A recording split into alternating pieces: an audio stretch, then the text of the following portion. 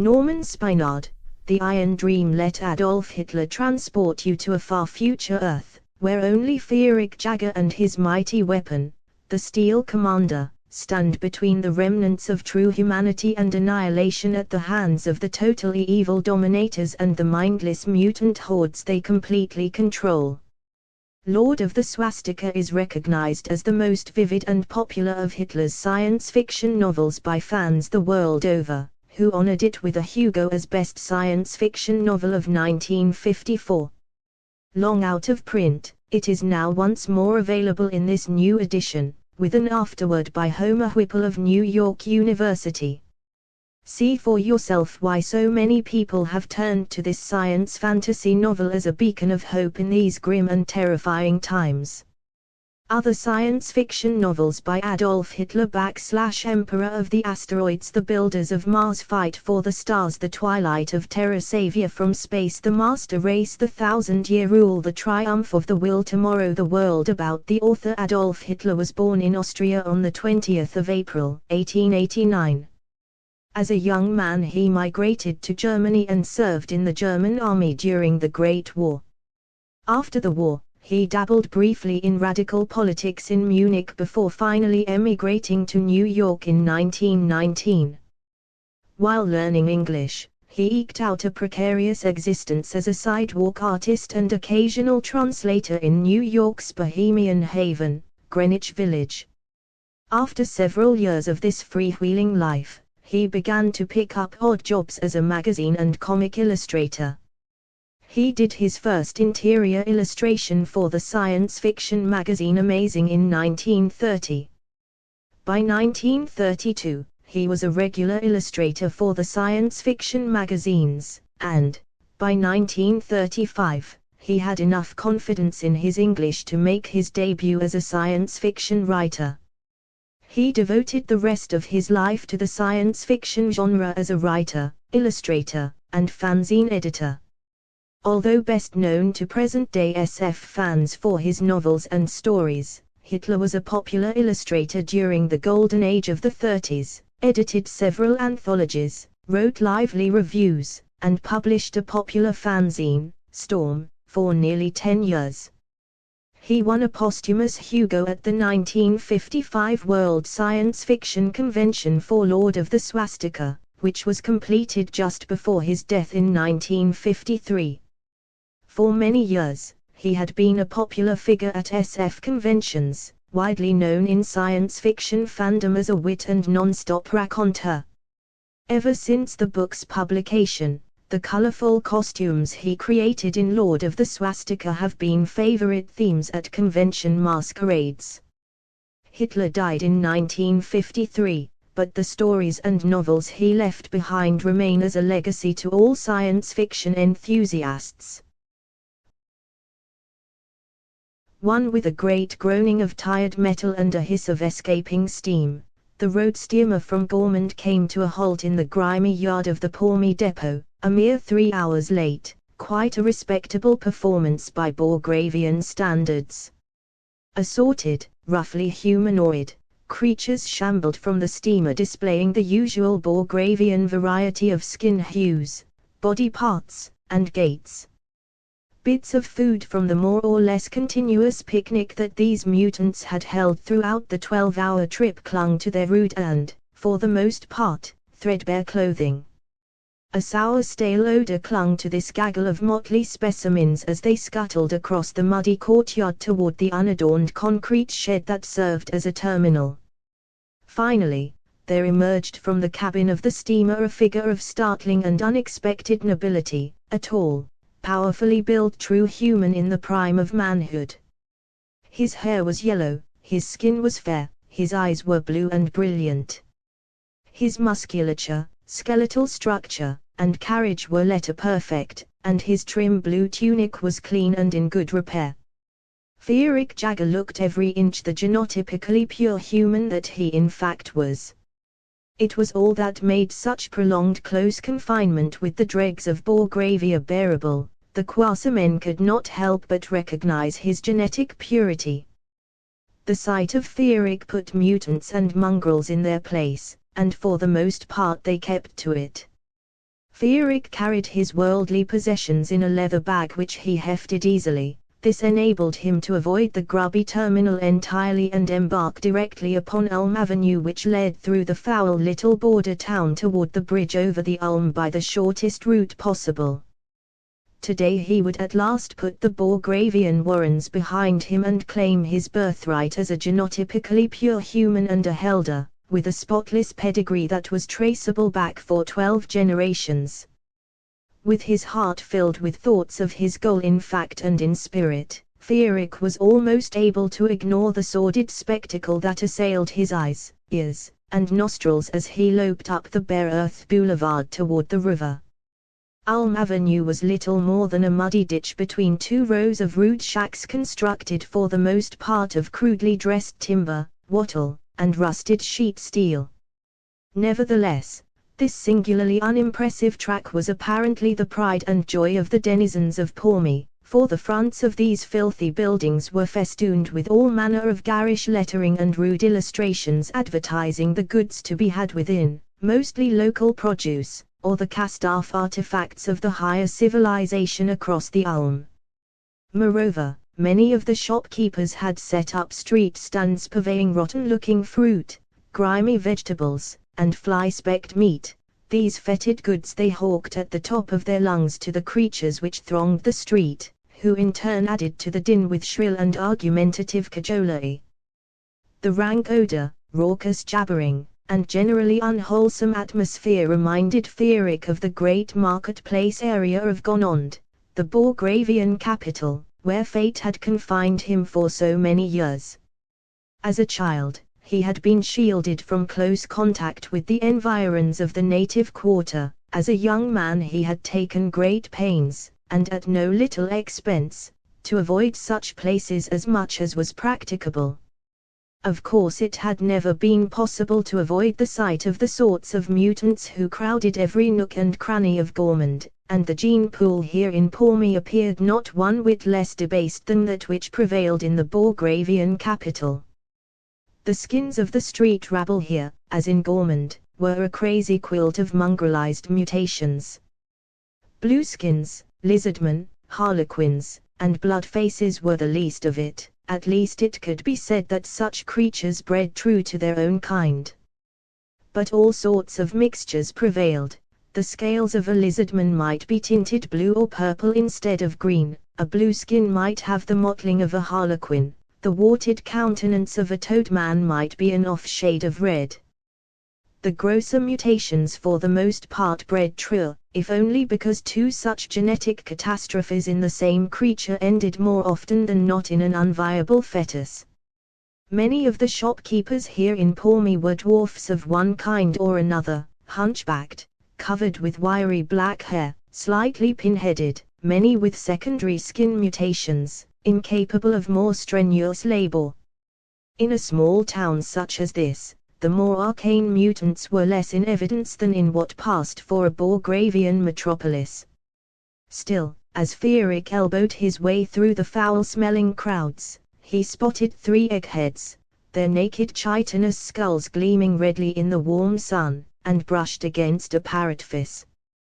This creature whirled about at Feerick's touch, clacking its great bony beak at him indignantly for a moment until it recognized him for what he was. Then, of course, the parrotfish lowered its roomy gaze, instantly gave off flapping its obscenely mutated teeth, and muttered a properly humble "Your pardon, Truman." For his part, Feerick did not acknowledge the creature one way or the other, and quickly continued on up the street staring determinedly straight ahead. However, a few dozen yards up the street, a familiar floating feeling wafted gently through Feerick's mind. This indeed gave him pause, for long experience had taught him that this psychic aura was sure indication that a dominator was in the area. Sure enough, when Feerick studied the row of shacks to his right, his eyes confirmed the proximity of a dom, and the dominance pattern was hardly the subtlest he had ever encountered either. 5 stalls sat on the street all in a line, presided over by 3 dwarfs, a blueskin toadman mongrel with warty blue skin, and a lizardman. All of these creatures displayed the slackness of expression and deadness of eye characteristic of mutants captured in a long-standing dominance pattern. The stalls themselves held meat, fruit, and vegetables in a loathsome state of advanced decay that should have rendered them totally unsalable, even by Borgravian standards. Nevertheless, hordes of mongrels and mutants flocked around these stands, snapping up the putrid goods at inflated prices without so much as a moment's haggling. Only the presence of a dominator in the vicinity could account for such behavior. Gormand was richly infested with the monstrosities, since they naturally preferred large cities where victims abounded. That such a minor town as this was infected was clear indication to Feerick that Borgravia was even further under the spell of Zind than he had imagined. His immediate impulse was to pause, seek out the dom, and wring the monster's neck, but upon a moment's reflection, he decided that freeing a few wretched and worthless mutants from a dominance pattern was not really worth delaying his long-awaited exit from the cesspit of Borgravia a moment longer. Therefore, he continued on his way. At last, the street petered out and became a path through an unwholesome grove of stunted pine trees with purplish needles and twisted trunks covered with cankers. Though this could hardly be described as a scene of beauty, it was certainly a welcome respite from the boisterous foulness of the town itself. Shortly, the path turned slightly to the north, and began to parallel the south bank of the Ulm. Here Feerick paused to stare northward across the wide calm waters of the river which demarked this section of the border between the Festa of Borgravia and the High Republic of Helden. Across the Ulm, the stately, genotypically pure oaks of the emerald wood marched in wooden ranks to the north bank of the river. To Feerick, these genetically spotless trees growing out of the rich, uncontaminated black soil of Helden epitomized what the High Republic stood for in an otherwise mongrelized and degenerate earth. As the emerald wood was a forest of genetically pure trees, so was Helden itself a forest of genetically pure men, standing like a palisade against the mutated monstrosities of the genetic garbage heaps that surrounded the High Republic. As he proceeded farther up the path, the Ulm Bridge became visible, a graceful arch of hewn stone and oiled stainless steel, an obvious product of superior Helder craftsmanship. Feerick hastened his stride, and was soon able to note with satisfaction that Helden had forced the wretched Borgravians to accept the humiliation of a Helder customs fortress on the Borgravian end of the bridge. The black, red, and white building astride the entrance to the bridge was painted in the Helder colors in lieu of a proper flag, but to Feerick it still proudly proclaimed that no near man would be permitted to contaminate an inch of pure human soil. As long as Helden kept itself genetically pure and rigorously enforced its racial purity laws, the hope still lived that the earth might once again be the sole property of the true human race. Several paths from various directions converged on the customs fortress and, strangely enough, a sorry collection of mongrels and mutants were queued up outside the public portal, which was guarded by two purely ceremonial customs troops, armed only with standard-issue steel truncheons. It was a peculiar business indeed, for most of these creatures had no hope of passing a cursory examination by a blind moron.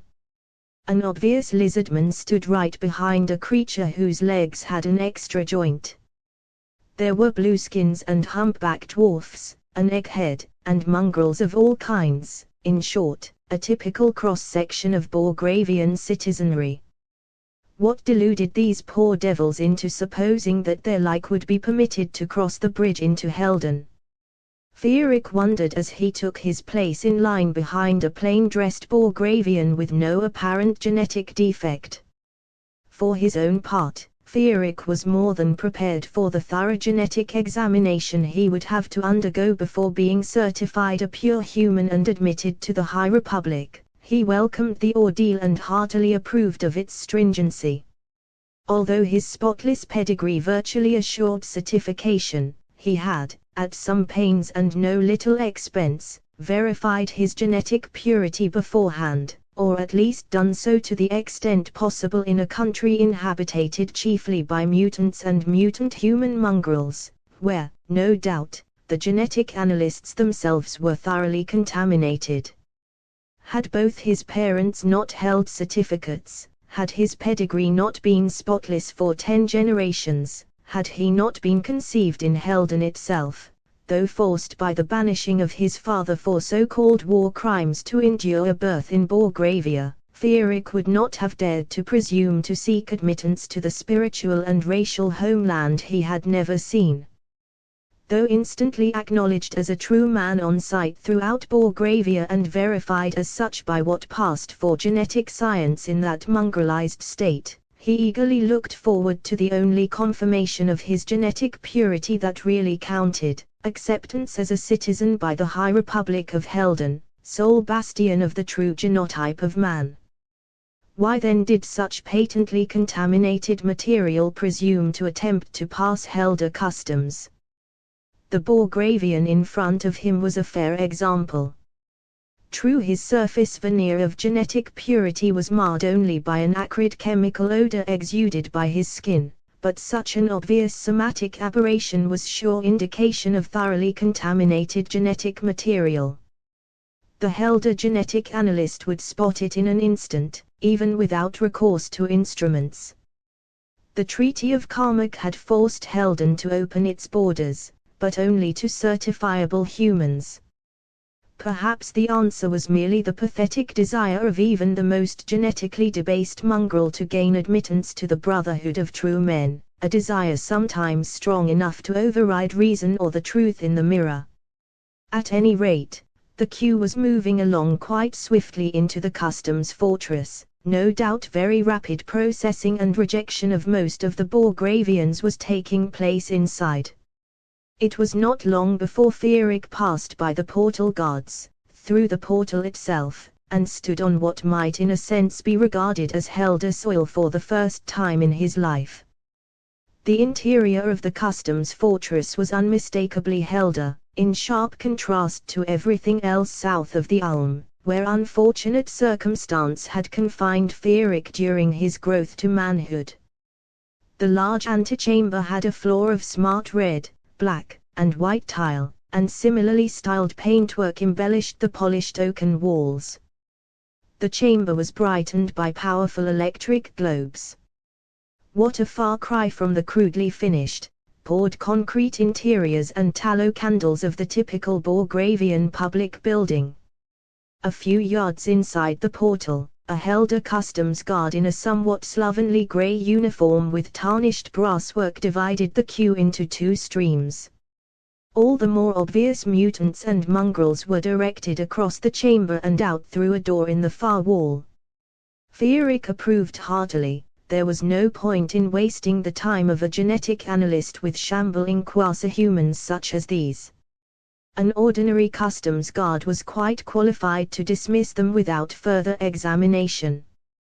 The smaller number of hopefuls that the guard directed through a nearer door included quite a number of very dubious cases, such as the foul-smelling Borgravian who preceded Fierik, but nothing on the order of a blueskin or parrotfish.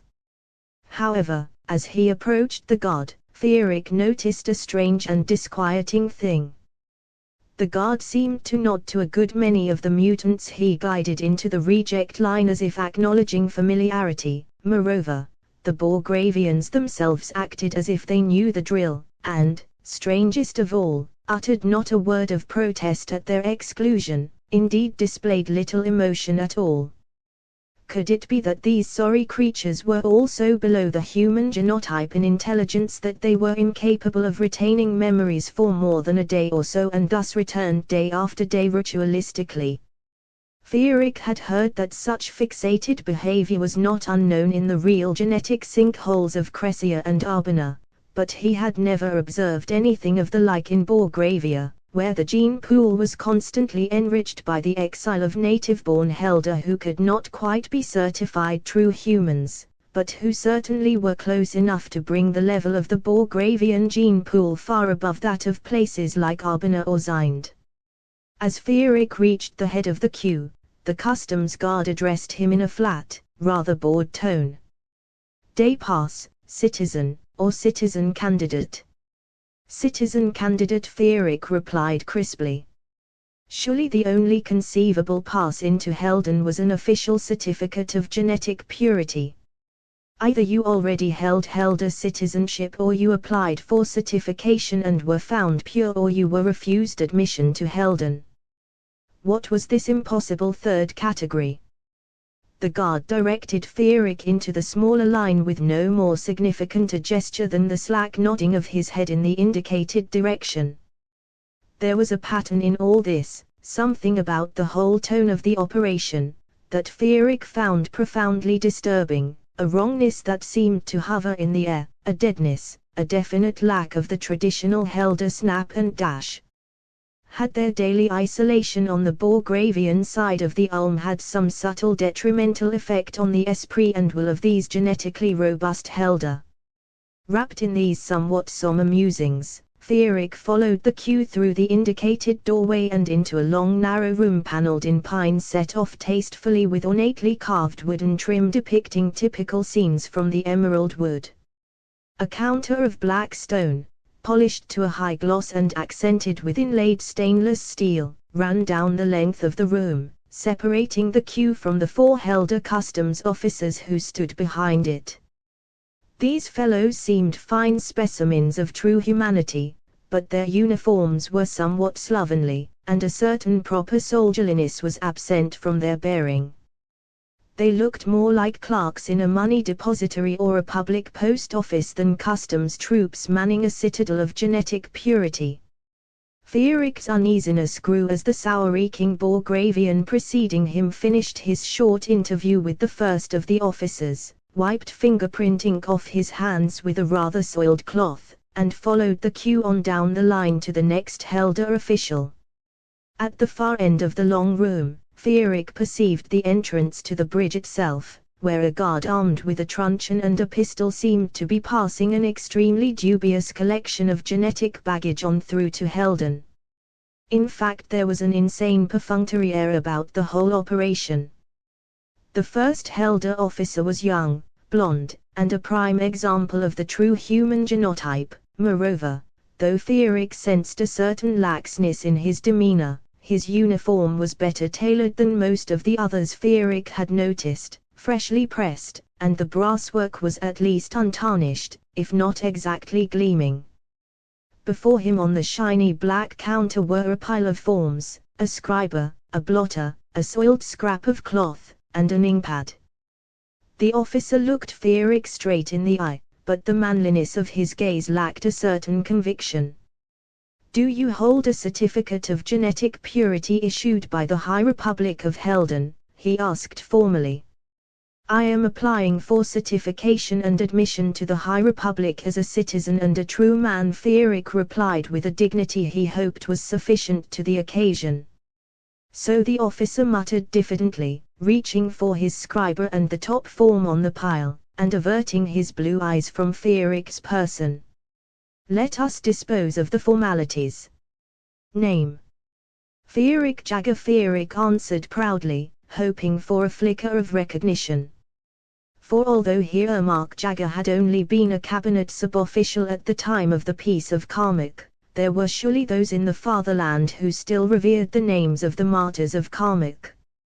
But the guard showed no recognition of the honor implicit in Fierik's pedigree and wrote the name on the form in a casual, even somewhat imprecise hand. Place of birth: Gormand, Borgravia. Present citizenship: Fierik winced somewhat as he was forced to admit his technical Borgravian nationality. However, he felt constrained to add, "Both my parents were native Helder, certificate holders, and pure humans. My father was Hiermark Jagger, who served as Undersecretary of Genetic Evaluation during the Great War. Surely you realize that not even the most illustrious pedigree can guarantee even a native-born Helder certification as a true man." Fierik's fair skin reddened. I merely wish to point out that my father was exiled not for genetic contamination but for service to Helden. Like many other good Helder, he was victimized by the loathsome Treaty of Karmak. It's none of my affair, the officer replied, inking Fearic's fingertips and applying them to the proper boxes engraved on the form. I'm not much interested in politics. Genetic purity is the politics of human survival. Fearic snapped. I suppose it is, the officer muttered inanely, handing him the odious ink rag, contaminated by the fingers of the mongrel in the queue before him, and by fate only knew how many others before that. Fearic gingerly removed the ink from his fingers as best he could with a small unsoiled corner of the rag, while the young officer passed his form along to the Helder on his right. This officer was an older man with trimly cropped grey hair and a dignified waxed mustache. Obviously he had been an impressive figure in his prime. Now his eyes were red and rheumy as if from fatigue, and his shoulders stooped as if with the actual physical weight of the tremendous responsibility they metaphorically bore, for on the shoulder of his tunic was the red caducus in the black fist emblematic of the genetic analyst. The analyst glanced at the form, then spoke in a diffident voice, without looking directly at Fearic. Truman Jagger, I am Dr. Heimat. It will be necessary to perform certain tests before issuing you a certificate of genetic purity. Fearic could scarcely credit his ears. What sort of genetic analyst was this that would so state the obvious while implicitly granting him the honorific of Truman beforehand? Where was there sufficient cause to explain the slackness and incredible lack of rigor in the bearing and manner of the men manning this customs fortress? Heimat passed the form to the underling at his right, a somewhat slender, fair young man with chestnut hair bearing the ensign of a scribe on his uniform. As the paper was handed over, Fearic's attention was momentarily drawn to this scribe, and his puzzlement was instantly resolved in the most horrifying manner conceivable. For although the scribe appeared genetically pure to all but the highly sensitized eye, Fearic knew for a certainty that this was a dom. He could not have precisely specified the characteristics of the scribe which marked him as a dominator, but the total gestalt of the creature's presence fairly shrieked dom at him through all his known and perhaps several unknown senses. A certain rodential gleam in the creature's eyes, a subtle smugness about his bearing. Perhaps there were other guideposts that Fearic perceived on an entirely subliminal level, a wrongness in the body odor detectable only to the back reaches of his brain, an actual broadcast of electromagnetic energy subtle enough to arouse his suspicion even though the dominance field was not being directed at his own person. Perhaps it was simply that Fearic, a true man isolated for the most part among mutants and mongrels in a land heavily influenced by the Doms, had developed a psychic sensitivity to their presence that Helder who dwelt among their own kind lacked. At any rate, though constantly exposed to dominators throughout his life, Fearic had never been snared in a Dom's mental net, though at times his will had been severely taxed. This continuous exposure certainly enabled him to sniff out a dom, whatever the subtleties of his method might be. And standing there before him with scriber and form in hand at the very shoulder of a Helder genetic analyst in a most critical position was one of the loathsome creatures. It explained everything. The whole garrison must be ensnared in varying degrees in the dominance pattern that this seemingly insignificant scribe had no doubt slowly and painstakingly constructed. It was monstrous. But what could be done? How could men trapped in the dominance net themselves be convinced of the presence of their master? Heimat had a small panoply of his science's paraphernalia out before him, but it seemed a paltry display. The Borgravian quack he had been forced to settle for in Gormand had employed a broader spectrum of tests than the Helder had equipped himself to perform. He handed Fearic a large blue balloon. "Breathe into this, please," he said. It's been chemically treated so that only the biochemical breath profile associated with the pure human genotype will turn it green. Feerick exhaled into the balloon, knowing full well that this was one of the most basic of tests. Innumerable mongrels had been known to have passed it, and, moreover, it was totally ineffective in weeding out DOMs. Presently, the balloon turned a bright green. Breath analysis, positive Heimat called out, and the Dominator scribe, without looking at either of them, made the appropriate mark on the form. The analyst handed Feerick a glass vial. "Expectorate into this, please. I will subject the composition of your saliva to chemical analysis." Feerick spat into the vial, wishing fervently that it were the face of the Dominator, who now looked up and stared at him with an infuriatingly feigned mildness. Dr. Heimat diluted the saliva with water, then pipetted a bit of the liquid into each of a rack of 10 glass tubes. From a series of bottles, he decanted various chemicals into the tubes, so that the clear liquid in each turned colors: black, aqua, yellow, brick orange, aqua again, red, once more yellow, yet again aqua, purple, and opaque white. "Saliva analysis, 100% perfect," the genetic analyst called out. This test, taking 10 separate characteristics of pure human saliva separately as genetic criteria rather than merely testing the total biochemical gestalt, had perforce a much greater precision. However, there were dozens of mutations from the true human norm that were in no way linked to the composition of saliva or breath, including the Dominator mutation itself, which could not be smelled out by somatic tests at all. Feerick glared at the Dominator, daring the creature to test his will and reveal his true colors. But of course the scribe directed no psychic energies in his direction.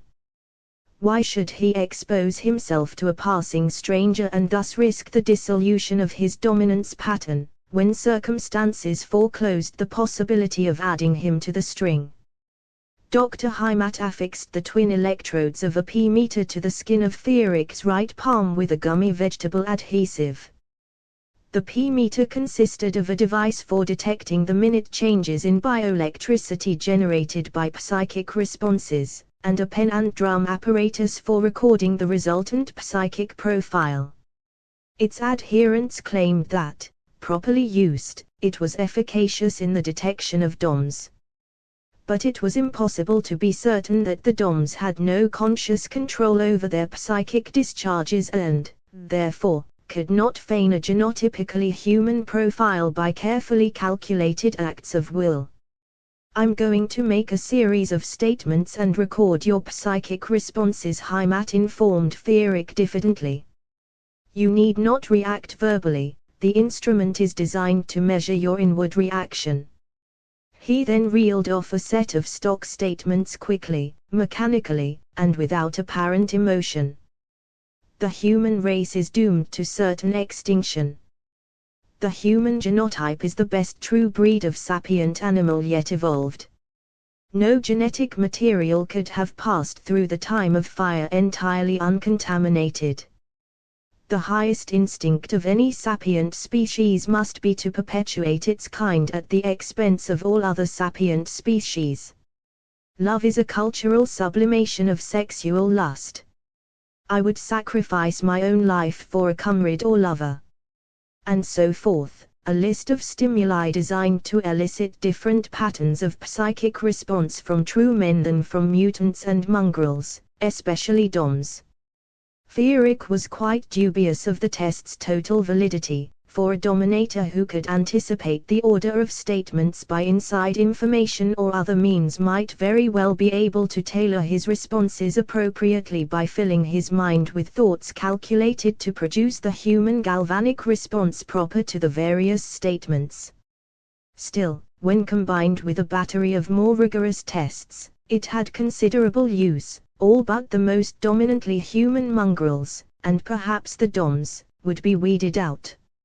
Upon completion of the statements, Heimat glanced perfunctorily at the pattern inscribed by the pen on the drum and announced, P-meter profile, positive. The Dominator scribe handed the analyst the form. This the fellow signed, proclaiming, "Truman Jagger, I hereby certify you a pure example of the uncontaminated human genotype and verify your right to citizenship in the High Republic of Helden." Fierik was aghast. "That's all," he demanded. "3 superficial tests and you grant me a certificate of genetic purity. This is an outrage." A quarter of the rabble of Zind could weasel past this farce. As he uttered these words, Fierik felt a certain pressure against the ramparts of his mind, a lightning thrust of psychic energy aimed at the core of his will. For an instant, the vain and foolish nature of the fuss he was raising seemed glaringly apparent. A reasonable man did not rave like this in public. To continue in this way would vex any number of pleasant and harmless beings. Much the best course would be to melt into the ebb and flow of cosmic destiny and eschew the fruitlessness of resistance to the will of one's betters. But even as the psyche of the Dominator reached out to sap his will, Fierik, out of long experience, recognized the will less pleasant drifting feeling for what it was, a dom attempting to draw him into his net. Fierik determinedly stoked the fires of his formidable will with the torch of righteous hate for these soulless creatures who would displace the supremacy of true men with their own obscene reign, whose highest emotion was the desire to exterminate their genetic superiors, who sought to turn the earth into their own squalid pigpen. Although the scribe showed no outward sign of either his attempt at domination or of its successful repulsion, Fierik felt the horrid will-less moment dissolve in the fires of his fierce hate. "Surely I, as a genetic analyst, am more capable of judging genetic purity than you are as a layman," Heimat had been saying while the psychic contest was fought and won. "With 3 tests," Fierik said. "An evaluation of proper rigor would involve at least several dozen tests including tissue, blood, urine, feces, and semen analysis. Such an examination would consume too much time to be practical," the analyst said. "Few men with contaminated genetic material can pass these simple tests, and those who can are human for all practical purposes anyway, aren't they?"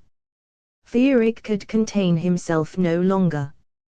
"The creature beside you is a dom," he shouted. "You are enmeshed in a dominance pattern. Exert your will and free yourself at once." Those behind him in the queue looked alarmed, even some of the clearly dubious mongrels seemed dismayed, as well they might. For a moment, the room was on the verge of uproar, then the faces of all seemed to dissolve into bland blankness as the dom acted to preserve himself. "You are clearly in error, Truman Jagger," Dr. Heimat said with utter mildness. "Lance Corporal Mork is a certified true man. Surely you can see that if this were not so he would hardly be wearing the uniform of Helden."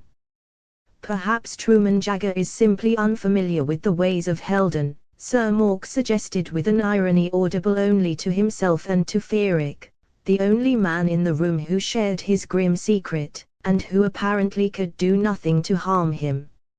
"No doubt had any of us been forced to grow to manhood surrounded by mutants, mongrels, and God knows what, we too might be seeing doms in every nook and cranny." Mork stared at Fierik without a trace of a smile on his face or a hint of emotion in his eyes, but Fierik could well imagine the satanic glee with which he was enjoying this moment. Dr. Heimat returned Fierik's form to Mork, who passed it on to the final officer behind the counter. "You have now been certified a true human, whether you think the tests were adequate or not, Truman Jagger," he said. "You may accept citizenship or not as you please, but in any case, you are holding up the line." Furious, but knowing that further conversation with Heimat or the treacherous Mork would prove pointless, Fierik stalked down to the last official. The man who stood glancing at his form was a square, hard, bluff true man in prolonged late middle age, with iron-colored hair and a trim beard to match.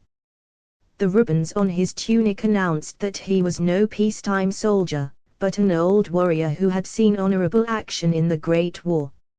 Nevertheless, the diffidence in his bearing and the slight lack of proper manliness in his eyes betrayed the sad fact that he, too, was enmeshed in the dominance pattern.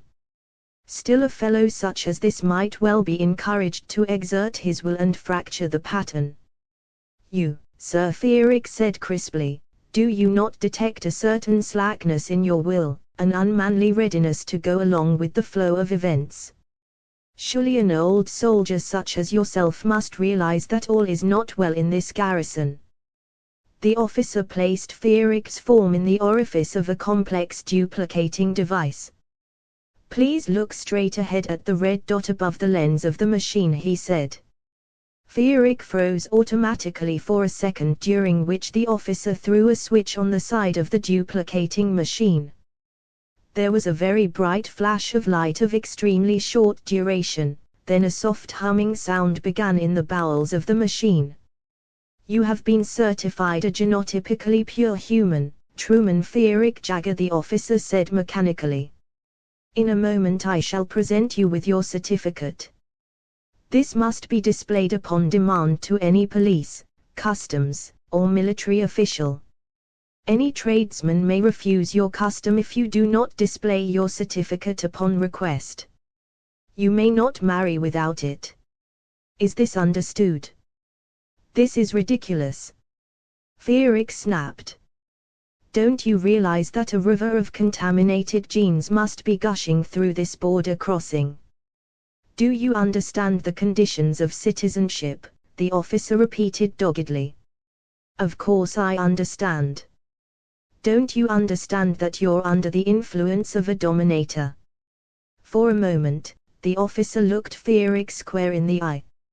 Feerick channeled every ounce of will he could muster into his gaze. A spark from his steely blue eyes seemed to jump the gap for a moment and glow fitfully in the pupils of the elder officer. Surely," the fellow muttered with a certain uneasiness, "surely you must be mistaken." At that moment, a chime rang inside the duplicator, and Feerick's certificate dropped into the hopper. The sound caused the elder officer to look away from Feerick's eyes, and Feerick could sense that the fragile effect of the psychic counterforce he had been so strenuously projecting had been shattered by this caprice of circumstance. The officer took the certificate from the hopper and handed it to Feerick.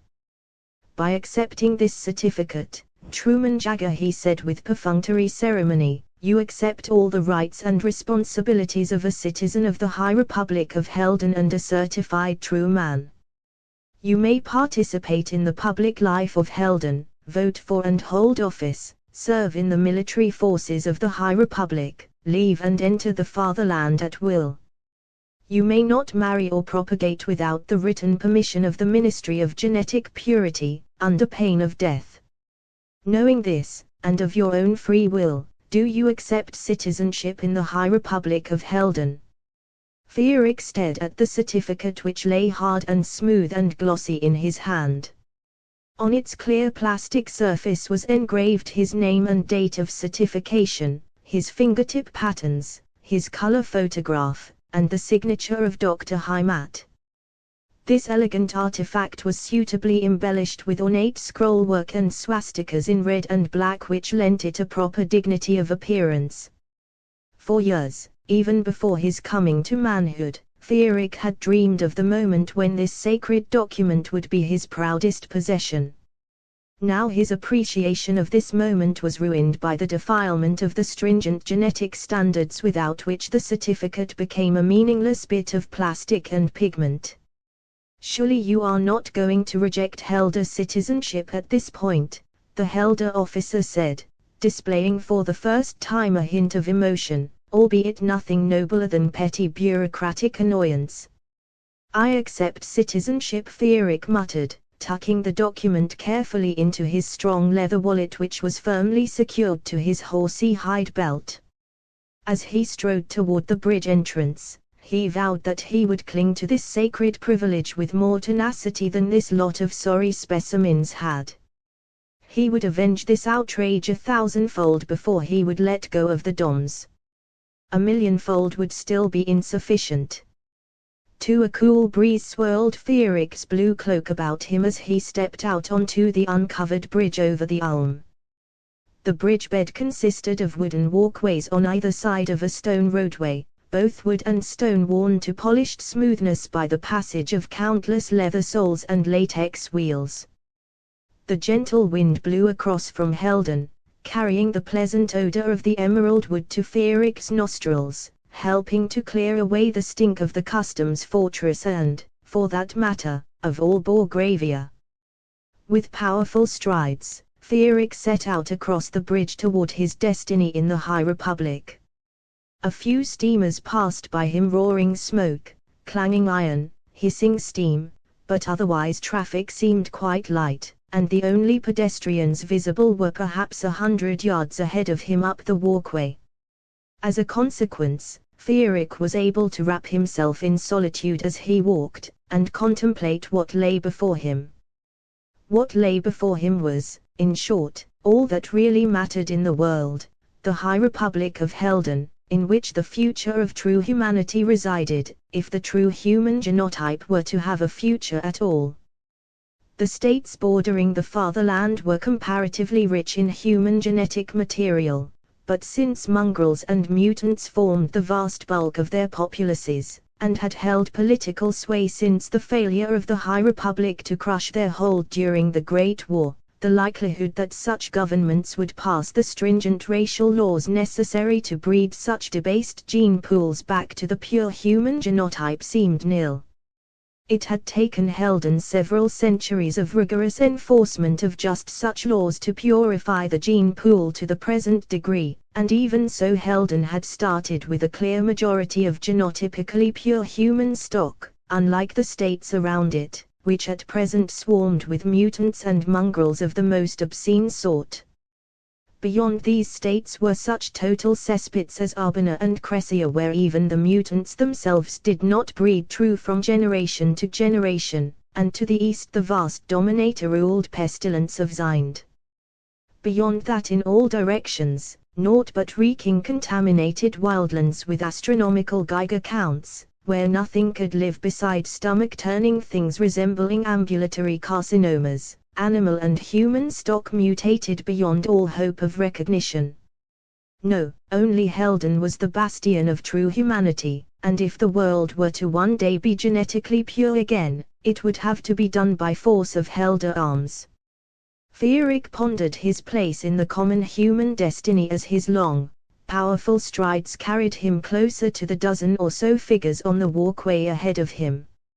As a young man in Borgravia, he had easily mastered several areas of endeavor: the art of motive mechanics, the science of sloganeering, the crafts of interior and exterior design, clothing design, and pamphleteering. He had secured a livelihood from each of these sources at one time or another. Moreover, his pride in his true humanity, and the encouragement of his father, had caused him to study deeply the subjects of history, genetics, and military art for their own sakes. It seemed to Fearic that a man of his varied skills would never lack for gainful employment. His deepest desire, however, was not to enrich himself but to serve the cause of true humanity to the best of his ability. To this end, two choices seemed open to him in this new life in Helden: embark upon a military career or enter politics. The choice was a difficult one.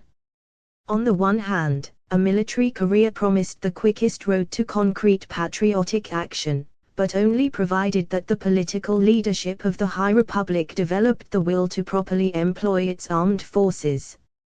On the other hand, politics was an avenue by which he might gain access to the very circles in which such decisions were made, but only by a tedious and deadening process of accommodation, wrangling, and weaseling, which struck Fearic as essentially unmanly. He resolved that he would not make such a momentous decision until destiny gave him a clear sign, one way or the other. While he pondered these weighty affairs, the natural reflexes of his superb body and his consequent rapid gait had carried him to within a few strides of his fellow immigrants on the bridge, and when he chanced to look up at them, his jaw fell open in amazement and dismay. For there on the Ulm Bridge, shuffling toward the bastion of genetic purity, was an incredible gaggle of the most blatant and disgusting mutants and mongrels imaginable. Here was a parrotfish whose mutated teeth formed an unmistakable beak. Here was a female blueskin, and 3 humpbacked dwarfs, one with the toadman warted skin as well. And a man-like being whose gait clearly revealed 2 extra joints in his legs, alongside an egghead with a grossly warped ellipsoid skull. This was a sight common enough to the streets of Gormand, but on the bridge to Helden, in a sense Helder territory itself, it was an inexplicable phantasm of horror. Furiously, Fierik broke into a near run, and caught up with the grisly menagerie in a few quick strides. "Halt!" he shouted. "What is the meaning of this?" The collection of mutants came to a shambling halt and regarded Fierik with a mixture of fear, befuddlement, and awe, which nevertheless seemed to him to have a hint of surliness. "Your pleasure, Troeman," the parrotfish croaked hoarsely in a vile voice which, however, seemed basically free of guile or malice. "What are you folk doing on the bridge to Helden?" The Quasamen stared at him in what seemed to be genuine incomprehension. "We are traveling to the town of Ulmgam," Truman the female blueskin finally ventured. Were these creatures totally incapable of comprehending the impossibility of the situation? "How were you allowed on this bridge?" Fierik demanded. "Surely creatures such as yourselves will not presume to tell me that you are Helder citizens." "We travel on the customary day passes," Truman the parrotfish said. "Day passes?" Fierik muttered. Lord, were they actually issuing passes of entry to mutants? What treason to true humanity was this? "Let me see one of these passes," he commanded. The egghead reached into a greasy oilskin pouch which hung on a ragged thong about its neck and handed over a small red card. The card was made of cheap paperboard rather than plastic, nevertheless, it bore the Great Seal of Helden and an engraved border of tiny locked swastikas, the traditional motif of the Ministry of Genetic Purity. In simple block lettering of a rather inelegant design, the card proclaimed, "Day pass good for 10 hours sojourn in Ulmgarn only on the date of the 14th of May 1142 AF transgression of these terms punishable by death." Thoroughly disgusted, Fierik handed the card back. "Is this common practice?" he asked. "Are non-citizens commonly admitted across the river for limited stays?" "Provided there is a job to be done that true men, such as yourself, deem beneath their proper station," one of the dwarfs said. So that was it. Fierik had heard that universalism was gaining popularity among the masses of Helden, but he had scarcely imagined that the insidious doctrine promulgated by the Doms had sufficient influence to actually weaken the stringency of the genetic purity laws. The Universalists demanded the breeding of mindless slave creatures to perform menial tasks, the sort of perversion of protoplasm that the dominators practiced in Zind. They were not yet powerful enough to achieve this unspeakable end, but apparently they had stirred up the slothful masses to the point where the craven government was actually permitting mutants to work in Helden as a sop to this tendency. "Revolting," Fierik muttered, and with a dozen long strides, he put the wretched quasi-humans behind him. What he had seen thus far had deeply disturbed him. He had not yet entered Helden proper, and already he had observed a customs fortress under the sway of a dominator and a shocking relaxation of the genetic purity laws that could only be traced to the influence of Universalists. Was the High Republic rotten to the core or merely contaminated around the edges? At any rate, his duty as a true man was clear: to exert his powers to the utmost to restore the rigor of the genetic purity laws, to work for their stringent, indeed fanatic enforcement, and to make full use of whatever opportunity destiny granted him to further this sacred cause. With new determination and a growing sense of mission, Frederick quickened his pace and fairly loped along the walkway toward the town of Ulmgarn and the great reaches of Helden stretching majestically beyond. The Ulm Bridge debouched directly onto the main street of the town of Ulmgarn. An enameled sign atop a slim cast iron pillar informed Frederick that this substantial boulevard was known as Bridgeway. Before him was a spectacle that warmed his soul, burning away both the off-river breeze and the deeper chill of his encounters in the customs fortress and on the bridge. For the first time in his life, he beheld a town built by true men on uncontaminated soil and inhabited by healthy specimens of the pure human genotype. What a difference from the sordid squalor and decay of Gormand. In Gormand, the streets and walkways were naught but rude rocks pounded into the earth with hammers, on which one might expect to find the foulest of ordure and muck. The streets of Ulmgarn were paved with smooth, perfectly maintained concrete, and the walkways, too, were of concrete artfully decorated with inlaid glazed bricks in yellow, gold, and green, and both were spotless. In Gormand, the ordinary buildings were of sheet metal and timber, and the larger ones of unadorned poured concrete. Here the ordinary buildings were of glazed brick in a multitude of colorful hues, set off with lushly modeled wooden facings. The more majestic edifices were of rich, dark, polished stone, embellished with ornate brasswork facades and heroic statuary. Swarming on the streets of Gormand was a mongrel horde of blueskins, dwarfs, eggheads, parrotfishes, toadmen, countless other varieties of pure mutants and mongrelized crosses, and human mutant hybrids, a random collection of bits and pieces of dozens of different species cobbled together piecemeal and dressed for the most part in reeking rags. In grand contrast, the streets of Ulmgarn were graced by fine specimens of true humanity wherever the eye might fall, tall fair men with blonde or brown hair, blue or green eyes, and all their parts of the proper order and in the right places, handsome women of the same coloring and configuration, and all dressed in a rich variety of garments of leather, nylon, linen, and silk, furs and velvets, adorned with silver and gold jewelry and many-colored embroidery. The whole generated a psychic aura of genetic and somatic health, a spirit of racial purity and high civilization, that uplifted Frederick's soul and overwhelmed him with gratitude for and pride in his genetic good fortune. These beings were the crown of creation, and he was one of them. Squaring his shoulders, Frederick set off down the street in search of a meal, and thence to the road steamer station, for he planned to set off for the great southern Helder metropolis of Walder, which lay just north of the Emerald Wood directly after an early dinner. There, in the second grandest city in the fatherland, he would perhaps tarry a while before traveling further to the capital of Heldheim, deep in the heart of the industrial center of Helden. Surely his destiny lay in one or another of the great metropolises of the High Republic, rather than in the towns bordering the Ulm or the Emerald Wood.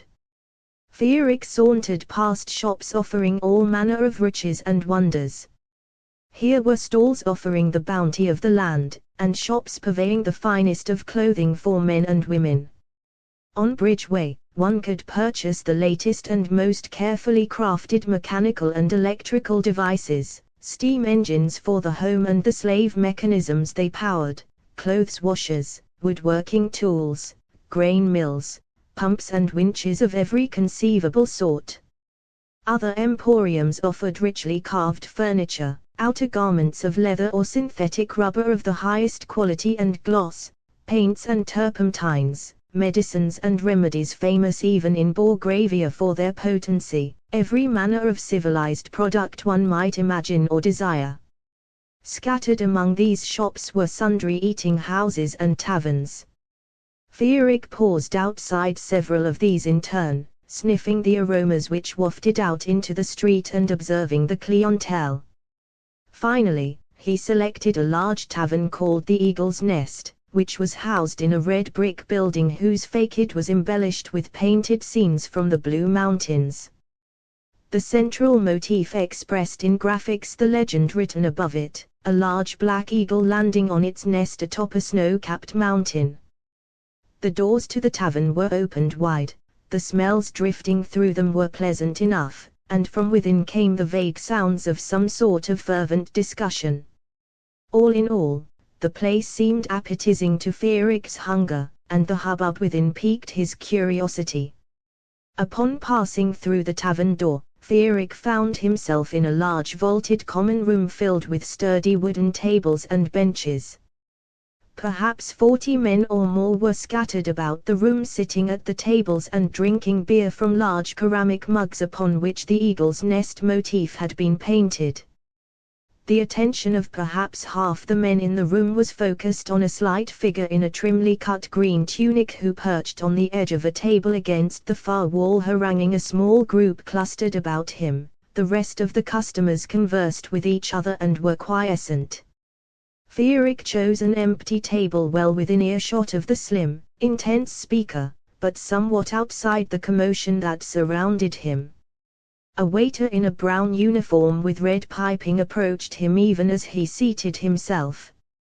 The present leadership of the High Republic, or more accurately the deadheads and simpletons who profane the seats of the council chamber with their unclean buttocks, has not the vaguest notion of the true threat to Heldon, the speaker was saying.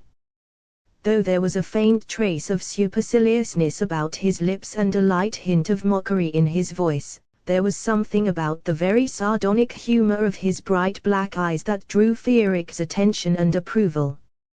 "Your pleasure, Truman," the waiter inquired, diverting Fearic's attention momentarily. "A mug of beer and a salad of lettuce, carrots, cucumbers, tomatoes, onions, and whatever other vegetables you may have at hand that are fresh and uncooked." The waiter gave Fearic a somewhat arch look as he departed. Meat was, of course, the traditional staple in Heldon as elsewhere, and upon occasion Fearic indulged himself with this questionable fare, since fanatic dedication to vegetarianism seemed to him both impractical and perhaps a bit unwholesome. Nevertheless, he knew full well that progress up the food chain from vegetable matter to meat concentrated the level of radioactive contamination of foodstuffs, and he therefore eschewed flesh as much as possible. His genetic purity was not his to squander on the indulgence of his appetite. In a higher sense it was the common property of the community of true men and demanded to be guarded as a racial trust. A peculiar look from a waiter now and then was not enough to keep him from sticking to his racial duty. "And of course your buttocks would better grace the seat of power, Bogle," bellowed a bluff fellow whose face was somewhat reddened by overconsumption of beer. His comrades showed their appreciation of this remark with crude, albeit good-natured, laughter. The speaker Bogle seemed to have been brought up short for a moment. When his reply came, Fearic sensed that it sprang not from inborn instinct but from a sharp, if somewhat cold and mechanical, intellectualization.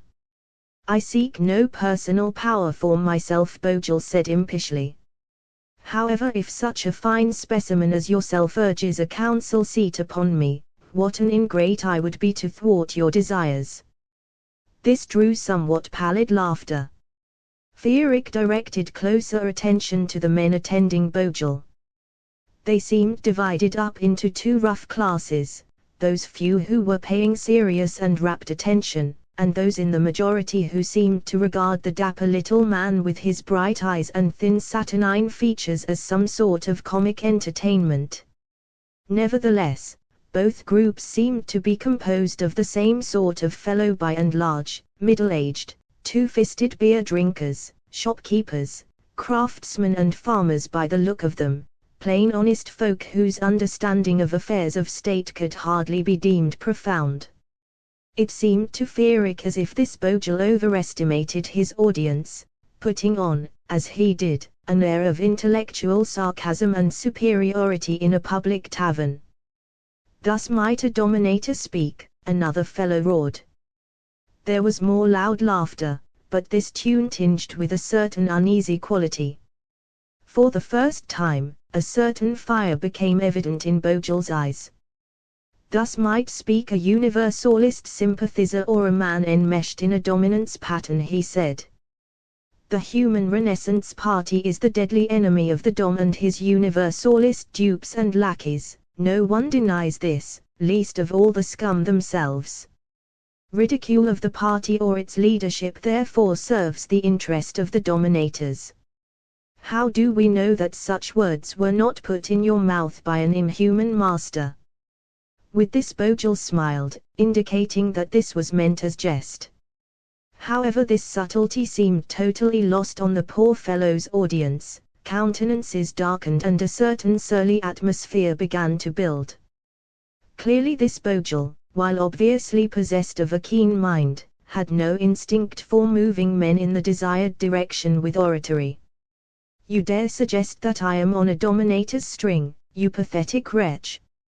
Bogel seemed somewhat lost. Certainly he had not wanted to provoke anger against himself, but just as certainly that was rapidly becoming the result of his words. At this point, the waiter arrived with Fierik salad and beer. Fierik sipped diffidently at the beer and picked at the food, intent now, for some reason he barely understood, on studying the drama being played out before him. Bogel smiled somewhat weakly. Come, my friend, he said. Don't be so solemn and serious-minded. I accuse no one here of being on a dominator's string.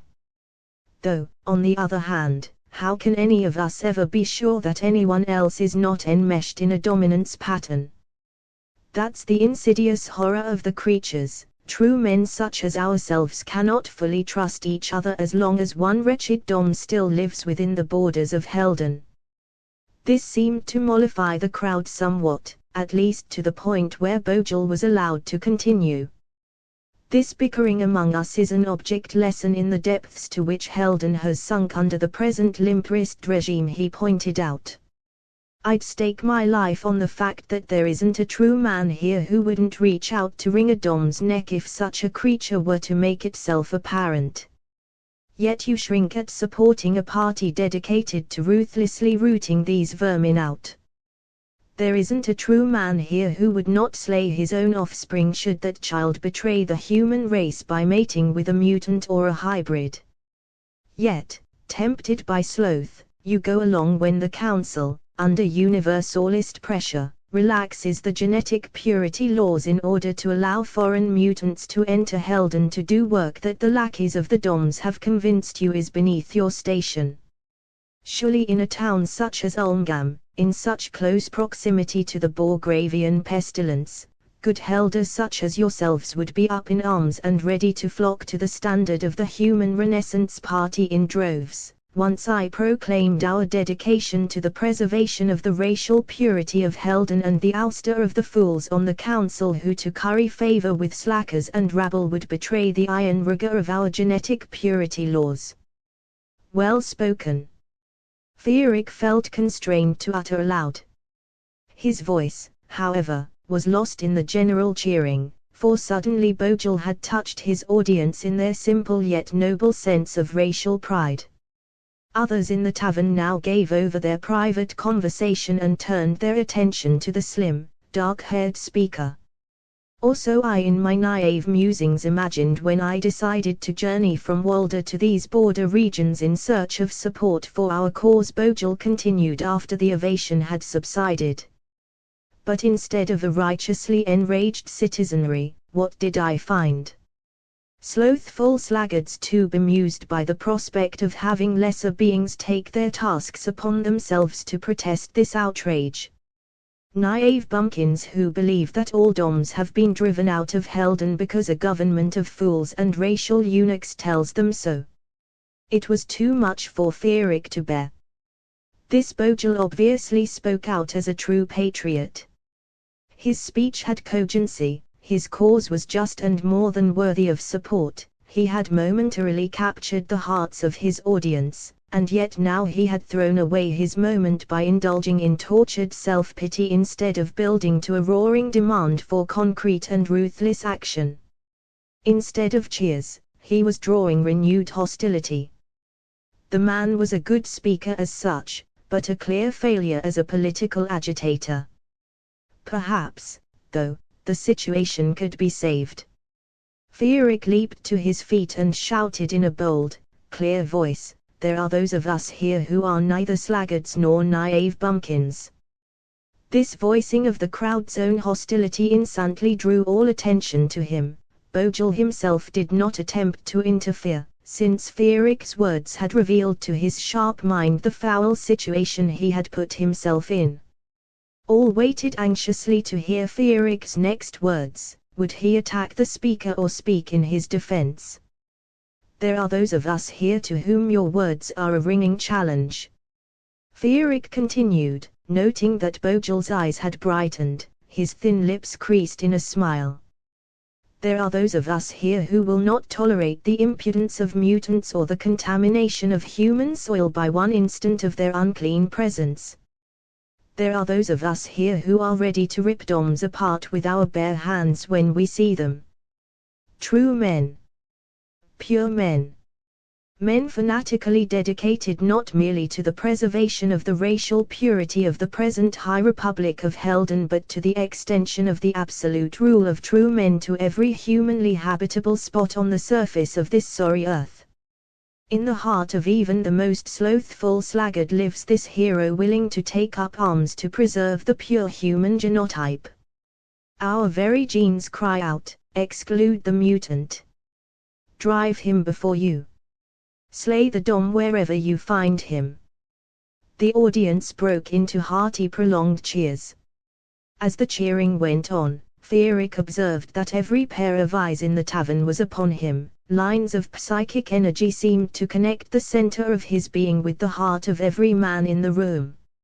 It was as if the wills of the audience fed their full power into his own will, which in turn returned their fervor to them magnified tenfold, in an ever-building spiral of psychic power that flooded and enlarged his being, a massive racial force that was his to direct where he willed. A sudden inspiration struck him. He would give this energy a concrete outlet, a target. "And a Dom may be found not far from this very place," Fierik continued when the cheering had lapsed.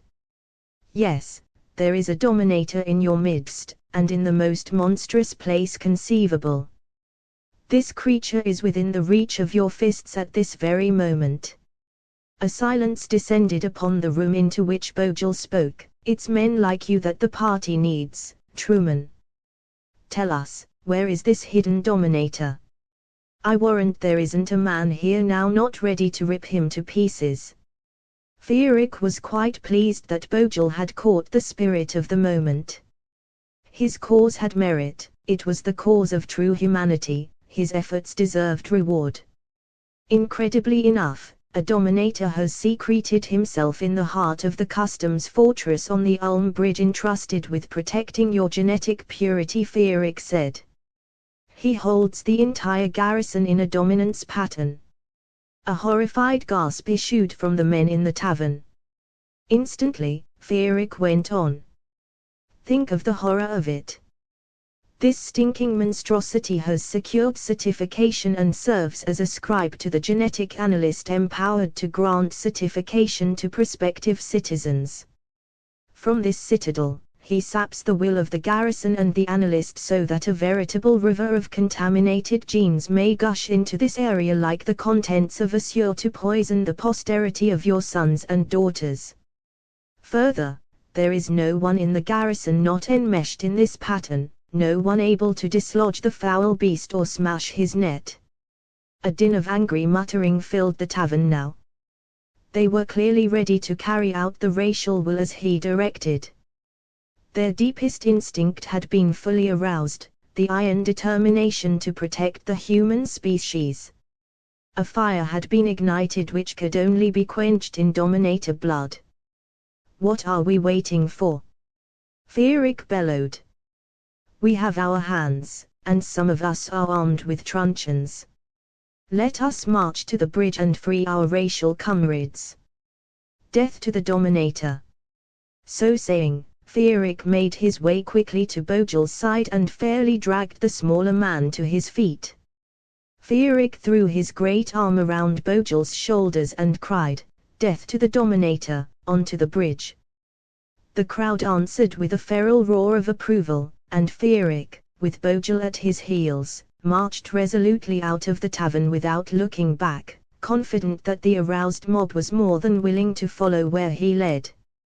Down Bridgeway the mob swept like avenging angels, 30 or 40 outraged Helder, with Fierik and Bogel at their beat.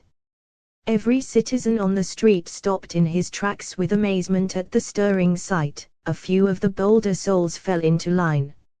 Soon they had reached the bridge. Fierik led the mob out upon it, walking straight down the center of the roadbed so that the entire width of the bridge was blocked by sturdy men, marching shoulder to shoulder in righteous wrath. "You're an amazing orator, whoever you are," Bogel told Fierik, huffing and blowing in his efforts to keep up with Fierik's heroic strides. "The Human Renaissance Party has need of a man like you. I myself am, alas, no rabble-rouser." "You must tell me about your party when this is over," Fierik replied tersely. "With pleasure. But how do you mean this business to end? Your goal seems beyond my comprehension." "My goal is simple enough," Fierik told him. "The death of the dominator in the fortress. If you seek to gain men's fanatical devotion, you must allow them a baptism in blood."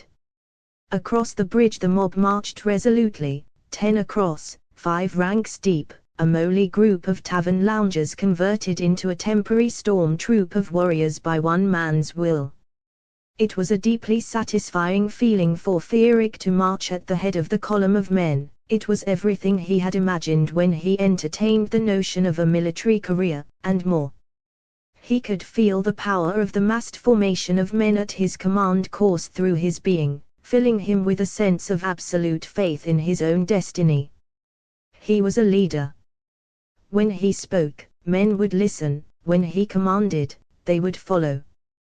This without any formal training or official authority. His superiority in these matters was a quality other men could not help sense as intrinsic, no doubt graven in his genes themselves. Just as a herd of wild horses recognizes the supremacy of the lead stallion, or as a wolf pack acknowledges the strongest animal as the natural leader, so these men whom he had never before seen were carried along in his van by the authority inherent in his voice and person alone. It was an awesome and terrible power that must be used only for patriotic and idealistic ends.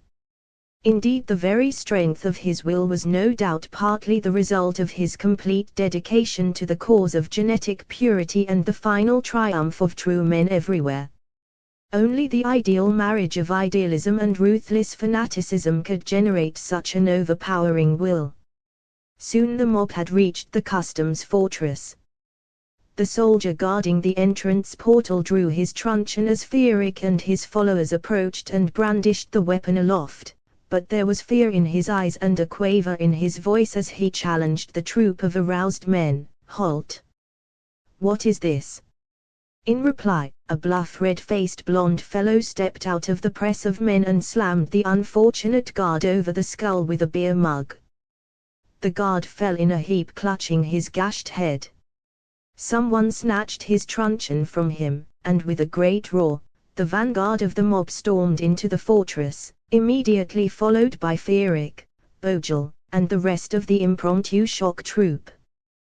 The mob surged into the examination room, rudely pushing aside the prospective citizens queued up along the black stone counter, confronting the 4 officials behind it with a solid phalanx of sturdy bodies and reddened outraged faces. The 3 true men displayed as much astonishment as fear at this peculiar behavior. The loathsome Mork feigned stolidity, but Fierik could sense him wildly and desperately attempting to throw his net of dominance over this new and clearly menacing press of Helder. "What is the meaning of this outrage?" the bearded old officer demanded. Remove yourselves from this area at once. Fierik sensed a sudden slackness in the fervor of the mob. Mork's psychic onslaught had been aided by the firmness of the gallant old warrior, and the resolution of Fierik's troop was shaken. Fierik pressed his way through the throng and reached the counter. Reaching across the black stone with his powerful right arm, he clasped the dominator Mork about the neck, cutting off the creature's breath with the grip of his hand, and pulled the wretch half over the counter. Mork's face purpled from lack of oxygen, and Fierik could sense his psychic powers waning. "This is the foul creature!" Fierik shouted. "This monster is the dom that holds this fortress in thrall. Drown in your own bile, human filth!" Mork managed to gurgle at Fierik, seeing that the game was up. Fierik tightened his grip, and the babblings of the dom became a hoarse choking sound. A great feral roar went up from the mob. Innumerable arms reached across the counter, clutching Mork by the shoulders, hair, and arms, and, with a communal effort, the men pulled the semi-conscious dom off his feet, dragged him across the counter, and dashed him to the floor in their midst. Mork was too weakened by lack of breath to attempt any serious defense. Moreover, no dominator could hope to subdue the communal will of more than 20 Helder fully aware of his noxious identity and aroused to righteous wrath. "One day you will all bow down to Zind and follow our command, worthless animals," the dom wheezed as he attempted feebly to struggle to his feet. At once, half a dozen stoutly booted feet caught the miscreant in the rib cage, knocking the wind out of him, and more. Another kick, this one to the head, rendered the dom unconscious. As he fell limply on his back, a great roar went up, and his body disappeared in a forest of feet and fists and impromptu clubs. In a minute or two, Mork was naught but a bloody sack of crushed bones lying in a heap on the tiled floor of the customs fortress. Fierik turned his attention to the 3 Helder standing mutely behind the counter. Slowly their dazed expressions became masks of horror. The youngest officer was the first to fully recover his wits. "I feel as if I have just emerged from a long horrible dream," he muttered. "I feel a man again." "What happened?" "A dominator happened, Rupp," the old soldier said. He reached across the counter and seized Fierik firmly by the shoulder. "You were right, Truman Jagger," he exclaimed. "Now that the filthy vermin has been crushed and his dominance pattern broken, I realize that we have all been less than true men since Mork arrived here. We owe you our manhood. You owe your manhood not to me, but to the sacred cause of genetic purity," Fierik told him. He half turned so as to face the troop of townsfolk. "Let this be a lesson to us all," he declared. "See how easily even customs guards were ensnared in a dominance pattern.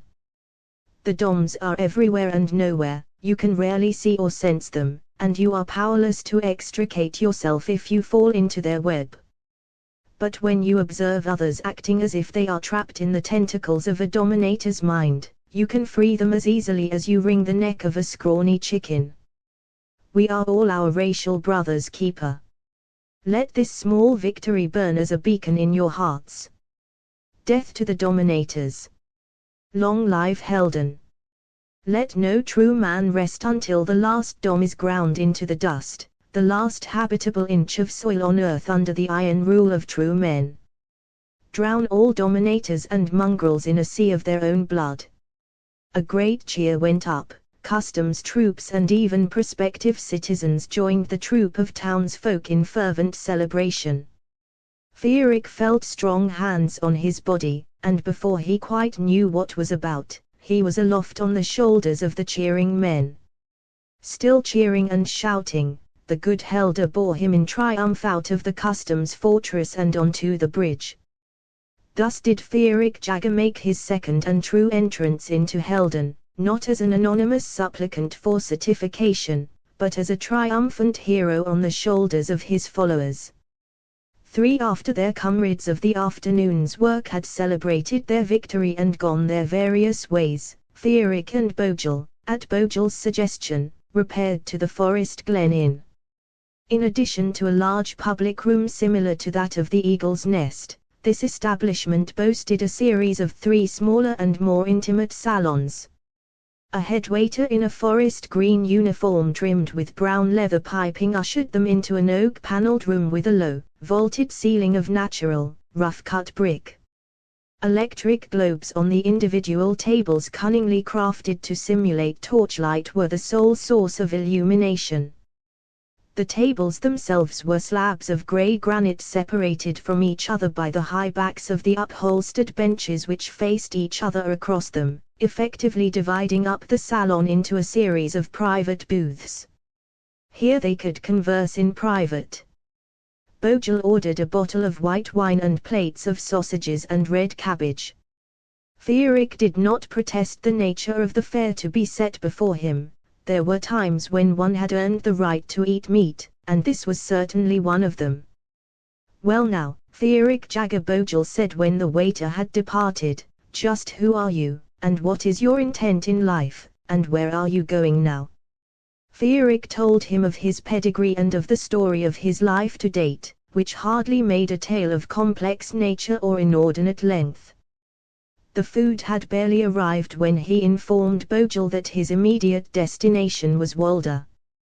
But his intent in life, he realized, had become a subject of nearly cosmic vastness since the events of the afternoon, as if he had awoken from a slumber in which he had lain all his life.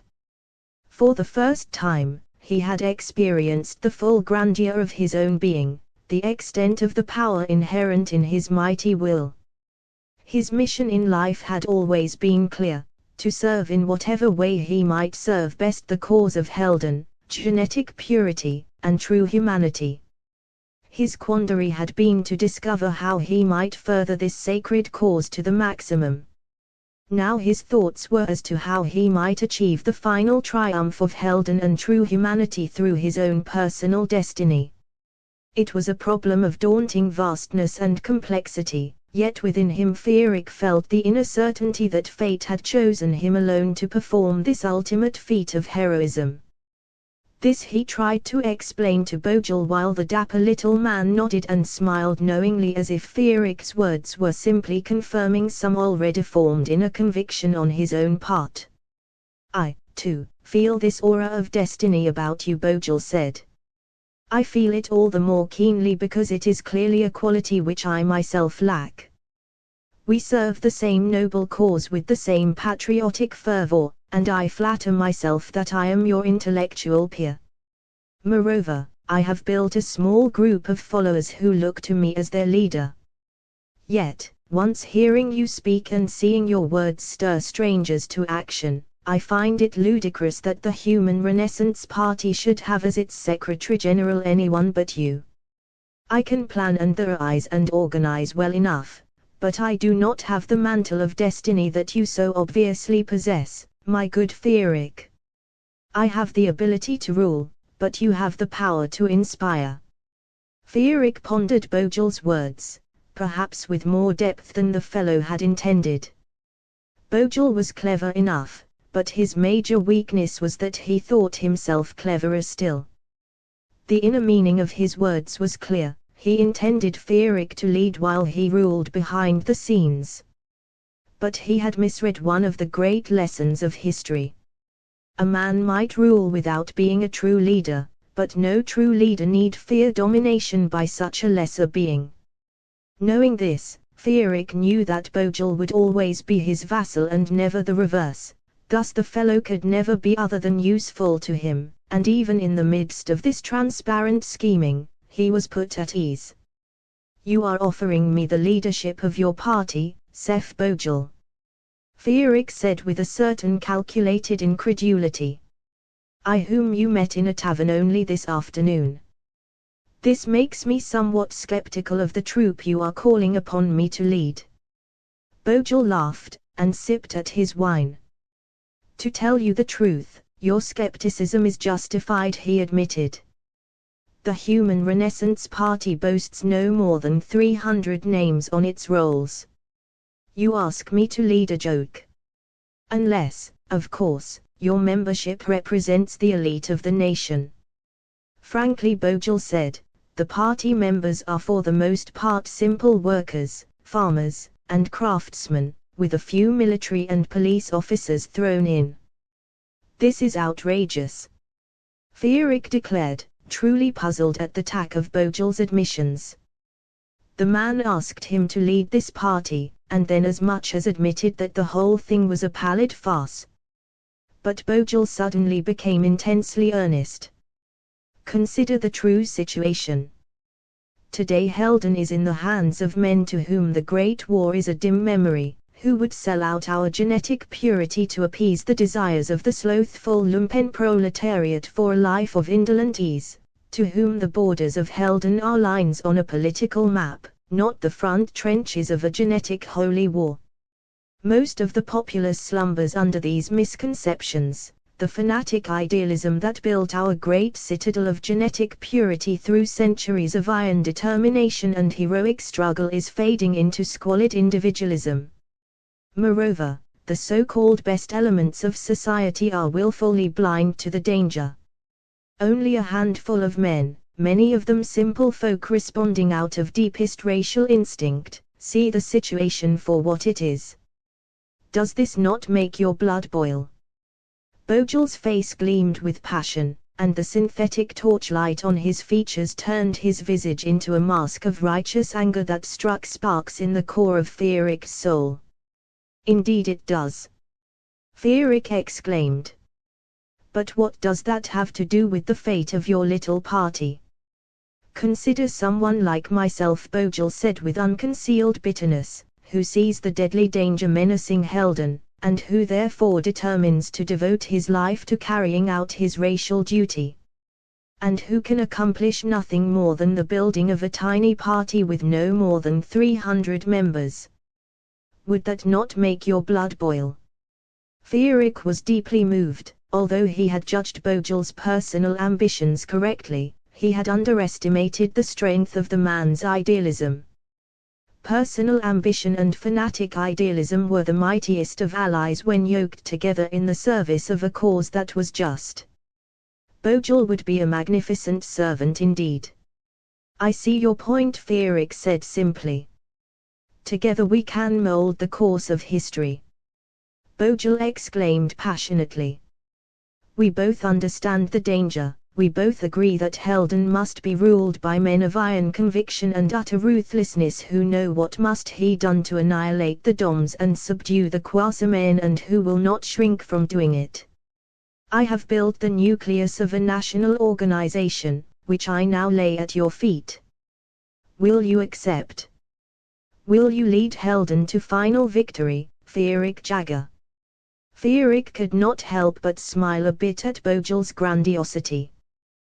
The man spoke as if he were offering the imperial scepter, the long-lost great truncheon of Held, rather than the leadership of a squalid little party.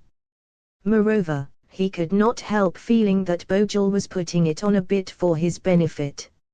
Still, on the highest level, Bogle was perfectly sincere, and his call was one that no true man could refuse. Besides, out of small beginnings, great things could flow. He had entered Helden alone and friendless, he would arrive in Walder as the leader of a small group of followers. Surely destiny had placed this opportunity in his path as an indication of his mission, just as surely, it behooved him to accept fate's challenge. Very well, he replied. I accept. We will take the road steamer to Walder together in the morning.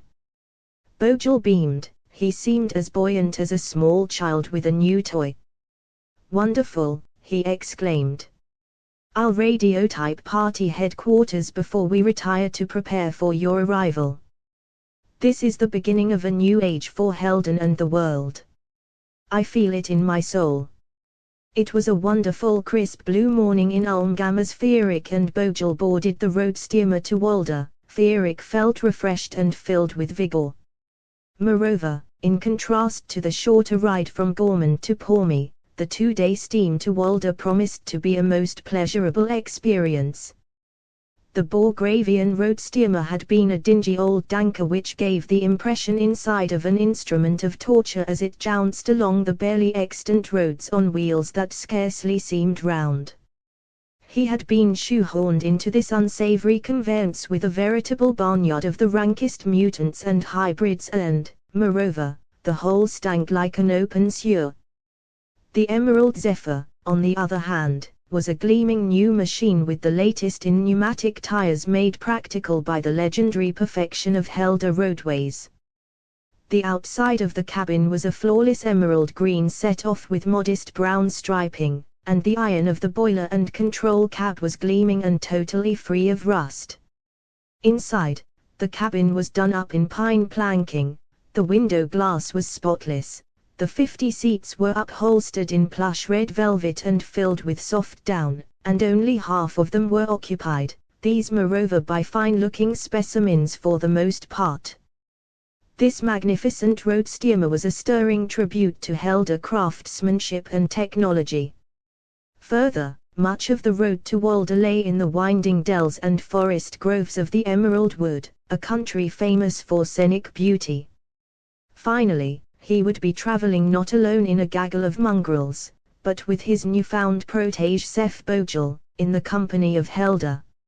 It promised to be a pleasant journey indeed.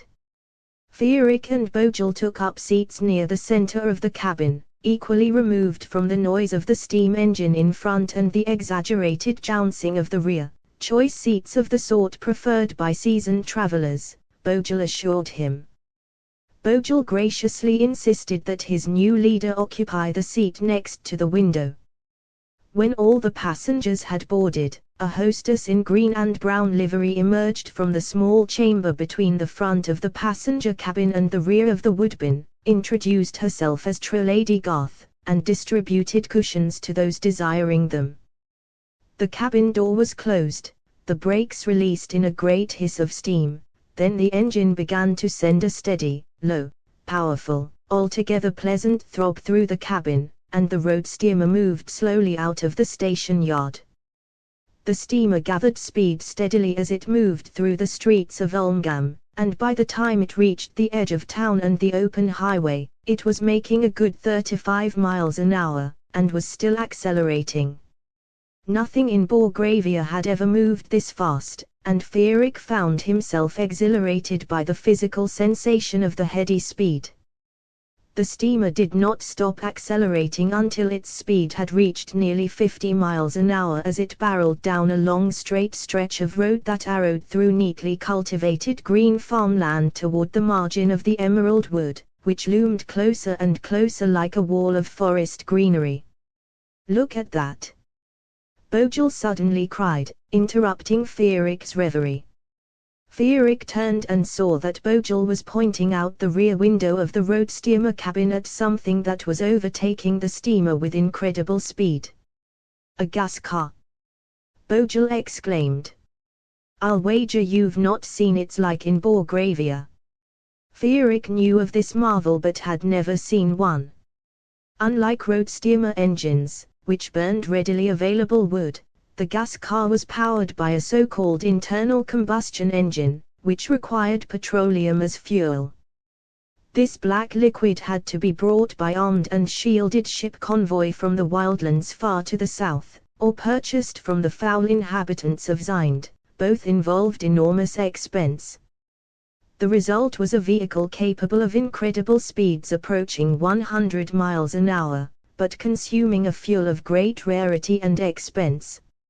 In Borgravia, such engines were employed only in the half-dozen aircraft the country owned, or for vehicles of the highest officials.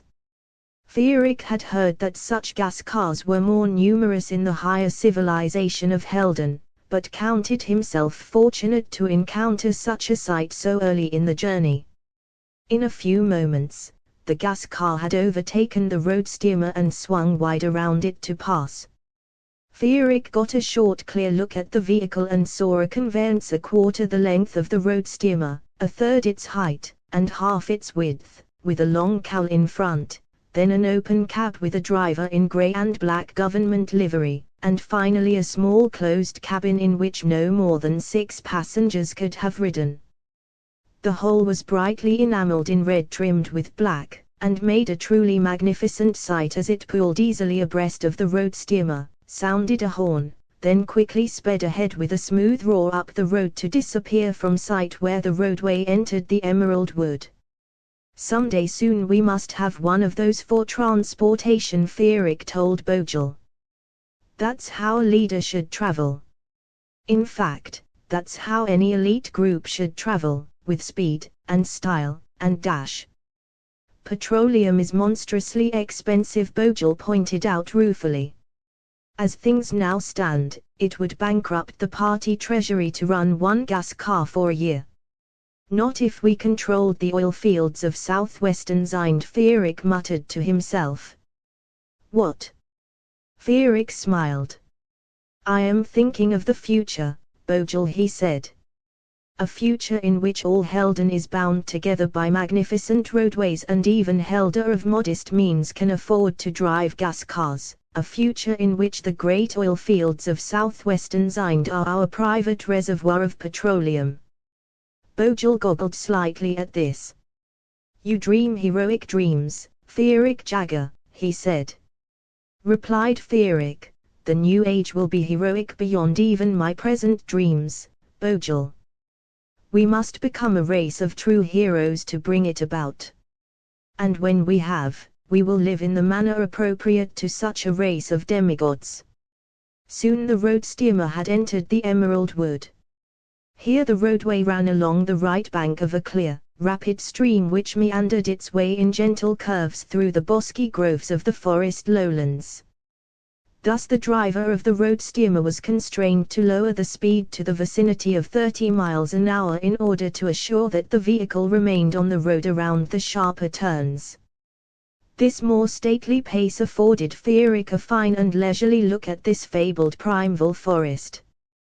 The individual trees were themselves of venerable age, their rough-barked trunks carved by nature into rich gargoyle shapes, and topped with luxuriant dark green foliage. They were spaced in stately, almost measured, intervals so that men might walk with relative ease through the groves while shielded from the sun in heavy, deep shadows. The undergrowth was primarily FEMS, low bushes, and patches of grass, along with mushrooms and other fungi. There was none of the crowding and purplish cancerous profusion of obscenely mutated tangle that choked the scattered patches of Borgravian radiation jungle, and made such places dire and impenetrable sinkholes, wherein roamed beasts the very sight of which was enough to sour a strong man's stomach. The trees of the emerald wood were genotypically pure. This forest had somehow survived the time of fire virtually untouched, the soil uncontaminated. The age of the forest was unknown. It was far older than Helden itself. Conceivably it had existed in this form even prior to the emergence of the true human genotype. Old wives' tales had it that the human race had been born in this forest. This might be mere superstition, but it was fact that here, in the emerald wood, small bands of true men had huddled after the fire, and slain whatever mutants were foolish enough to wander into the forest, and had finally been unified by still held into the kingdom of Helden. Generation by generation, the Helder had slowly expanded out of the forest, purifying the surrounding lowlands of mutation, until Helden reached borders similar to those of modern times. Here too, Sigmark IV, last of the Helder kings, had fled during the Civil War, retreating as if by instinct into the ancestral heartland, where, legend had it, he had hidden the great truncheon of Held against the day when a pure specimen of the royal pedigree might once again wield the legendary weapon and reclaim the throne. Then Sigmark IV, his court, and the royal pedigree had disappeared into the mists of history. Yes, the Emerald Wood was filled with legends that stretched back beyond the fire and occupied a special place in the history and soul of Helden. Feerick felt an unabashed awe in this place. The glory of the past was palpable all around him in the legends of the wood, in the glorious and sometimes somber history that had played itself out here, and in the very fact of the forest itself, an island of woodland that had passed uncontaminated through the fire, that had spread its purity through the centuries over what was now Helden, that was living promise that one day the forces of genetic purity would regain the whole world. Magnificent, is it not? Bogle whispered. Feerick could only nod silently as the road steamer continued on into the depths of the lordly forest. Not long after the sun had passed its zenith, the hostess broke out a lunch of black bread, cold sausage, and beer. The road steamer was deep in the wood now. The road wound through low, rolling, heavily wooded hills, where rabbit and an occasional deer could be observed as the passengers lunched. Feerick glanced from time to time at his fellow passengers as he ate, though thus far no word had passed between them. Apparently, it was not the custom on Helder road steamers for strangers to force their attentions on each other, a welcome contrast to the boisterous and squalid hubbub on Borgravian transport. The Helder on the steamer seemed a typical and, for the most part, robust group of true men. There was a sturdy peasant family in their holiday best, cheery garments of white and red and yellow and blue, plain, but absolutely spotless. Several merchants wore richer if more solemn garb, two of them apparently traveling with their wives. There were in addition all sorts of respectable-looking men and women whose business could not be discerned.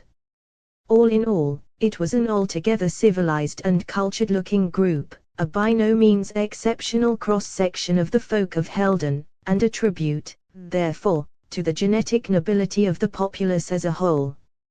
All seemed to draw spiritual enrichment from the deeply shadowed landscape through which the steamer passed. Voices were hushed, even solemn, eyes did not long stray from the grand vistas available through the road steamer windows.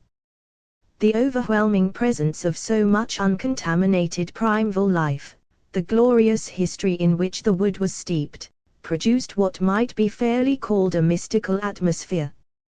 One would have to be a mutant of the lowest sort or a soulless dom not to feel the spell of this place. I feel a great strength emanating from these woodlands, Bogle Feerick said quietly. Here I experience a direct organic connection with the glory of our racial history. I can almost hear the voice of my genes singing the sagas of the ancestral past. These are strange woods, Bogle agreed. Strange people live in them today, bands of nomadic huntsmen, gatherers of wild mushrooms and forest herbs, occasional brigands. If one believes the tall stories, even practices of black pre-fire arts. Feerick smiled. Do you fear the sorcerers and trolls of the wood, then, Bogle? He jibed. I have no truck with such superstitious rubbish, Bogle replied. However, it is historical fact that a few of the ancients survived in these woods at least long enough to craft the great truncheon of Held Forstel Held, who lived many generations after the fire. I must admit that the thought that somewhere in these groves their descendants might be plotting to return the fire gives me a chill, even though I know full well no such warlocks exist. At this, Feerick fell silent. No man cared to contemplate even in fancy the return of the fire. Out of those few brief days of Holocaust centuries past stemmed the major ills still plaguing the world: genetic contamination of the human race, the vast radioactive wastelands that covered so much of the globe, the existence of the fetid domes. The old world had died in the time of fire. The new world which had been born was a stunted and pallid imitation of the glory of the ancients. True men would curse the time of fire as long as the race survived. But someday, and within his own lifetime, true men would be set irrevocably on the clear path to a new golden age. This Feerick vowed to himself as a solemn oath as the road steamer carried him north through the stately groves of the emerald wood. As the sun began to wane, a pattern of heavy red twilight and long black shadows fell over the forest, making the thick groves of gnarled trees appear somehow ominous and sinister. Long before sunset, the emerald wood took on many of the aspects of a forest of the night. The mind peopled the woods with its night shapes and fears. This was not to say that twilight robbed the wood of its beauty, far from it. It enhanced the grandeur of the forest, though now its spell was of a wilder and darker sort. The road steamer moved through the forest like something isolated in space and time. Nothing seemed real but the sylvan vastness through which it seemed to slink like a creature far out of its natural element. But as the steamer slowly rounded a particularly sharp bend in the road, this mood of mystical detachment was suddenly and rudely shattered.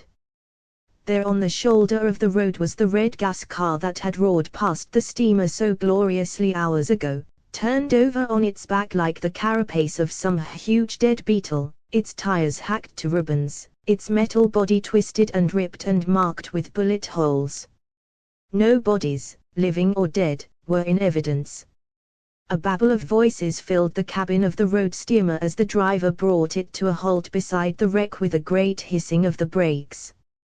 This was rapidly replaced by an uneasy silence as it became clear that nothing lived in the wreckage.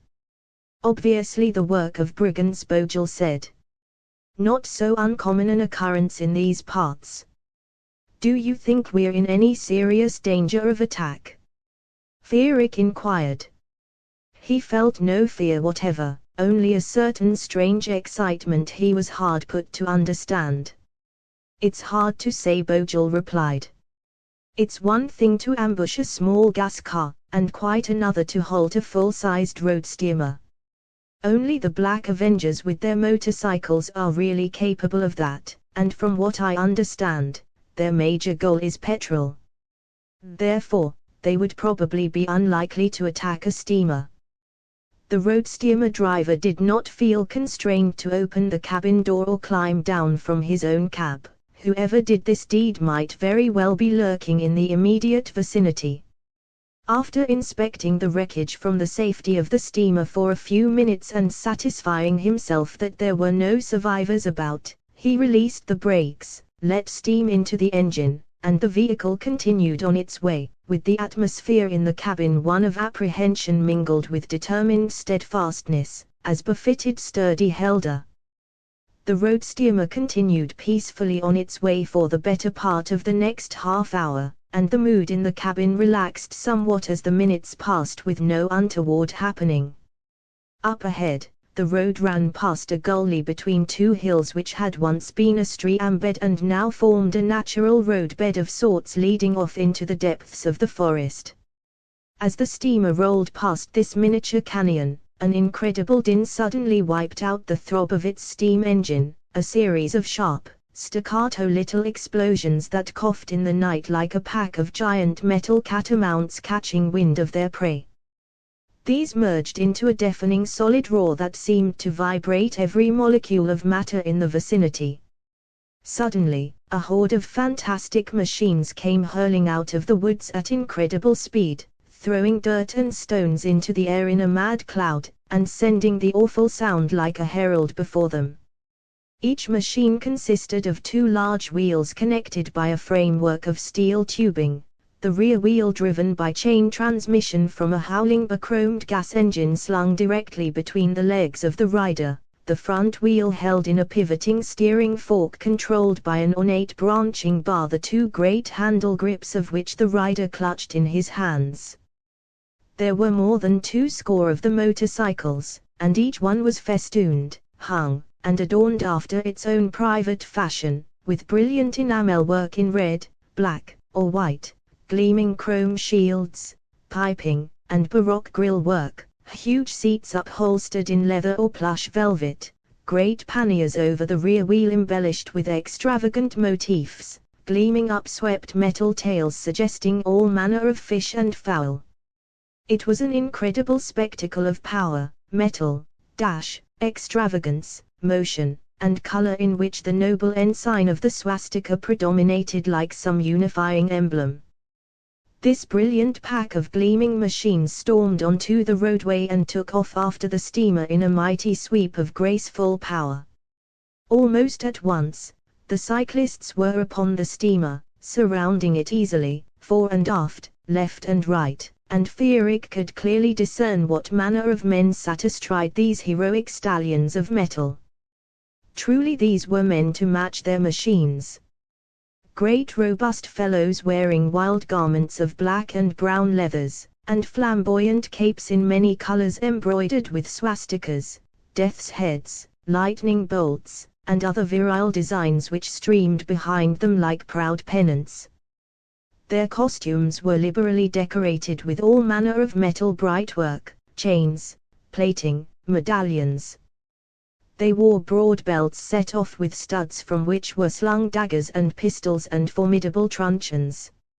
A few wore helmets of chromed or enameled steel, but most let their wild blonde hair ride free in the breeze.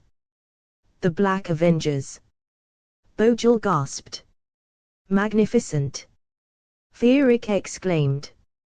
Fierik could all but taste the fear of the passengers in the road steamer cabin. Beside him Bojel was pale and nervous. He conceded to himself that a certain concern at the appearance of these beings was nothing less than logical, still there was something about their spirit and dash, the manly vigor of the spectacle, that thrilled him. Barbarians they were, but what magnificent barbarians! When they had the steamer quite thoroughly surrounded, several of the Black Avengers drew pistols and fired warning shots into the air, the reports of the guns flattened somewhat by contrast with the mighty din of the massed engines. Nevertheless, their meaning was quite clear to the driver of the road steamer. He hit the brakes, bled steam from the engine, and brought the vehicle to a huffing halt by the side of the road. At once the motorcyclists formed a circle around the steamer, and, while the bulk of the Avengers remained mounted on their idling machines which continued to bark and roar like a pack of feral metal hounds, a dozen or so of the fellows dismounted, propped their motorcycles up on stands, and swaggered toward the cabin door with pistols and truncheons in their hands. Almost immediately, there was a great pounding on the door, and a powerful harsh voice roared, "Open for the Avengers, or we'll rip this pea-pod open with our bare hands and eat you all alive." The passengers nearest the door bolted from their seats and attempted to cram themselves together in the rear of the cabin while the trembling hostess unbarred the door, a craven performance, Fierik thought, and one hardly calculated to win the admiration of men such as these. Into the cabin burst an enormous man of Fierik's height and even more massively muscled.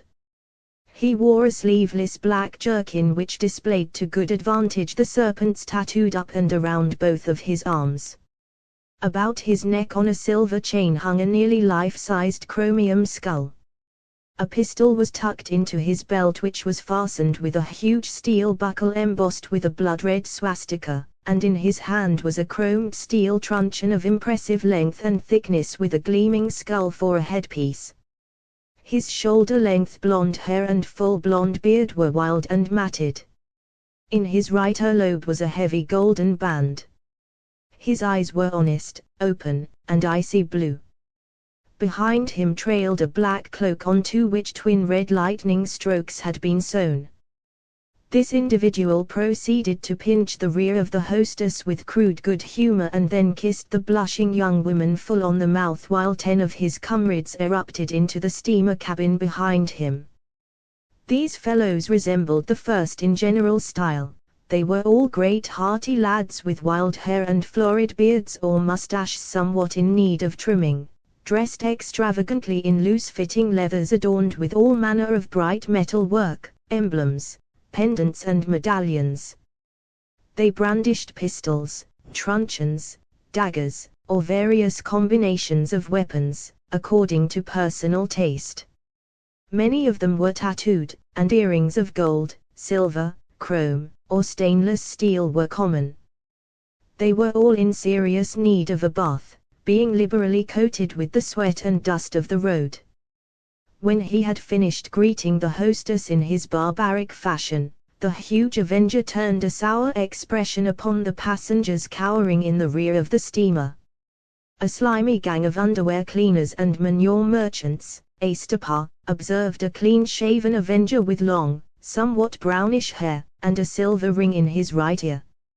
"Look like candidates for a mutant squash to me." "We'll see about that," calm the huge fellow said. "Just remember who's the commander here. When I want your opinion, I'll ask for it." Calm glowered silently while the others laughed. Clearly this Stepar had the correct instincts of a leader of men, albeit rough-hewn. "All right you bugs," Stepar said, addressing himself to the passengers, "in case you haven't been out from under your rocks lately, I'm Stag Stepar, and we're the Black Avengers, and if you don't know what that means, you're about to find out. We like riding our bikes and getting drunk and wenching and a good fight and stomping mutants and big mouths and not much else. We don't like back talk, mutants, police, or DOMs.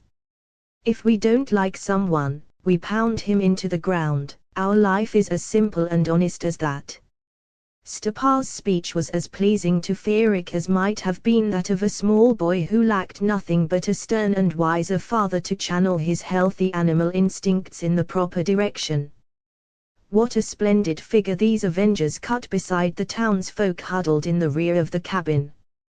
"What I want you bugs to understand," Stepar continued, "is that in our own way, we're idealists and patriots.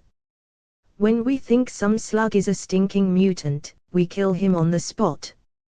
We clear the woods of a lot of genetic garbage that way.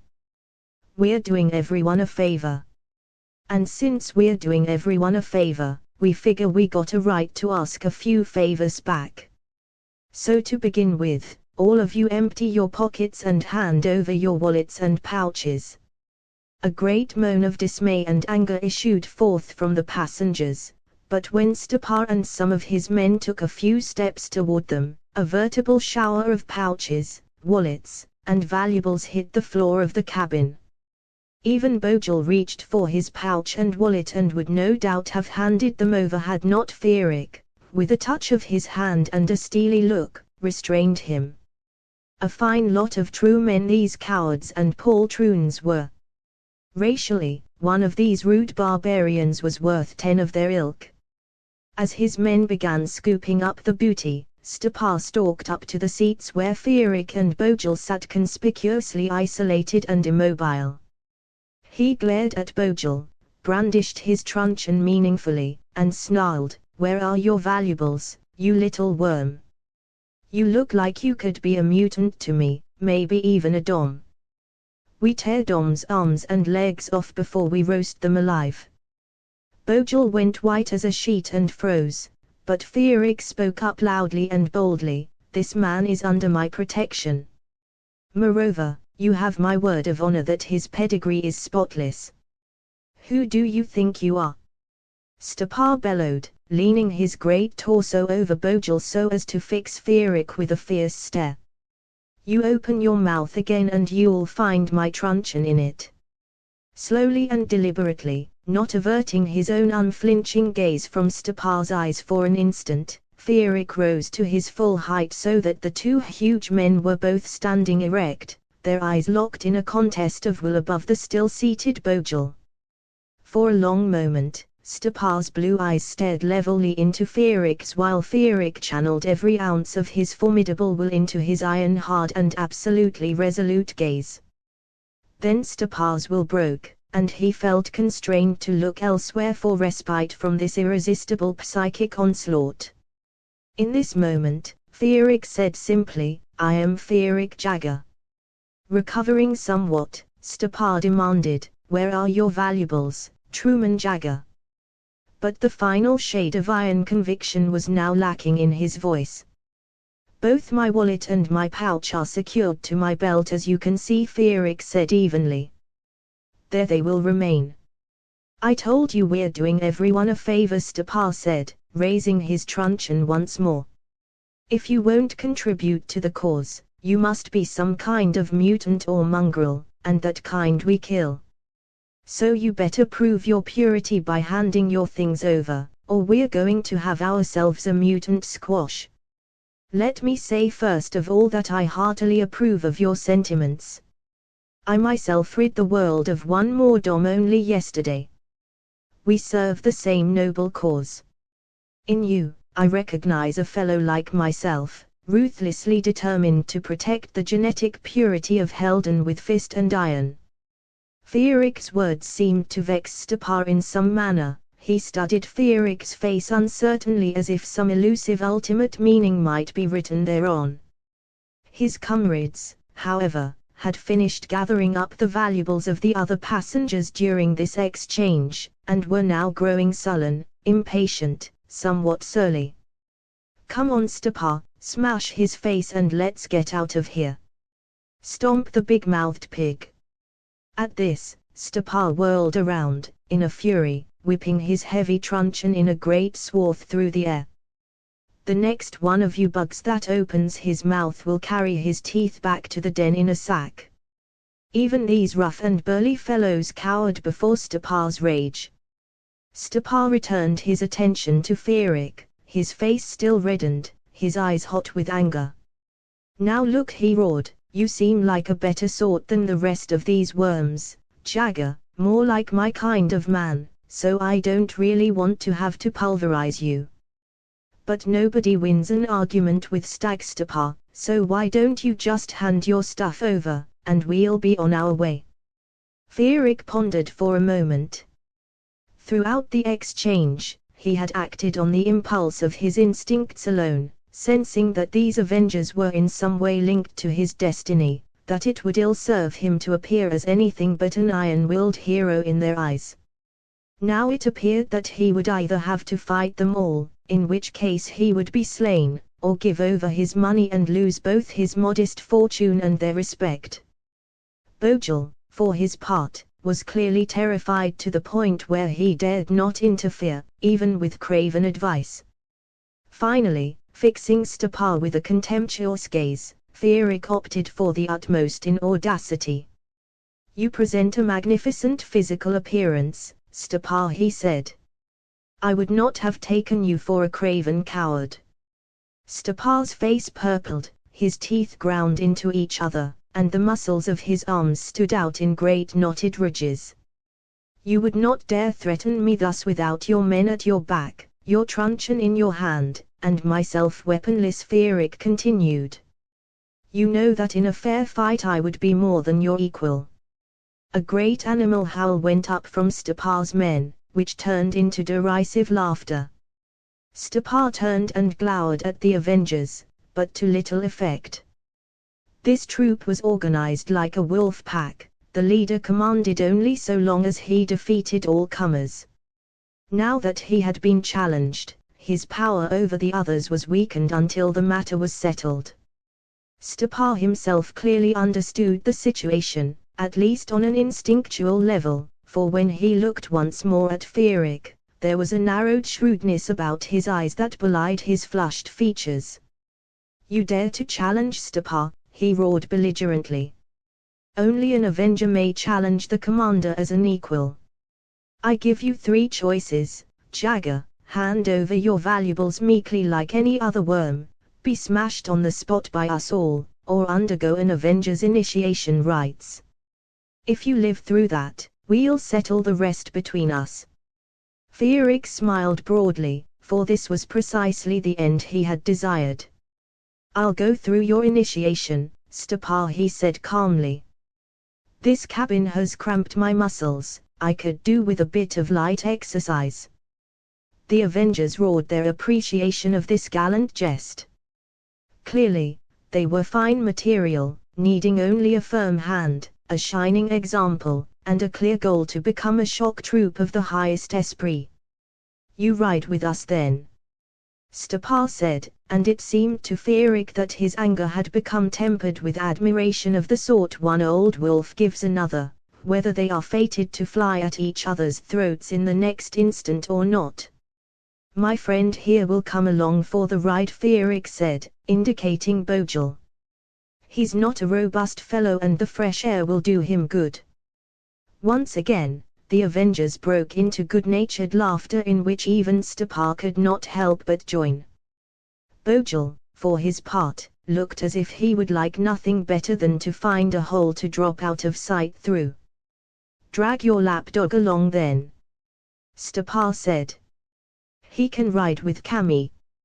You, Jagger, will ride with me." So saying, Stepar and his Avengers rudely ushered Feerick and Bojal out into the cool evening air, where the rumbling circle of motorcycles awaited. For although the deep shadows and cool breezes of evening had descended upon the emerald wood, the area immediately around the road steamer seemed like a heady inferno of gleaming metal, a howling, barking din, and hot intoxicating petrol fumes. Feerick followed Stepar toward his motorcycle, which stood silently amidst the horde of champing metal steeds. Stepar's machine was of a size and design appropriate to his station. Its engine seemed larger than the others and its chrome plating shone like a mirror.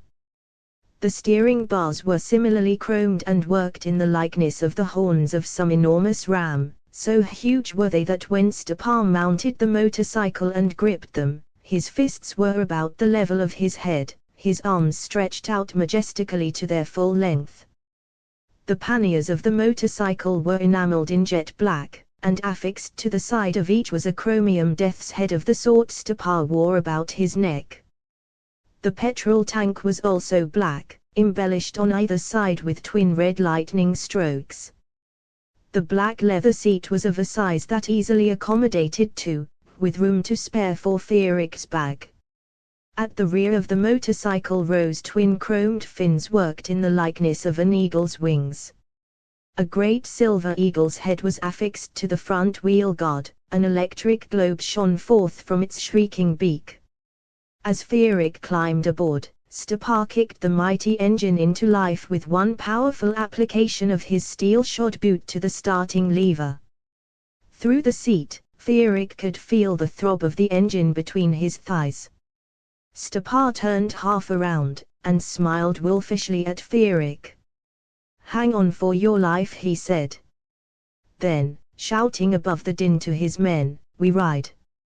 With a surge that fairly took Feerick's breath away, and an ear-shattering bellow, Stepar's motorcycle shot forward, leaned over at a perilous angle, swirled about in a tight turn, and headed back down the road toward the gully, already doing at least 40 miles an hour. What a machine! What a rider! What a storm troop these Avengers would make! Feerick craned his neck around and saw that the other cyclists were following Stepar in a tightly packed if somewhat ragged horde, with Bojal, his face ghostly pale, his eyes all but shut, clinging for dear life to the seat of the machine directly behind Stepar's.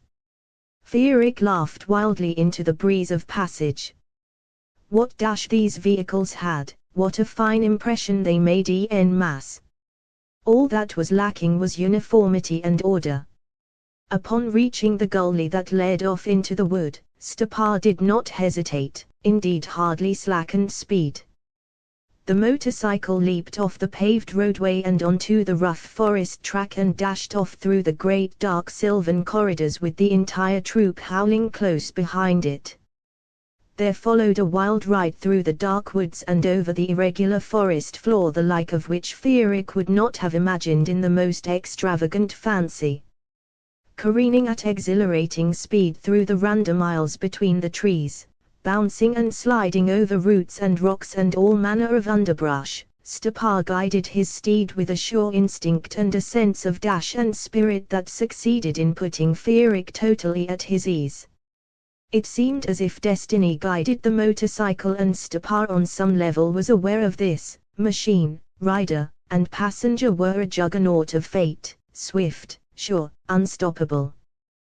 Though it seemed almost at every moment that the motorcycle would dash itself to pieces against some great looming tree or be flung headlong by a rock or pit or root, Feerick was able to relax and enjoy the feeling of power and danger, the wind in his face, the mighty throb of the engine beneath him. Indeed, he felt a certain regret when, after an hour or so of this demon's ride, Stepar turned onto a rude path which a few minutes later debouched into a treeless hollow between two deeply wooded hills in which stood what was obviously the Avengers' camp. A dozen or so huts were scattered about the clearing in no particular order. They were small, primitive affairs. A few of the finer specimens boasted tin doors and small windows appropriated from wrecked steamers and gas cars. There was one larger such hut, and two big sheds pieced together from rusty steel sheeting. Directly behind this small settlement was the mouth of a cave where a beaten path and scattered bits of debris gave evidence of human habitation. All in all, a squalid camp that indicated only primitive knowledge of the builder's art. Stepar drove into the center of the encampment and brought his machine to a halt with a flourish, spinning it about in its own length as he kicked down the stand and cut the engine, so that it finished upright in a cloud of dust. Moments later, the others brought up their motorcycles in similar style. Fierik dismounted the moment the cycle halted and even before Stepar himself could step down, so as to deprive the Avenger leader of either forbidding him to do so or giving him the order. For his part, Stepar seemed to ignore the significance of this gesture. He simply dismounted, placed his hands on his hips, and glowered at his men while they climbed down from their machines and formed a rough semicircle facing their leader. A shaken and dazed Bojel wobbled forward out of this crew to Fierik's side. "This is madness, Fierik," Bojel declared. "These savages will surely slay us and no doubt feast afterward on our remains. What a ride! What a foul midden this is! What friends you have thrown us among!" Fierik shot Bojel a look of such blackness that the smaller man instantly fell silent, fairly trembling in his shoes. Bojel had a tendency to run off a bit at the mouth when silence was a stronger weapon than words. He needed more steel in his backbone as well. "All right," Stepar barked. "Don't just stand around with your tongues hanging out. We've got a right to hold."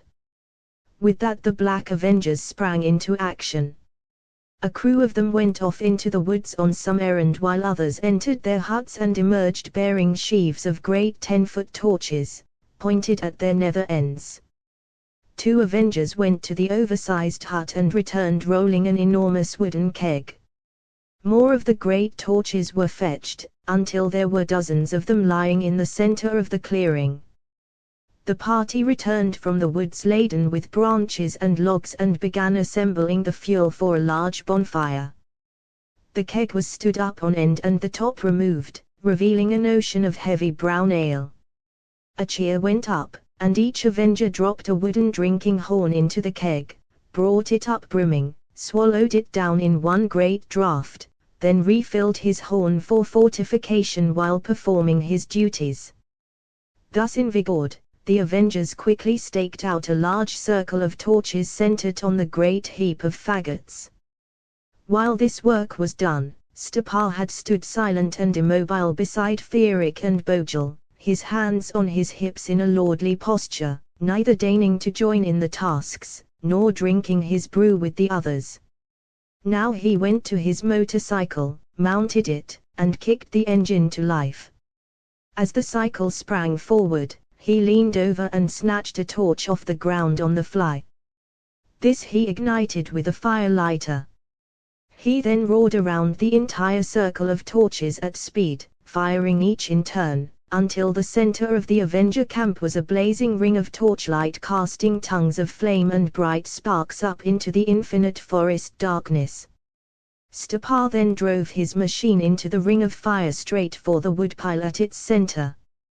With one sudden breathtaking motion, he pivoted the howling motorcycle about his own right foot, instantly reversing its direction, while tossing his torch directly on the pyre, setting it aflame. He then brought his machine to a screeching halt by the keg of ale, dismounted, and thrust his head beneath the beery waves. He held his head under the foam for long moments, then withdrew, smacking his lips. "Into the circle, you bugs," he roared. "We're going to find out whether we have a new brother tonight or a corpse." The Avengers gathered themselves in a group inside the circle of torches facing Stepa and the great crackling bonfire that now blazed behind him. As Feerick led Bojel into the ring of fire, Bojel grimaced at him impishly and said, "Well, I suppose if I must die tonight, it might as well be in a blaze of glory. Apparently you share my taste." Feerick clapped Bojel on the shoulder as they approached Stepa. Despite certain limitations, there was no denying that Sef Bojel was made of the right stuff. Stepa drew his huge truncheon and leaned insolently on it as if it were a cane. "All right, Feerick Jagger," he shouted, "it's all very simple. You're inside the circle of fire, you leave as either an Avenger or a corpse. If you survive, which you won't, you become an Avenger with the right to challenge me to fair combat. That's the game, Bug. All you have to do is survive the 3 ordeals, the test of water, the test of fire, and the test of steel. So let's get started. Bring on the big horn." At this, a large, blonde-bearded Avenger wearing a black jerkin emblazoned with a crimson swastika left the circle of torches. In a few moments, he returned bearing a drinking horn of truly heroic proportions. This huge vessel was hewn from a single block of dark-colored wood like the others, but it was a full 3 times their size, holding perhaps 4 or 5 standard tavern measures of ale, and carved all over with stags' heads, eagles, swastikas, and rearing serpents. Stepa took the great drinking horn, plunged it into the barrel of ale, and brought it up filled to overflowing and dripping with foam. He held the vessel aloft with both hands and declaimed, "Anyone who can't drain this horn of ale without pausing for breath isn't man enough to be an Avenger." He handed the horn of ale to Feerick, then drew his pistol. So heavy was the drinking horn that Feerick needed both hands to steady it. "You drink it all down," Feerick Jagger Stepa said, "and you pass the test of water." He cocked his pistol and pressed the muzzle directly to the base of Feerick's skull. "But if you take one breath before it's dry, it'll be your last." Feerick smiled bravely. "I must admit the ride made my throat somewhat dry," he said. "I thank you for your magnanimous hospitality." Thus speaking, Feerick emptied his lungs, sucked in a great breath of air, hoisted the drinking horn to his lips, and poured a great swallow of heavy, powerful ale directly down his throat. When he had filled his mouth and throat to the choking point, he gulped the brew down, while continuing to decant more ale into his mouth on its heels. The second great mouthful immediately followed the first down Feerick's gullet while he poured a third. Thus he established a rapid rhythm of pouring and swallowing so that the ale gushed from the drinking horn to his mouth, down his throat, and into his stomach in a constant torrent.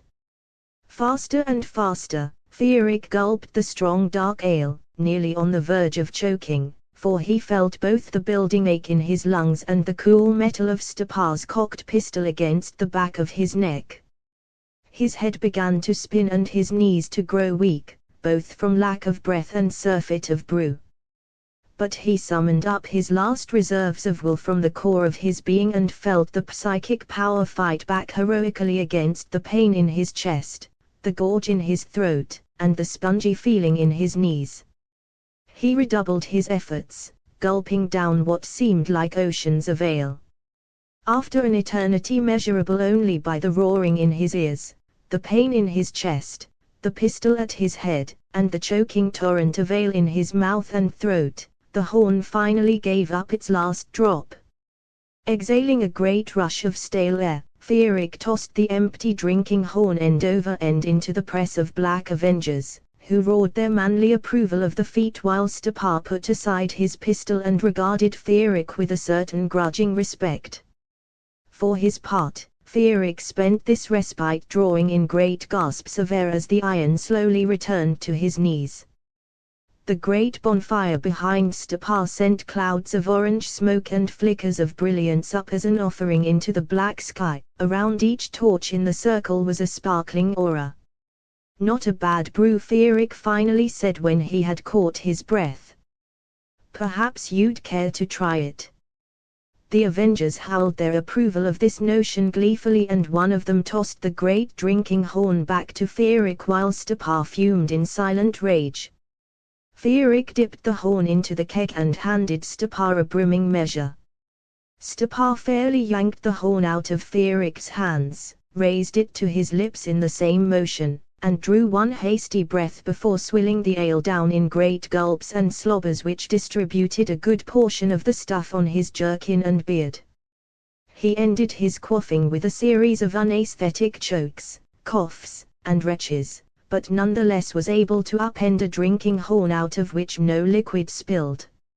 Stepar tossed away the drinking horn and stood panting in the orange glow like a great beast of prey, his eyes inflamed with drink and rage, his muscles standing out in bands, his black leather jerkin shining in the firelight where the ale clung to it. "We'll see. We'll see," Stepar roared somewhat drunkenly. "You like the taste of ale, do you, Jagger? Well, let's see how you like the taste of fire. Set up the gauntlet. Bring him a bike. The test of fire." At once the Avengers broke ranks and made for the torches staked in the ground, each man uprooting his own spear of flame. They quickly arranged themselves into two parallel rows of about 20 men to a side, with just enough distance between them so that there was a corridor of relative safety a scant yard wide between them when they extended their torches at full arm's length toward each other. The wind-whipped flames of the torches danced tantalizingly through this narrow aisle, enlivening even this thin path through the gauntlet with intermittent tongues of fire. An engine roared to life in the darkness beyond reach of the firelight, and a moment later a motorcycle with crimson enamel and great chromed fins sporting black swastikas in white circles was driven to one end of the flaming corridor by an Avenger in a black leather jerkin on which was sewn a white swastika in a red circle. The Avenger dismounted and put the cycle up on its stand.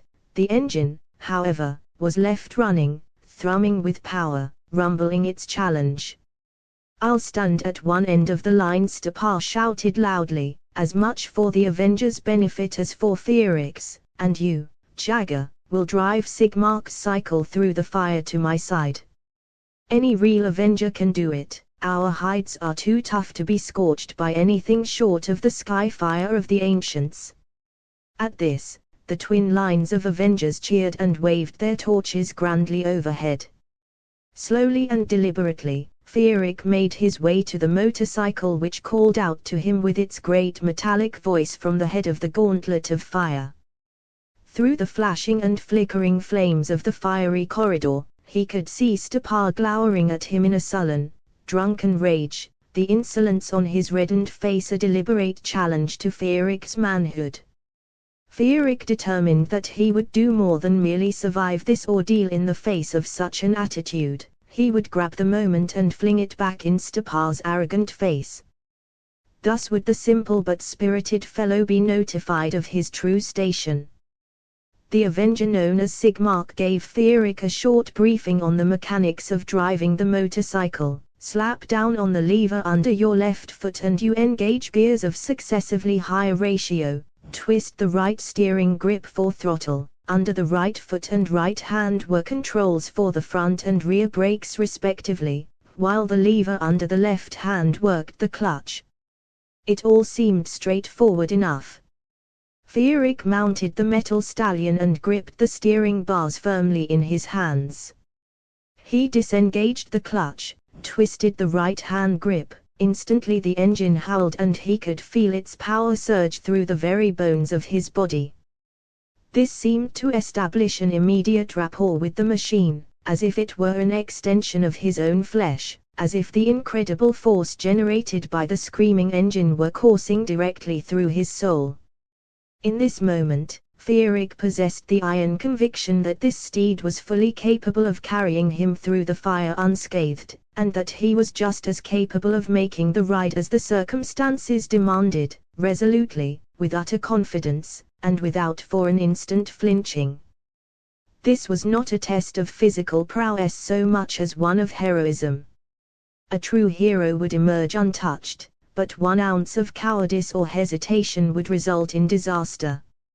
Fearic could not but admire the instincts of men who had contrived such a perfect test of true manhood.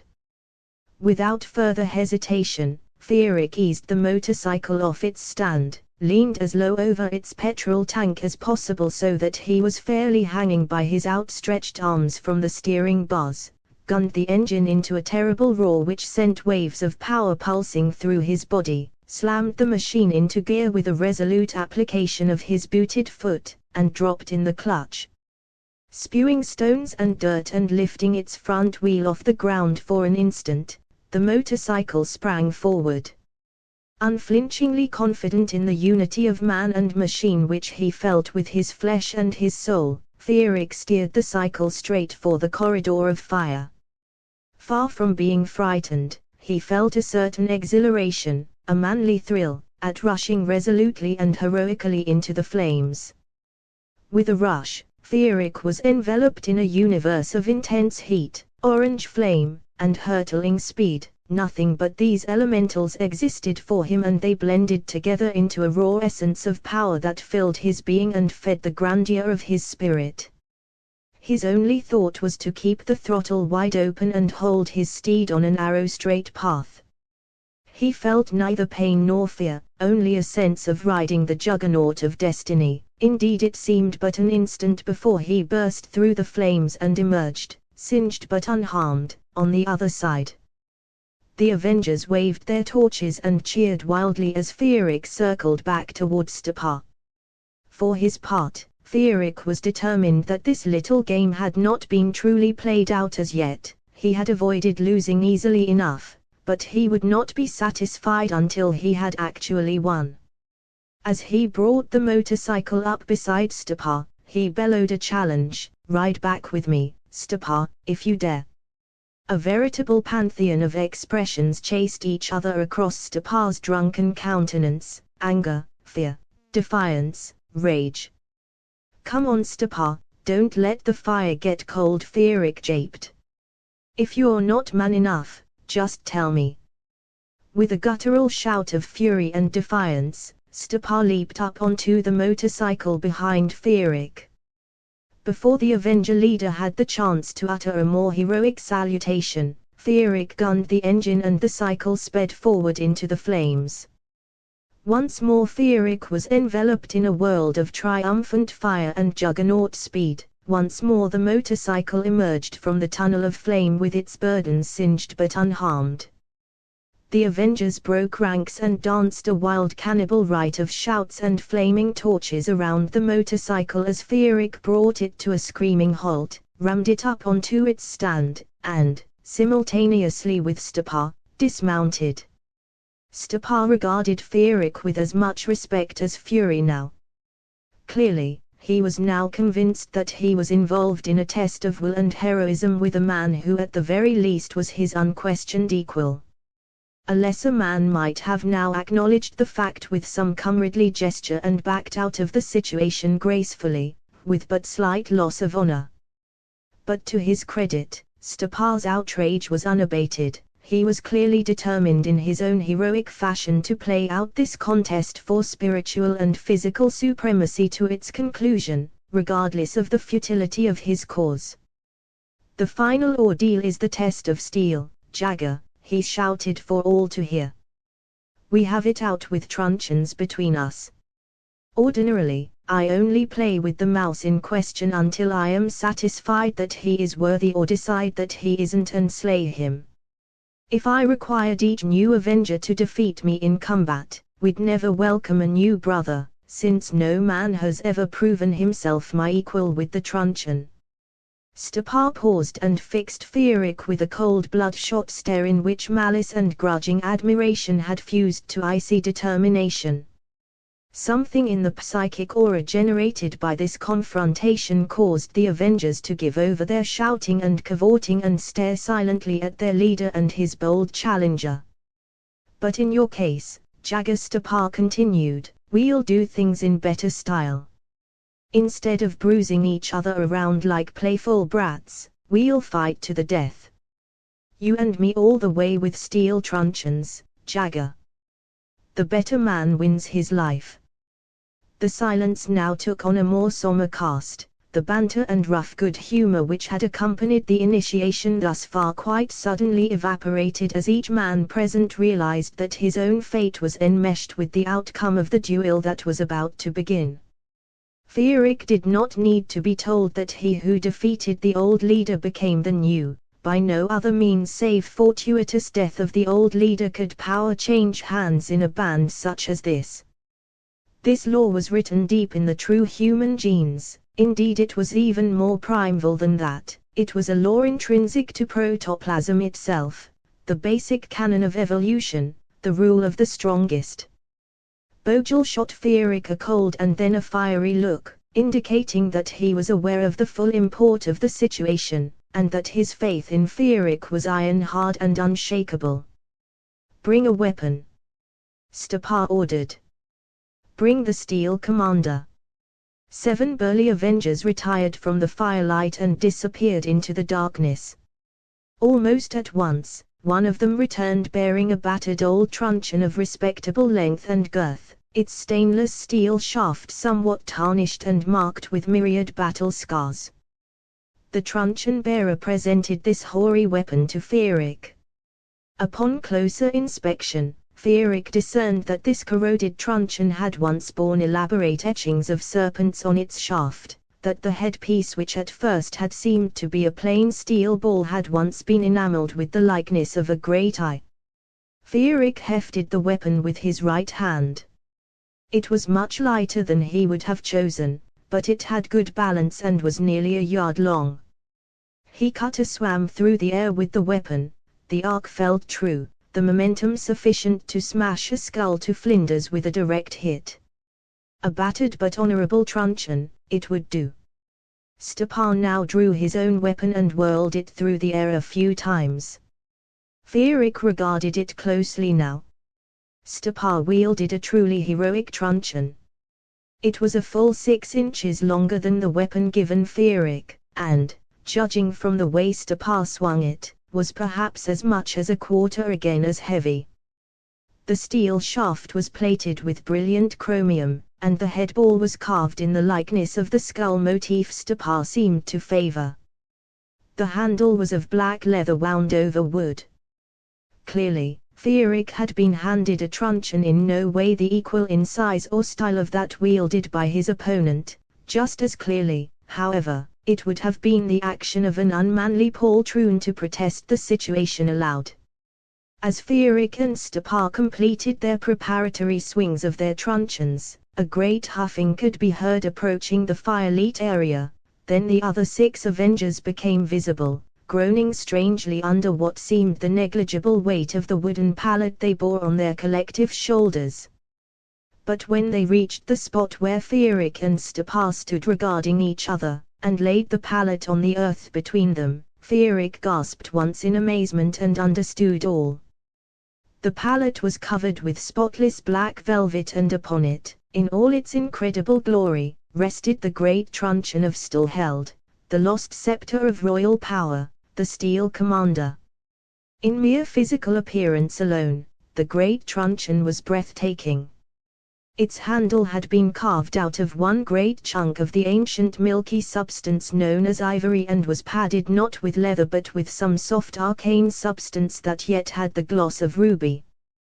The shaft was a gleaming rod of some tarnished metal fully 4 feet long and thick around as a man's forearm, etched all around with rich red traceries of lightning strokes, a motif which made the huge shaft appear as if it had but recently been quenched in blood. The oversize headball was a life-sized steel fist, and a hero's fist at that. Upon the 3rd finger of this metal hand was a ring bearing the signet of a black swastika in a white spot surrounded by a circle of crimson fire, the colors as vivid as if they had been applied hours ago instead of centuries. Fierik stared at the mystic truncheon in unabashed wonder. "Do you realize what that weapon is?" he said softly. Stepar grinned smugly at Fierik, but he could not keep off from softening somewhat the ferocity of his features. "It's the Steel Commander," he said. "Once the old kings of Helden drew their power from it. Now it's the property of the Black Avengers. It's the property of all Helden." Fierik roared. "We found it in a cave deep in the wood when all you worms thought it lost forever." Stepar snarled, albeit clearly defensively. "It's ours now." He laughed sardonically. "If you want it, Jagger, why don't you just pick it up and carry it away?" The assembled Avengers laughed at this, but not without a good deal of uneasiness. Their simple but true instincts told them that the Steel Commander and the ancient arts which had forged it were hardly a proper matter for jest. For his part, Fierik appreciated the irony of Stepar's words perhaps more keenly than did the Avenger himself. Legend had it that Stallheld had ordered the weapon forged by a hidden community of captive wizards who had preserved the lore of the ancients through the time of fire and far beyond. Once the weapon had been completed, Held had slain these evil creatures to a man. By some lost art, these baleful wizards had so constructed the truncheon that only Held himself and the true bearers of his genetic pattern down through the centuries could wield it.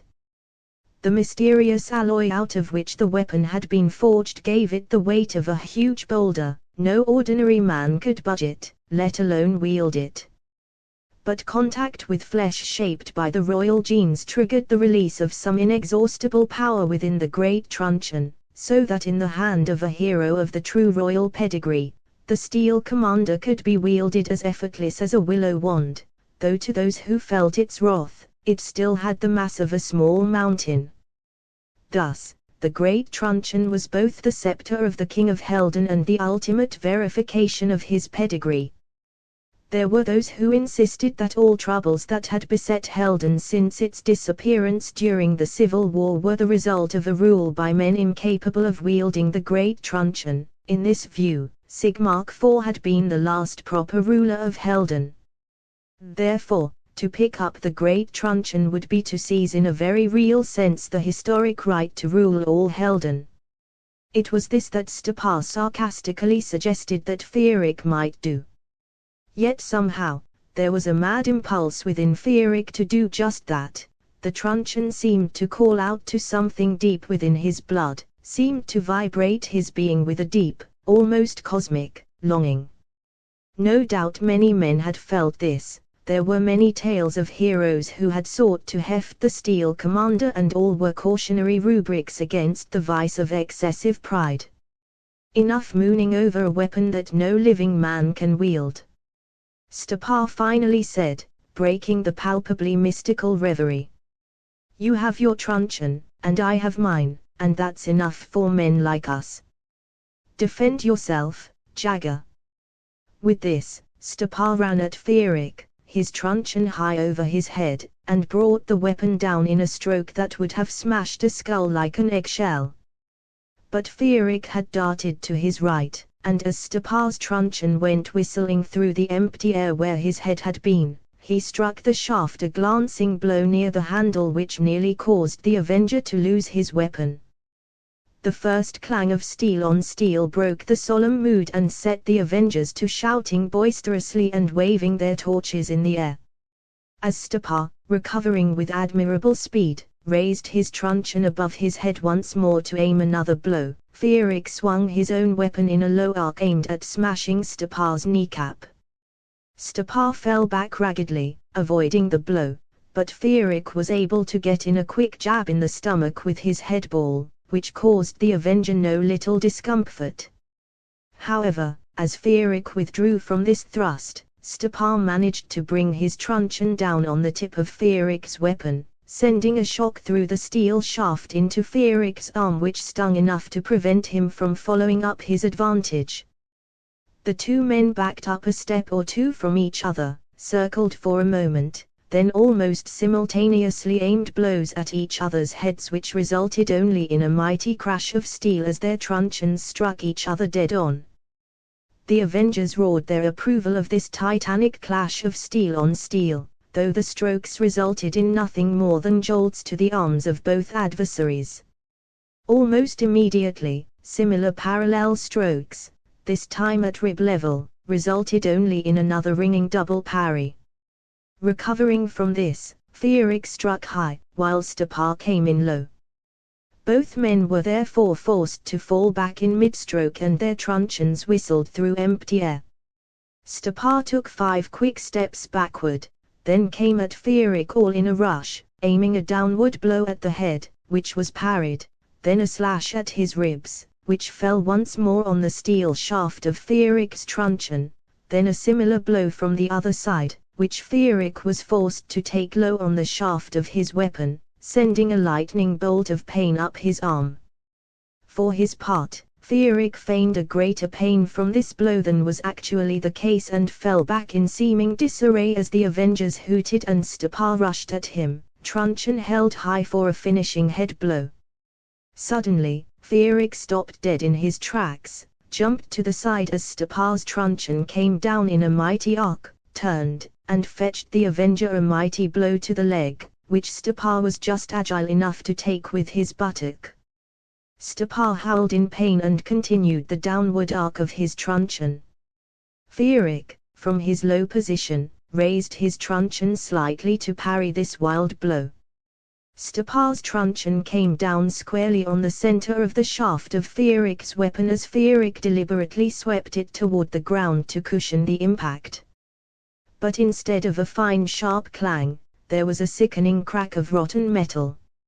Feerick's hoary truncheon had been cloven in twain by Stapar's weapon and he found himself holding the useless jagged stump in his hand. Stapar grinned wolfishly as he allowed Feerick to dart to his feet. Slowly, deliberately, with his truncheon held at chest level, he began to stalk Feerick as Feerick circled backward. The meaning of this was perfectly clear. There would be no exaggerated gallantry here. Feerick's weapon had been rendered useless by fate, and no quarter would be offered. Nor, Feerick thought, would quarter be requested. If it was his destiny to die in this manner, he would meet his fate heroically, battling to the last with whatever came to hand, with his bare fists themselves, if need be. Stapar aimed a blow at Feerick's head. Feerick leapt backward. The Avenger took a sweep at Feerick's ribs, which Feerick was hard put to block with the remains of his truncheon. Once more he was forced backward off balance. Seeing this, Stapar raised his truncheon overhead and smashed down at Feerick's head. Once more Feerick was barely able to parry the blow with the stump of weapon left to him, but this time the remains of the truncheon were struck from his hand by the force of Stapar's blow, and he found himself defenseless. With a great animal shout, Stapar struck at Feerick's knees, forcing him to jump blindly backward. His feet struck a rock or a root, and he went sprawling. Stapar struck at his head. He rolled away from the blow and the headball of the truncheon buried itself in the earth beside him. Once more Stapar struck at him, and again he avoided the blow by rolling his body. Again and again, Feerick barely averted death by rolling away from mighty blows, but each time Stapar was on him again before he could rise to his feet. Feerick rolled one final time as Stapar's truncheon whistled past his ear. This time, however, he had rolled half onto the wooden pallet holding the steel commander. The surprise of this cost him precious seconds. Moreover, his upper torso was now spread-eagled over the side of the pallet and he could roll no further. Seeing this, Stapar howled, raised his truncheon high over his head, and brought it down in an irresistible arc. At once, without conscious thought, Feerick reached behind him, grasped the handle of the great truncheon of Held, and whipped the steel commander into the air to parry the blow. Stapar's truncheon struck the thick gleaming shaft of the legendary weapon and instantly shattered to pieces. An incredible, scarcely human cry went up from the Avengers, a low, incredulous moan that almost instantly guttered to silence. Stepan staggered backward a few steps, then dropped the remains of his weapon and sank to his knees, his eyes downcast, his head bowed before him. An instant later, the other Avengers followed his example and assumed this posture of homage, holding their flaming torches erect before them. Even Bojel, thoroughly dumbfounded, could not remain standing in the face of such an historic moment. For his part, Feerick himself could hardly comprehend the enormity of what he had done. In his hand was the steel commander, the great truncheon of Held, and it had no more weight than a wooden wand. It seemed borne triumphantly aloft by a power which seemed to surge down its shaft, through its handle, and throughout Feerick's body, a power both symbolic and actual. In him were the genes of the royal house of Helden, that much penetrated his astonishment with instant crystal clarity. The royal stock had been scattered centuries ago. It was not unreasonable that the royal genotype might emerge once more from the general Helder gene pool. The fact that he held the great truncheon aloft proved beyond question that exactly this had occurred. Slowly, gathering his wits about him, Feerick rose to his feet holding the great gleaming truncheon high over his head. The light of the bonfire behind him bathed him in fiery orange glory and cast shimmering highlights up and down the length of his mighty steel shaft. Before him, Stepan kneeled, his countenance displaying a submissiveness of noble and cosmic profundity. "My life is yours to do with as you will, Lord," he muttered humbly, without raising his eyes. The full import of what had occurred finally permeated Feerick's being. Fate had moved him to Ulmgam, fate had thrown him in with Bojel so that he would take a later road steamer and encounter these noble barbarians. Destiny had moved through time and space to place the great truncheon of Held in his hand. The meaning was clear, he was the rightful ruler of all Helden, the proof of this he held in his hand for all to see. It now remained to secure the power necessary to bring him to his rightful station. This was his fate, his duty, his destiny, to grasp all Helden in his hand as he grasped the steel commander, to use it as a weapon to drive all mutants and doms from the land, and then to reclaim the last habitable inch of soil on Earth for the true human genotype. This was his sacred mission. He could not and would not fail. Backed by the glow of the bonfire, in the midst of the emerald wood, the ancestral heartland of Helden, Feerick Jagger held the scepter of Helden triumphantly aloft in the firelight and stood before his kneeling minions. There was no doubt whatever, in his mind or theirs, that they were his fanatic followers now, loyal unto death. Feerick lowered the great truncheon to waist level, holding the great gleaming steel shaft out before him. He approached the kneeling stag Stepan. "Arise," he said.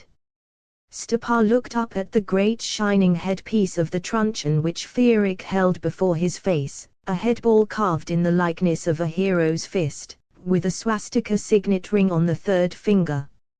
He started to obey Feerick's command, hesitated, then touched his lips to the swastika on the head of the great truncheon.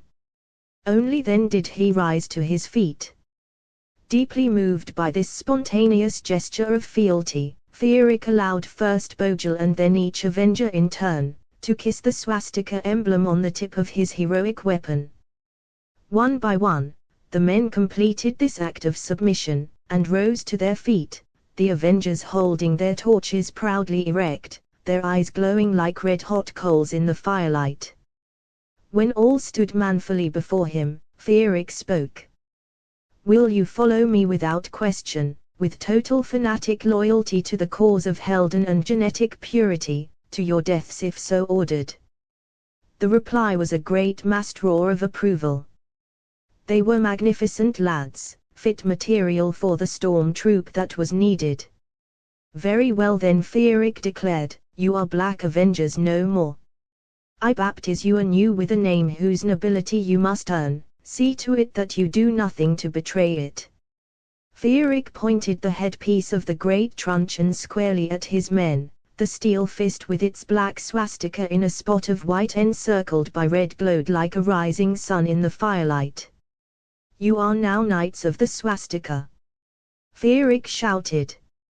He shot his free arm straight out at eye level before him in the ancient royal salute.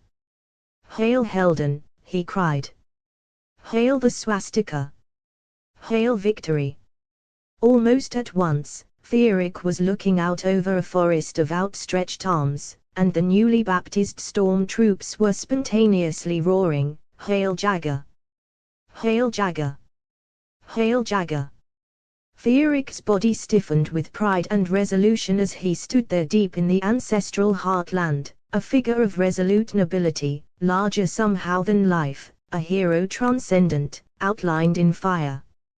From the outset, Fierik had determined that it would be neither wise nor appropriate for him to slink into Walder unannounced like any common traveler. When he entered the city it must be done with proper heralding and sufficient flourish. This meant that first of all he must secure his position as unquestioned leader of the party, that secondly changes in nomenclature and style must be made, and that finally his ragged troop of motorcyclists must be properly outfitted and drilled and decked out with new party uniforms and colors of sufficient dash. Only then would he enter Walder at the head of the Knights of the Swastika. Therefore, he had commanded Bojel to rent a meeting place of sufficient size and isolation and summon the party notables thence. Bojel had rented an empty hunting lodge situated on the flattened crest of a small mountain within the Emerald Wood but close to its northern margin, perhaps 2 hours by road steamer from Walder, which lay on the rolling plain to the north. In order to reach the lodge, the party leaders would have to traverse a long winding dirt road which climbed to the crest through thick groves and wild ravines, making their journey a matter of some psychological import. The lodge itself was a simple but impressive edifice, a long, low, one-story building of granite and mortar facing the rude courtyard where the dirt road ended, with a formal entrance trimmed with wood planking and set off with native trees and shrubbery. From this facade of the building, one looked down on an endless sea of woodland greenery, soothing to the eye, and comforting to the spirit. Inside was a great common room flanked left and right by wings of sleeping cubicles sufficient to accommodate several score men. This hunting lodge, empty in this season as it was, suited Fierik's purpose ideally. It was close enough to the city to facilitate the necessary preparations while isolated enough to assure secrecy. Moreover, the very act of summoning these urban fellows to such a rustic setting served notice upon them as to the measure of unquestioning loyalty their new leader required of them. Further, it deprived them of whatever psychological advantage they might have gained from meeting Fierik on their home ground. Iron control must be established at the outset. Fierik chose to receive the party leadership in the great hall itself. The walls of this chamber were naked stone and the floor was rough wooden planking. A ring of torches up near the base of the high-vaulted stone ceiling augmented the afternoon light, and a hearty fire blazed in the great fireplace built into the west wall. The walls themselves were decorated with antlers, stags' heads, rifles, bows, spears, truncheons, and various other paraphernalia of the hunter's calling. In the center of the room was a large oaken table covered with a cloth of red velvet upon which the great truncheon of Held rested in all its gleaming splendor. Rows of plain chain had been set up along the long sides of the table. Fierik himself sat at the head of the table on a chair slightly higher than the others facing the entrance to the hall. Behind him, the doors to a rude balcony had been flung open, revealing a breathtaking view across the northern fringes of the wood and the rolling plain beyond, neatly divided up into a checkerboard of freehold farms. Walder itself shimmered like a spectral city on the bare edge of visibility. A dozen knights of the Swastika, still attired in their barbaric splendor, stood guard at strategic points around the room while Bojel, Stepar, and 6 more ex-Avengers met the road steamer in the courtyard. Fierik himself had donned a brown hunter's tunic of exaggerated austerity which was sure to stand out from whatever the others might wear due to its utter lack of adornment. All in all, it seemed to Fierik that he had prepared a proper welcome. As he had ordered, Stepar knocked loudly on the heavy wooden door, formally requesting entrance. Fierik gave the order, and one of the knights flanking the door opened it with a somewhat ragged flourish, albeit more or less in the spirit which he had been taught. Bojel and Stepar led in an altogether motley crew of middle-aged, somewhat pallid, and not a little threadbare creatures, a half-dozen of them in all. The best that could be said of these nabobs of the human Renaissance party was that they were clearly examples of the pure human genotype and projected a certain aura of dogged if forlorn determination. Besides Stepar and the 6 sturdy, high-spirited ex-Avengers who brought up the rear of the group, the party leadership cut a sorry spectacle. As the men approached him, Fierik felt a fleeting pang of annoyance at the caliber of the material he was expected to lead. But his mood immediately brightened when Stepar, with perhaps too much of a comradely grin on his face, came to a halt at the foot of the table with a nice snapping of his both heels together, shot out his arm in the ancient royal salute, and bellowed, "Hail Jagger!" Instantly, the ex-Avengers all brought their both heels together, saluted with suitable vigor, and echoed the salutation 18-fold. What they presently lacked in precision and dash they made up for in enthusiasm. For a moment, the party leaders looked round, apparently unsure of what was expected of them. Then Bojel saluted, and shouted "Hail Jagger" in a clear voice of utter sincerity. Somewhat uncertainly and with absolute lack of spirit, the gaggle of clerk-like men raggedly aped the salute and managed to utter the salutation. At this point, it was as much as could be expected. Bojel made the introduction admirably short and simple. "Truman, our new leader, Fierik Jagger." "Greetings," Fierik said.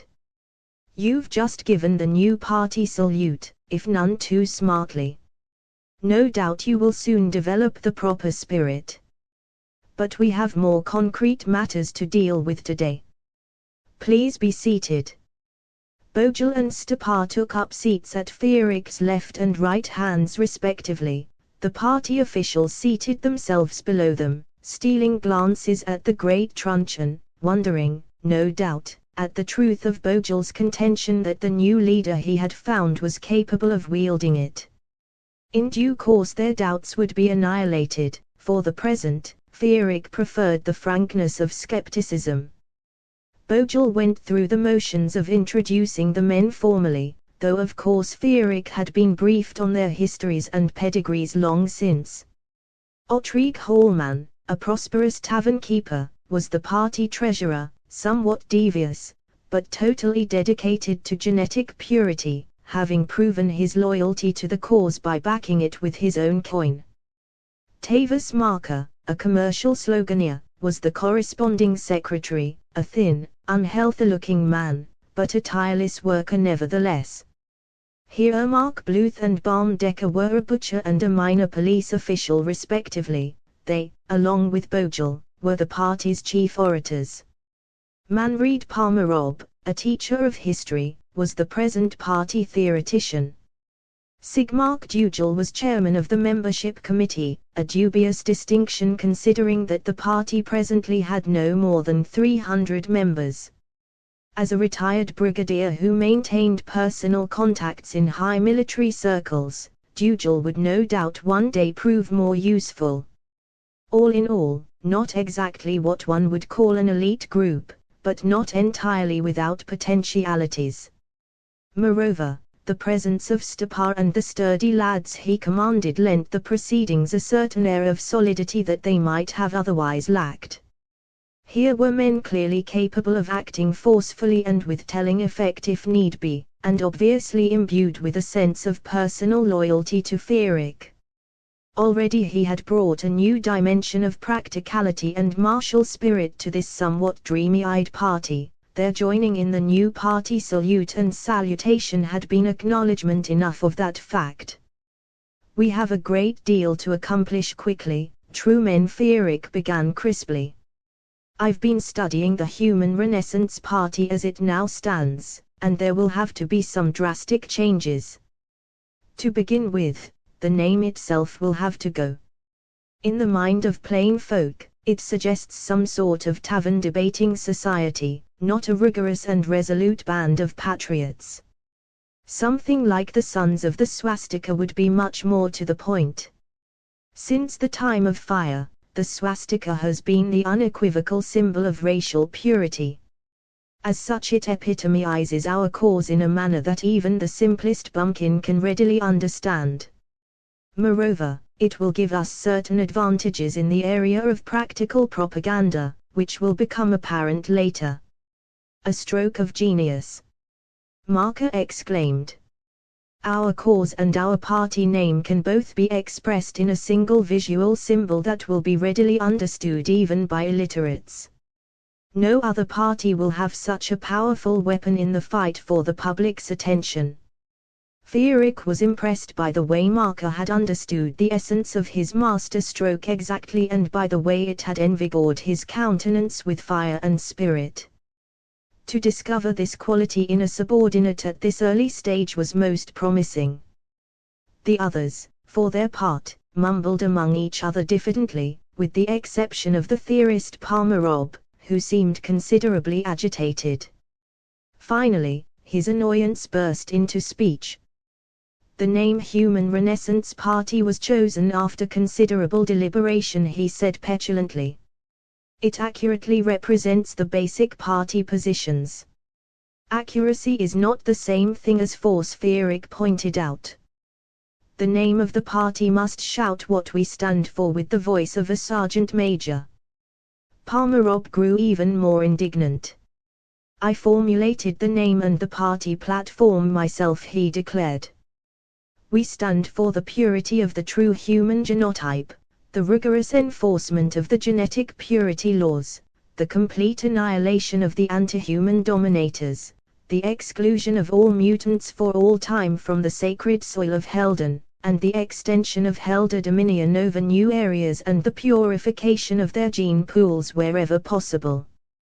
This is the formula for a renaissance of true humanity, thus the name Human Renaissance Party." Feerick rose slowly and placed his right hand casually on the handle of the great truncheon of Held. All eyes were instantly upon him.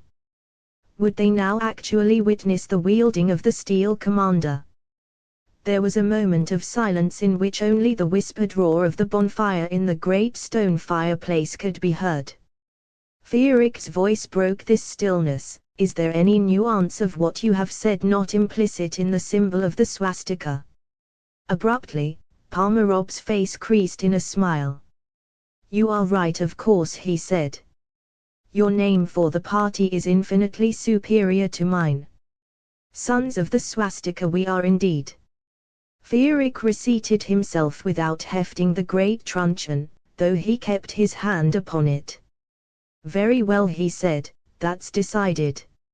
I've designed a party flag, armband, and various emblems around the swastika motif. I've also designed a uniform for the Knights of the Swastika, our stormtroop arm.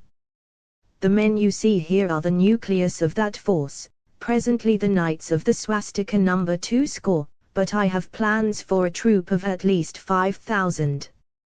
The generals of the Star Command would not look with favor or indifference on such a private army," Dougal pointed out. Feerick smiled. "I don't doubt for a moment the fanatic patriotism of the professional officer corps," he said. "We share a common cause with the army, and ways shall be found to convince the Star Command of that fact. No doubt your own experience and expertise in these areas will prove invaluable in this regard." Dougal's concern seemed somewhat eased, though a certain hint of skepticism still lingered on his countenance. As for the others, Holman had not revealed himself at all, while the two party orators, Bluth and Decker, radiated a certain aura of hostility. Pomerov and Marker seemed keen and enthusiastic. Bogle was of course his original champion, and Stepa was dedicated to his person with a childlike fervor.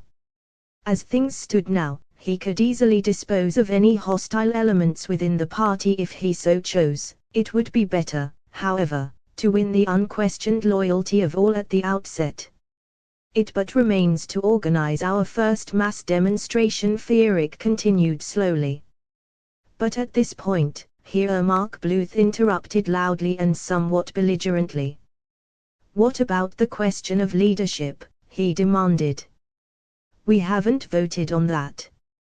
Bogle is at present our Secretary General and titular head. You, Truman Jagger, have no title at all. I'm perfectly willing to resign the Secretary Generalship in favor of Fierik, Bogle suggested. I would content myself with the title of Executive Chairman under his leadership. We haven't elected Jagger our leader as yet, Bluth insisted. I demand a vote. Fierik pondered the situation. Bogle, Pomerov, and Marker would undoubtedly vote in his favor. Bluth and Decker would probably vote against him. The positions of Hallman and Dugel were unknown, though in a pinch he could probably rely on the retired brigadier. Moreover, he could rightfully claim a voice for himself, and, for that matter, for Stepa. He could not lose a vote. Nevertheless, he would lose a certain measure of absolute authority if he allowed the party officials to vote him the leadership, and to permit any such vote to be less than unanimous would be disastrous. He must lead by unassailable right, not by leave of some council of notables. You will retain the title of Secretary General, Bogle, he said. It suits your style better than mine. For my part, I am content to be known simply as Commander.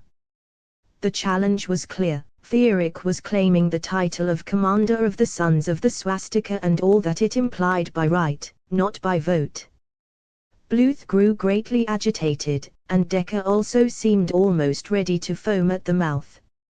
Bogle, Marker, Pomerov, and Stepa obviously understood and agreed, while Hallman still did not reveal himself, and Sigmark Dugel seemed to approve of the martial ring of the new title of absolute leadership. Decker finally asked the question that Fierik had hoped would be put: by what right do you claim the leadership of the party without benefit of a vote? Once again Fierik rose deliberately to his feet, his right hand still resting lightly upon the great truncheon of Held. A gust of wind blew into the room from the open doors behind Fierik, setting the torches around the ceiling to flickering wildly. Behind him, the late afternoon sky was a deep blue tinged with traces of orange, and the great central plain of Helden lay spread at the foot of the mountain top beyond the bastion of the forest. Framed by this mighty vista in the flickering torchlight, his hand on the primeval scepter of the Helden nation, Fierik seemed the incarnation of the legendary heroes of the dim past, and even Bluth and Decker could not but be somewhat awed. He who wields this great truncheon is the true ruler of all Helden by genetic right, a right that goes far deeper than any law of party or council, Fierik said. Is there a man among you who believes that the great truncheon of Held is his to wield? All were cowed to silence. Slowly and deliberately, Fierik clasped his right hand around the handle of the steel commander. With an easy motion, he swept the great truncheon into the air high over his head. Then he brought the steel commander down upon the heavy oaken tabletop and smashed it to flinders. It was Bluth himself who led the others to their feet, saluting smartly, and shouting, "Hail Jagger!" 6 Roaring across the plain toward the suburbs of Walder came a grand procession, the dash, sound, and color of which was enough to take the breath away and set the heart singing. 2 long rows of motorcycles howling down the road at 50 miles an hour at the rear of a sleek black gas car. Gone were the barbarian rags of the Black Avengers, replaced by the stylishly cut brown leather uniform of the Knights of the Swastika, set off with high-peaked foresters' caps also of brown leather. bearing bronze medallions of the new party crest, an eagle bearing a swastika shield. Behind each motorcyclist trailed a red cloak emblazoned with a bold black swastika in a circle of purest white. This was repeated on the red armband each man wore on his right sleeve. The cloaks and armbands were miniatures of the four great red, black, and white party flags secured to the frames of the motorcycles at the front and the rear of the double column. These flags, flapping in the wind of passage, were dominated by the black and white swastika emblems at their centers, and affixed to sturdy brazen poles capped with the party shield. The motorcycles had themselves been redecorated to a uniform scheme. The frames were bright red, the fuel tanks done up in the color and design of the party flag, the panniers finished in unadorned gleaming chrome, the tail fins likewise of chrome and formed into the shapes of great lightning bolts. Fierik had well calculated the overall effect to stir the spirit and capture the eye of any true Helder. The black command car itself was unadorned save for small party flags above each front wheel. In the cab of the car were two uniformed knights of the swastika, a driver in the left seat, and a trooper beside him for the sake of symmetry. In the front of the open cabin sat Sef Bogel and Sigmark Dugel. Behind them, on a higher seat, sat Fierik. Bogel, Dugel, and Fierik were dressed in the uniform which Fierik had designed for the party elite.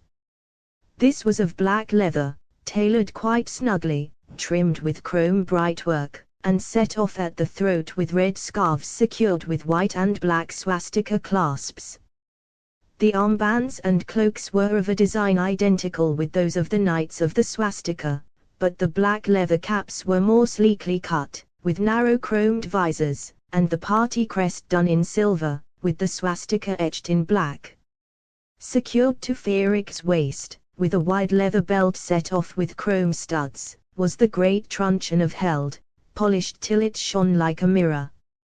Thus would Fierik Jagger enter the second city of Helden at the head of a dashing storm troop, a pageant of sound and power and color carefully designed by his own hand to set the soul of the beholder soaring. Indeed, the procession had already gathered a small following of private motorcycles, gas cars, and even bicyclists, pedaling frantically at top speed to keep up, by the time it reached the southern suburbs of Walder and slackened its pace to 30 miles an hour. Fierik realized that these folk had been drawn by the exciting spectacle of uniformed men dashing down the road at high speed, rather than by any loyalty to the party, since the new colors had never before been displayed. Still, those who responded to such a sight with fervent enthusiasm were most likely men of the proper Helder spirit. By some sixth sense, not to mention the mighty din that the column sent as a herald before it, the people of Walder were alerted to its passage long enough beforehand to line the streets before their sturdy and spotless brick homes as Fierik's car sped by. The clean concrete streets, the bright houses with their lawns and flower patches, the robust working folk in their clean blues, greys, and browns, the shopkeepers in their white tunics trimmed with all sorts of piping, the healthy-cheeked children, all presented a most pleasant aspect to Fierik's eye as he drove past the crowded walkways. The scene spoke well of the Helder gene pool and the healthy quality of the life of the city. It was bracing to view so many fine specimens of true humanity among such spotless surroundings. As the column drove deeper into the city, the crowds on the walkways thickened somewhat, and the buildings grew somewhat larger. 4- and 5-story apartment dwellings dominated now, rather than private houses. They too were of brick, much of it glazed in bright colors, and were graced with all manner of ornately carved wooden facades and private balconies. Trees and shrubbery provided shade and a soothing spectacle to the eye. The folk in this neighborhood seemed to Fierik to be somewhat less prosperous, for their garb was somewhat drabber and the shops a bit plainer, but he found the cleanliness and repair of everything in sight nothing less than exemplary. Here, too, the street was wider, and there was traffic of sorts which was constrained to scatter out of the path of the motorized parade, great numbers of bicycles, some gas cars and motorcycles, steam trucks of various sorts, and a municipal road steamer or two. Every time the column was forced to swerve around some oafish vehicle that was unable to clear the road in time, the command car and the motorcycles roared around the roadblock without slackening speed, and with a great loud rapping of the motorcycles' engines, to the delight of the crowds on the walkway, who broke into spontaneous cheering. The ragged army of bicyclists and assorted motorized vehicles that trailed along in the van of the storm troop had to follow the line of the parade as best they could. The proportion of shops to residential buildings increased as the parade neared the center of the city, and the buildings themselves were more imposing. Many reached 10 or even 15 stories in height, and they were constructed of brick or concrete or cement, faced with marble, brasswork, or carved stone facades. On street level, the buildings housed broad-windowed shops offering a rich variety of goods, foods of all sorts, wearing apparel, steam engines for the home with slave devices, home furnishings of every description, paintings and wall hangings, statuary, even private gas cars for those who could afford them. Judging from the sounds of machinery that could be heard and the bustling workers Frederick glimpsed occasionally through the upper windows, the upper stories of these great buildings were devoted to craft and industry. No doubt many of the goods offered for sale in the shops below were turned out right on the spot. There was a certain amount of dust in the air in this beehive of commerce and industry, but still the streets were free of any sort of offal, the walkways in every way admirably maintained and inviting. What a far cry from the ghastly sweat pits of Gormand! Frederick could sense the power of the city all around him in these precincts. No one could doubt that the racial genotype which constructed cities such as these was the genetic superior of any other population of sapient beings on the face of the earth. The world was rightfully held up by dint of evolutionary fitness. Here in the commercial center of the city, the crowds, stopping along the walkways as the spectacle roared by with a grand flourish of scarlet and swastikas, were quite impressed, and many of the good folk shouted out their spontaneous approval. Though few or none of them could have any idea of what the parade was about, or who the hero riding in state was, Frederick felt constrained to reward their instinctive approval with an occasional modest party salute. The good people would comprehend the significance of the gesture soon enough, and the spirit of enthusiasm that was being generated surely required some formal acknowledgement. Frederick was delighted at the great throngs that greeted the motorcade as it debouched upon the Emerald Promenade, the great wide boulevard which ran through the cultural and governmental heart of the city, throngs appropriate to the heroic scale of the official architecture. Here were some of the largest and most visible proofs of the grandeur of Helder civilization. The city hall was a massive edifice of white marble with a resplendent flight of formal stairs and a heroic facade of pillars, each capped with a bronze of a notable figure out of Helder history, the whole surmounted by a great dome of weathered green bronze. Each of the 8 tiers of the municipal theatre had its own facing of stone pillars supporting pediments rich with bas-reliefs of appropriate subjects, giving the whole massive building the airiness of a baker's confection. The Museum of Fine Arts was a low building of only 3 stories, but was designed as an endless series of wings that rambled off in all directions like a natural growth.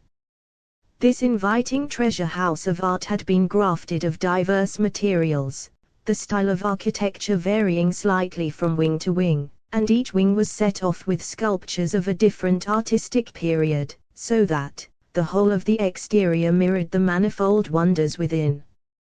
The various lesser public buildings were constructed on only a slightly smaller scale, and no effort had been spared in embellishing the least of them with heroic statuary, bronzes, and ornately worked stone, marble, or metallic facades. Each building faced an open square across the Emerald Promenade, so that the whole gave an effect of vast spaciousness as well as heroic scale. Fierik longed for the day when party parades would fill this great boulevard from walkway to walkway and 4 miles in length, bearing scarlet forests of party flags, marching to the beat of martial music and chanting patriotic songs. Soon enough that day would come, but, for now, the massed howl of motorcycle engines and the flash of flags and steel at speed were song and spectacle enough to set this stately boulevard vibrating with energy as workers and officials poured out of the buildings to observe its passage. The column swept up the full length of the Emerald Promenade, drawing an ever-growing comet's tail of vehicles and bicycles along, and then headed away from the center of the city in a northwesterly direction. The sun was waning, and Fierik's plan was to tour through the western section of the city before returning at dusk to the site near the center of Walder which had been chosen for the first mass rally, for surely sunset would be the most dramatic hour for what was planned. This course carried the convoy through another bustling commercial district, then an area of tasteful apartment dwellings. Slowly and subtly these well-maintained and spotless environs gave way to a neighborhood where the architecture of the dwellings was similar, but the facades rife with unrepaired damage, the walls begrimed, the plantings gone to seed and ill-tended, and the streets mired in rubbish and filth. Here the people in the streets wore soiled and worn garments and had sullen, vacant expressions. They lined the streets silently, an unhealthy-looking and altogether sorry spectacle, all too reminiscent of the dull rabble of Borgravia. To Fierik's trained nostrils, the reek of dominators hung fetid and heavy in this air. Fierik leaned forward and questioned Bojel, "What is this place?" Bojel turned to face him with a distasteful grimace on his thin features. "This foul warren is known as Greytown. It's a notorious den of universalists. The rabble here have been thoroughly infected with the pestilence of Zind. Periodically, they erupt from this cesspool in riots, demanding such obscenities as open borders, and the breeding of Sabuman slave creatures with the aid of advisors from Zind. When our colors are known to all, we dare not show ourselves in these precincts." On the contrary, Fierik informed him, "In the near future our storm troops must sweep through this area and slay the hidden doms responsible for this blight on true humanity. No one has ever succeeded in rooting all the doms out of this maze," Bojel said. "They are everywhere and nowhere. Then we must simply crack heads here until improvement in the situation proves that we have eradicated them all. The only way to destroy well-entrenched dominance patterns is with ruthless force enthusiastically and somewhat indiscriminately applied." As the column sped through the filthy streets past the unkempt gardens and grimy dwellings, Fierik vowed to save as many of these poor wretches as he could from their dom masters and return them to their true Helder inheritance. As for those too deeply enmeshed to be extracted from the dominance patterns short of death, to slay them would be a mercy, when one considered their present state. As the last rays of the sun fired the western hills with purple and orange and the lights of the city came on, Fierik's command car led the motorized column up the broad avenue which entered Brammer Park from the south. Here, on the flat crest of a gently rolling hill in the southern end of the park, Fierik would address the first mass rally of the Sons of the Swastika. Up the avenue, this hillside was clearly visible now, and Fierik could see the blazing 20-foot swastika of faggots that crowned the crest like a proud beacon. Cupping this breathtaking party ensign was a great semicircle of 10-foot torches. As the command car approached within a few blocks of the park, Fierik could make out the loudspeakers platform flanked by giant scarlet swastika flags immediately in front of the swastika bonfire, the massed party officials in black leather to the right of the platform, and the hired military band in knights' uniforms to the left. All seemed in readiness. Looking behind, Fierik saw the twin columns of motorcycles, scarlet swastika flags and cloaks snapping in the wind like a great red forest fire, The earth-shattering roar of the engines set the very molecules of the air to dancing. Far down the avenue behind this storm troop, he could make out a vast commotion of road steamers, gas cars, steam trucks and bicycles blocking the roadbed from walkway to walkway, and behind these vehicles a multitude of Helder scurrying along in the wake of the spectacle on foot. Truly the stage was set for a turning point in history. As Fierik's car approached the base of the hill, the knights of the Swastika executed a smart maneuver. The two columns of motorcycles sped up while Fierik's driver slackened his pace somewhat, so that the command car was now flanked on either side by a precise line of motorized storm troops. When the procession reached the very base of the hill where the giant fiery swastika and the line of torches stood out in bold relief against the blackening sky, another drill was performed. The two flag-bearing motorcyclists at the head of the column fell backward and inward, so that they became a color guard directly in front of the gleaming black command car. At once the flanking columns of motorcycles dashed ahead of the car and color guard, straight off the avenue, and up the slope of the hill toward the fire at its peak. As they roared up the grassy slope, they spaced themselves out evenly.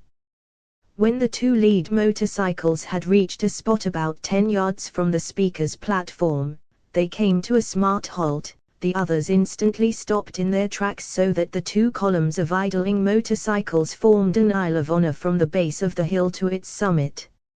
At the bottom of this corridor, the color guard and command car waited at idle for the great press of people boiling up the avenue to arrive on the scene.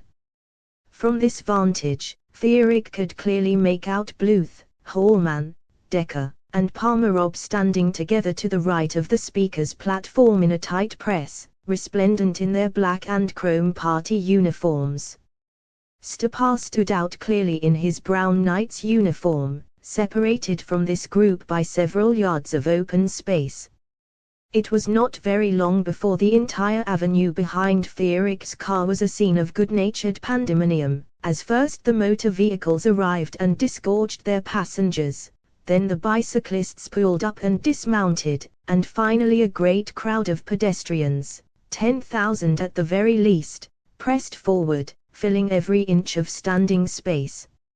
All were shouting and speculating to each other, raising a great hubbub, but no one dared set foot on the empty hillside where the Isle of motorized knights stood gunning their engines now and then, a metallic sound that cut through the human tumult like a knife.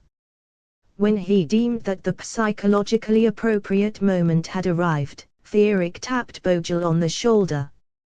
Bogel, in turn, tapped the knight beside the driver of the black car, who raised his arm in the party salute. Instantly, the band on the hilltop struck up a heady martial tune, and the two color guard motorcycles started up the hill through the Isle of Honor, bearing the two swastika flags before the command car.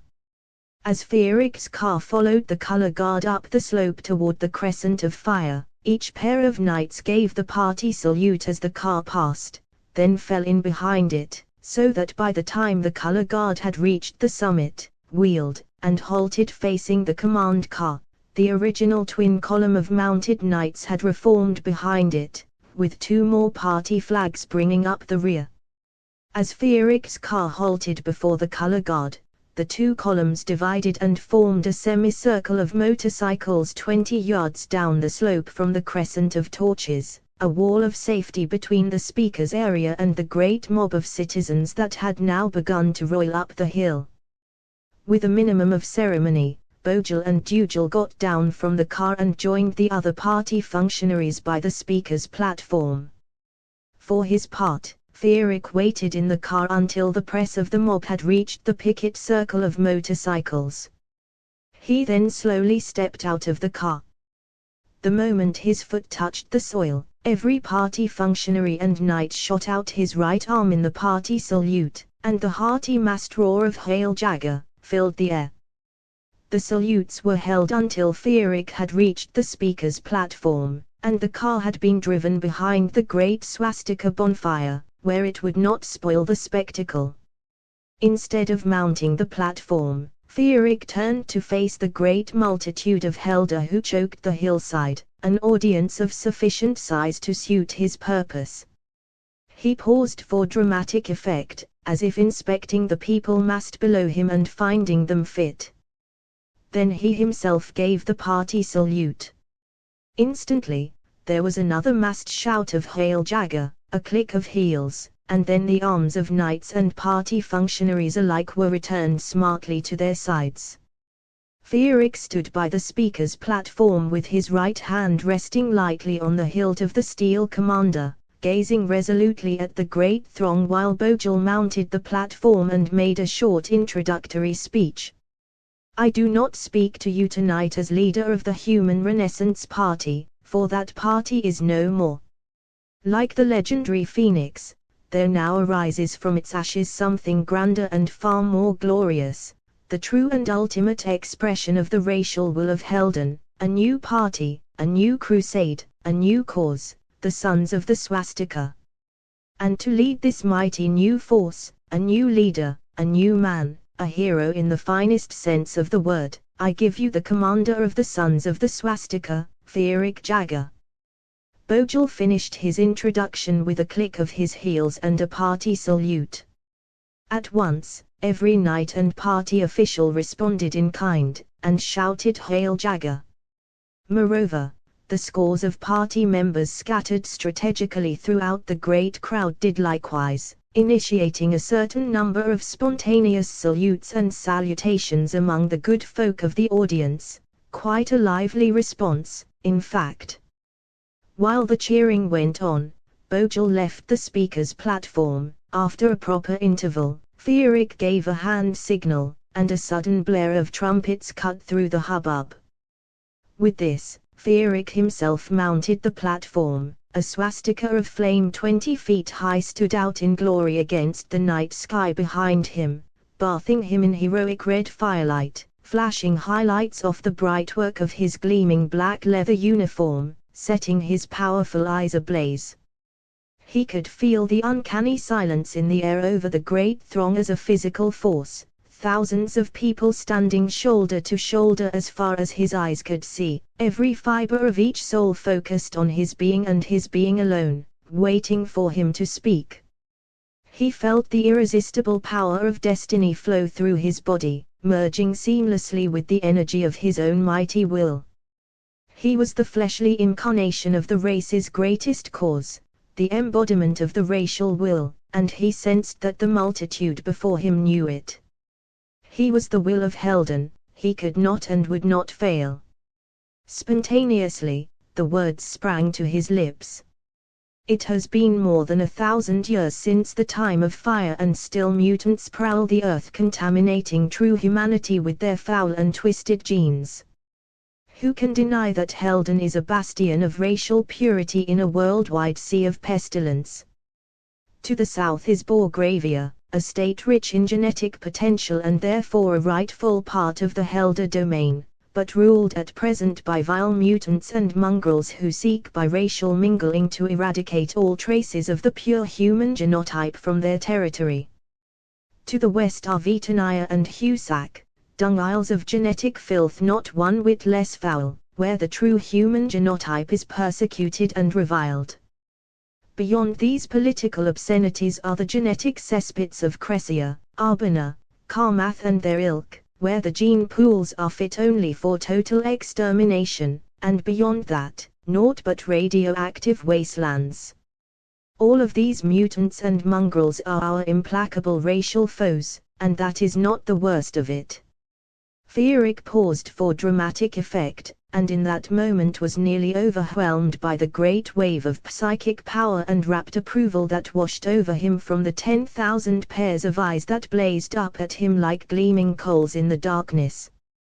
He could all but taste their bottomless hunger for more of the same. The Helder people had a racial longing for the plain unvarnished truth which had been too long unappeased. They were totally with him. No, that is not nearly the worst of it. Frederick roared. For to the east, lurking behind political jokes like Wallach and Malix, is the unimaginable vastness and unparalleled putrescence of the slave pits of Zind. Half the mutant population of the world under the control of a handful of dominators. Vast resources and a gigantic population at the command of foul doms whose grandest desire is to exterminate the last vestiges of true humanity from the face of the earth and rule a worldwide soulless slave rabble for all time. And that is not the worst of it. Once again Feerick paused, and, as he did, the intake of breath among the multitude before him was actually audible. He was awakening their dormant instincts of racial will and righteous indignation. He was setting their spirits aflame by daring to utter the simple truth. He was forming a juggernaut of racial power. The worst of it is right here in Helden, he continued. Here we have a government of cowards and weaklings who lick the boots of the feckless rabble by hinting at the breeding of brainless slavish and relaxing the rigor of the genetic purity laws. Thus do they hope to preserve their own worthless hides against the day of reckoning that must surely come. In Helden, the last hope of the true human genotype, we have a government of imbeciles who flirt with the stinking universalists while knowing full well that universalism is the cynical concoction of the dominators of Zind. In Helden, the fatherland of human purity, we are infested with an unknown number of secret doms dedicated with inhuman fanaticism to our total destruction. This time when Feerick paused there was not silence but rather a great commotion of angry voices. A forest of fists waved in the air, and there was great shouting of both indignation and approval. The deepest racial instincts of the crowd were now fully aroused from the lethargy into which they had been cozened. There was power in the air and a thirst for dominator blood. What is needed now is a new fanatic determination to preserve the racial purity of Helden. What is needed now is a government with the iron will to purge all Helden of the last dom and the last contaminated gene with steel and fire. What is needed now is an external policy ruthlessly dedicated to the total and final conquest of the last inch of habitable soil on the face of the earth by the forces of true humanity. What is needed now is a new party of heroic force and fanatic zeal to fling the present rabble from power and onto the dung heap of history. What is needed now is leadership willing and able to lead the Helder people to crushing and final victory over all the doms and mutants and mongrels who oppose us. What Helden now needs is the utter fanatic support of all true men for the sons of the Swastika. An overwhelming shout of approval went up from the crowd. 10,000 and more arms shot up again and again in repeated spontaneous saluting. Feerick let this hearty demonstration go on for quite some time while he stood gazing out over the wildly cheering multitude, a figure of utter resolution haloed in the fiery orange glow of the giant swastika which dominated the sky behind him. Then, with a dramatic flourish, he drew the great truncheon of Held, and held the lightning-edged silvery weapon before him in the party salute. Murmurs and gasps went through the crowd as recognition of the legendary steel commander passed among them. In a minute or two, there was utter silence. The gleaming headball of Feerick's shaft caught the glow of the firelight and blazed like a miniature sun as he raised the weapon high over his head, straining his voice to the utmost as he addressed the people in a truly heroic voice. I hold in my hand the great truncheon of Held, and thus do I claim sole rightful rule of all Helden and what lies beyond, not merely for myself, but in the name of the Swastika. I dedicate myself, the sons of the Swastika, and this sacred weapon to the repurification of all Helden with blood and iron, and to the extension of the dominion of true humanity over the face of the entire earth. Never will we rest until the last mutant gene is swept from the face of the planet. Miraculously, as with one great voice, and with uncanny precision, the huge throng shot every right arm into the air and chanted, Hail Jagger! Hail Jagger! Hail Jagger! The sound seemed fit to split the heavens asunder and cow the very gods. Beaming, Fierik sheathed the great truncheon, and returned the salute. Incredibly, the sound of chanting was redoubled in volume and fervor, and the saluting became a bone-snapping frenzy. The joy of the moment buoyed Fierik's soul to undreamed heights of racial glory. 10,000 and more Helder had become fanatically loyal to the party. As a torch had ignited the great swastika of wood that blazed behind him, so had his words and will ignited the swastika in the souls of these good Helder. As the swastika of flame lit up the night sky with tongues of orange fire, so would the swastika of the Helder soul light up the darkness of the spirit and emblazon the ensign of the new age across the heavens. 7. The sons of the swastika occupied the 4th floor of a 10-story stone building, the rest of which was rented out to an assortment of tradesmen, small businesses, physicians, and the like. At Fierik's order, Hallman had selected a situation in which the party was the landlord's most important tenant. In fact, he had gone Fierik one better and rented the suite from a crony who was deep in his debt. As a consequence, although the party occupied only one floor of 10, Fierik had been able to dictate a redecoration of the entire facade of the building.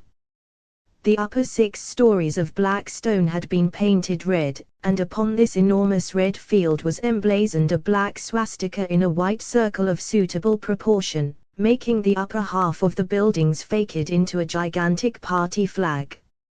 Immediately below this was a large bronze plaque proudly proclaiming, "National Headquarters of the Sons of the Swastika." 2 large party flags overhung the street. All in all, Fierik had been able to make the facade of this ordinary building suit his style and purpose. Since party headquarters was quite literally a giant red flag in the face of the universalist scum, suitable security precautions had been taken. A squad of uniformed knights armed with pistols and truncheons stood along the walkway, screening the entrance from the street at every hour of the night and day. 4 more guards stood by the door itself at all times. On the roof of the building were 4 machine gun positions, constantly manned, and covering every approach. Patrols of 6 knights each marched regularly around the building in short intervals, day and night. Inside, every floor was constantly patrolled by armed knights, and the 4th floor itself could only be entered by 2 staircases, both of which were protected by machine gunners. Across a side street from the headquarters, a vacant lot had been surrounded by a high wire fence through which coursed a powerful electric current generated by a steam engine within the perimeter. The headquarters garrison of knights lived inside this compound in a series of low wooden barracks. 200 motorcyclists and their steeds were included in this complement. In the event of an attack on party headquarters, the scum would be caught between the men in the building and these motorized storm troops and crushed utterly. It might even be possible to fend off an attack by elements of the regular army for an extended period.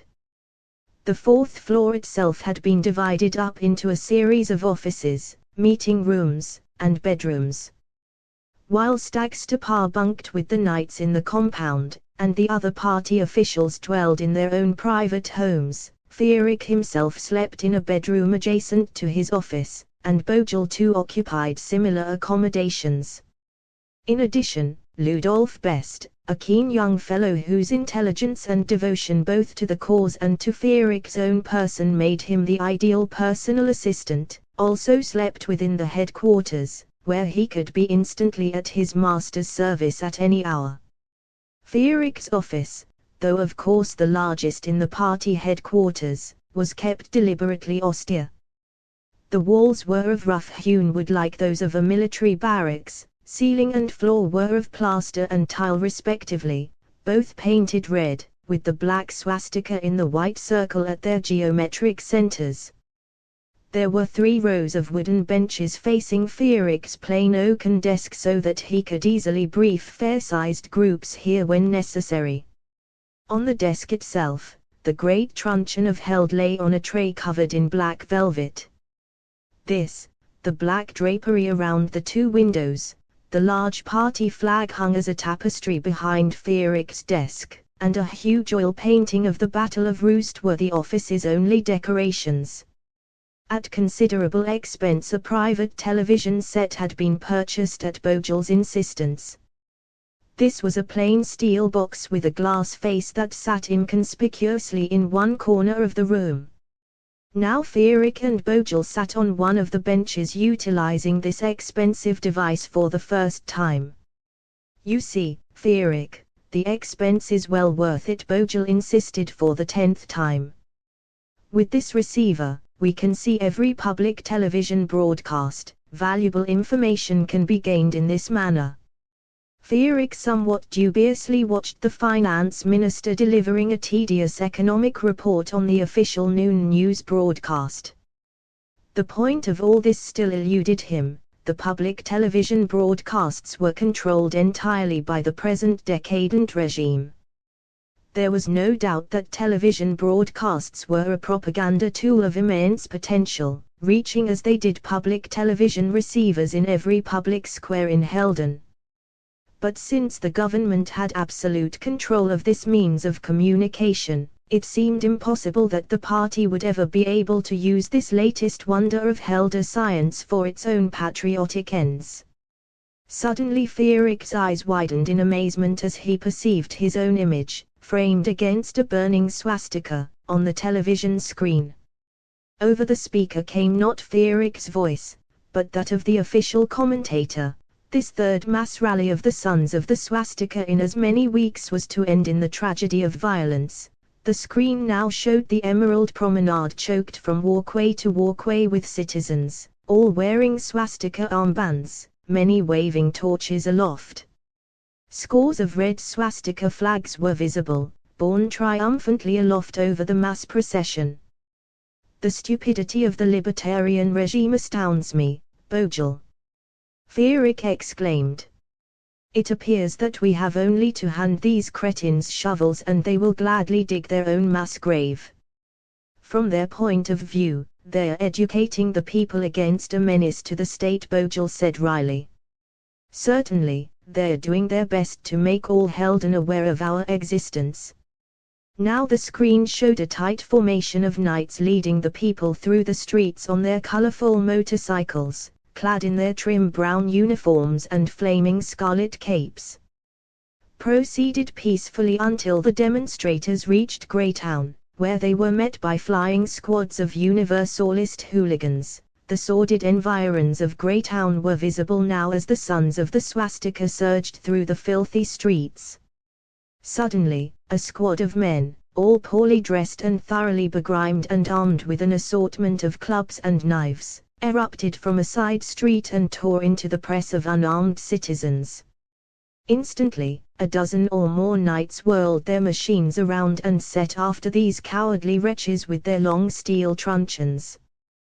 Those few Universalist thugs who were not felled in a minute or so of smart action fled howling from the scene with gashed heads bleeding. Although the government commentator went prattling on about swastika gangs and Universalist hooligans settling their differences in the streets to the detriment of the body politic, Feeric knew full well that the good Helder watching the spectacle in public squares throughout all Helden would pay more heed to their own eyes than to the ravings of some government jackanapes, and what they saw was the swastika triumphant. So far had putrescence set in the brainpans of the racial traitors that they were broadcasting swastika propaganda without even knowing it, since the sight of massed men behind the ensign of the swastika, and these gloriously triumphant, spoke to the heart, while the best that the stale condemnation of the prim announcer could arouse was a certain biliousness in the viewers' stomachs. There must be some way to dupe these morons into granting the party some access to the public airwaves, Feeric said. If we could broadcast our own propaganda to every square in Helden, we could sweep the degenerates out of power and into the sewage heap where they belong in a month or two. As it is, we still have ways of at least getting our spectacles shown, Bogel pointed out. Feeric grinned and nodded. A few dead Universalists in the gutter after a rally, and television coverage is virtually assured. As Bogle turned off the television receiver, Ludolf Best, a slim, intense, blond young specimen of true humanity, quite dashing in his trim black party leathers and scarlet cloak, entered the office, walked smartly up to Feerick, clicked his heels, gave the salutation, saluted, and stood at rigid attention. "What is it, Best?" "My commander, Brigadier Waffing, is here and requests an immediate audience." "What do you know of this Waffing, Bogle?" Feerick inquired. "An important figure," Bogle replied. "A commander of aerial dreadnoughts during the war, quite a young hero. Although his family has considerable wealth, he successfully pursued a military career after the war, before finally resigning his brigadier's position as a protest against the weak-kneed policies of the present regime. This Waffing seemed a true patriot and a man of considerable spirit, Feerick thought, and more to the point, he no doubt retains powerful influence in military as well as economic circles." "Show him in," Best Feerick ordered, rising, crossing the room, and seating himself behind his desk for the sake of dignity. The man that Best ushered into the office cut an extravagant if not quite comic figure. Waffing was tall, with regular features bespeaking the highest genetic purity, and had a bluff, hearty, manly look about him, but he had put on considerable weight since his flying days. He was dressed in a grey military-style tunic trimmed with plenty of gold braid and wore a bright blue cloak. This style on an ordinary man of Waffing's considerable girth would have been ludicrous, but Waffing himself projected a sufficient aura of will and manhood to carry it off. The two men marched in step to Feerick's desk, and to his delight and surprise, Waffing joined Best in the party salute, and greeted him with a quite enthusiastic "Hail Jagger." Beaming congenially, Feerick returned the salute, ordered Best to depart, and bade Waffing be seated on the front bench next to Bogle. Something about Waffing appealed to Feerick's instincts, entirely apart from the uses to which a man of such position might be put. "I can see you're a fellow I can talk plainly to," Jagger Waffing said in a deep, bluff voice. "A man much like myself. I like what you're doing. As I've said many times myself, the only way to treat enemies of genetic purity is to smash their skulls, and I'm glad to see that there's finally a party in Heldon dedicated to doing just that. I like the things you say, Jagger. I've been saying most of them myself for years, but I don't have your way with words, and besides I had no intention of soiling myself with involvement in the pettiness of electoral processes. But you've clearly made the sons of the Swastika an expression of racial will rather than a society for generating hot air, and I'm therefore pleased to offer you my services." Feerick was deeply touched by this profession of loyalty from a man of such caliber.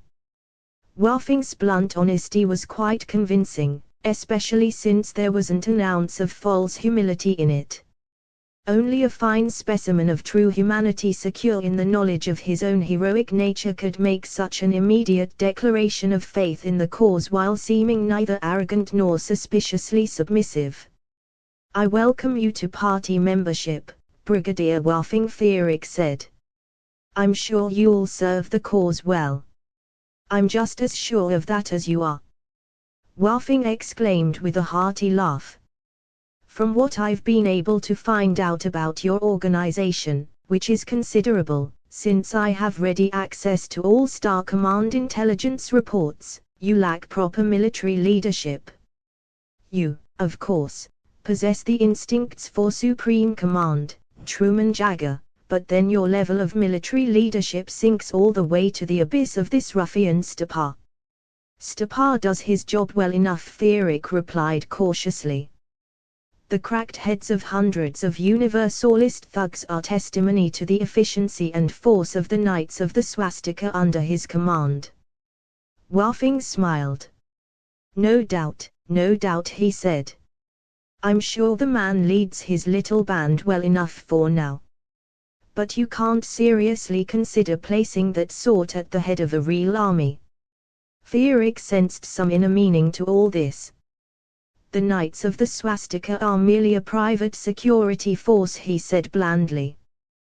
They are hardly an army. I'll speak bluntly, Wafing said.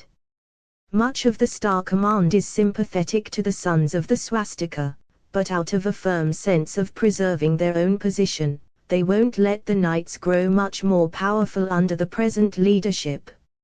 Under the present leadership, you can hardly expect the Star Command to trust the friendly intentions of a powerful force led by such as Stapa. On the other hand, if your storm troops were led by a man whom the generals trusted, they would be more secure in their belief that the Knights of the Swastika represented an ally rather than a rival. Fierik could not help chuckling aloud. A man such as yourself, he asked Wafing. Wafing put on a broad, mock-humble expression. It's true that I'm an experienced leader of men and that I have the confidence of the Star Command, he said. As for my personal qualifications, I would not presume to advise you in that regard, Commander Jagger.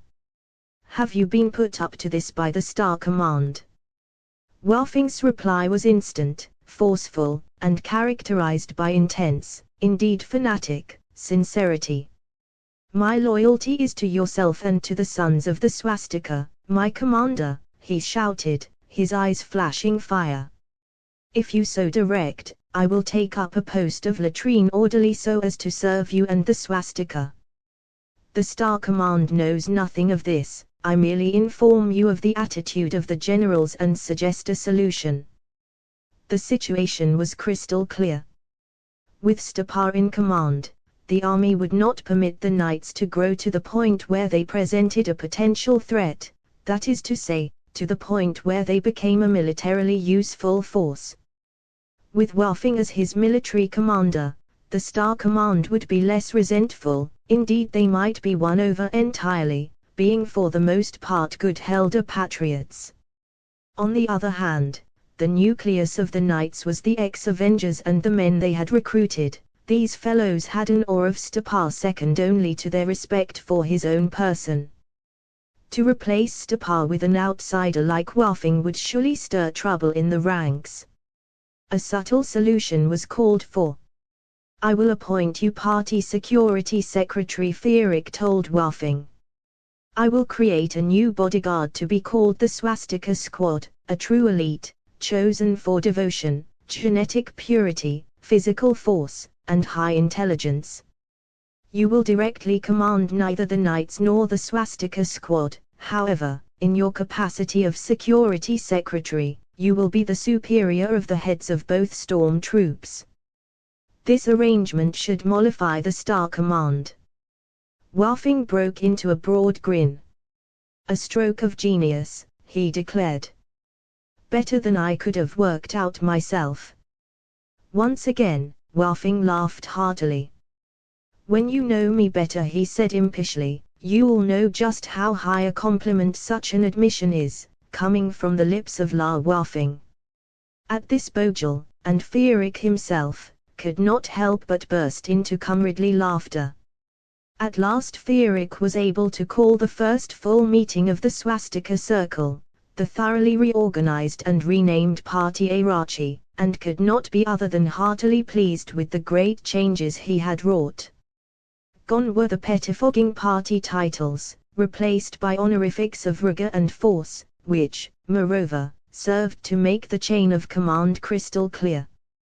Gone were the idiosyncratic styles of personal garb with which the party leaders had first greeted Fierik's eye, with the exception of Stapa in his brown knight's uniform. Every man seated around the plain oaken table in the Stark conference room was resplendent in the black leather of the party elite. Moreover, the makeup of the Swastika Circle fully reflected Fierik's will. Bojel was now High Commander of Public Will, in charge of both formulating the aims of the party and making those aims the desires of the Helder people, thus banishing the likes of Palmerob and Marker from high party circles. Hallman was still party treasurer, but without the rank of High Commander, a distinction that made the relationship of economic necessity and party policy abundantly clear. Whiffing was High Commander of Security. Stapa had been given the ambiguous title of Commandant of the Knights of the Swastika, which ranked him below Whiffing, although he was entitled to a place on the Swastika Circle. For the sake of symmetry, Boris Rimler, Commandant of the new Swastika Squad, had also been admitted to the Swastika Circle. In order to emphasize the absolute supremacy of his position as Supreme Commander, Fierik had appointed Best to the Swastika Circle with the full rank of High Commander, though the lad lacked even a single subordinate in the line of command.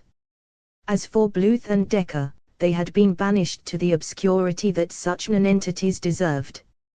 All in all, the party's house had been put firmly in order for the heroic struggle to come. Fierik opened the meeting without formalities. The atmosphere was more that of a meeting of comrades to discuss battlefield strategy than of a bourgeois party hot air session. Our ultimate goal is the re-establishment of true human rule over the habitable earth and the extinction of all subhuman sapiens. The first major step in this direction must be to establish the absolute rule of the swastika in Helden. We must now take practical steps to bring us to total power. This forthright statement was greeted with fervent enthusiasm. Rimler in particular seemed to shine with fanatic fire. His icy blue eyes and thin aquiline features radiated an almost palpable patriotic frenzy. With 500 cycles and 5,000 troopers the knights can take Walder in a day, Stapa promised. With 1,000 cycles and 10,000 men, we'll march on Heldheim and squash the bugs with our boots. It's not that simple, Whiffing said, without raising his voice in anger. If the knights take Walder or march on the capital, the government will order the army to crush us. Rather than display fear in the face of an armed enemy, the Star Command will move against us and our cause will be lost. We cannot hope to defeat the regular army in an all-out civil war. I myself favor the electoral method, Bogle said. There will be a council election soon, all 9 seats will be at stake. I feel confident that we can elect at least Fierik to the council. With Fierik in Heldheim as a councillor, we certainly should be able to place 4 more men on the council in the election after that, only 5 years hence. Rimler's thin, shiny face blazed with indignation. We cannot think of waiting 5 years to seize power, he exclaimed. How many genes will be lost in 5 years? How much deeper will the DOMs worm their way into the body of Helden? How much stronger will the Universalists grow? It is our sacred racial duty to seize absolute power with the least possible delay. Well spoken, Fierik declared. There was no doubt that he had chosen well when he picked Rimler out of the ranks to head the SS. The fellow was a brilliant but utterly pragmatic idealist, and he had stated the moral imperative precisely. The twin red lightning bolts that Fierik had made the special ensign of the SS well suited his vigor and style. Rimler was a fine model for the elite of genetic purebreds he would command. Rimler's speech had only confirmed the moral and pragmatic suitability of the plan upon which Fierik had already decided. To commit the party to seeking power by means of decadent electoral legalism alone would be treason to the sacred cause of genetic purity. However, a political campaign would give party propaganda a most useful focus, and, more to the point, each candidate for the council was given 1 hour of national television time a week to use as he saw fit. I have decided our immediate course, Fierik declared. I and I alone will seek a council seat. The fact that my candidacy will give us access to 1 hour of public television a week to fill with our own propaganda, which need not be confined to the banalities of electoral politics, is enough to convince me to run. Throughout the campaign, we'll stage mass rallies and displays of force. We'll drive the universalists from the streets with fist and iron and make things hot enough for the traditionalists and libertarians as well. The goal will not be so much to win the election as to impress the patriotic people of Helden with our determination to gain power and our genetic and ideological fitness to wield it. We will deliberately call down the wrath of the universalist goon squads upon us for the purpose of getting them to put their skulls in position for bashing. The party will not be used as a tool for winning the election, rather the election will be used as a tool for furthering the party's ultimate ends. At this, even the idealistic Rimmler joined in the general applause. The instrument of final victory had been forged. Now it would be wielded with ruthless fanaticism and overwhelming force. Heldheim Municipal Stadium was a vast concrete bowl that seated well over 100,000 people, and on the evening of the first mass rally of the Sons of the Swastika ever to be held in the capital, every last inch of seating room, and standing room as well, was packed solid with true humanity. The upper rim of the grandstand as well as the inner wall of the arena had been festooned with resplendent red, white, and black swastika bunting, which made for a fervent patriotic atmosphere. A speaker's platform had been erected in the exact center of the arena floor. This was a simple cube of white painted wood 10 feet on a side. Upon it, the speaker would be visible from every corner of the stadium. Surrounding the speaker's platform and filling the arena floor was a sea of uniforms and fire. 8,000 knights of the swastika in their brown leather uniforms stood at attention holding flaming torches aloft. Among these knights stood 2,000 swastika squadsmen in black leather uniforms with special black capes, forming a great swastika of men centered on the speaker's platform.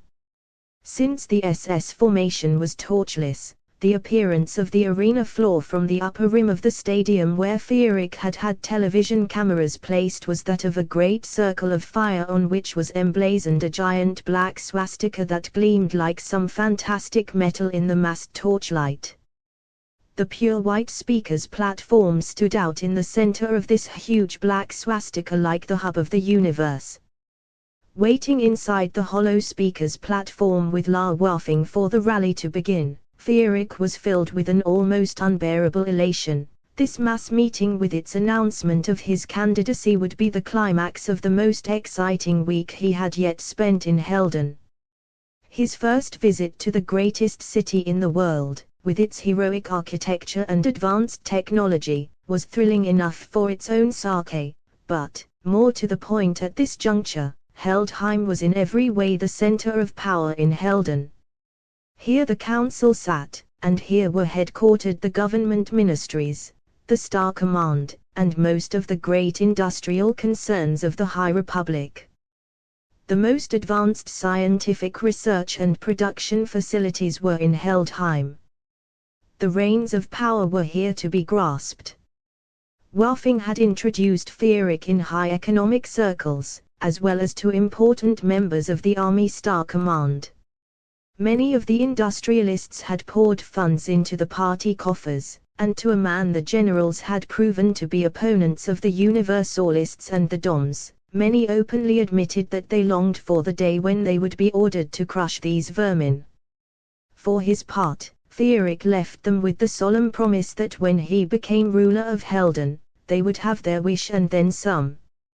Further, Fierik's fame had come to the capital before him, and little crowds of cheering citizens formed around him the instant he showed his face in public. Officers he had never seen greeted him with enthusiastic party salutes.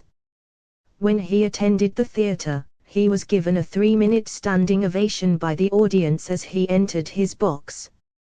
Thus he awaited the commencement of the rally with a sense of keen anticipation and overwhelming self-confidence. As the public television coverage commenced, La wafting, massively impressive in his black party uniform and red swastika cloak, shook his hand for luck, and then puffed up the wooden stairway, appearing on the speaker's platform to an avalanche of massed cheering and saluting. The hour of destiny had come. At this very instant, Vogel would be speaking in Waldesam Square, where thousands would be gathered about the public television receiver to hear Feeric's speech. Similar mass torchlight rallies were being held around public television receivers in every city, town, and village in Helden, and officials of the Sons of the Swastika, great and small, were at this very moment preparing to announce him. Woffing stepped up to the microphone and gestured for silence. In a moment a great hush filled the packed stadium. Woffing's introduction was surprisingly brief and to the point. Sons of the Swastika, fellow patriots, true Helder everywhere, I present the Supreme Commander of the Sons of the Swastika, our great and glorious leader, Feeric Jagger. At this, the scene in Heldheim Stadium became pure bedlam. The great crowd seemed determined to shout itself hoarse, while the sea of torches on the arena floor tossed madly, and the SS men in the great black swastika formation saluted again and again in perfect and fervent unison. Slowly, Feeric climbed the stairs and emerged onto the speaker's platform and into this awe-inspiring universe of name and cheering and massed saluting. At the sight of this heroic figure in his tight-fitting black and chrome uniform, his red swastika cloak trailing majestically behind him, the great truncheon of Held secured to his studded leather belt, twin red lightning bolts emblazoned on each of his high black boots, the enthusiasm of the great throng reached a new fever pitch of frenzy. Feeric clapped Woffing on the shoulder as he departed and then stood alone on the white platform at the hub of the great black swastika gleaming in the fiery sea of massed torches. He was totally surrounded, engulfed, by cheering, saluting, arm-waving Helder, the focus of the souls of thousands of people he could see all around him and millions more waiting for his word throughout the length and breadth of the land. The roar of the crowd was like the legendary heaven-shattering sky thunder of the ancients in intensity and magnificence, a sound that enveloped Feeric's being in mythic grandeur. Standing at the exact focal point in space and time of this turning point in history, his soul the center of a sea of patriotic fire, Feeric felt the power of cosmic destiny flow through him and fill his being with the racial will of the Helder people. In a very real sense, he was the pinnacle of the evolutionary force. When he spoke, he would advance the course of human evolution toward a new height of racial purity by an act of his own will. Through his lips would speak the collective voice of true humanity. At the moment of such an act, he was the party, he was the racial will, he was Helden. At the peak of the ovation, Feeric raised his hand in the party salute, and the almost instant silence was even more awe-inspiring than the tumult had been. The breath of the whole world seemed to be held in anticipation, waiting for him to speak. "Fellow Helder," he said simply, the echoes of his voice reverberating back to him and filling the massive silence with his presence, "I stand before you today to announce my candidacy for a seat on the Council of State. I stand alone as the standard-bearer of the Sons of the Swastika, for I run for the council not to join the decadent rabble who control that farce as one councillor among equals, but the better to bring this cabal of limperist traitors and cowards crashing down in pieces into the rubbish heap of history. Election of a swastika majority on the council would not be enough to save true humanity from the perils that beset it. Even a council composed entirely of sons of the swastika would not suffice.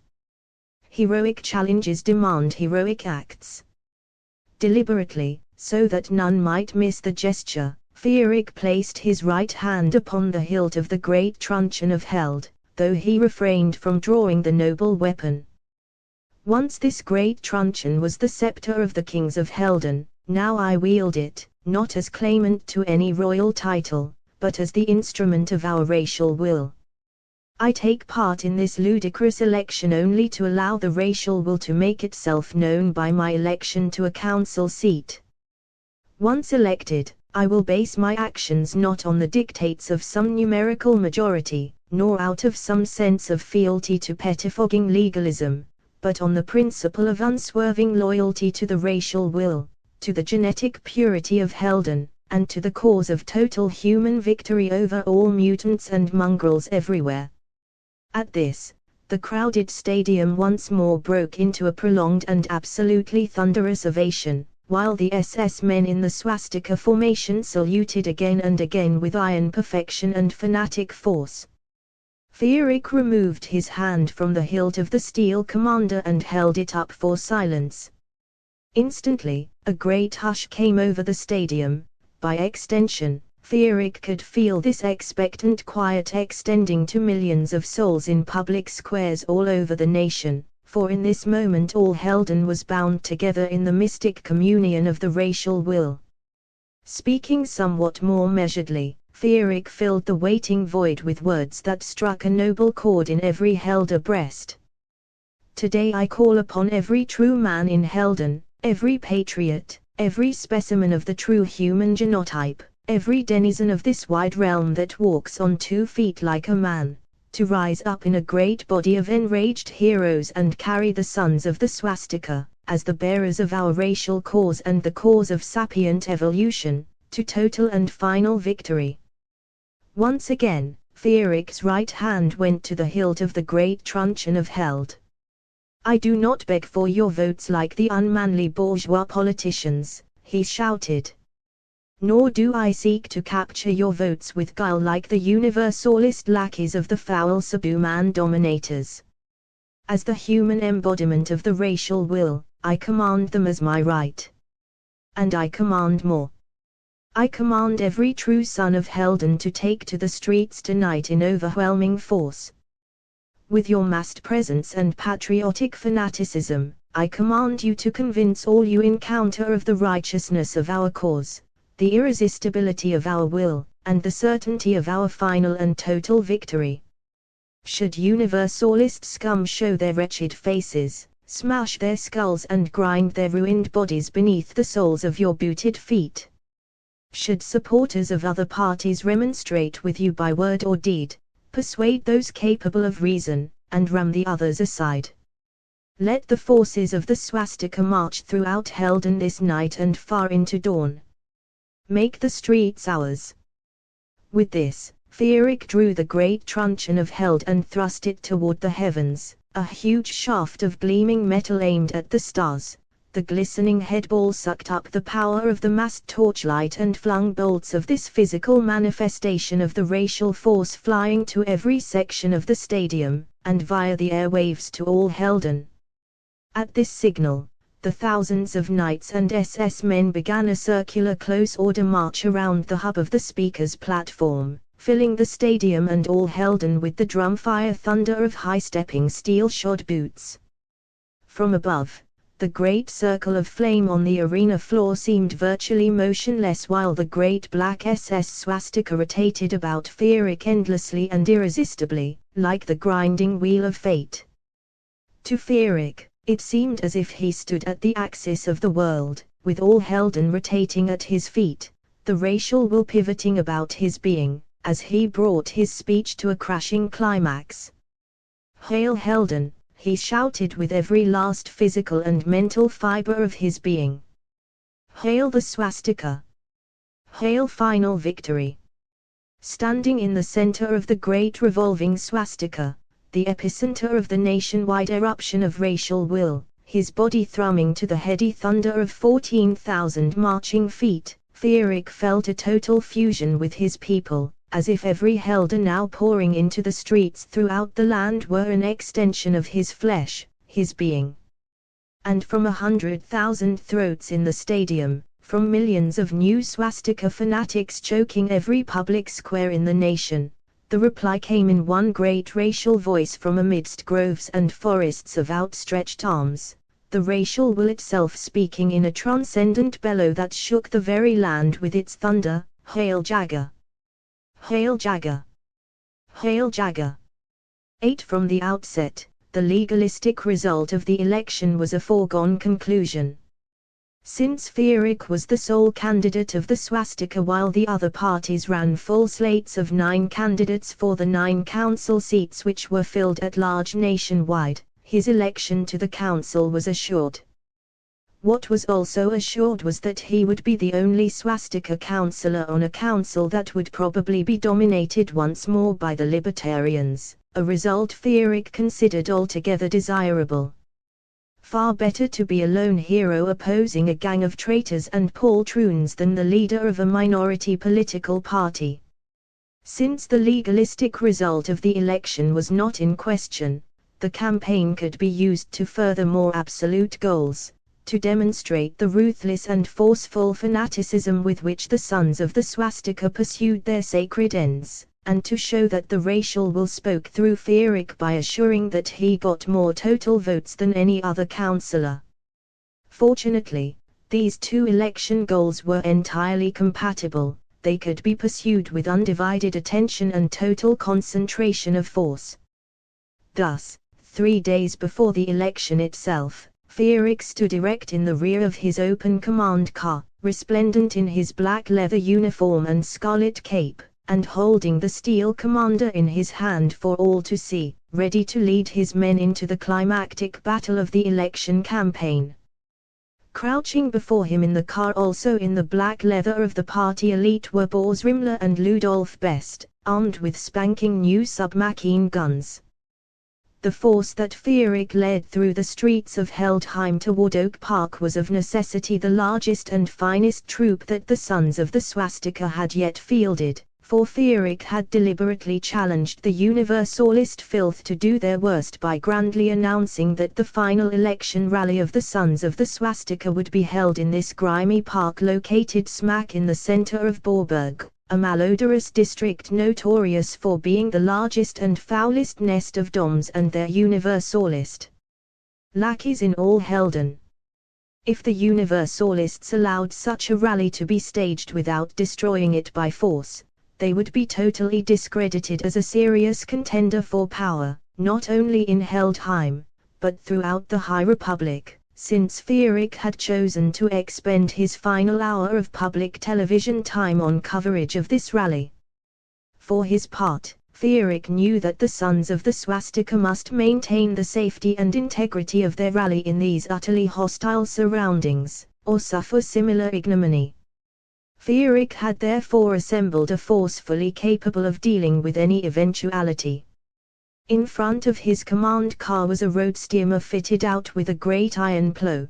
Behind this shield lay 3 SS machine gunners, and inside the road steamer was a shock troop of the finest SS purebreds armed with truncheons and submachine guns. Immediately surrounding Fierik's car was a squad of SS fanatics in snug black leather mounted on gleaming black motorcycles embellished with the shiniest of chrome brightwork. Behind Fierik's car marched 5,000 knights of the swastika carrying truncheons, torches, swastika flags, and lengths of heavy chain. To the rear of this foot troop were 2,000 motorized knights, and as rearguard 500 fanatic SS on foot armed with submachine guns and truncheons. Throughout the campaign, both the SS and the knights had acquitted themselves nobly. The hecklers who plagued every swastika rally no sooner opened their mouths than their heads were split open by SS truncheons. The knights ranged far and wide, to the point where no universalist or bourgeois orator could open his mouth in front of 10 people at a time without making himself the hapless target of their iron fists. 3 times the Universalists had attempted to hold giant rallies, and 3 times motorized storm troops had sent the vermin scattering. Now, however, the Universalists and the Doms could be expected to do their very worst. As Fierik's car followed the armed road steamer down Torm Avenue, an ordure-strewn ditch surrounded on either side by reeking tenement slums, Fierik gripped the handle of the great truncheon tightly, ready and eager for action. "My commander, look!" Best suddenly shouted, pointing up the avenue with the barrel of his submachine gun. A rude barricade of beams, crates, and all manner of garbage and rubbish had been thrown across the street up ahead to bar the passage of motorcycles. Behind this stood a mindless horde of filthy, pathetic, Dom-controlled rabble, armed with clubs, cleavers, knives, and whatever else came to hand. These wild-eyed wretches choked the street ahead as far as the eye could see. Fluttering above this sordid mob were greasy, tattered blue rags bearing the yellow star encircle, the battle flag of the Dom-controlled Universalists. "Don't worry," Best Fearic said, "we'll make short work of these vermin." For indeed, he had fitted out the road steamer for dealing with just such tactics. 20 yards from the barricade, the machine gunners on the road steamer opened up. The jeering rabble behind the roadblock broke into shrieks of pain, fear, and dismay, as their ranks suddenly were blooded and decimated by the hail of bullets.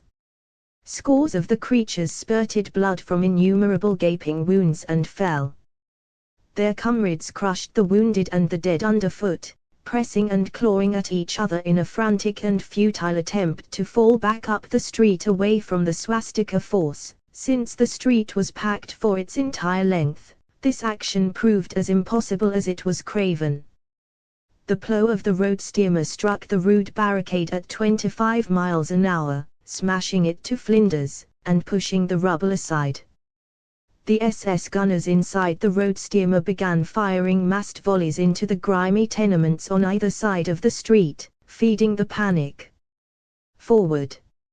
Fearic shouted at the top of his lungs, waving the great truncheon of held high overhead.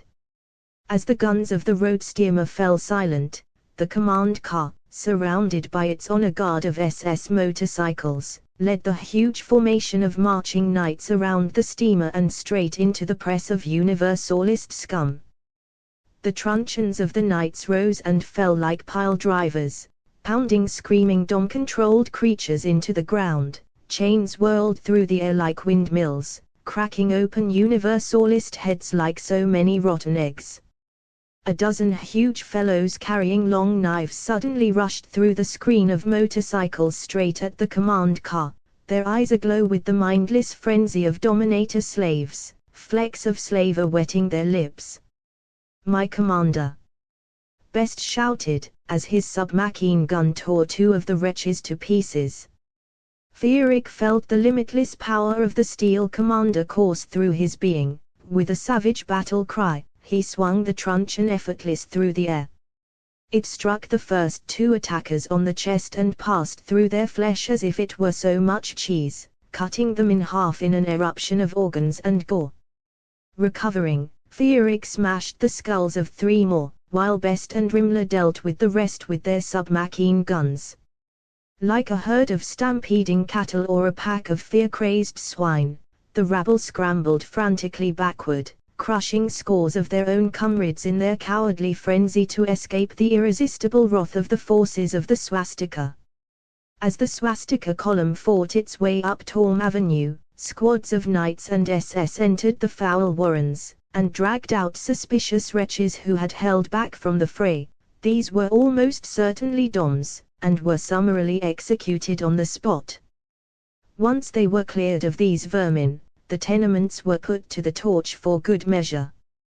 As the column advanced up the street toward Oak Park with ever greater momentum, Fearic's car passed through a corridor of fire and smoke as the tenements and warrens of malodorous Borberg went up in purifying flame. The street was strewn with more than the usual offal, that is to say, with the broken bodies of dominators and their Universalist lackeys. A furtive figure darted out of the doorway of a flaming building, instantly Best cut the Dom to pieces with his submachine gun. Suddenly, one of the bodies over which Fearic's car was passing leaped up, caught hold of the body of the car, and thrust a long, gore-caked dagger at Fearic's throat, screaming, "Die human filth!" Unable to bring the steel commander into play, Fearic caught the howling Dom by the throat with his left hand, and squeezed until the creature's eyes rolled up white, then tossed the body back from whence it came. Soon the column reached Lormer Street, which fronted on Oak Park itself. This was a wide expanse of ill-kempt lawn littered with all manner of muck and ordure.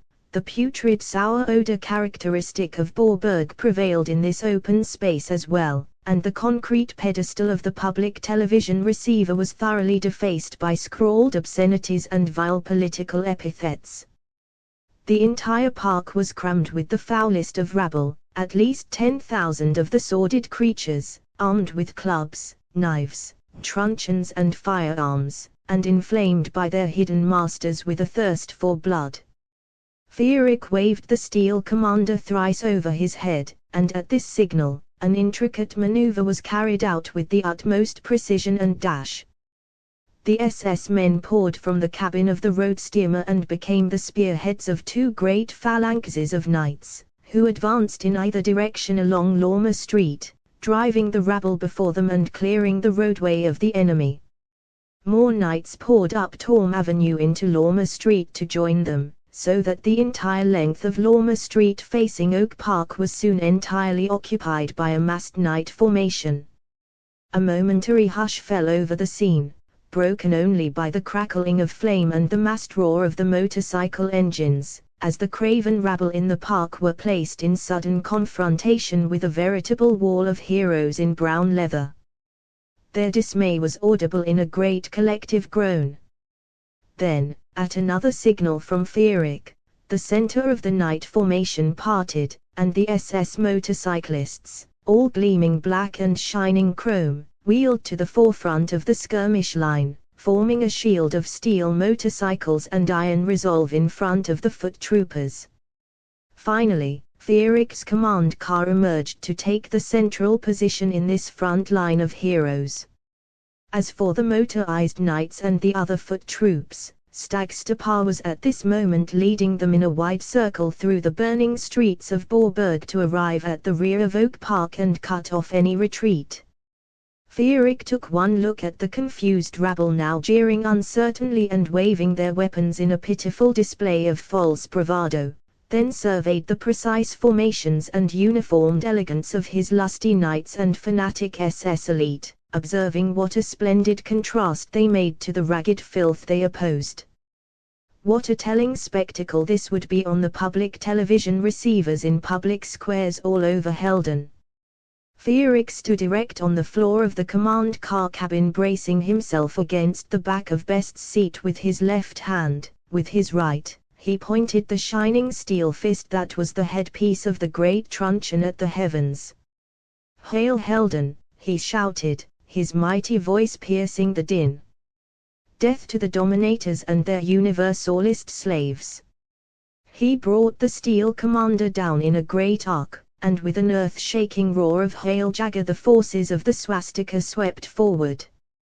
The line of motorcycles smashed into the leading edge of the horde in the park to the accompaniment of massed fire from squads of SS gunners. With great screams of fear and dismay, hundreds of the wild-eyed scum went down choking on their own blood while cold steel split skulls and wheels crushed the limbs of the fallen. Through the interstices in the forward line of motorcycles the knights then charged, swinging their truncheons and swirling their chains, cracking limbs and smashing heads, consolidating the opening that the motorized SS had given them. Fearic's driver took the command car straight into the forefront of the battle. As Best and Rimmler cut broad swathes through the panicked rabble with their submachine guns, Fearic swung the steel commander in great arcs of destruction, smashing dozens of heads, crushing scores of limbs, cutting the torsos of the enemy in twain, wreaking incredible havoc with every blow. What a dashing sight this was to viewers all over Helden, and what an inspiration to his men. After a few minutes of this furious onslaught, the ranks of the Universalists were thrown into total chaos and complete blind panic.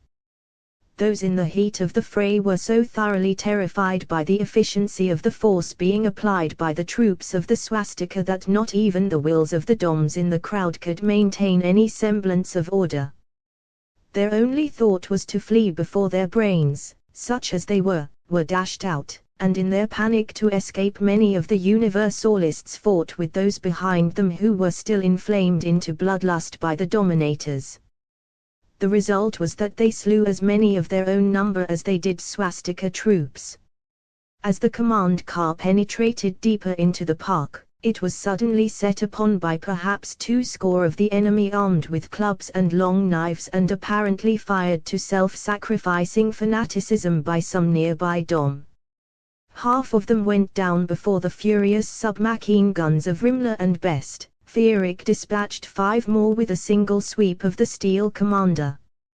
Then he spied a grey, crabbed creature with gleaming black rodential eyes hanging back at the rear of this attack force. Holding onto the rim of the cabin with his left hand for purchase, Fierig leaned far out over the fray, and brought the headball of his weapon straight down on the skull of this cowardly dom, sending a fountain of grey brains into the air. Almost at once, the Universalist filth who a moment before had rushed fearlessly at the command car fled every which way screaming in fear and horror. Seeing this, the SS fanatics concentrated their attack on what doms they could spy, and soon the raggedness and speed of the rout was more than redoubled. The contest was never in doubt. Though the Universalists fought with animal ferocity in the vicinity of a dom's person, they lacked the will and discipline, not to mention the inspirational leadership, to maintain even a show of overall resistance. In hand-to-hand combat the individual knight was worth at least 10 of these soulless creatures, and as for the SS men, their superiority in will and fighting ability to the rabble could only be measured in astronomical figures. It was not long before the rabble lost all hope of victory, and even the doms commanding the slave horde could think of nothing but escape. With a great rearward surge, the ranks of the Universalist filth broke and ran toward Offal Street, the northern border of the park, and as far away from the fray as they could hope to get. All at once the knights and the SS were pursuing a broken, formless, and terrified herd of stampeding human cattle northward through the park.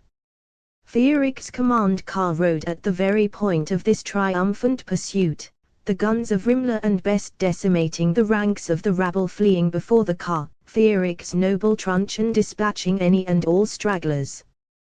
The fear-driven stampede could not outrun the motorized vanguard of the Swastika storm troops, and the command car and the motorized SS soon tore into the rear ranks, piling up great heaps of bloody and broken corpses. Moreover, as the fleeing ruffians poured onto Offal Street, Stepa's motorcyclists suddenly poured forth from every side street and alley, and behind them came knights on foot with chains and truncheons. The rabble was caught between the hammer and the anvil. Small groups of the enemy fled disjointedly in all directions, only to be run down by motorcycle squads and then knocked senseless by foot troopers. Those who managed to escape the immediate environs of Oak Park into the flaming ruins of Borberg were not pursued. But all the Universalist scum still within the confines of the 4 streets bordering the park were broken down into smaller and smaller groups and smashed to pieces.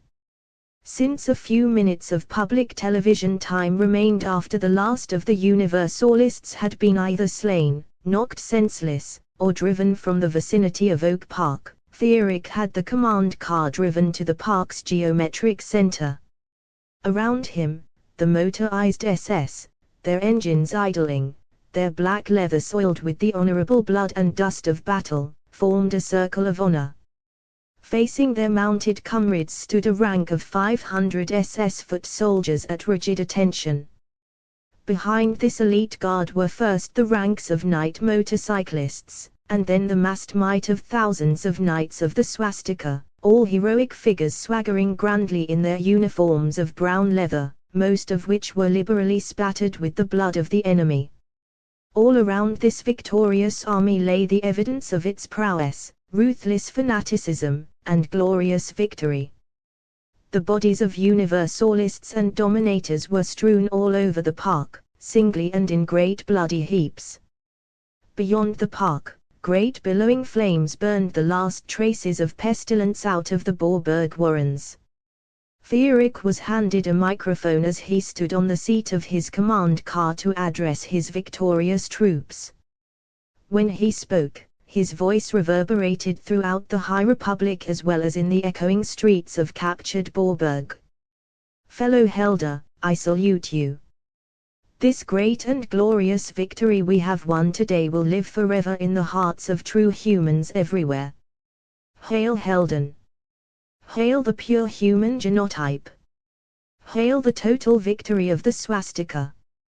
The answering roar of Hail Jagger shook all Helden to its very foundations, and the men could not be restrained from repeating it a dozen times, each time with the jaunty clicking of the heels of thousands of boots, and a forest of party salutes that challenged the heavens. When the fervent cheering finally subsided, the final election rally drew to a solemn close with the massed singing of the new party anthem, "The Swastika is Forever," which Fierik had written for the occasion. The noble strains of this grand martial tune, coming as they did strictly from the throats of victorious heroes, were a note of sufficient dignity with which to close the day's proceedings. After the crashing success of the Oak Park election rally, the remaining 3 days of the election campaign became nothing more than a victorious promenade for the sons of the swastika. The election of Fierik Jagger to the Council of State by the greatest margin in history was never again in serious doubt. 9 As the gas cars of the council members began pulling up to the formal entrance to the Palace of State, the scene was set for a truly historic moment. The first meeting of a newly elected Council of State was always an event of prime importance, but this particular first meeting would be the first direct confrontation of the degenerate old order with the hero of the dawning new age, Fierik Jagger. It would hardly be an exaggeration to state that the people of Helden were holding their racial breath. The palace itself was a fit setting for such a drama, being an impressive edifice of black marble, set off with 4 heroic bronze bas-reliefs of great battles in Helder history, one on each face of the building. The formal entrance faced Helden Boulevard across a broad expanse of immaculate lawn. A long driveway curved gracefully up the gentle slope of the lawn to the entrance portico, and then returned in a curve of similar grace to the public boulevard, where a large crowd had gathered on the walkway. A line of army troops in field gray uniforms and burnished steel helmets kept this throng from spilling over onto the palace grounds. The rather plain cars of the councillors arrived one by one and were escorted up the drive by an honor guard of army motorcyclists. The equally plain-looking politicos disembarked and disappeared into the building, until all had arrived save Fierik. The dramatic tension among the people in the crowd on the boulevard, as well as the vast audience watching on television in public squares all over Helden, built to a crescendo as all awaited the climactic appearance of Fierik Jagger. Finally, the roar of massed motorcycle engines was heard proceeding at speed up the boulevard toward the Palace of State, and, a moment later, Fierik's gleaming black command car appeared behind a squad of 10 SS motorcyclists, resplendent in their black leather and red swastika capes, and bearing 2 huge party flags at their head. Fierik himself, a grand figure in his black and scarlet uniform with the dazzling brightwork catching flashes of afternoon sunlight, stood at attention in the rear of the open cabin, braced against the seat before him with his left arm.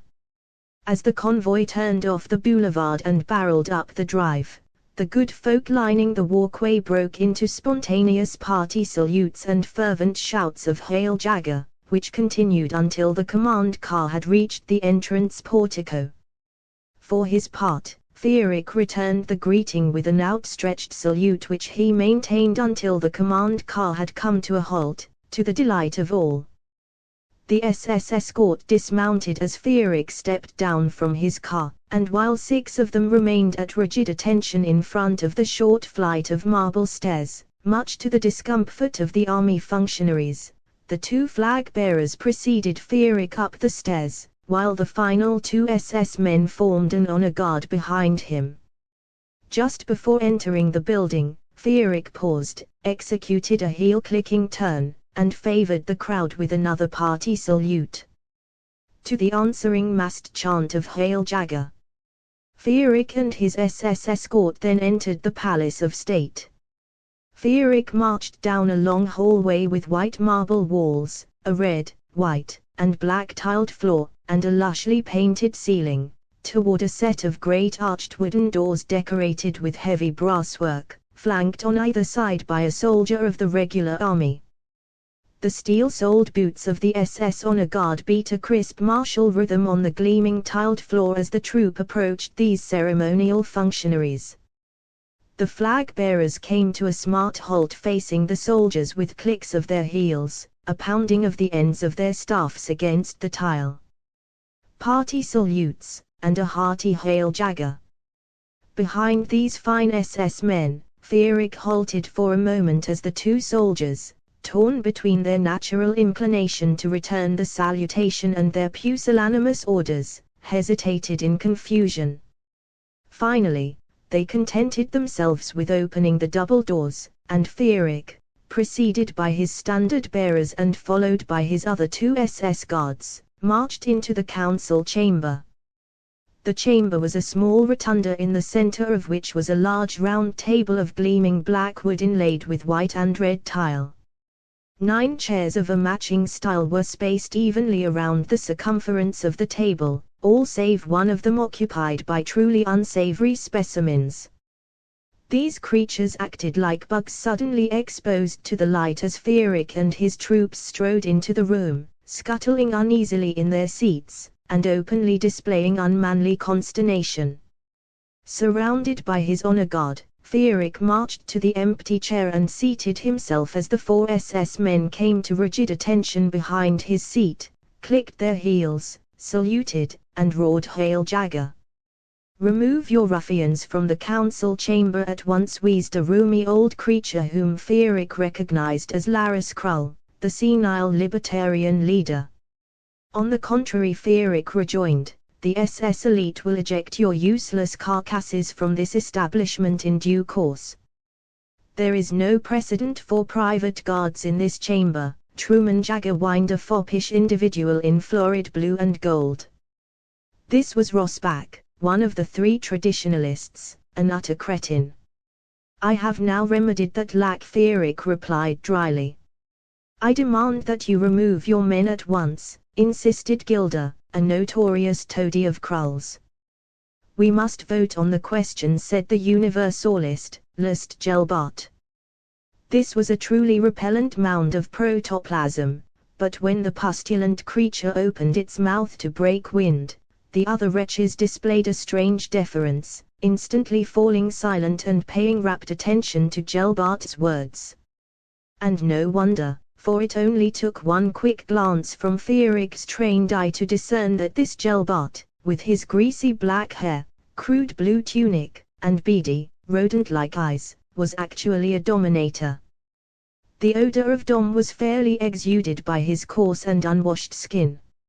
If the foul creature had not yet totally enmeshed the council in a dominance pattern, it was clearly only a matter of time, and not much of that by the look of things.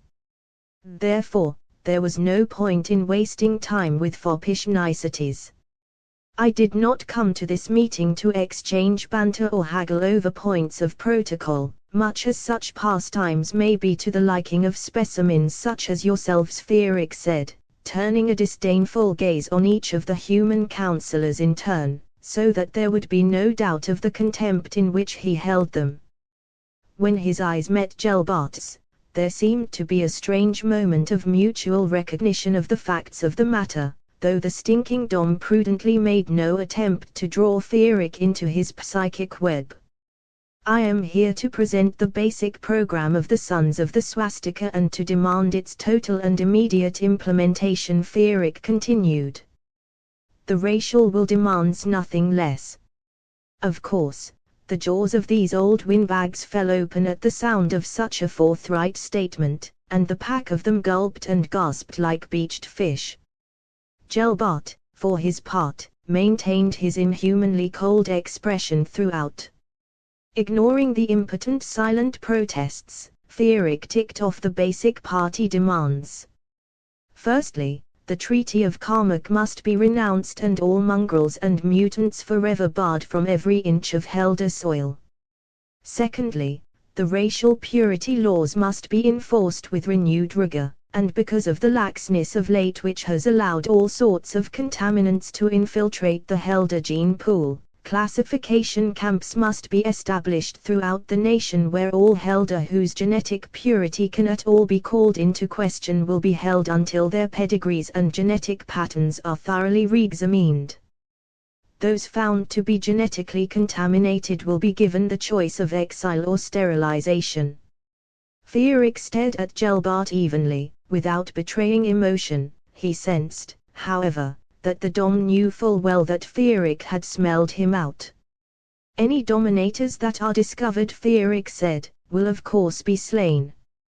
Thirdly, the size of the army must be speedily tripled so that we may deal properly with the mutant hordes that surround us.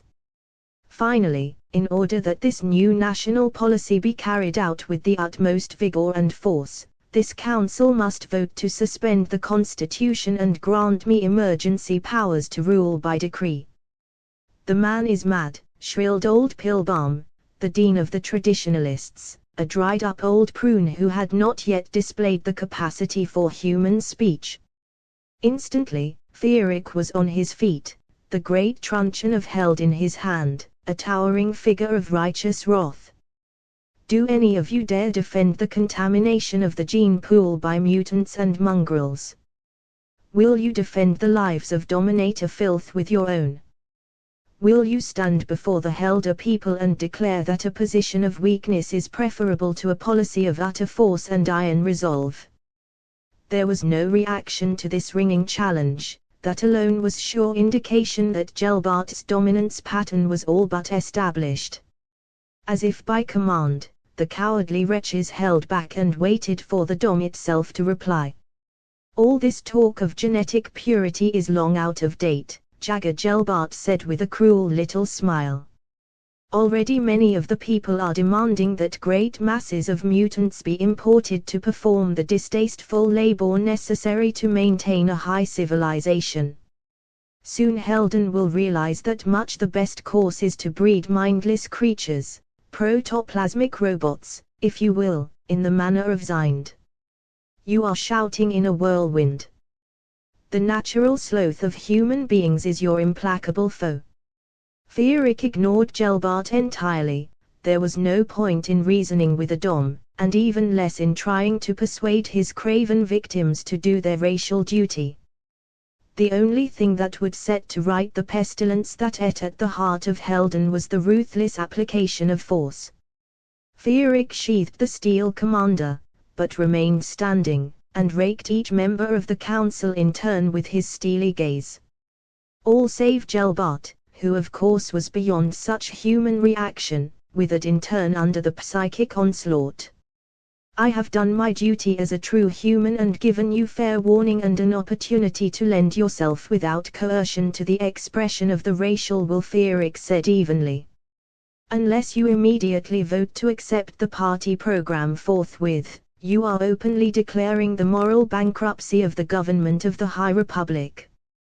You call down the consequences on your own heads.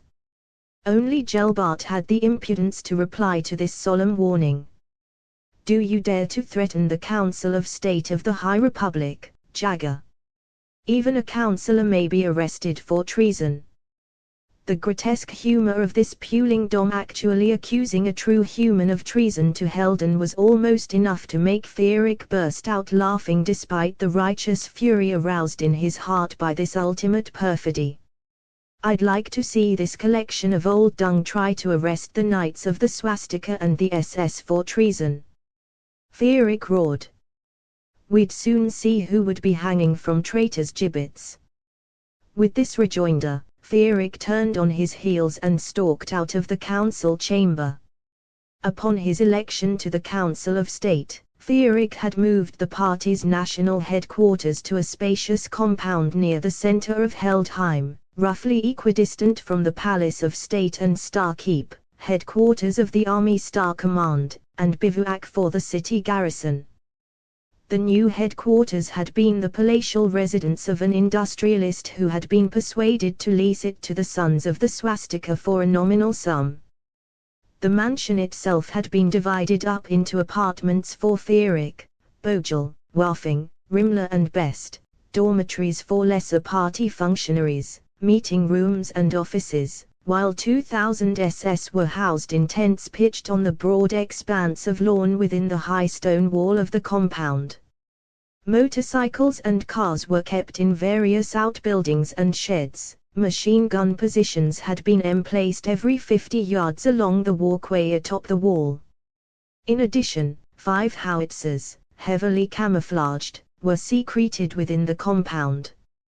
All in all, the party headquarters was a fortress sufficient to stand off the city garrison for some time without reinforcements. Nevertheless, such reinforcements were readily at hand, for 5,000 knights of the Swastika under the direct command of Stagstapar were barracked on the outskirts of Heldheim, not 15 minutes by motorcycle from party headquarters. One word from Fierig, and these storm troops would roar into the city and crush any besiegers of the headquarters compound from behind. 3 weeks after the election, Fierig called a meeting in his private sitting room to firm up final plans for dealing with the Dominator-controlled council. This was a somewhat grandiose chamber, all blue paint, rich tapestries, and ornate giltwork, which Fierig favored solely for the large balcony from which the night view of Heldheim was a carpet of the light resplendent under the dark grandeur of the heavens. Fierig, Vogel, Waffing, and Best sat in plush chairs around a round rosewood table over tankards of ale, awaiting the uncharacteristically tardy Rimmler. As I see it, Vogel said, our problem is to seize power behind a facade of legalism so that there will be no question of whose orders the army will carry out.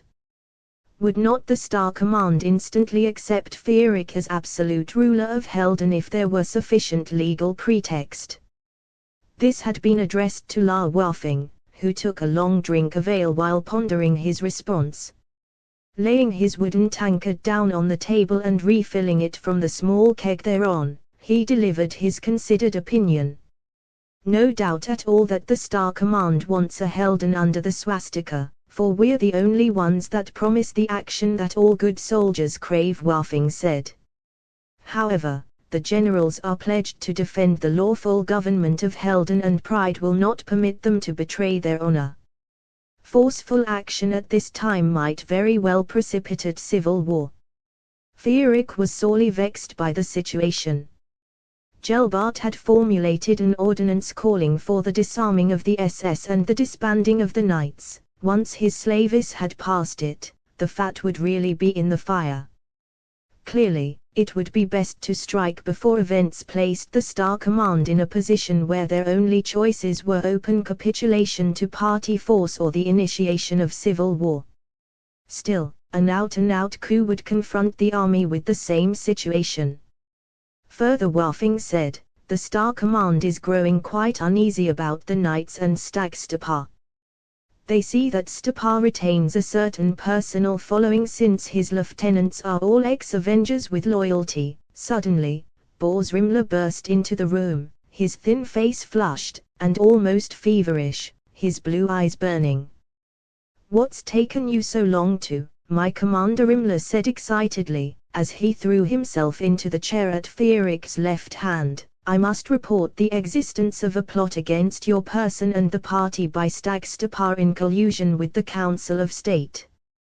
What? The words fairly poured out of the SS commandant. I had taken the precaution of secreting SS agents in the hierarchy of the knights as a matter of course, he said. Tonight I received a report of the utmost urgency.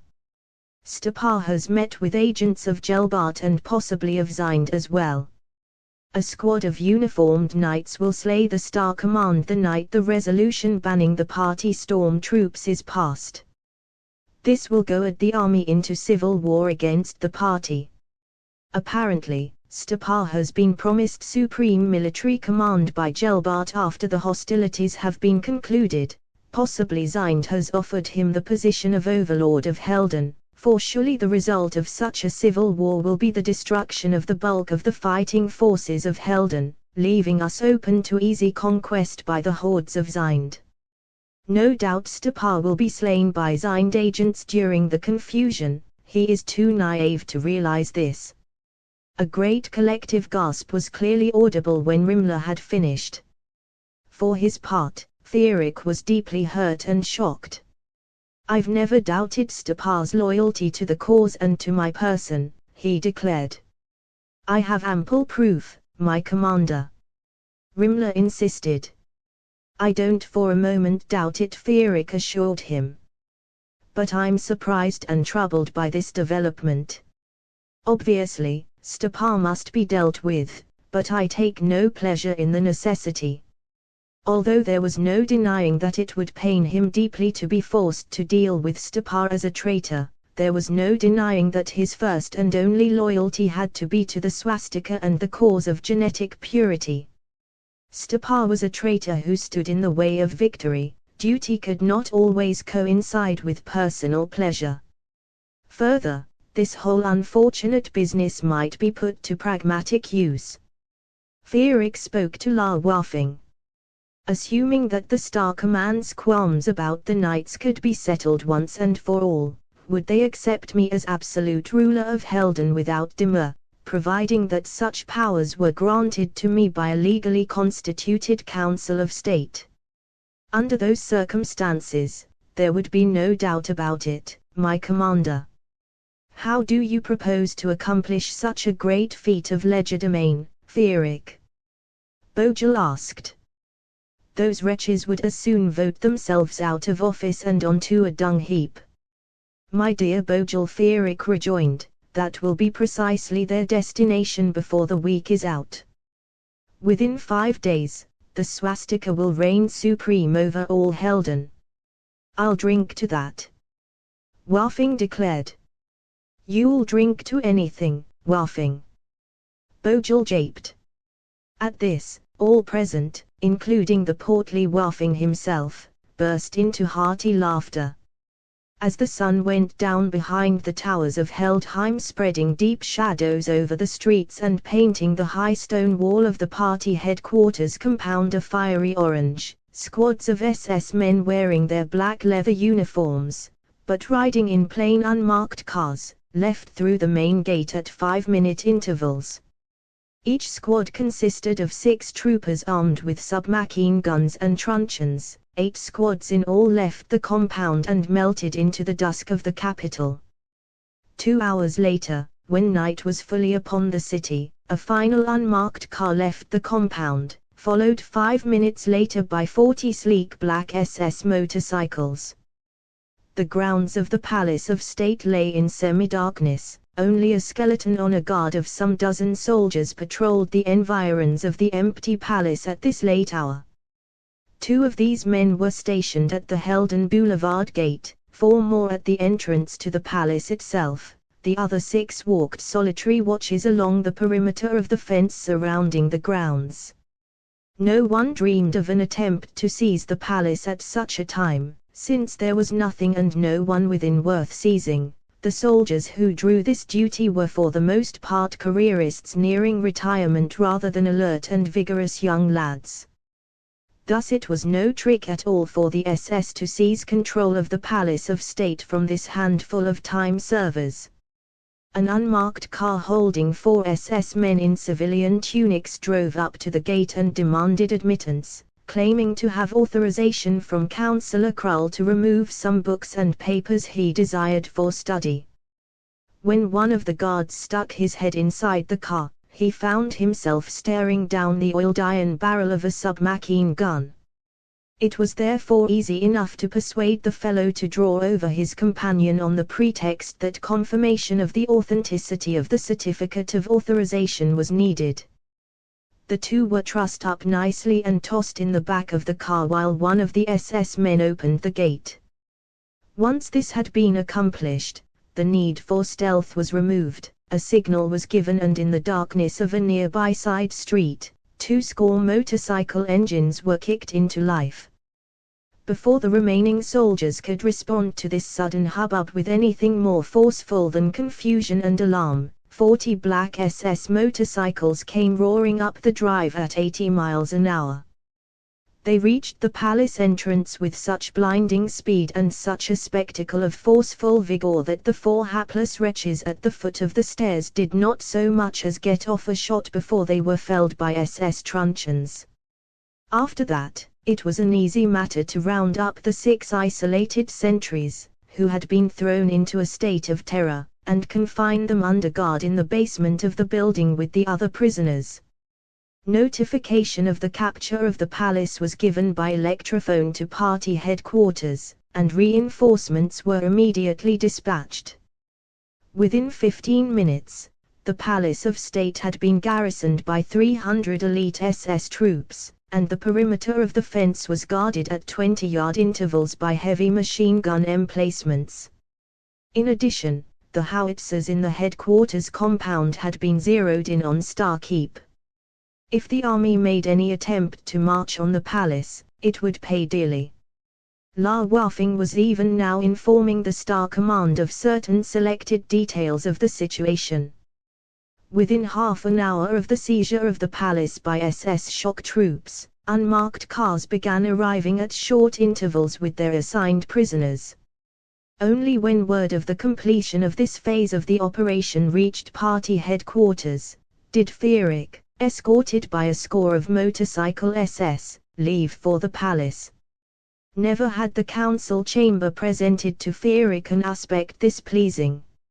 All 8 councillors were trussed to their chairs like so many chickens in a market, and over each of them hovered 2 tall blonde SS men with steely blue eyes, fanatic resolve, and cocked submachine guns. 20 more SS men in black leather encircled the rotunda. In the hall outside, Fierig could hear the reassuring clatter of steel-shod SS boots on tile. There could be no mistaking who ruled here now. Behind Fierig as he confronted the prisoners were Best, Bogle, and Rimler, crooking submachine guns in their arms.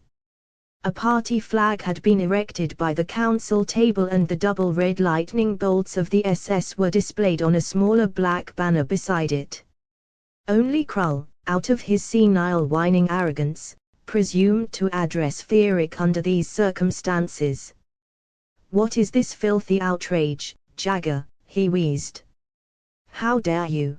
Before the old degenerate could further pollute the atmosphere, the nearest SS guard ended the outburst with a smart backhanded blow across the mouth that left the old pirate drooling blood. Fierig favored this fine young fanatic with a modest nod of approval before deigning to address the collection of cooked political gooses. The fellow deserved to know that his commander had noticed his dash and speed. "I will now inform you of the reason for your arrest," Fierig said. "Arrest?" Gilda cried. "You mean kidnapping?" A gun butt to the back of the head ended this unseemly outburst, and Fierig continued. "You are all charged with treason. There is a dominator among you and you have fallen into his net. Such laxity in will in holder of your high position is tantamount to displaying cowardice in the face of the enemy, a treasonable offense, punishable by death." The faces of the prisoners fell. Gradually their eyes came to focus on Gelbart, a universalist after all, and therefore the most likely of their number to be a Dom. For his part, Gelbart stared impassively into space. Fierig could sense him exerting the full force of his will on the wretched creatures. Their resolve slowly stiffened, and all at once, they gained the courage to speak. "What nonsense! Where is your proof? A Dom on the council? Utter rubbish!" Fierig had held up his hand at the first sound of this outburst, restraining the SS guard from maintaining silence by force. Now he had the unconscious Gilda shaken awake so that all of the councillors would fully understand their situation. "Very well," Fierig said, "I'll give you the chance to prove that you're free from dominator control. I order you to vote me emergency power to rule Helden by decree, to adjourn this council indefinitely, and then to resign your seats. If these orders are obeyed, my first act upon assuming the title of Supreme Commander of the domain of Helden will be to commute your death sentences to permanent exile. You have 60 seconds to decide. The whining that arose from the degenerate wretches was all too predictable. An outrage. There has been no trial. You have no authority. Clearly such craven creatures would not have the will to cavil in this manner in the face of death without the psychic underpinning supplied by the Dom, Gelbart. This repellent creature now glared at Feerick with unconcealed hatred, his black rodent's eyes filled with cold fire. This will get you nowhere, Jagger the Dominator hissed. When the army learns of this, you will be annihilated. At this, the councillors seemed to take heart, emboldened by Gelbart's words as well as by his psychic emanations. I see that it is time to clear the air once and for all, Feerick observed, unsheathing the steel commander and raising the gleaming shaft high above his head. He stepped forward a few steps, and with one irresistible stroke brought the headball of the great truncheon down on the top of Gelbart's skull and dashed the Dom's head to pieces. With the Dominator who had controlled them lying inert in his chair with his putrid brains spattered all over the council table, the 7 remaining councillors had no further illusions as to the gravity of their situation. The stench of fear rose over them like the vapors of some malodorous swamp.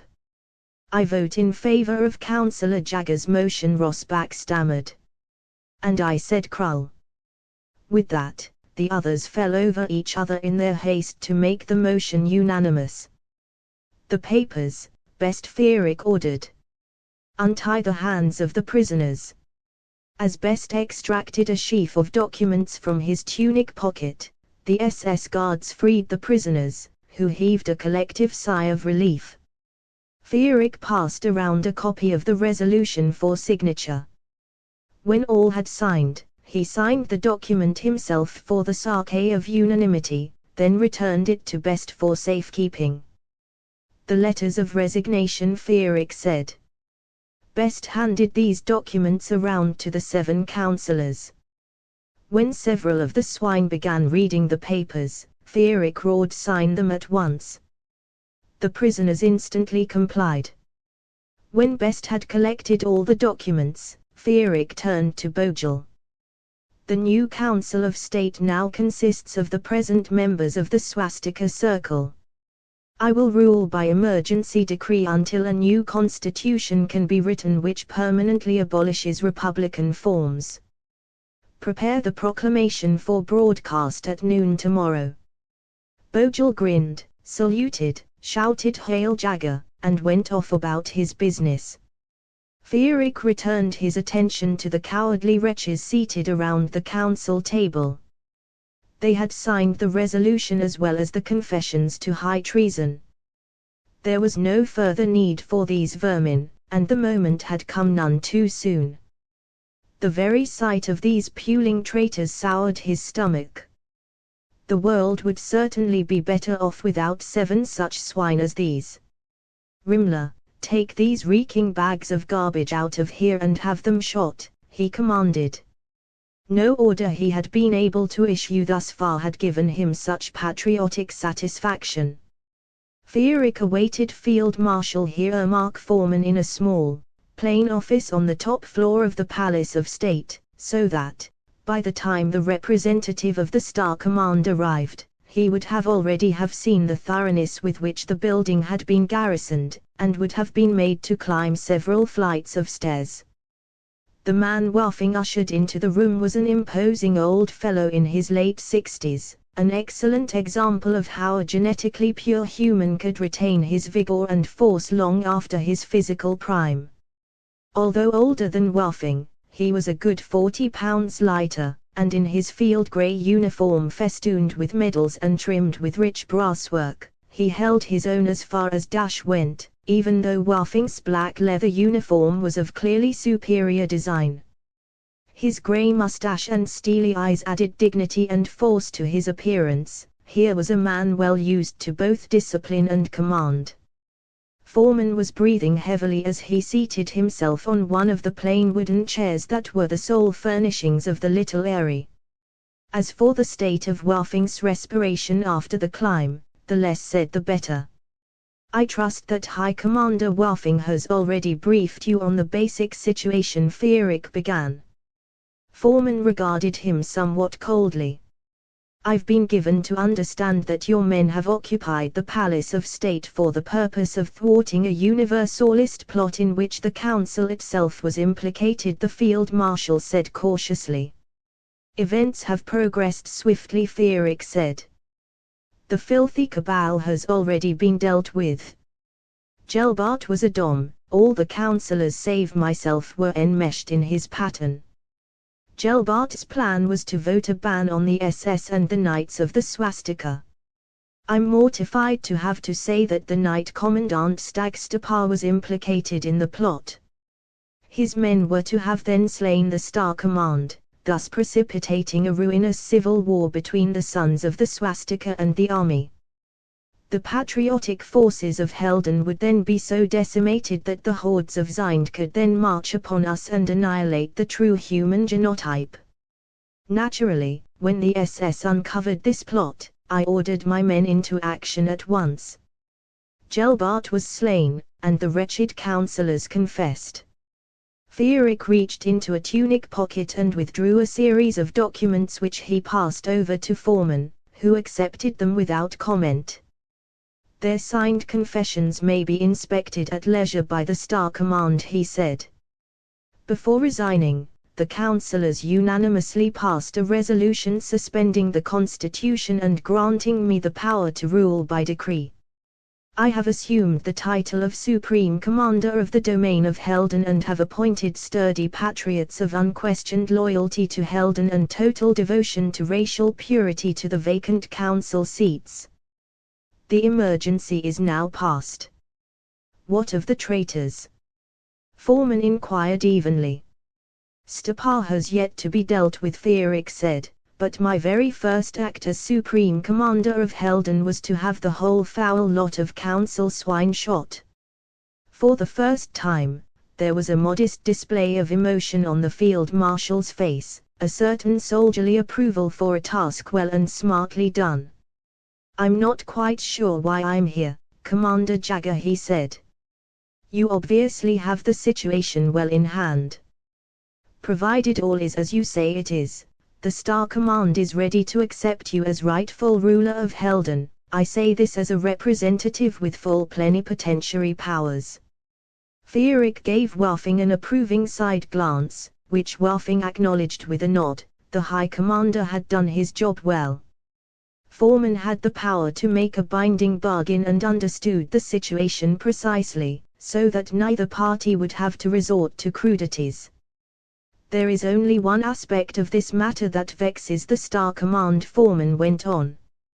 You yourself are unquestionably a man of superior quality, and we expect that as Supreme Commander of Helden you will be far more sympathetic to the aims of the military than the late libertarian rabble ever was. However, I'm afraid I must inform you that the Star Command considers the continued existence of a full-scale private army like the Knights totally unacceptable, and all the more so in light of the fact that its commander was engaged in a plot against Helden. There can be only one Helder army. Over this point, we are ready to fight to the death. Fairly spoken. Feerick replied approvingly. Obviously, recent events have convinced me of the wisdom of such a position. The matter of Stapar and the traitors within the Knights must be dealt with in any case, and you've just suggested the proper course of action. Do continue, Foreman said with unabashed interest. The Knights will be dissolved. The bulk of the men, that is to say those innocent of all wrongdoing, shall be offered enlistment in the regular army. Would you agree? We can always use sturdy, well-trained lads, Foreman said. I see no reason why the bulk of the Knights should be barred from military service by the perfidy of the few. The SS will continue to exist as an elite force, Feerick said. As you know, the genetic, intellectual, physical, and ideological standards of the SS are the highest possible. Thus, the strength of the SS will never approach that of the army. On this, you have my sacred word. Accepted, Foreman said simply. Finally, I shall appoint High Commander Waffing Minister of Security Forces. Although this has traditionally been a civilian post, Waffing will become a field marshal to make it clear that the relationship between the army and the Supreme Commander will be warm and intimate. At this, Foreman finally cracked a smile. He rose to his feet. In the name of the Star Command, I pledge our loyalty to the new Supreme Commander of Helden. The Field Marshal clicked his heels smartly and gave the party salute. Hail Jagger, he declared. Feerick arose and returned the salute, choked with emotion. What a fine moment this was for Helden, the Swastika and the army united at last. Together, they would sweep across the earth. If you wish the army to deal with Stapar and his clique, you have only to give the order, Foreman said. A certain heaviness crowded aside the elation that filled Feerick's heart. The perfidy of Stapar and the ex-Avengers weighed down his soul with sorrow. It would be less personally painful for him to turn the matter over to the army, certainly, the temptation was there. But the party must discipline its own. I must decline the offer, Feerick said sadly. These men have betrayed the Swastika. We owe it to ourselves and to Helden to purge our own ranks of any contaminating elements. I understand the courage it takes to make such a decision, Foreman said. Yes, a man must maintain his own iron discipline within his command. In the cold bleak hours before dawn, Feerick himself led an SS convoy through the silent empty streets of Heldheim and out into the slumbering countryside toward the Knights' barracks. Honor demanded no less than this, for Stapar had sworn loyalty to Helden and to Feerick's own person. Feerick felt the same social obligation as the owner of a dog gone rabid. It was his duty to put the creature out of its torment by his own hand. For this mission, Feerick had armed a mere 300 SS men with submachine guns and truncheons and loaded them into trucks. 300 crack elite SS troops operating in quiet and stealth could perform a surgical excision, whereas a massed attack would precipitate a bloody battle in which many salvageable knights would be lost. Therefore, when the truck convoy was yet 2 miles from the night encampment, Feerick ordered a halt, had the men disembark, and led them across the dewy fields on foot, with Waffing and Rimler close by his side. There was not a murmur of complaint from even a single one of these fine young heroes, only Waffing left his seat for his feet with something less than total enthusiasm. It lifted some of the weight from Feerick's soul to see the proud but decidedly out of shape High Commander puffing and blowing to keep pace with his own powerful strides, clearly discomforted by the strenuous pace, but never dreaming of mentioning it. Feerick had located the knight's compound atop a small knoll overlooking the road to Heldheim so that it would be as difficult to attack by surprise as possible. Now he himself was suffering the keen edge of his own military acumen. He formed his men up into attack squads in a deeply shadowed hollow at the base of the knoll and pondered the situation. Atop the knoll, the wooden barracks were surrounded by an electrified fence. There was a high tower at each corner of the compound mounting a searchlight and a machine gun, and guards patrolled the perimeter at very short intervals. The gate was also electrified and guarded by machine gunners. Feerick knew all too well how impregnable such a fortification was, since he had designed it himself. There was nothing to do but take the place through sheer force of will. Very well, Rimler, he said to the SS commandant, who stood eagerly at his side, you will keep the men here while Waffing and I go up to the gate and order the fellows to open it. Once this is accomplished, you will lead the men inside. Shooting must be prevented at all costs until we reach the officers' quarters. But my commander, I want to be in the forefront of the battle. Let me come with you. Fierik was deeply moved by Rimmler's fanaticism and certainly understood how he felt, but Rimmler's presence certainly wouldn't make things easier when it came to confronting the gods. I'm sorry, Rimmler, he said, but if you show your face, the gods are bound to know something's up. In response, Rimmler clicked his heels together and gave a silent party salute. Fierik favored him with a small smile, returned the salute, and led Wafing up out of the shadows and onto the roadway which led to the main gate. They had not come more than halfway up the knoll when they were pinned in a circle of light. At least Stepar's perfidy had not caused the efficiency of the garrison to deteriorate to zero.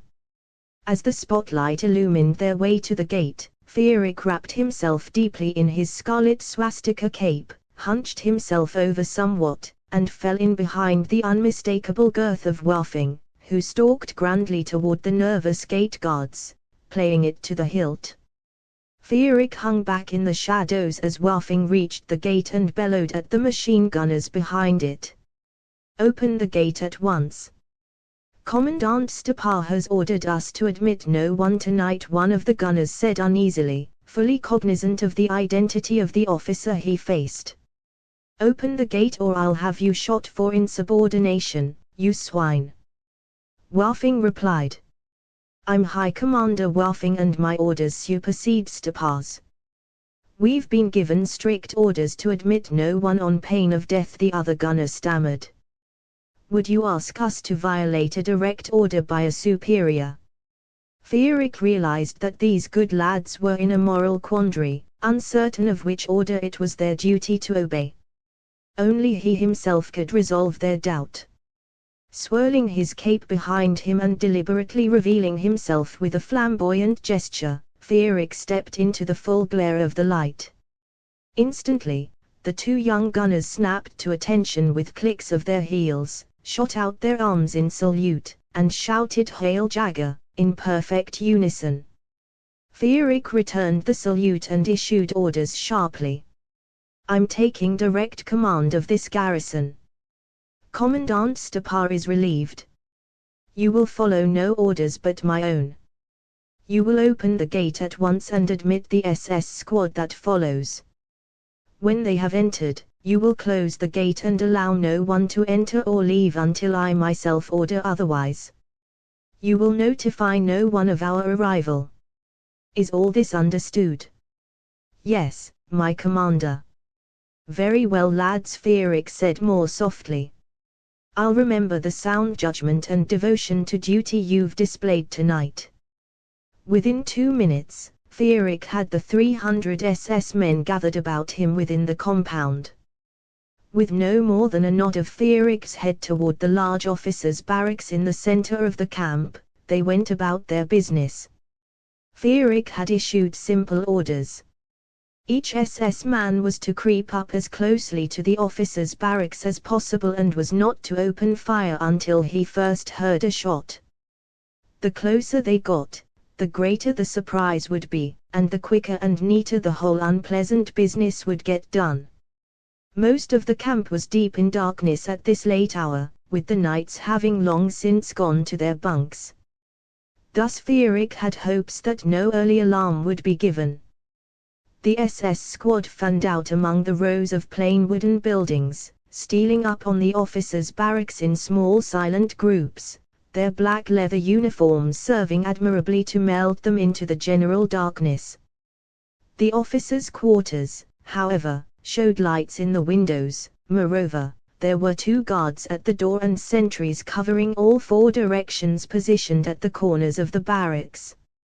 There was no question but that they would have to shoot their way in.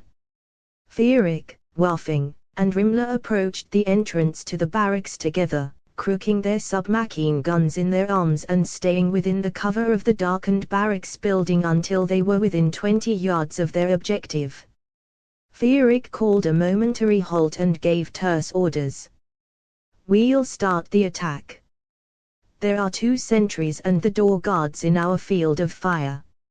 I'll take the door guards myself, Rimmler, you take the sentry on the right, Wafing the one on the left. We've got to get them with our first bursts.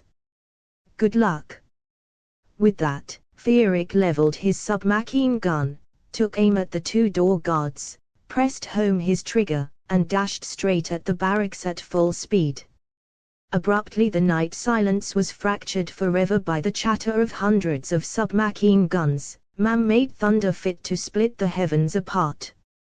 Sentries and guards went down in an instant together, before any of them could get off a shot. As he ran for the entrance to the building, firing at random through the windows, Fierik could see a horde of men in black leather descending on the officers' quarters from all sides, their submachine guns flashing fire. The door opened and two dazed-looking knights in rumpled brown uniforms began firing wildly into the night. Fierik brought both of them down with a quick burst. 3 more knights appeared and were immediately felled by massed fire from the scores of SS men who followed on Fierik's heels as he dashed up the short flight of stairs, kicked the door aside with his steel-shod boot, and stormed into the building behind his flame-spurting submachine gun. Inside was confusion and horror. The interior of the officers' barracks reeked like a brewery. There were puddles of beer everywhere, and 3 great overturned barrels. Stepan's cronies were all out of uniform, some wearing only breeches, others wearing only shirts, some running about naked in their boots, the lot of them in a drunken panic, dashing every which way to avoid the hail of bullets like a coop full of startled chickens.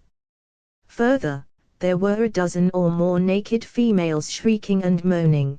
These were not true humans but pleasure sluts of the sort the dominators bred for themselves in Zind, mindless creatures with oversized hips and breasts motivated solely by a boundless need for copulation.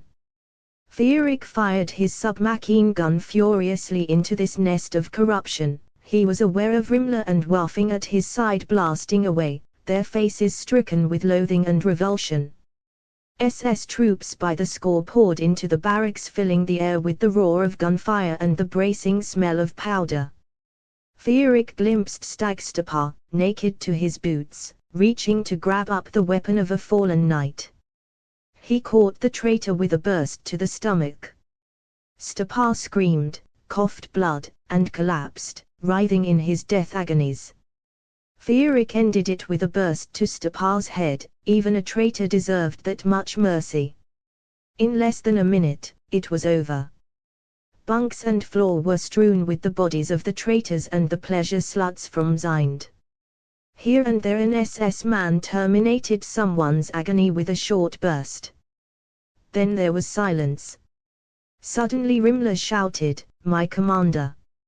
Fierik turned and saw that the SS commandant had hold by the throat of a bleeding man that yet lived and was pulling him erect.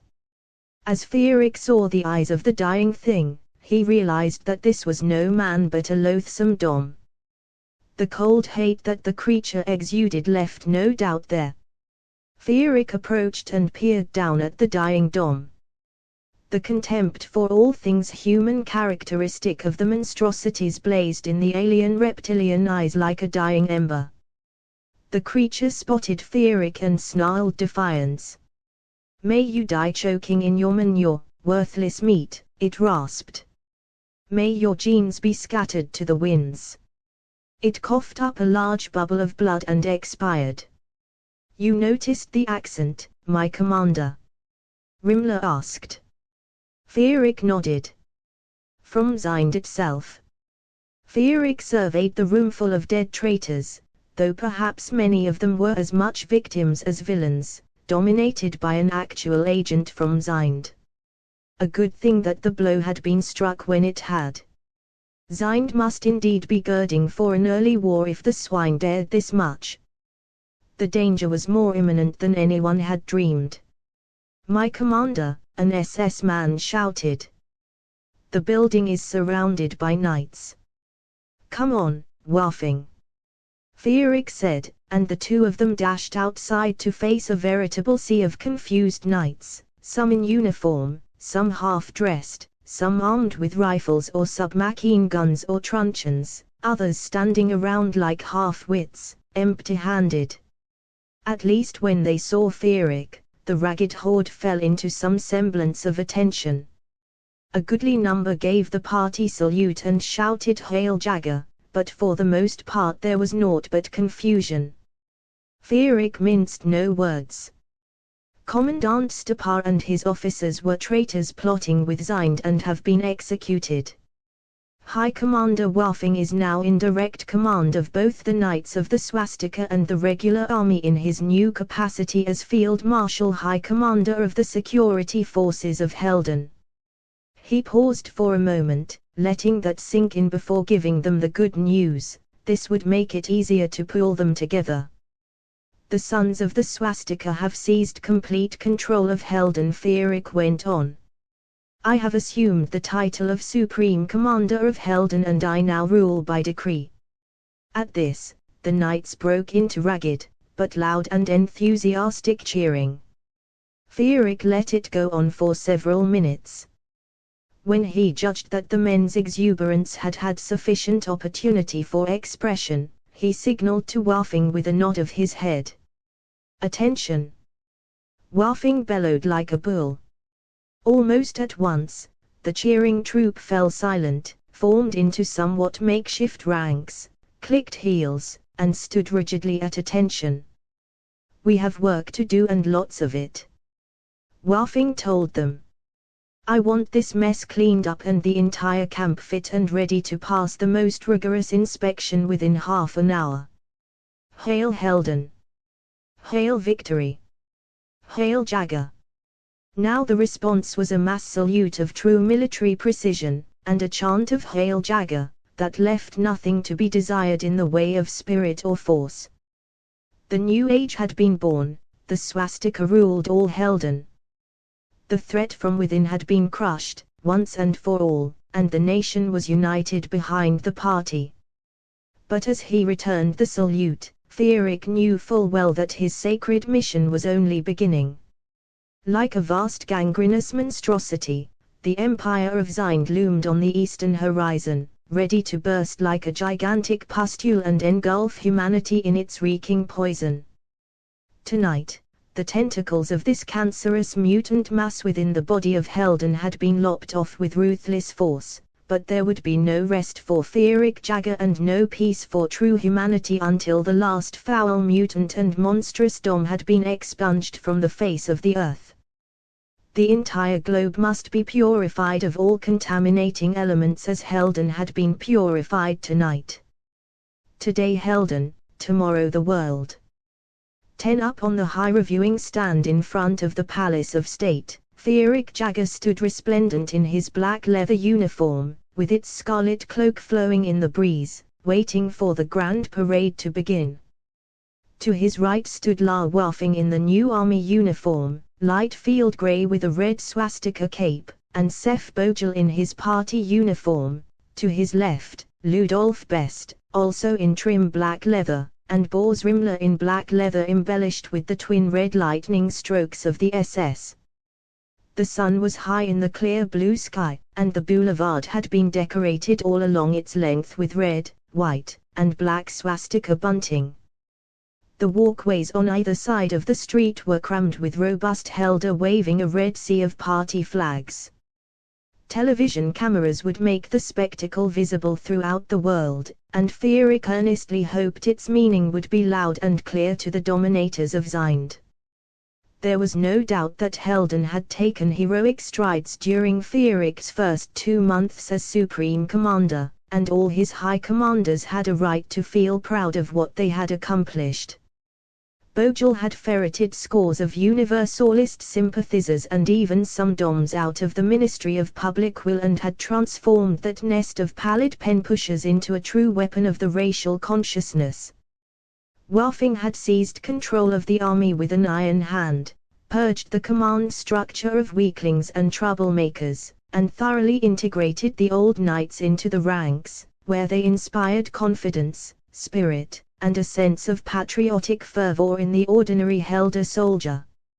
Under Fierik's supervision, Best had written a new constitution which vested all power and responsibility in the Supreme Commander, who retained his office at the pleasure of the people of Helden, who could recall him by plebiscite at any time. Thus would the will of the Supreme Commander and the racial will of Helden never fail to coincide. Rimmler's task had only begun. Classification camps were under construction in every region of Helden and several were already in operation, but the job of re-examining every certificate holder in Helden was a staggering one and would require a prolonged heroic effort. The benefits, however, would be worth any sacrifice. When the task was completed, the last dominator within the boundaries of Helden would be slain, every inhabitant tainted by a mutated gene would be sterilized or exiled, and the very cream of the gene pool would be concentrated in the SS, which would become the purebred breeding stock of the next stage of true human evolution. Although Fierig could find no fault with the progress made under his leadership, there was little cause for rejoicing at this stage. This parade was not a true celebration, but a display of force primarily for the benefit of the dominators of Zind. The rumblings from the east grew more ominous every day. SS intelligence had reported the massing of a great horde in the western reaches of Zind, not far from the Wallach border. Whether this mobilization had been meant to coincide with the failed council plot was not clear, but the dominators were obviously preparing to march west. And Helden was not properly prepared to greet them. The size of the army had been doubled, but with the exception of the ex-knights, most of the new soldiers were green recruits. The SS had been expanded to 10,000 men, and these prime specimens were of course more than ready for any task that might be set for them, but there were potentially 10,000 more SS purebreds to be gleaned from the general population through the classification camps, and this process would take another 4 months. A new armaments program had been set into motion, but only half the troops had as yet received the new submachine guns. No more than a score of aerial dreadnoughts had been tamed out, and as for the new light land dreadnoughts, volume production was only just beginning. Moreover, ammunition for all the new weapons was still in somewhat short supply. Helden needed at least 4 more months before it would be ready to hurl its full force against the barbarian vastness of Zind. It was Fierig's fervent hope that today's display of armed might would generate enough fear and dismay among the dominators to delay any westward march for several months. Courage was hardly a dominator's strong point. A great massed cheer went up as 10 SS motorcyclists bearing huge party flags on great brass standards roared past the reviewing stand, signaling the beginning of the parade. Immediately behind them marched a square of 100 SS troops, half bearing party flags, the other half bearing the banner of the SS, all dressed in gleaming black leather that sparkled in the sun. As the color guard passed the reviewing stand, the scarlet party flags were dipped.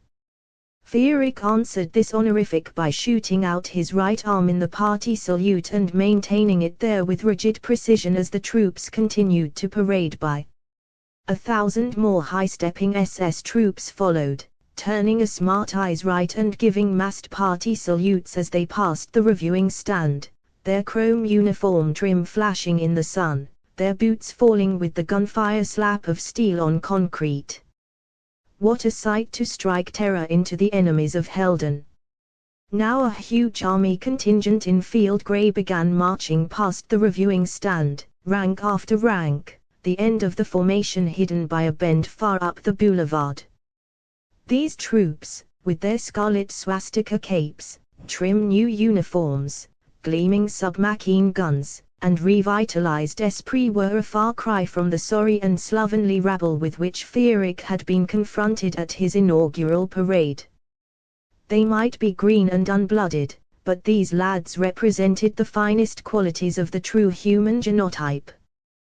The pride and dash with which they slammed the pavement with their boots at every step and the fervent precision of their saluting left no doubt in the mind of the beholder as to their devotion to their sacred cause. Even the filth of Zind must realize that they faced an army of true racial heroes. After the ranks of regular infantry, the first squadron of the new land dreadnoughts rolled by on their segmented treads. This score of speedy gas-powered tanks was a far cry from the huge and cumbersome steam dreadnoughts that still formed the bulk of Heldon's armor. A quarter the size of the lumbering old turtles, they moved at thrice the speed.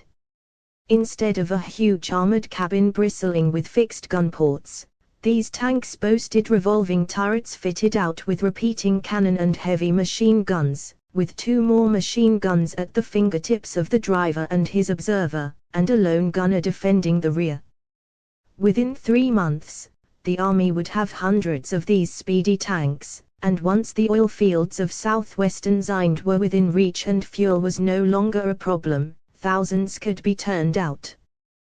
The army of Heldon would advance across Zind behind an impenetrable shield of powerful and speedy armor. As the last of the tanks passed the reviewing stand, 5 great aerial dreadnoughts lumbered overhead, filling the air with prolonged thunder. As Fierik watched these huge flying fortresses, each propelled by a bank of 10 air screws driven by individual gas engines, a sudden inspiration struck him. Why not apply the same principle of speed, size, and number as obtained with the new armor to the fighting machines of the air? Aerial dreadnoughts took forever to build and were monstrously expensive. Small aerial fighters a tenth their size would need only 1 engine, would be twice as fast, and could be mass-produced for a 20th of the cost. Heldon could have a vast aerial armada instead of a few score clumsy behemoths. Yes, production must start on such fighters at once. Behind the tanks came 1,000 motorcycle SS, and behind them a similar contingent from the regular army, a flashing spectacle of power and bridled speed. The incredible din of the massed engines was a battle cry that shook the earth. After the motorcyclists, a group of fast troop-carrying trucks rolled by. The key to the new style army that Fierik was building was power and speed. An army that had the ability to bring an overwhelming concentration of power to bear on a given objective before the enemy could react would be able to make mincemeat out of a foe 10 times its size. Behind the trucks came a large formation of marching SS troops, then the second formation of regular infantry, which wound up the parade. As the first of these men in field grey high-stepped past the reviewing stand holding massed salutes, Fierik saw an SS captain dash excitedly up onto the reviewing stand and whisper a few terse words to Rimmler. Instantly, the SS commandant bounded to Fierik's side with a look of feverish fervor lighting up his sharp-boned face. "Well, Rimmler, what is it?" Fierik asked, still holding his salute for the benefit of the troops marching by. "My commander, the hordes of Zind have crossed the border of Wallach. They are sweeping through the eastern regions of that country with irresistible force." Though this news jolted Fierik to the core, the rigidity of his salute did not for an instant waver. It would be disastrous for the leadership to display anything but glacial calm on a public occasion such as this. He drew Waffing and Rimmler closer to him, and had the SS captain approach, though no outward sign of what was going on was visible to the great throng below. "What is the precise situation, Captain?" Fierik asked. "My commander, our latest reports put a vast Zind horde at no more than 5 days' march from Lum. Once they overrun the capital, there will be no resistance between them and the Helder border," Waffing pointed out. "In 9 days they can be upon us. We should immediately fortify our border with Wallach with our best troops, mainly SS, and hold the horde off there until our new armies are ready." From what Fierik knew, the western reaches of Wallach were perfectly good uncontaminated farmland that cried out for human colonization. That such rightfully held a territory was held by such as the Wallachs was bad enough. To allow the pus of Zind to inundate such land was unthinkable to a true patriot, aside from the military threat such a Zind occupation would impose. There can be no question of assuming a defensive position while Zind overruns Wallach, Fierik declared firmly. We must attack at once, and we must attack with blinding speed and crushing force. But my commander, we are not ready to fight Zind now. In 4 months, my mind is made up, laughing. Fierik snapped. We simply cannot allow Zind to march into Wallach unopposed. We will attack at once with whatever we have. A scant 36 hours later, a great Helder army stood poised at the border, ready to storm into western Wallach. Fierik had mobilized the cream of the army and the finest SS units and would lead them into battle himself. Since the key to the situation was concentrated power and lightning speed, Fierik had assembled a wholly motorized striking force, divided up into 2 main columns. La Waffing led the army contingent, which consisted of 2 divisions of motorized infantry packed into every gas truck that Helden could muster, escorted by 3,000 motorcycle troops and a score of the huge steam dreadnoughts. This force would roll straight across the western fens of Wallach, to meet the Zind horde head-on somewhere in the vicinity of the capital, Lum, on the western bank of the River Rule. Heavily outnumbered, Waffing's troops would have little chance of stopping the horde by themselves. However, Fierik himself, with the loyal Best at his side, would lead a division of the finest motorcycle SS shock troops backed up by a score of the new fast tanks in a wide flanking maneuver to the northeast. If all went as planned, Fierik's force would dash up and around the set battle at Lum, then sweep down to attack the rear of the Zind forces on the east bank of the Rule while the whole unwieldy horde was in the process of crossing the river via one comparatively narrow bridge. The plan required the SS troops to make quick mincemeat out of forces outnumbering them by as much as 100 to 1, but the shock and surprise would cut down the odds, and the innate superiority of the SS fired to a fanatic fervor by the inspiration of their supreme commander fighting at their head should do the rest. The one morning sun was obscured behind a leaden sky as Fierik sat on his motorcycle at the head of his SS division watching his timepiece tick off the last few moments to 0 hour. Beside him, Best's face glowed with youthful excitement as he waited for the moment to start his motorcycle. "Do you think the Wallachs will resist our advance?" Best asked hopefully. "Hardly," Best Fierik replied.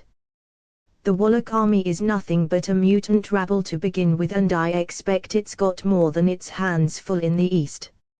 Nevertheless, since time and speed were of the essence, it would be best to stun Wallach into utter helplessness at the outset.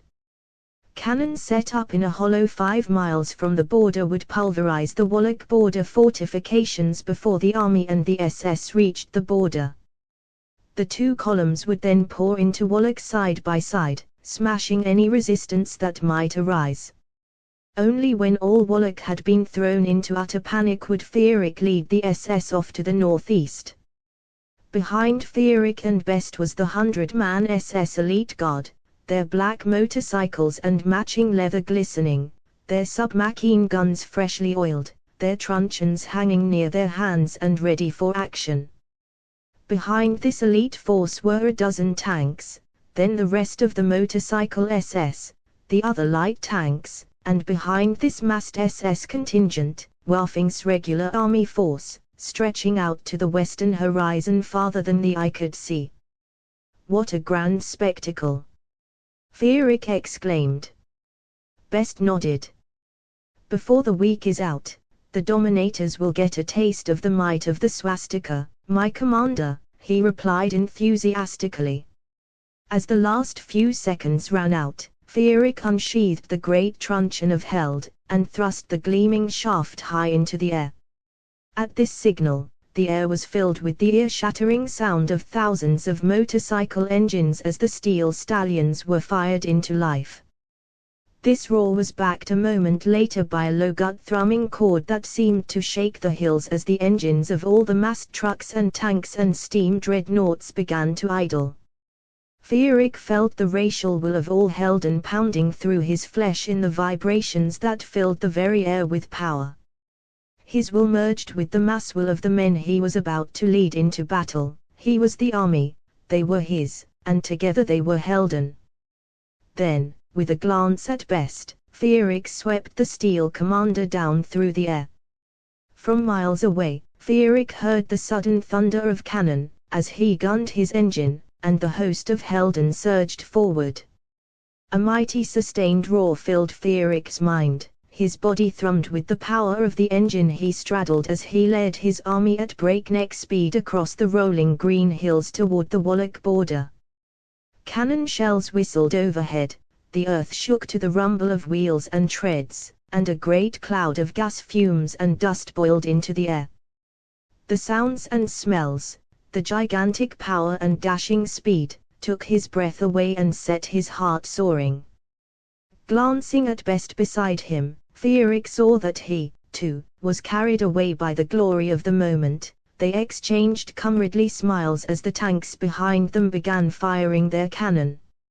Fierik led his great army up one last hill, crested the rise, and beheld the Wallach border. A barbed wire fence demarked the Helden side of the border with machine gun towers at regular intervals. Then there was a half-mile strip of no man's land and a line of crude stone Wallach pillboxes set about 300 yards apart. The Helder positions had been evacuated, and great gaps cut in the fence. As for the line of Wallach fortifications, many of these had taken direct hits from the cannon and were naught but steaming, rubble-strewn craters. Others were partially destroyed, with the smashed bodies of Wallachs strewn about the ruined stonework. Even over the din of the engines, Fierik could hear the great cheer that went up from his troops as they saw the fortifications of the Wallachs before them. As one last barrage of cannon shells exploded in a neat line amidst the Wallach pillboxes, sending great fountains of grey stone, brown earth, and red flesh into the air, Fierik gunned his engine, and roared down the hill through a gap in the barbed wire, and across the border into Wallach, with Best's motorcycle humming along at his heels. Immediately behind came the SS Elite Guard, swinging their truncheons and bellowing a hoarse battle cry. Then the squadron of tanks spread out, and their heavy steel treads crashed through the wire. Thousands of motorcycle SS shock troops crossed into no man's land along a wide front in their van.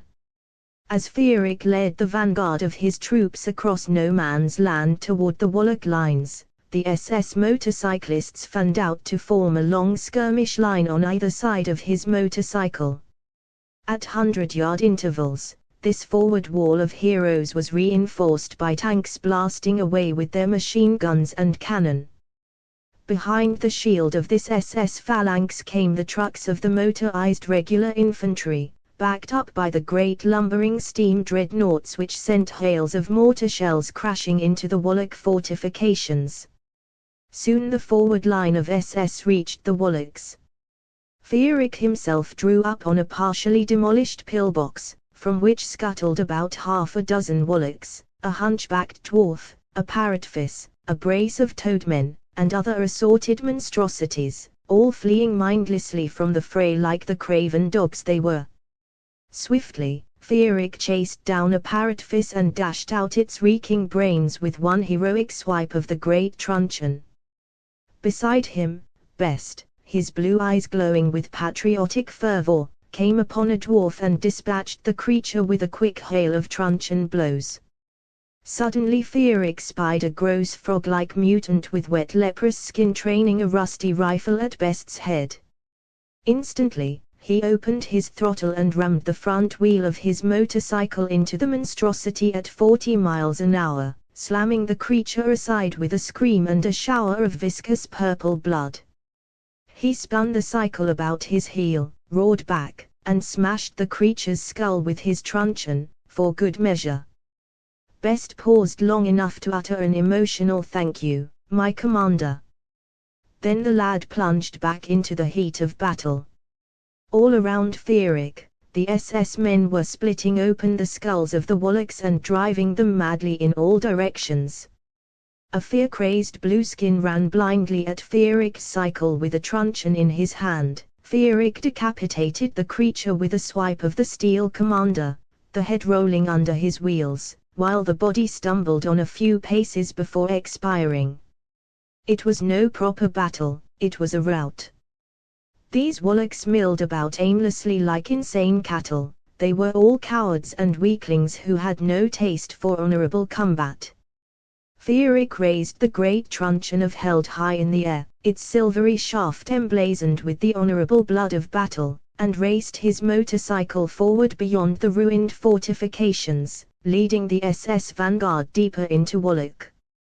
There was no point wasting precious time dispatching all of these creatures. The occupation forces that would follow the motorized columns into Wallach before the sun had set would be more than adequate to mop up this pathetic rabble. Soon Fearic was once more at the head of a tightly massed formation of motorcycle SS shock troops roaring eastward across Wallach with precision and dash. The tanks fanned out about this column as outriders protecting either flank. About half a mile behind and slightly to the south were Waffing's regular army troops, obscured by a huge dust cloud. Behind them, the Wallach border fortifications were naught but smoking ruins. "What a fine beginning to the campaign, my commander!" Best called out. "An utterly devastating victory." His face was almost feverish with the manly thrill of having fought his first real battle. "So much for the army of Wallach," Fearic answered, not wanting to take the edge off Best's mood. But he knew only too well that the Wallachs had only served to blood these untested Helder troops, and give them a chance to experience their own manhood, heroism, and skill. The real battle was hundreds of miles away with the warriors of Zind, and those baleful creatures would not break and run like a gaggle of craven Wallachs. But Fearic heard the incredible massed symphony of engines behind him, saw rank after rank of shiny black motorcycles, swift tanks, and motorized infantry dashing across the plain behind him like a grand parade, and he could sense the fire and elation and hot blood of his troops as a palpable force. Let the warriors of Zind fight to the death. Let them throw their full might against the army of Helden. All the more thoroughly would this corps of heroes grind their obscene warped protoplasm into a thin slime of squamous jelly soiling the dust. As the Helden strike force drove deeper into Wallach, Fearic noticed that the nature of the countryside was gradually changing. The grass was becoming patchy and taking on an unwholesome blue-grey undertone. The occasional pigs and cattle that the columns routed as they swept through the fields became ever more genetically twisted, many of them encumbered by trailing vestigial limbs, all with purplish or greenish mottling of the hide, some with the primitive stubs of secondary heads bursting like pubes from the bases of their necks. "What a horrid country this is!" Best called out as he rode close by Fearic's side. "Perhaps we should set it all to the torch, my commander." "It would do no good," Best Fearic said. "No fire we could set would burn out the poison of the fire of the ancients."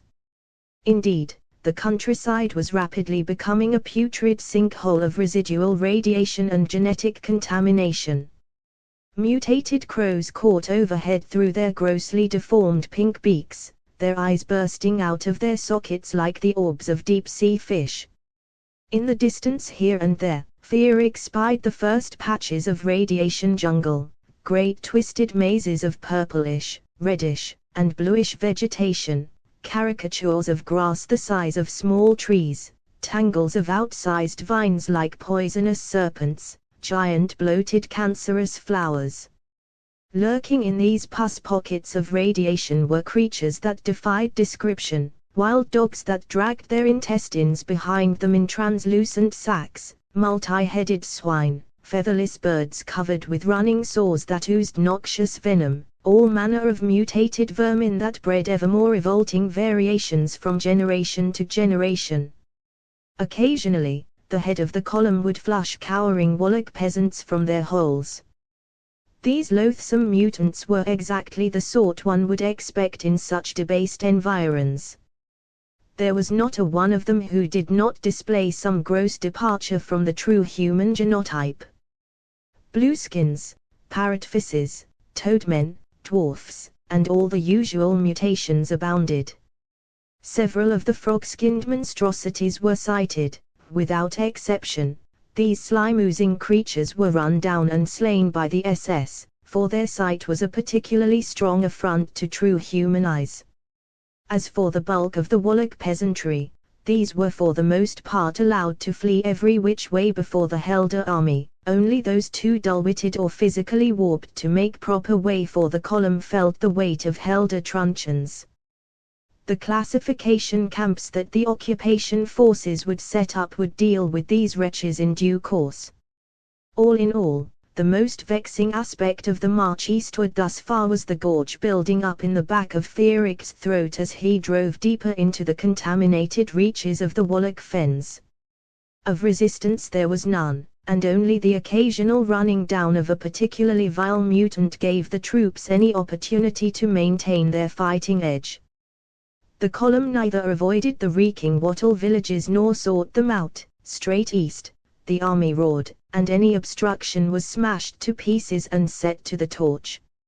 After this relentless advance had continued for several hours and nearly 200 miles without major incident, Fearic decided that it was time for the SS troop to veer off and begin its northeasterly sweep. He drew the great truncheon of Held, pointed the gleaming fist that was its headball in a northeasterly direction, then guided his motorcycle off on this heading. Without pause, the column of black motorcycles and tanks followed him up over a rise and off across the lowland fens of the Ruhr Delta. At this rate, we should reach the Ruhr within a day, he called over to Best. There's an ancient bridge about 200 miles downstream from Lum that freakishly survived the time of fire. There we can cross the river undetected. Best's face creased in puzzlement. Surely Zind will fortify such a key position, my commander, he said confusedly. Fearic grinned. The bridge is supposedly infested by monsters too vile and terrible for even the warriors of Zind to face with equanimity, he said. Because of these so-called trolls, the area is devoid of sapient habitation. At the sight of Best's alarm at this information, Fearic broke into good-naturedly laughter. Don't worry, Best, he said. There isn't a protoplasmic creature in existence that's immune to the submachine guns of the SS. At this, Best himself grinned broadly. The dash across the Ruhr Delta could not exactly be described as a pleasant scenic tour, but it was without serious incident, since these lowlands were much more sparsely inhabited than the rest of Wallach. The reputation of the area among the Wallachs was unsavory, even ominous. Fearic could well understand why even low creatures like Wallachs would choose to leave territory like this unsettled. Here the residual radiation was obviously quite high, for patches of radiation jungle were everywhere, many of them merging with each other to form nightmare forests of considerable extent.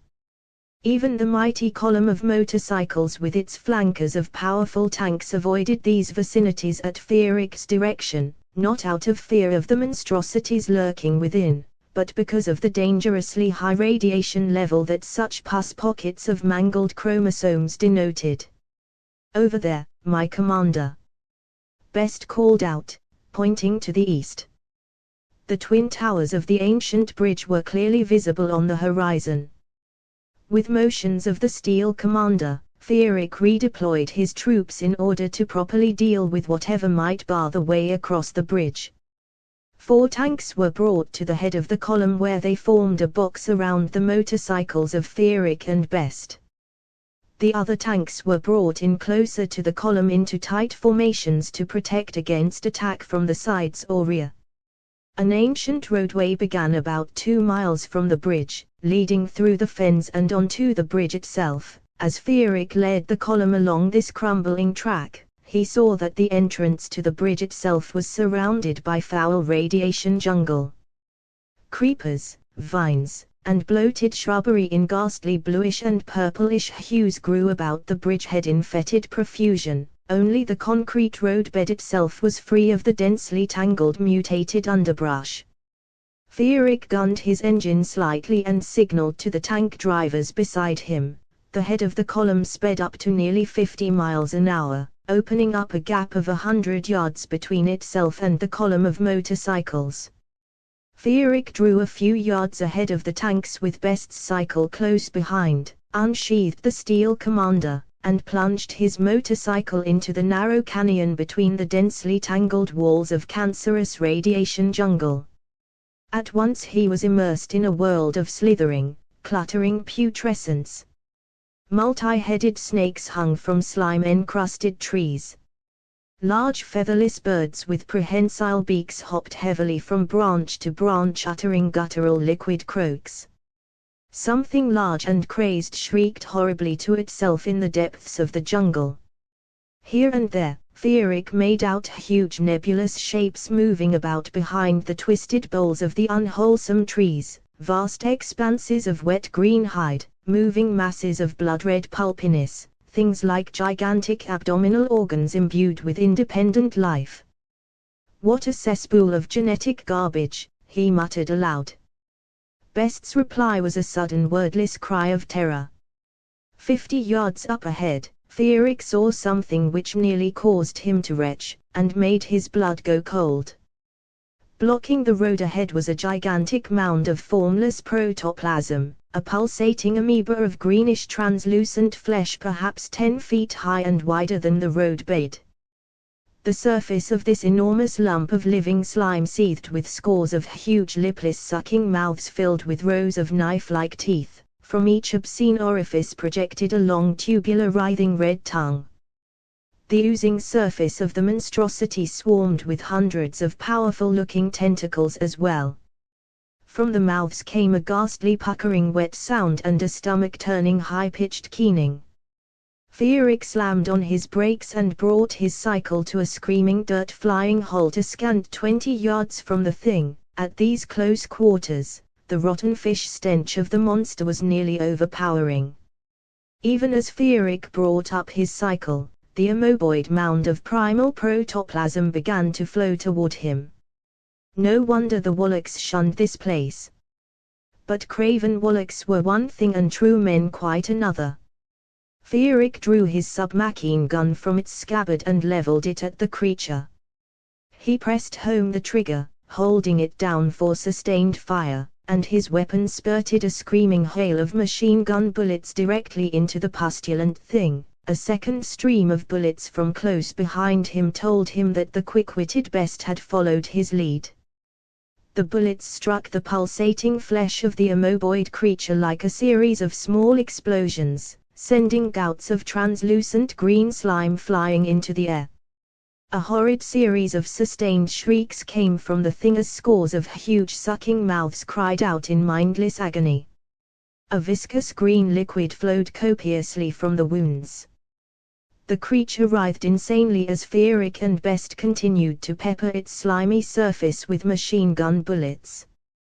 Then the tanks which had halted close behind Fierik's cycle opened fire.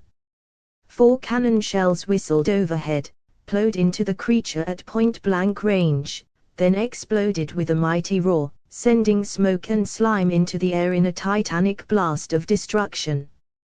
When the smoke had cleared, there was nothing blocking the column's advance but a few steaming puddles of thin green liquid. Fierik and Best beamed triumphantly at each other. So much for the trolls of the lower rule. Fierik shouted. Hardly proper target practice for modern Helder weaponry, Best said. I hope we see proper action soon, my commander.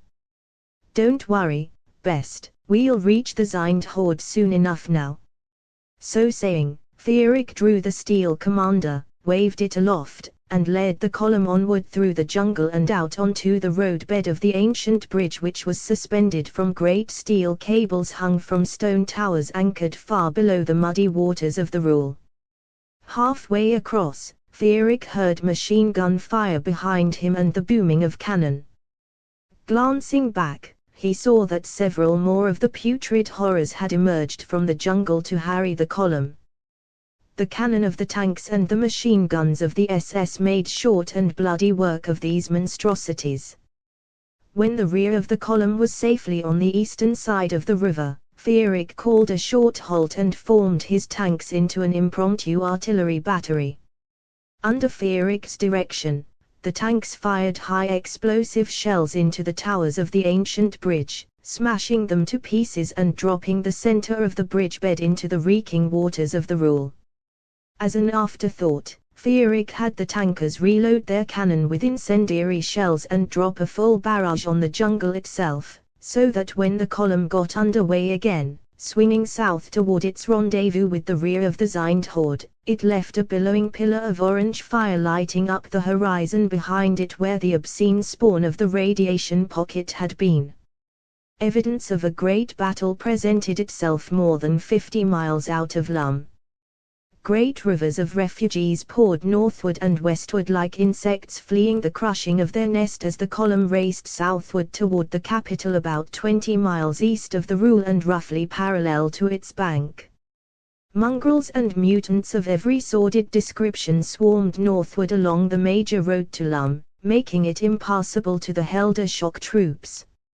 It would have been possible to clear a path through this unsavory mob by sheer force, but hardly worth the delay, for even at this distance a pall of smoke occasionally enlivened with flashes of fire hung on the southern horizon while the rumble of far-off artillery could be heard, sure evidence that Waffing's force was already in contact with the enemy, since the Wallachs had no such firepower, and Zind would hardly employ cannon on such scale against so puny an enemy. Fierig therefore led the SS column south across the sickly fields themselves, avoiding the rabble-choked road 2 miles to the east, for it was absolutely essential to arrive on the scene before the entire Zind horde had crossed the river. For once the Dom's creatures completed the crossing, the advantage would be lost, Waffing's army overrun, and the SS column trapped far behind the lines in Zind conquered territory. Soon the far-off rumble of artillery became a nearby thunder, and continuous flashes of fire could be seen to the south, clearly on the western bank of the Ruhl. In addition, an incredible crackle of massed machine gun fire was audible as counterpoint to the artillery duel. Waffing's forces were fighting the warriors of Zind in western Lum. The only question now was how much of the horde remained on the eastern side of the river. On this might very well depend the history of the world and the survival of the true human genotype. As the column neared the outskirts of Lum, the tide of refugees trickled away to nothing and everything in sight had been trampled utterly flat, sure sign that the horde of Zind had passed this way, and not long ago by the look of things, either. Fierig therefore whipped his forces into final battle array. He and Best of course formed the point of the formation, backed up by the 100-man elite motorcycle SS bodyguard enclosed in a square of 4 tanks. Behind this spearhead was a wide solid line of tanks serving as a shield for the main formation of motorcycle SS shock troops. More tanks guarded either flank of this tightly packed formation of iron men and steel machines. No Zind filth would be able to violate the integrity of such an impenetrable force. Fierig unsheathed his submachine gun and rested it in its firing rack. Glancing at Best, who had also put his weapon in position, he shouted, "Now you'll have all the action anyone could want, Best." As Fierig opened his throttle all the way, Best replied with a boyish grin and a mighty hail Jagger, which triggered off a spontaneous mass salutation from the ranks as the great SS force surged forward in a final dash into battle at nearly 60 miles an hour. Fierig led his troops over fields and hills strewn with bits and pieces of dead Wallachs who had been partially devoured by the nauseating scavengers of Zind. The mighty motorized shock force crested a final rise and Fierig beheld the long valley that led to Lum, choked with the hosts of Zind. Ludolf Best cried out in horror at his first sight of the warriors of Zind. The entire valley floor was covered with vast formations of these monstrosities, and the creatures themselves were enough to daunt even the staunchest hero.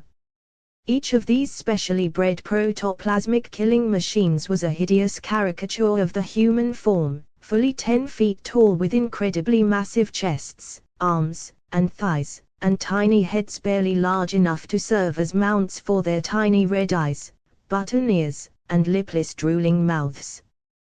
These pin-headed creatures were entirely naked save for rude leather belts from which hung truncheons of immense size and weight, and were liberally caked with dung, ordure, and all manner of filth. Most horrifying of all, each formation of perhaps 500 of the creatures marched along in perfect synchronization with each other, down to the swing of their tree trunk arms and the rifles in their hands, as if they were interchangeable cogs in some vast fleshly machine. Seeing Best's dismay, Feerick called out to him. "Mindless robots, all of them. All muscle and literally no brain."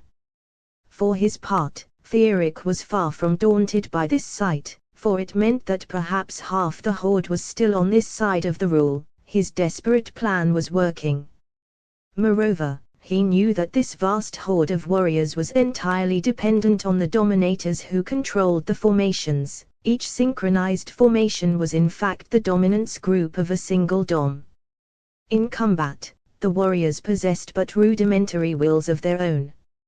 Spaced throughout the horde at more or less regular intervals were huge war wagons, flatbed carts pulled by teams of gigantic mutants that were all enormous thighs and buttocks, with withered upper torsos and virtually no arms or heads.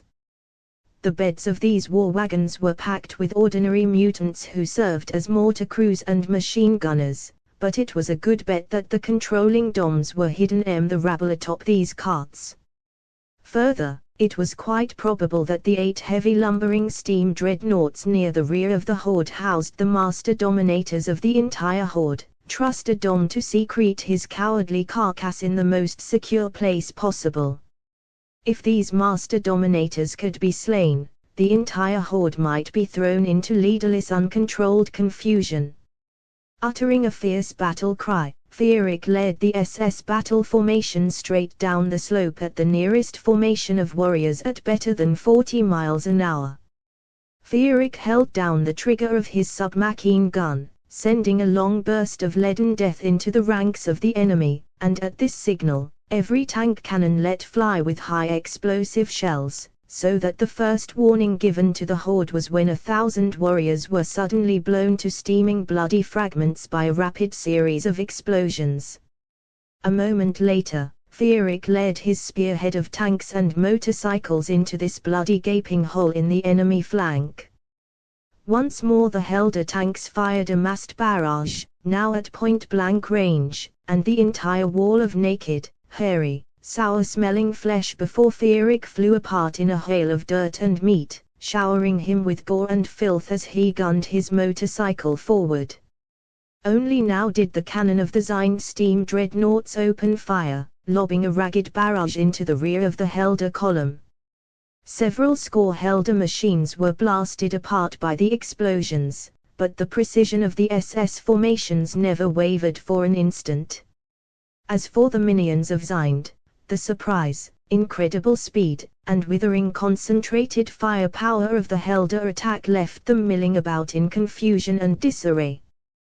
The dreadnoughts continued to lob shells into the Helder ranks, and at this range even the filth that served the dominators as gunners could hardly help dropping their loads on target, inflicting telling losses on the Helder troops.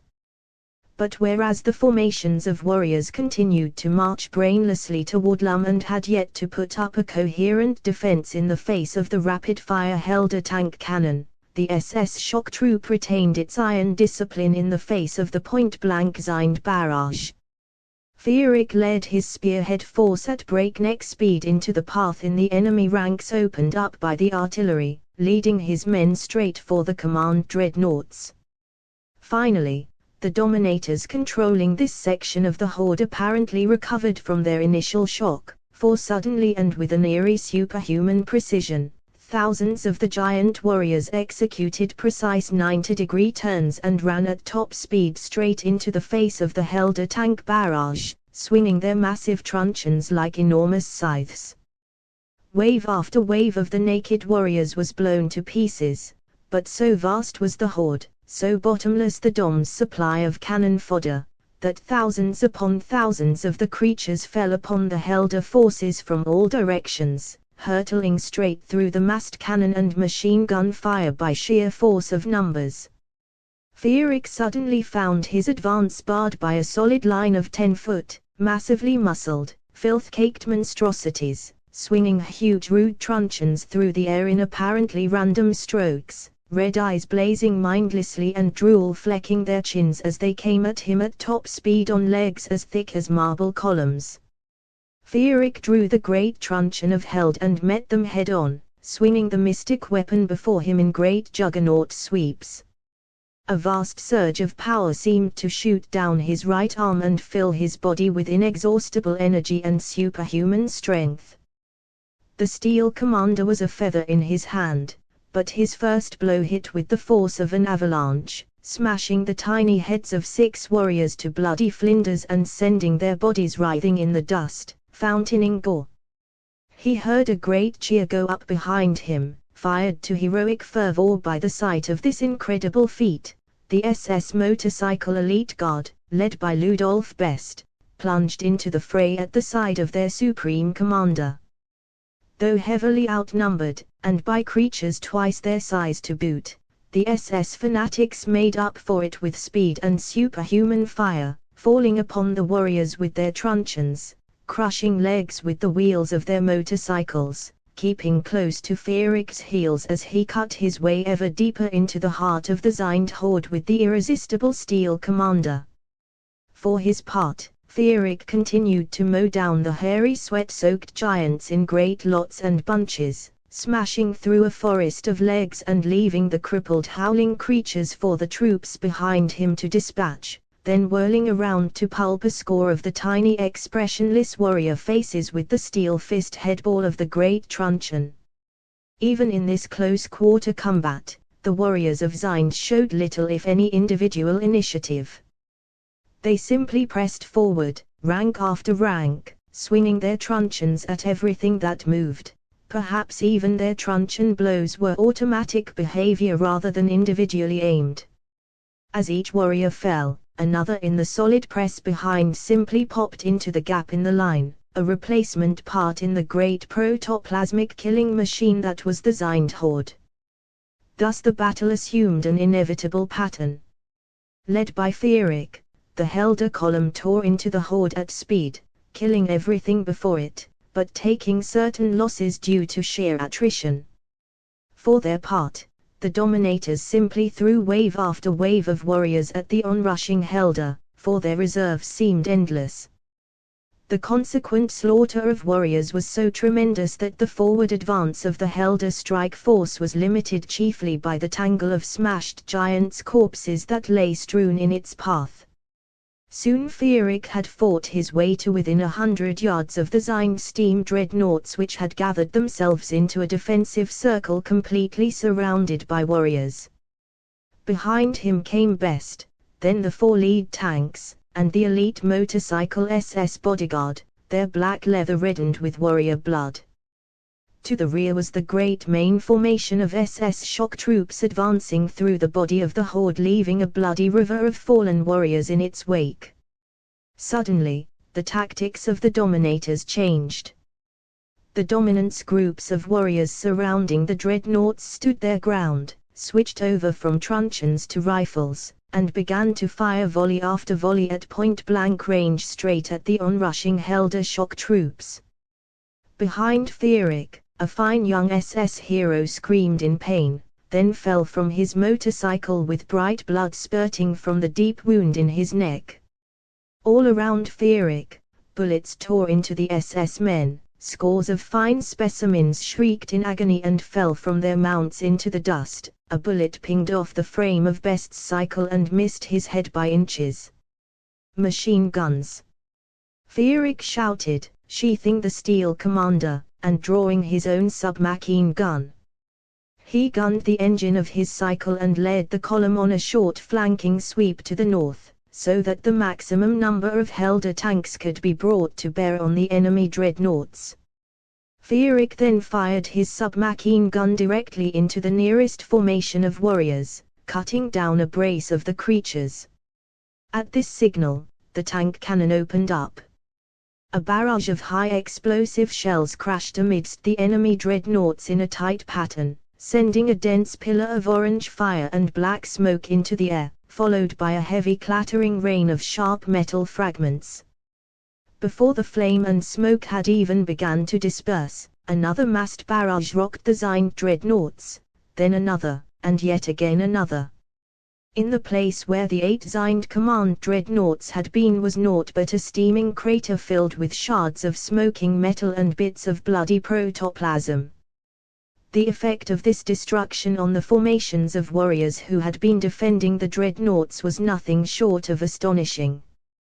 The synchronized disciplined formations instantly dissolved, giant brainless warriors began milling about crazily in every conceivable direction. Some of the creatures fired their rifles wildly in the air, others simply tossed their weapons away. Many of these suddenly decorticated lumps of muscle began to urinate aimlessly, spattering their fellows. All sorts of disgusting grunts, shrieks, and howls rent the air.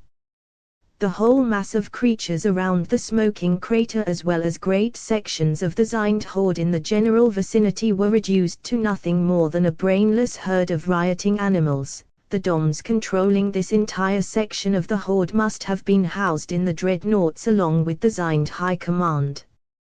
With the destruction of these dreadnoughts, the Zind horde was bereft of overall command, and this particular fighting section was converted into nothing more than randomly twitching muscles. The cannon and machine guns of the SS mowed down these decorticated former slaves of the DOMs like fish in a barrel as Fierik led his troops in a zigzag course through the herd of leaderless and essentially helpless warriors across the valley floor and up onto the southern ridgeline out of the chaos below. Uncountable thousands of the Zind slaves were dispatched, yet thousands more could have been slain had Fierik's tactics called for anything less than continuous disorienting speed. Instead, Fierik led his force east along the ridgeline for a few miles, then down into the valley again, hitting the horde that much closer to Lum.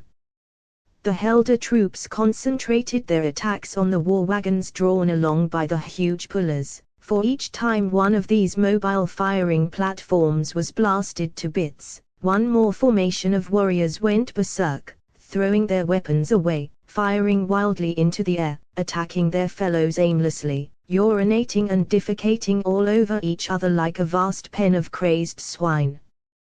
There was no doubt that the controlling DOMs were located on the war wagons. Each such DOM slain rendered 1,000 warriors militarily useless. Again and again and again, Fierik led his men in sweeps across the Zind horde, each swing bringing the SS force closer to Lum and the bridge over the Ruhl, each traversing of the valley cutting a broad path of massive destruction through the Zind horde. By the time the eastern outskirts of Lum were visible, the entire rear echelon of the Zind horde had been thrown into chaos.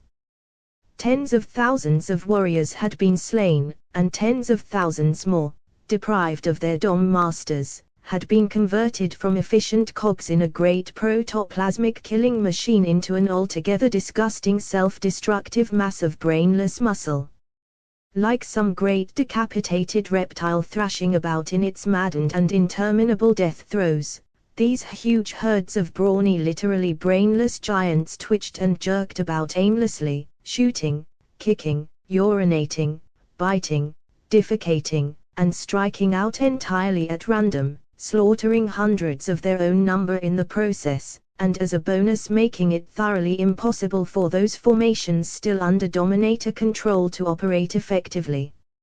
As Fierik drove his motorcycle down the wide avenue that led through the thoroughly flattened ruins of East Lum, the scene he led his troops into was one of nightmare chaos.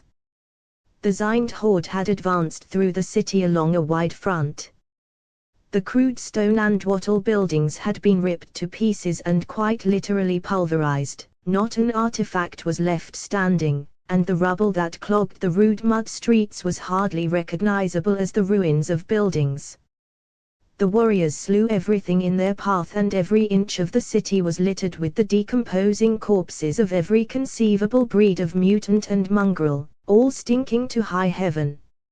Apparently the proximity of so many rogue warriors made it nearly impossible for the remaining doms to retain tight control of their creatures, for tens of thousands of the grimy giants coursed and surged throughout this ghastly carnage heap, smashing into each other in mindless raging panic, firing into the air, grunting, clubbing at each other or piles of corpses with their truncheons, urinating on themselves, shrieking, spewing oceans of drool from their tiny lipless mouths.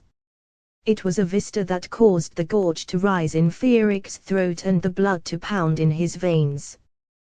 "This is the future the dominators seek for the world," he shouted to Best.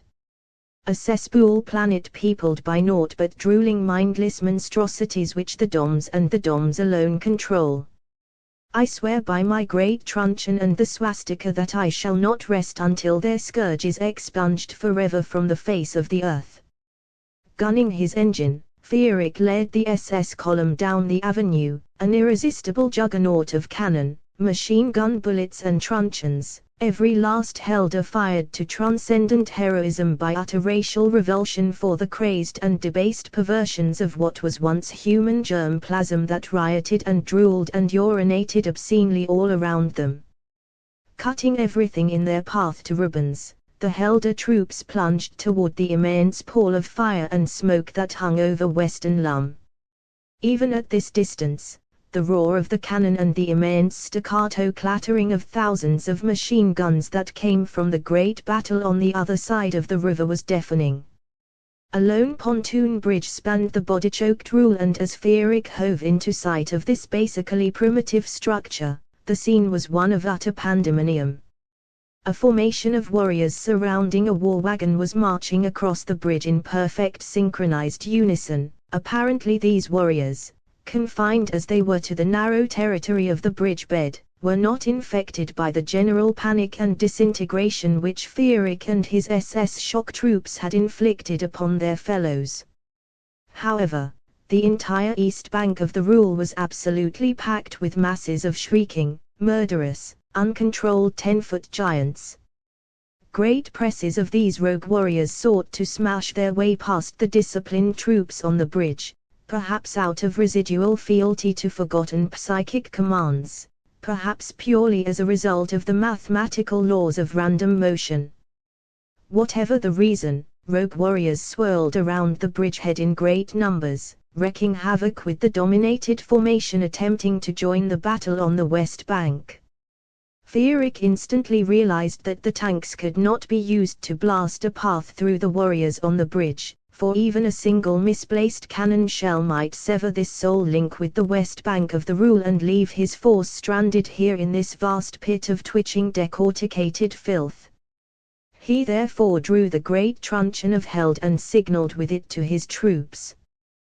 The lead square of tanks fell back, then the tanks supporting the spearhead of elite motorcycle SS, so that the vanguard of the strike force behind Fearic and Best was now composed entirely of black motorcycles reddened with gore, driven by the most heroic specimens of true humanity, their scarlet cloaks streaming in the wind of passage, their faces visages of fanatic determination, their truncheons drawn. This band of heroes would cut a path through the monstrosities on the bridge with naked steel and iron determination, howling a battle cry. Fearic led this solid phalanx of SS men straight into the herd of grunting, drooling, rioting giants clogging the entrance to the bridge. With a swipe of the steel commander, he decapitated a slavering, red-eyed warrior, finishing the mighty stroke by smashing right through the barrel-like thighs of two more of the creatures, who fell in agony in an ocean of their own blood. At his side, Best beat a huge warrior to its knees with a rapid series of truncheon blows, then dispatched the creature with a swipe that broke its spine. All around, The SS men laid out scores of the creatures with fire and precision. Scarcely a truncheon blow was aimed that did not hit its mark with telling effect. The SS troop fought its way through the melee, slaying hundreds of the foul creatures and finally throwing the rest into a terrorized panic, so that howling, slavering giants ran madly from the fray in all directions, scattering out of the path of the Helder troops, and clearing the way for Fierik and his men to fall upon the rear of the marching formation on the bridge itself. Before the Dominator on the war wagon could begin the clumsy maneuver of turning his troops about in this confined space, Fierik himself had already attacked the exposed backs of a score of warriors, smashing their heads open with the steel commander, while the SS, their battle fervor raised to fever pitch by the sight of their leader's heroic efforts, pulped heads, crushed legs, and otherwise dispatched hundreds of the creatures, clearing the first 50 yards of the bridge and allowing the vanguard of tanks and motorcycles behind the spearhead to enter upon it. By the time the warrior formation had been turned to confront the onrushing Helder, Fierik and his men had fought their way nearly to the great creaking wooden wheels of the war wagon. A great wall of warriors pressed literally shoulder to shoulder barred further advance with a deadly threshing machine of giant truncheons. With a final sweep of the great truncheon, Fierik lopped the arms off a dozen of the creatures, sending their truncheons flying, and their tiny drooling mouths to shrieking. He then drew his submachine gun and fired a long burst at the mutants atop the flatbed of the war wagon. From this vantage, it was impossible to tell which was the Dom, so all must be speedily slain. 6 of the Zine soldiers were instantly ripped apart by Fierik's blast. Then Best opened up, and all around him the SS men hammered away at the creatures atop the war wagon with their blazing submachine guns. After only a few moments of this withering fire, the last denizen of the war wagon was a riddled corpse, and chaos overtook the Zine slaves on the bridge. The huge, nearly armless pullers drawing the war wagon vented great howls into the air and began running in diverse directions, still leashed to the battle cart, which began to totter and weave as it was yanked every which way at once. As for the remaining warriors on the bridge, they were thrown into the same crazed state as their fellows east of the Rule, thrashing about in all directions, smashing at each other, grunting, urinating, heaving, and shoving their fellows and themselves off the bridge and into the carnage-filled river. It was child's play for Fierik and his men to hack their way through this twitching mass of effectively decapitated muscle. The task was made that much easier when the bulk of the pullers suddenly chanced to run in the same direction, dragging the war wagon and themselves over the edge of the bridge and down into the depths of the Rule with a gigantic splash. The great sound alone seemed to add to the panic, and scores of warriors actually leapt off the bridge into the river, where their rudimentary brains proved quite unequal to the task of swimming. Led by Fierik and his SS elite guard, the Helder column brushed aside all residual opposition and roared across the bridge to join the climactic battle on the west bank of the Rule. 5 tanks were the last to cross, and when their treads were firmly on the soil of the west bank, they swiveled their turrets to the rear, and with 3 quick barrages blew the bridge to bits, stranding the decimated rear half of the Zine horde behind the wide watery barrier of the river. As for the rest of the horde, it was now trapped between Wafing's men to the west and Fierik's to the east, halved in size, cut off from relief, and surrounded. Wafing's troops were dug in along a wide front in the flattened suburbs of Western Lum. From behind the cover of trenches and rude earthen embankments, thousands of Helder troops sent a continuous hail of bullets at the waves of warriors that the Zine horde ceaselessly launched against their positions. From far behind the lines, the old Helder steam dreadnoughts lobbed high explosives onto the horde without fear of retaliation from the shorter-ranged mortars of the Zine war wagons. Thick clouds of acrid smoke obscured the air for miles along this front, and the din was nothing short of terrific. By the time Fierik's force approached the Zine rear echelon from behind, the horde, by sheer force of numbers, had established forward positions no more than 100 yards from Waffing's front trenches, quite literally behind a huge embankment of dead warriors, and directly in the face of withering machine gun fire. As Fierik watched from the crest of the rise, rank after rank of warriors marched forward firing their rifles in synchronized mass volleys. Almost immediately, these creatures were torn to pieces by the Helder machine guns, but they were just as rapidly replaced by yet another rank of robotized 10-foot giants. Each new surge of warriors brought the horde a foot or two closer to the Helder lines, though at enormous cost in manpower. The horde moved forward by a process of slow erosion, as imperceptibly, but as irresistibly, as a glacier moves down a mountain. The vast horde that stretched before Fierik marched steadily westward, endless rank after rank, straight into the barrels of Waffing's guns. Fierik grinned wolfishly at best. "The last thing the Doms expect is an attack from the rear," he exclaimed. "We'll crush them between us like the insects they are." Fierik waved the steel commander thrice overhead, and the SS shock troops went into terminal battle formation. Thousands of motorcycles spread out along a broad front on either side of Fierik, with the tanks evenly interspersed amidst this forward wall. Fierik swung the great truncheon down through the air, gunned his motorcycle engine and led this grand troop of men and metal down the rise and across the charred and broken ruins of Lum straight for the rear of the Zind horde.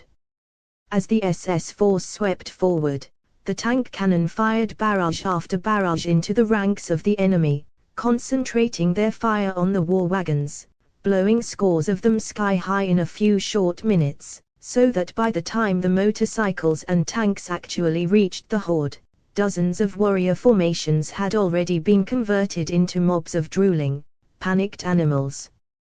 Fierik fell on a score of warriors from the rear, smashing their skulls from behind with a heroic blow of the great truncheon. Amazingly enough, the ranks of 10-foot giants continued to march forward toward Waffing's line, ignoring the SS motorcyclists and tanks even as this force tore them to pieces. The motorcycle SS mowed down rank after rank of warriors with their machine guns without encountering resistance. Best cut down a score of the creatures with a single burst of his submachine gun, a look of utter incredulity on his face.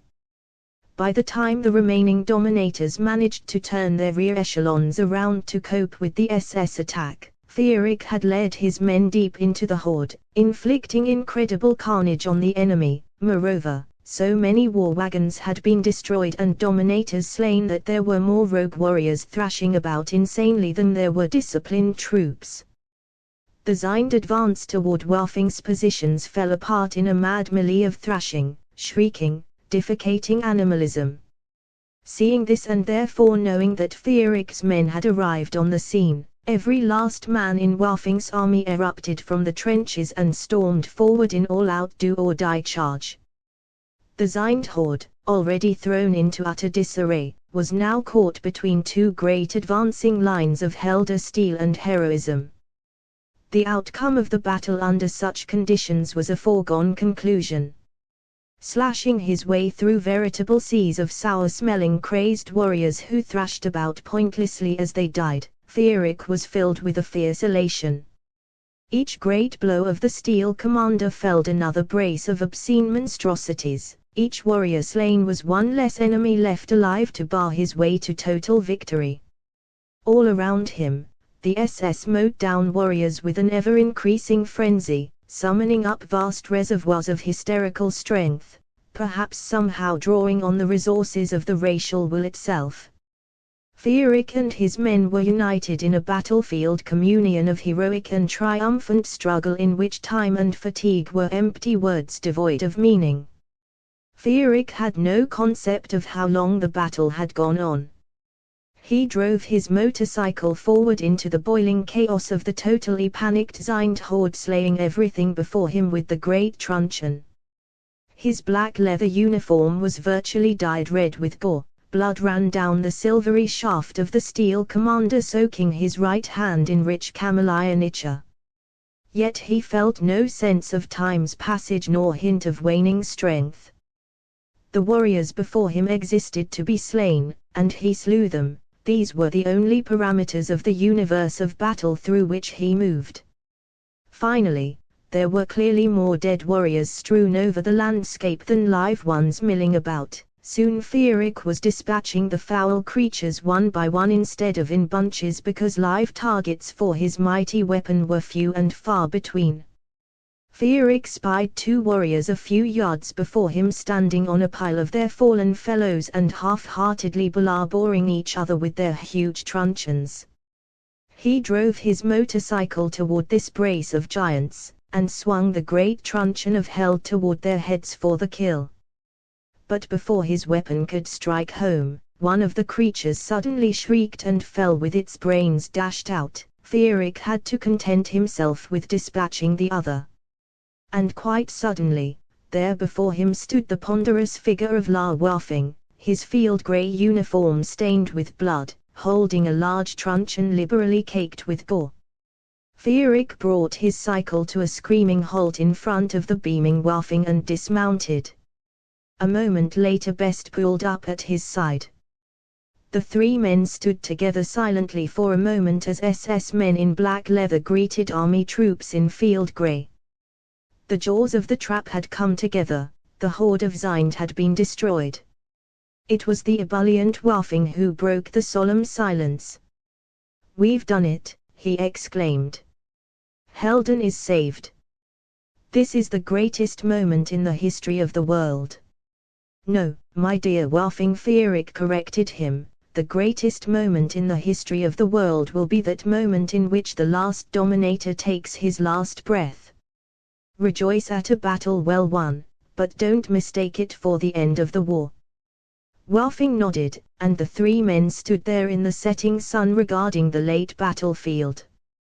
Between the point at which they stood and the river Rule was a vast stretch of countryside completely carpeted with bodies of the enemy and the ruins of his equipment. SS and army mop-up squads were beginning to move about this huge midden. Occasionally bursts of sharp gunfire fractured the solemn silence. The rich red rays of the setting sun seemed to form halos around the figures of Feerick and his two paladins and bathed the triumphant battlefield in heavenly fire. 11 With the hordes of Zind temporarily confined behind the Rule, the building of the new Helden proceeded at a pace that could only be called breathtaking. The victory of Lum had buoyed the spirits of the Helder race, while the realization that it was only a matter of time before the dominators would once more unleash their ghastly minions against sacred human soil moved them to incredible feats of fanatic self-sacrifice and unprecedented energy. The classification camp program was the finest example of the qualities that the new order embodied. Nothing pleased Feerick more than to tour these camps, for here the patriotic fervor sweeping the country was given its highest and most concrete expression. It was therefore with a sense of keen anticipation that Feerick entered the main gate of Helden's newest classification camp near the northern margin of the Emerald Wood for an informal inspection conducted by Bors Rimler himself. By his side, the SS commandant fairly radiated patriotic fervor, and Feerick reflected that not even Waffing, who had worked wonders with the army and the armaments industry, had performed feats on a par with those of Rimler and the SS during these 2 months of feverish activity.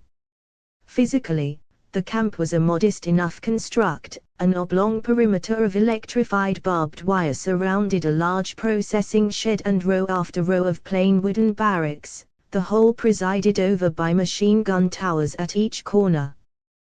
The barracks were spacious enough to accommodate perhaps 10,000 Helder at any given time. It was a measure of the superhuman efficiency of the SS that Rimler had promised a complete turnover of the population in each of the 36 camps every 5 days, and thus far had if anything bettered this projected performance. Needless to say, none of this would have been possible without the fanatic support of the people of Helden. such as the 2,000 or more folk whom Rimler had lined up in neat ranks for Fierik's inspection in the main exercise yard of the camp. These were for the most part apparently blemishless specimens who had temporarily doffed their civilian clothes for the plain grey numbered tunics of the classification camp. Though the sojourn in the camp was something of a hardship even for the overwhelming majority who gained recertification, Fierik was pleased to note that there wasn't a sour face in the lot. No doubt the possibility of gaining admission to the SS was an important contributing factor to the high morale in the camps, for hardly a moment passed when the inmates did not have the dashing sight of a tall, blonde, physically perfect specimen of SS manhood in tight black leather and scarlet cape before their eyes as an inspiration and an example. As Fierik halted about 10 yards from the front rank of camp inmates, Rimler came to a precise heel-clicking halt at his side, and gave a silent party salute. Immediately, a veritable forest of arms shot into the air, and the hearty shout of "Hail Jagger!" reverberated throughout the length and breadth of the classification camp. Fierik returned the salute, and, as was his custom, made a few brief remarks to reward the inmates for their self-sacrificing patriotism. "Fellow Helder, I congratulate you on your spirit of patriotic self-sacrifice. I understand that over half of you are volunteers. Such idealistic fervor is an inspiration not only to myself but to each and every true human living under the swastika. Further, it is a message that will strike fear into the dominators of Zind and all who serve them at home and abroad. May not a Dom be found among you. May you all achieve recertification. May many among you be found worthy of entry into the SS. Hail Helden! Hail Victory!" With the answering roar of "Hail Jagger" still ringing in his ears, Fierik led Rimler toward the processing shed to complete his inspection of the camp. The processing shed was a large, low, rectangular building constructed of galvanized steel sheeting. A large crowd of camp inmates presided over by tall blonde SS men in spotless black leather milled about to one side of the main door. More SS men guarded 4 neat lines of inmates entering the building. As these lines moved rapidly inside, the SS continuously fed new inmates from the crowd into them, while SS squads now and then ushered groups of inmates from elsewhere in the camp into the waiting area. The effect was of a continuously running process, an assembly line, as it were. Fierik noted that the folk milling around in the waiting area talked among themselves quite animatedly, while those already queued up adopted a solemn dignity appropriate to the import of the occasion. "I'm glad to see that the lines move so rapidly," Fierik remarked to Rimler. "For humanitarian considerations as well as those of efficiency." Rimler nodded crisply. "Some of these young fellows are so confident of admission to the SS that they try to trade off their rations for an earlier place in line," he said. Fierik beamed as Rimler led him around to a side door. He could well sympathize with such fervor. Still, it would not do to have the best potential SS candidates sap their physiques by starvation. "Issue an order that any man caught trading off his rations will be put back 10 places in line," he commanded. "We can't let our best genetic purebreds starve themselves through misguided enthusiasm." "Yes, my commander," Rimler replied as they entered the corrugated steel shed. The unpainted interior of the shed was starkly functional. Each of the 4 lines filed past a long counter which ran half the length of the building. Behind these were long ranks of SS genetic analysts in trim black leather armed with batteries of tests which were administered in sequence to the inmates. The 4 lines debouched into a small open area well guarded by a dozen SS armed with truncheons and submachine guns. Beyond this, the rest of the shed was hidden by a sheet steel wall broken only by 4 unmarked doorways. As each man completed his tests, he was directed through one of the doors for further processing. Fierig noted that most of the men were ushered through the doorway on the extreme right. "We've recently developed 4 additional tests," Rimmler told Fierig proudly. "Each Helder must now meet 23 genetic criteria, and of course the entrance requirements for the SS are infinitely more stringent. Since we've already uncovered close to 70,000 SS recruits in the camps, we've been able to upgrade the SS criteria once more. The women's camps have produced nearly 40,000 females found genetically suitable for mating with the SS. Can you imagine what incredible specimens the next generation will produce, my commander?" "There's no doubt about it," Rimmler Fierig said, "you've worked wonders." Glowing with well-deserved pride, Rimmler led Fierig through the extreme left-hand doorway, and into a small cubicle where 2 SS men armed with submachine guns and truncheons snapped to instant attention and saluted smartly at the sight of the Supreme Commander.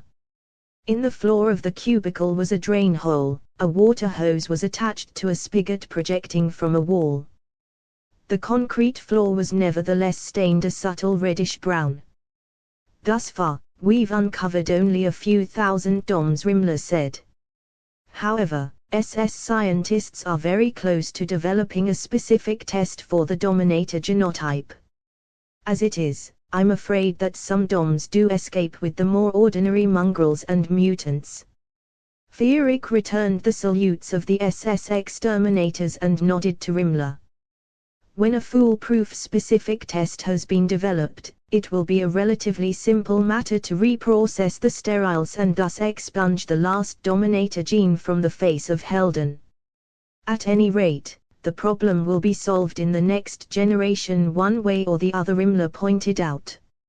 Rimmler led Fierig through the far door of the extermination chamber, across a corridor, and into a large room filled with grinning, excited Helder queued up before a wall of storage bins to receive their new certificates of genetic purity and their street clothes. Before the SS commandant could make a move to call for a salute, Fierig was noticed and a slightly ragged massed chant of Hail Jagger, accompanied by somewhat individualistic saluting, broke out among these exuberant folk. This was followed by over a minute of spontaneous cheering. Fierig could not help breaking into a grin himself as he saluted in return. These Helder had good cause for rejoicing. They had passed the new stringent genetic tests and had been readmitted to the communion of true humanity. Fierig was deeply moved by their infectious joyousness. It renewed his iron determination to ensure that true humans and only true humans inherited the future of the world. Next, Rimmler conducted him across the corridor again and into a long rectangular room that was obviously his pride and joy. The portal leading from the main processing area debouched directly in front of a counter behind which stood 5 SS genetic analysts, tall blonde specimens all. Beyond this battery of genetic experts was an SS doctor equipped with all sorts of precision medical paraphernalia. The rear of the room was occupied by a series of desks at which sat tall, blonde young men busily writing in test booklets under the supervision of an SS captain. The sense of patriotic fervor and excitement in this room was all but palpable, for here those inmates who had given indication in the general testing were given the opportunity to pass the incredibly stringent genetic, somatic, mental, and patriotic rigors of the SS entrance examination. At the sight of Fierig, everyone in the room snapped to rigid attention, saluted, and roared Hail Jagger. Fierig saluted briefly in reply, and then indicated with a motion of his hand that the solemn testing should be carried out without taking note of his presence by further demonstrations.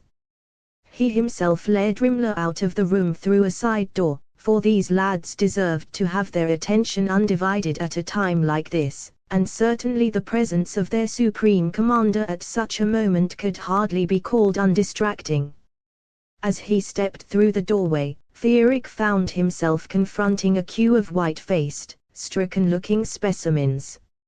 SS men armed with truncheons and submachine guns guarded this line of unfortunates at regular intervals. At the head of the line stood an SS major with a clipboard and a scriber. Beyond him were two doorways. As Fierik entered, he heard this functionary addressing the grim-faced Helder at the head of the line, a decent-looking specimen by superficial appearance. "It is my duty to inform you that you have failed to entirely measure up to the standards of the pure human genotype. You have two options: exile from the fatherland forever or sterilization.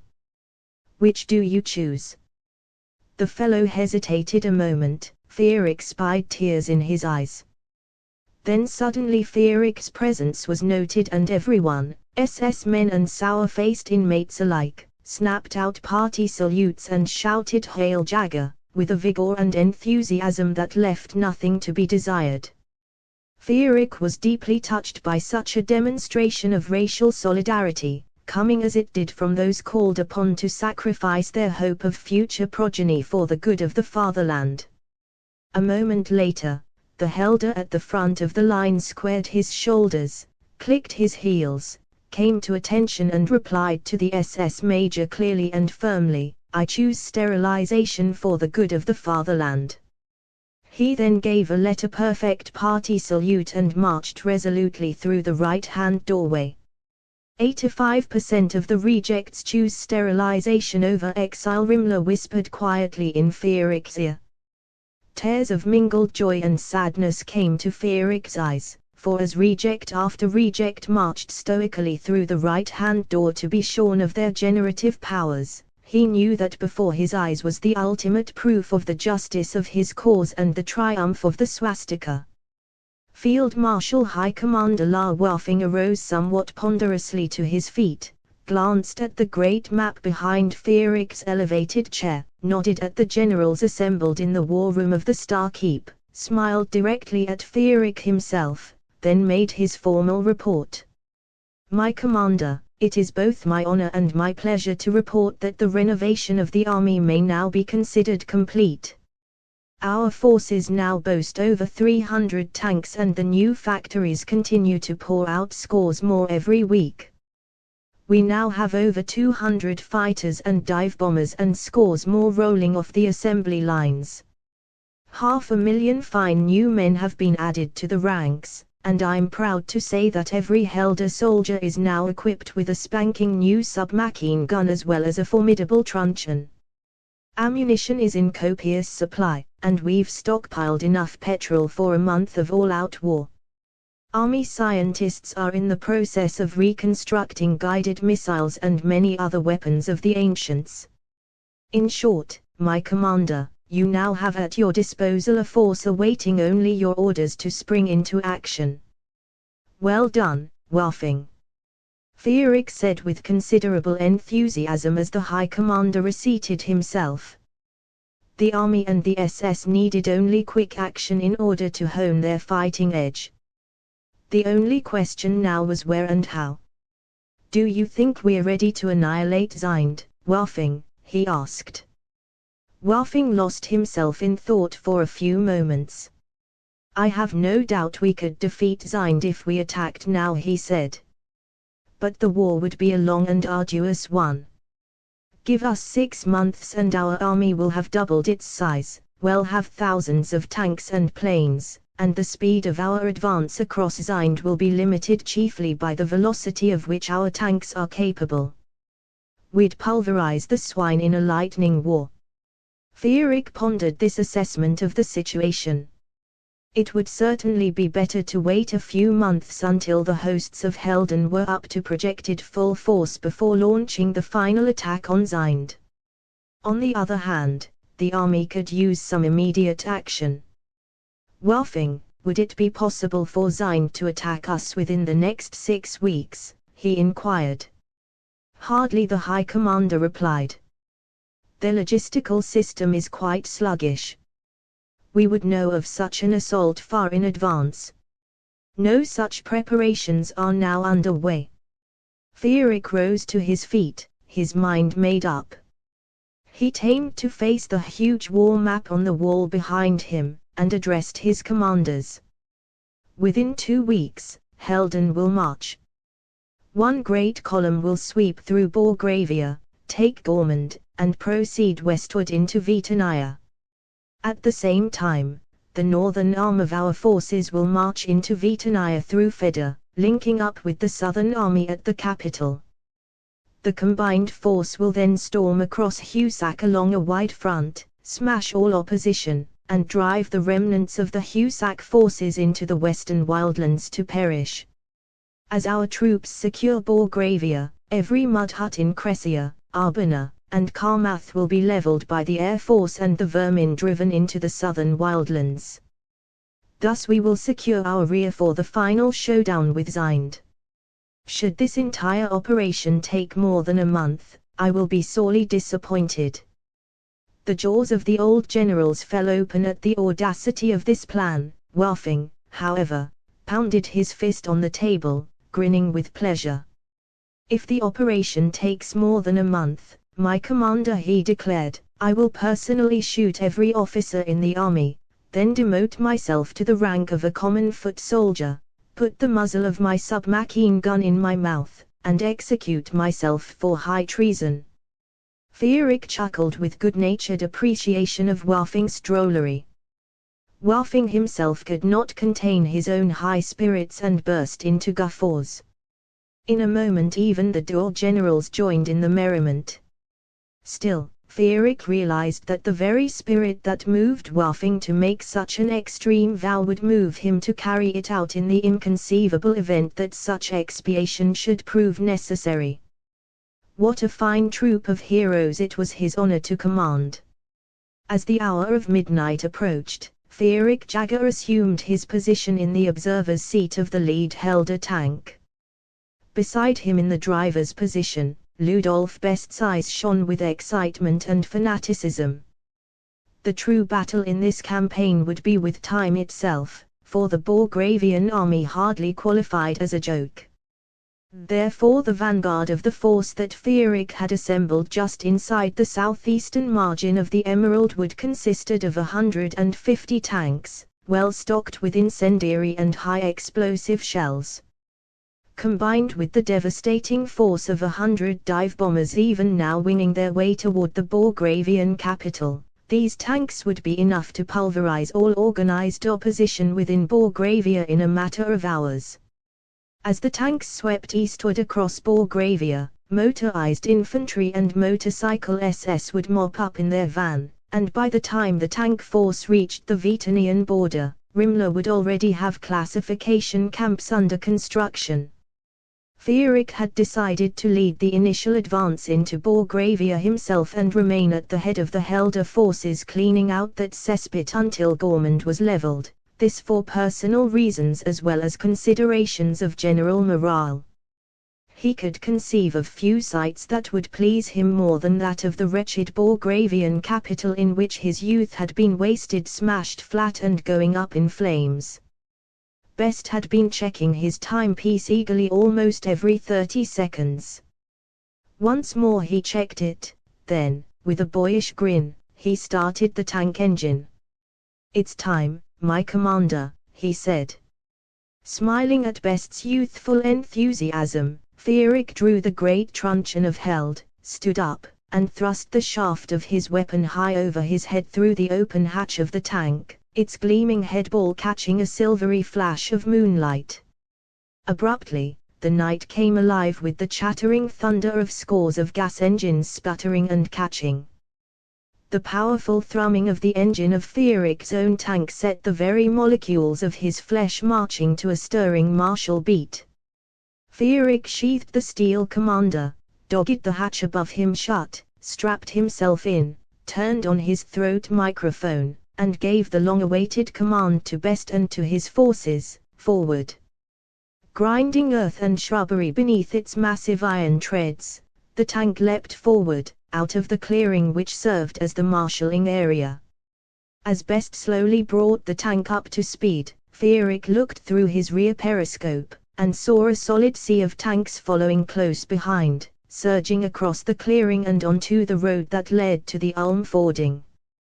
The formation was simplicity itself, Feeric's tank at the point, and behind it 10 ranks of 15 tanks each.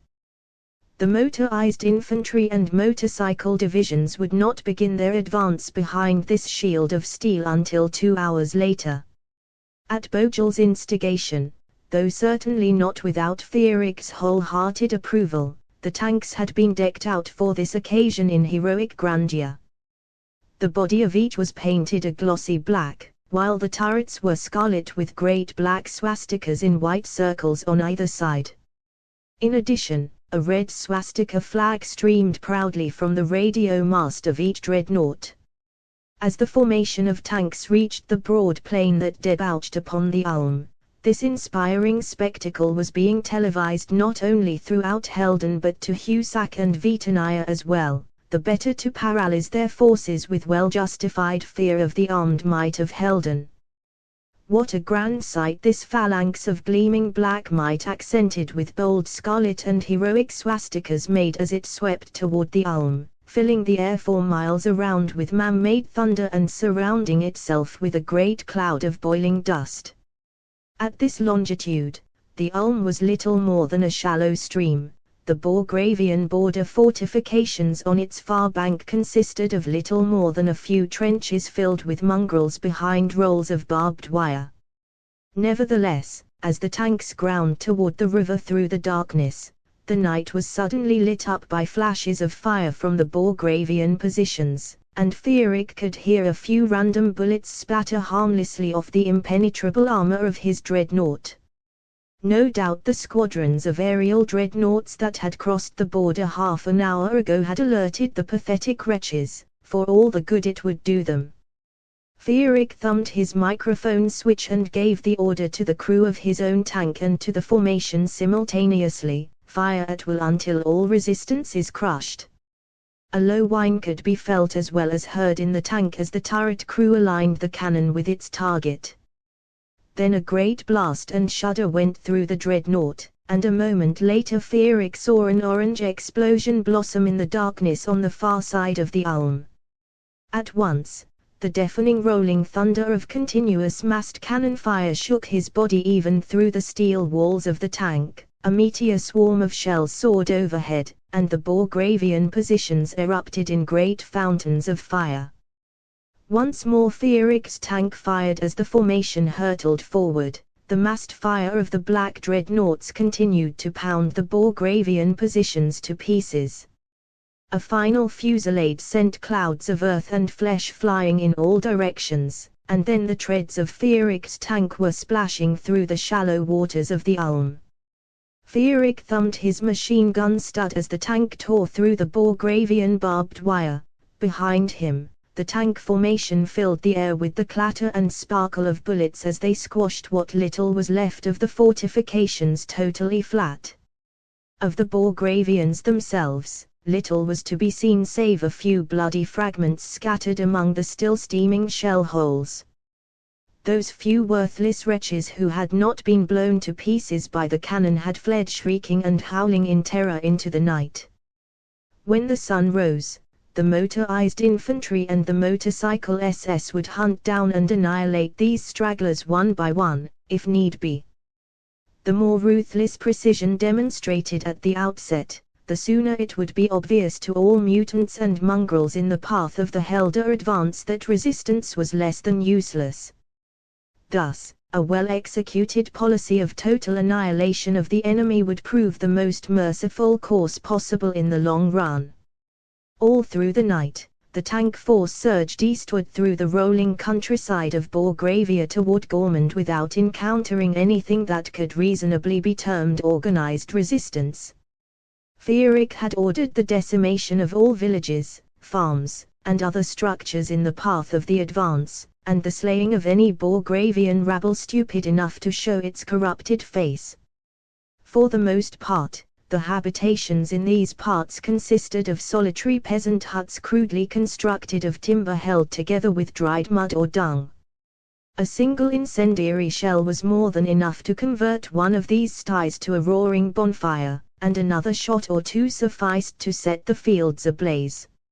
Occasionally, crabbed creatures would scuttle from the ruins like dung beetles to be cut down by a burst or two of machine gun fire, but for the most part the Borgravians in the area took to their heels well in advance of the tanks, leaving it to the mop-up troops to round them up for processing. Even the occasional villages that the column encountered were deserted and undefended, so that the tanks were able to cut a wide swath of total destruction through the countryside without seriously depleting their supply of ammunition. About an hour before sunrise, Feerick spotted a red glow on the eastern horizon that seemed to flicker and crackle like a far-off conflagration. "Look, Best," he said, "that must be Gormand. Our dive bombers are certainly teaching the swine a lesson."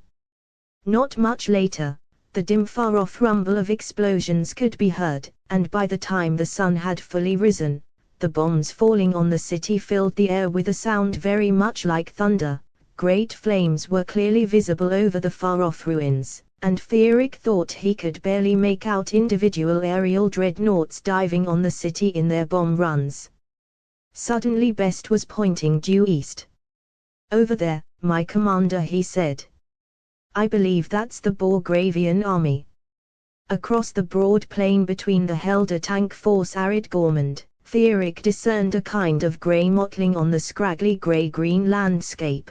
This was apparently the Borgravian army assembled to put up some sort of resistance to the Helder advance. As if to confirm this observation, a few flashes of fire blossomed from this grey scum, and a few moments later a half-dozen shells exploded harmlessly nearly 1,000 yards short of the Helder tanks.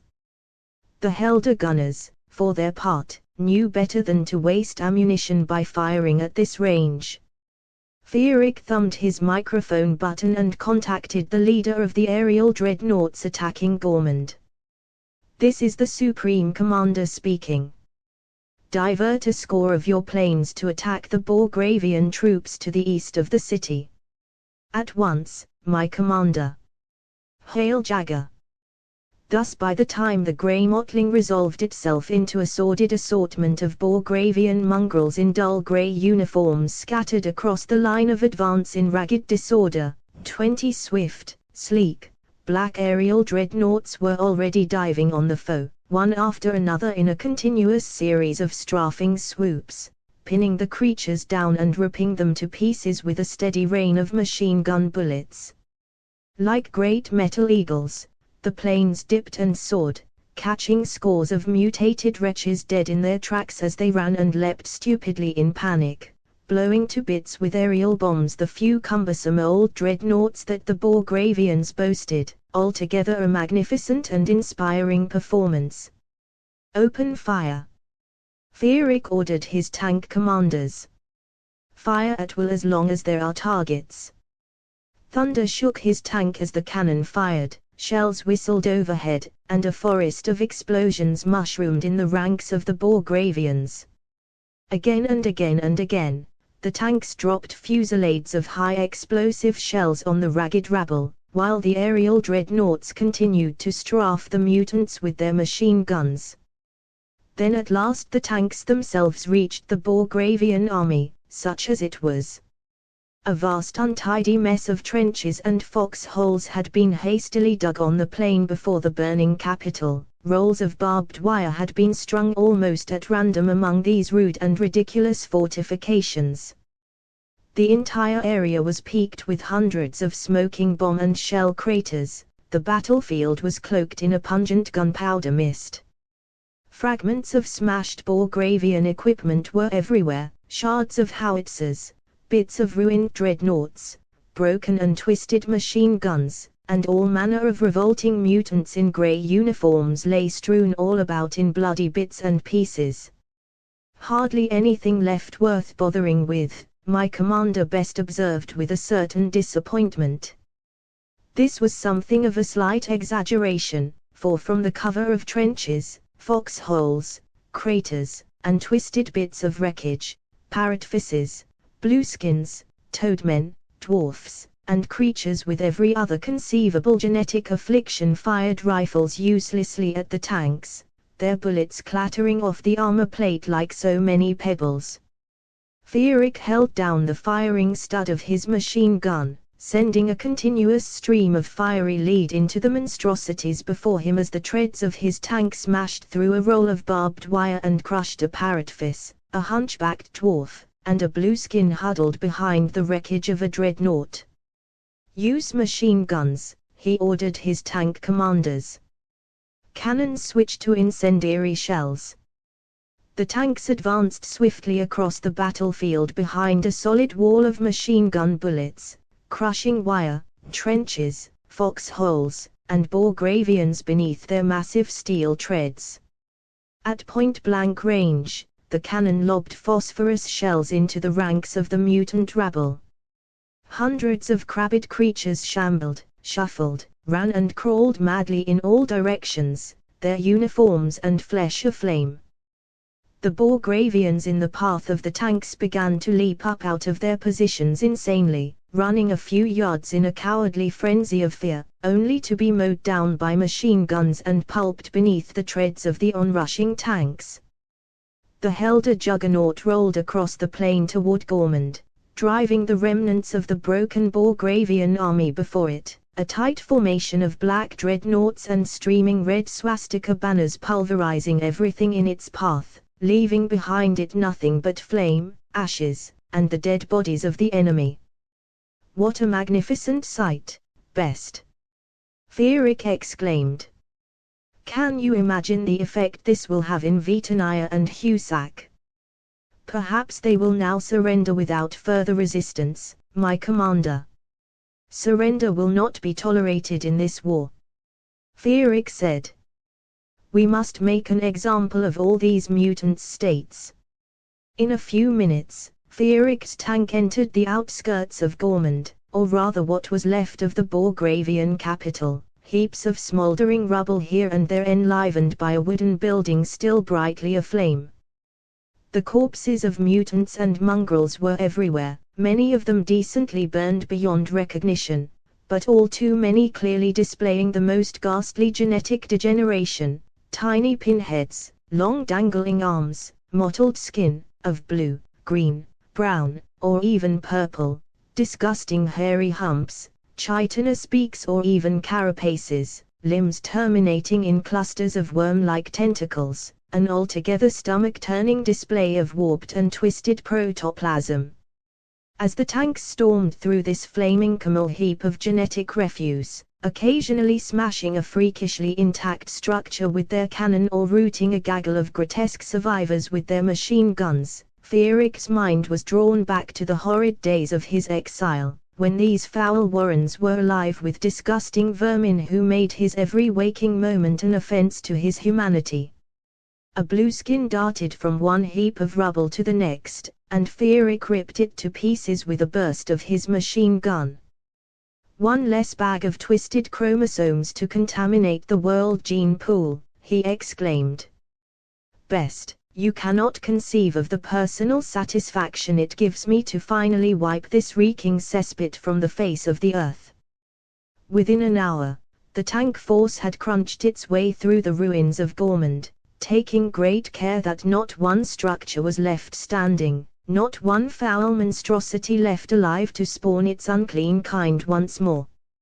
Fierik had not the slightest doubt that Rimmler and the SS were fully capable of purging the former territory of Borgravia of its last contaminating element and rendering it fit for incorporation into the domain of Helden. But it was a matter of personal honor that his own tank force should complete the purification of Gormund itself down to the last fetid structure and twisted gene. The cesspit to which the treachery of Karmak had condemned him for so many years must be expunged by fire from the face of the earth as if it had never been. And as the tank force swept westward across the plains beyond what had been Gormund, driving a horde of refugees before it like the Sabu-man swine they were, Fierik peered through the rear periscope and saw nothing but a great pillar of smoke and fire boiling into the sky behind him where the dung heap of Gormund had been. "I wonder if you can understand the personal satisfaction I feel at finally having totally removed this blot on the honor of my pedigree," Best he said softly. "But my commander," your ability to wield the great truncheon of Held is clear proof that your pedigree is the finest in the world. Feerick smiled. You're quite right, of course, he said. Still, I somehow feel that a personal affront has been removed, and this redoubles my pleasure at a job well done. At this Best nodded enthusiastically. That I can readily understand, my commander, he exclaimed. The sun shone brightly over the clear waters of the Ulm as Feerick's newly polished black command car, escorted by a squad of equally spotless motorcycle SS, dashed across the Ulmgam Bridge and into the province of South Ulmland, which only a month ago had been the mutant pestilence of Borgravia. At his side, Bors Rimler beamed with pleasure, for even at this early stage, the industry and the fanaticism of the Helder people under the direction of the SS had performed miracles toward transforming the former genetic dung heap into a wholesome province suitable for true human habitation. The border town that had been known as Pormy and was now Bridgehead had been completely renovated. Helder engineers had completely razed the squalid huts and hovels of the Borgravian town and laid out new streets paved with concrete in a pleasing pattern that combined a regular grid with a series of avenues radiating out from 5 great circular plazas. Many new buildings had already gone up and scores more were under construction. The public edifices were of black stone or pink-veined marble, constructed on an appropriately grand scale and suitably embellished with gleaming bronze traceries and heroic statuary in which the theme of continuity between the heroes of the past and the greater heroes of the Swastika predominated. The more mundane structures were of glazed brick in cheery hues of yellow, blue, red, and green, and more of them than not boasted artfully carved wooden facades.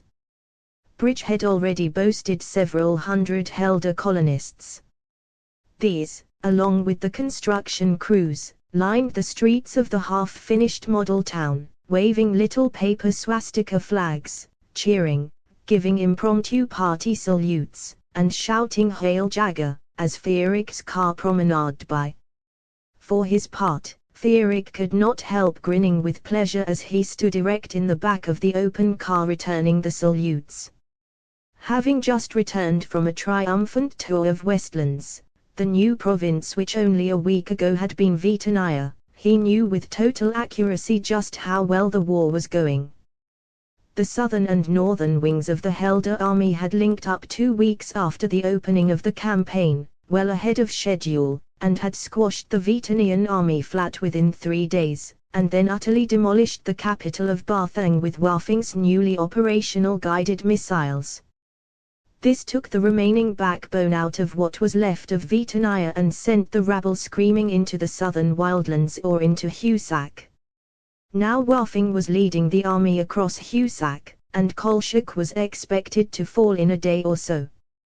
Once the Husak capital was pulverized, the war would have reached its successful conclusion, and all that would remain would be the task of purifying the conquered lands and colonizing them with true humans. And now he beheld the irrefutable evidence of the vigor and speed with which the Helder people, led by the SS, could purify conquered land and make it fit for incorporation into the domain of Helden. As the convoy moved on out into the open countryside, Rimler turned to Feerick with perhaps a slight hint of trepidation on his face. "My commander," he said, "I've taken the liberty of ordering the driver to take us to a nearby classification camp. We have a minor problem that I believe requires your personal decision, and I feel you should see a Borgravian camp before you act." Feerick nodded agreement somewhat absently, for he was absorbed in the Helder ingenuity and industriousness which were clearly in evidence here in the country as well. The surface of the road was now hard grey concrete instead of Borgravian dust and mire. Here and there sturdy wooden Helder farmhouses dotted the landscape and homesteaders were in evidence putting the newly reclaimed human soil to the plough. Feerick's convoy toured on for more than 20 miles along the spanking new road through a countryside that was even now more Helder than Borgravian. Indeed, of the former mongrelized denizens of Borgravia, nothing was in evidence until the convoy approached one of the great classification camps that had been set up throughout South Ulmland, carefully segregated from centers of human habitation. This camp, typical of those constructed in the conquered territories, was of far greater extent than those within Old Heldon, though built along the same basic lines, for the task here was proportionately greater. In this camp alone, nearly 100,000 Borgravians were confined in a huge rectangle of electrified barbed wire and housed in a vast warren of barracks within this perimeter. Moreover, such a camp population was by no means atypical of the conditions that obtained in the new provinces. As the command car driver brought the vehicle to a halt outside the high fence, Fierik was presented with a spectacle as revolting as any he had ever been forced to witness. Crammed together behind the barbed wire was a seemingly endless throng of grotesque creatures of every nauseating description. Thousands of parrotfishes clicked their beaks at each other. Humpbacked dwarfs of every variety scuttled about like herds of monster crabs. Creatures with arms longer than their bodies shambled about aimlessly like jungle apes. Skins were of every cancerous hue: green, blue, red, brown, purple. Pinheads rubbed shoulders with loathsome toadmen. Moreover, dung, offal, and filth were everywhere in evidence, and the stench that arose from the camp was nothing short of terrific. "I wanted you to experience the reality of the problem firsthand," my commander Himmler said. "We've rounded up every last Borgravian, and the SS is more than equal to the task of confining them to the camps, and even a blind man would have no trouble separating the true human stock from the genetic rubbish provided he still had use of his nose. But what are we to do with all these sordid creatures? We hold millions in the Borgravian camps, and the situation in the other conquered provinces is no better. Beyond the barbed wire, parrotfishes, blueskins, toadmen, and all varieties of other monstrosities picked through dung and filth with their fingers for morsels of edible material which they transferred directly to their mouths." Fierik's gorge began to rise. "It's obvious that they must all be sterilized and then exiled into the wildlands," he said. "But my commander, what is to prevent millions of the wretches from simply wandering back to their former habitations? You've seen the wonders we've worked here. In a few months, this land will be indistinguishable from the rest of Heldon. But how can this be accomplished with hordes of pauperized mutants shambling about the countryside?" There was no denying that Himmler had raised a cogent point. What a contrast between the civilized air of Bridgehead and the surrounding countryside and the fetid sty the same environs had been when rabble such as was confined behind the wire infested the area. How would it be possible to encourage Helder to colonize the new provinces if they were presented with the foul spectacle of degenerate vermin at every turn? Perhaps it would be better to confine the creatures to the camps for the duration of their lifespans, Fierik said, as a dull-eyed toadman not 10 yards from the car dropped his pants and proceeded to defecate. "Such is my feeling," my commander Himmler replied. "But the expense of feeding and housing millions of such useless wretches for decades staggers the imagination, and to what useful end?" "I see your point," Fierik said. "From my own experience among the Borgravians, I know that they lead uniformly sordid lives of great misery. They are genetically incapable of anything better. No doubt euthanasia would be a humane service to the wretches as well as our most pragmatic course. But I absolutely insist that the task be carried out with a minimum of pain and as efficiently and cheaply as possible." "Of course, my commander," Himmler said. "SS scientists have developed a gas which saps the subject of consciousness and then of vitality without so much as a trace of discomfort. Moreover, it is effective in very small doses, and not unduly expensive to manufacture. We could process the inmates of every camp within the new territories in this manner for the cost of maintaining the camps as they are for 6 weeks. The stench of the Mastborgravians lay heavily in Fearic's nostrils like the miasma of some unimaginably vast manure pile. Clearly the program that Rimler had suggested was the most practical way of dealing with the former denizens of the new territories. The Helder people could hardly be expected to expend vast sums for decades on the upkeep of these wretched monstrosities, and to let such creatures run wild on true human soil was equally unthinkable. Moreover, these poor creatures certainly had the right to expect that their true human superiors would put them out of their misery as quickly and as painlessly as possible, rather than leave them to rot in their own offal. On this question, the dictates of pragmatism and absolute morality coincided. The humanitarian duty of the Helder people was identical with the economic necessity. Very well, Rimler Fearic said. You will procure the necessary materials and complete the processing of the classification camp inmates within 2 months. Within 6 weeks, my commander. Rimler promised fervently. You're a credit to the Swastika, Rimler. Fearic exclaimed. Although he knew full well that the struggle for the preservation of the true human genotype was hardly over as long as the Doms and their minions brooded in the vastness of Zind, Fearic felt that the Helder people had more than earned a celebration.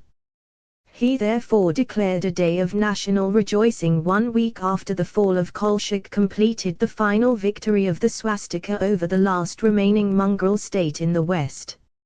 All over the domain of Helden, party rallies were scheduled. In Heldheim itself, Fearic determined to put on the largest and most inspiring spectacle of all time, which would be televised to the far corners of the expanded nation as a treat and an inspiration for all. In an open field not far from the city, an enormous reviewing stand had been erected. As the sun began to sink toward the western horizon, this construct by itself presented a sight of considerable grandeur to the hundreds of thousands of Helder who crowded the field around it as far as the eye could see. The reviewing stand was erected as a series of cylinders of ever-decreasing diameters, one atop another. The base of the tower was a circular grandstand of steps 50 feet high upon which stood 1,000 SS purebreds, the absolute cream of the elite, none under 6.5 feet tall, all with flaxen hair and piercing blue eyes, and decked out in spotless tight black leather uniforms, the chrome fittings of which had been polished to the point where the setting sun flashed orange fire off thousands of diamond-like facets. Each of these superhuman specimens held a flaming torch, the crimson brilliance of which matched the hue of their flowing swastika capes. Atop this giant pedestal of flame was a smaller cylinder draped with scarlet swastika bunting upon which stood the high party officials, Waffing, Best, Bogel, and Rimler, magnificent in their black party uniforms. Finally, the central spire of the reviewing stand was a long narrow shaft of bright scarlet a full 50 feet tall, at the summit of which stood Fearic in heroic black leather and scarlet cape, the great truncheon of Held, newly polished and dangling from his wide leather belt. He was lit from below by a hidden electric globe with a subtle reddish tint that gave him the appearance of a living heroic bronze as he stood there looking down upon the endless sea of his followers from a height of more than 100 feet. Across the wide expanse of open parade ground outlined with torches which cut an arrow-straight path through the watching multitude, Fearic faced an enormous wooden swastika 160 feet tall. At the precise moment that the bottom edge of the solar disk touched the western horizon line, casting a rich red dusk over the countryside, 20 sleek black aerial dreadnoughts roared over the parade ground not 500 feet in the air. The echoing thunder of their swift passage merged with the mighty cheer of the crowd. At this spectacular signal, the giant swastika burst into flame with an explosive roar that set the soul humming. Across the wide expanse of parade ground, Frederick could still feel the warmth of this ensign of glory setting his blood afire as the great parade began, with 5,000 gleaming black SS motorcycles dashing past the reviewing stand at 60 miles an hour in rank after precision rank, each cyclist bearing a scarlet swastika flag that stood stiff in the breeze of passage like a frozen flame. As each rank of motorcycles shrieked by far below him in black and red glory, the SS men delivered massed salutes and shouted "Hail Jagger," so that the effect from Frederick's viewpoint was that of a continuous standing wave of saluting arms and a rolling thunder of salutations that merged with the roar of the engines to shake the hills and valleys and echo grandly for miles around.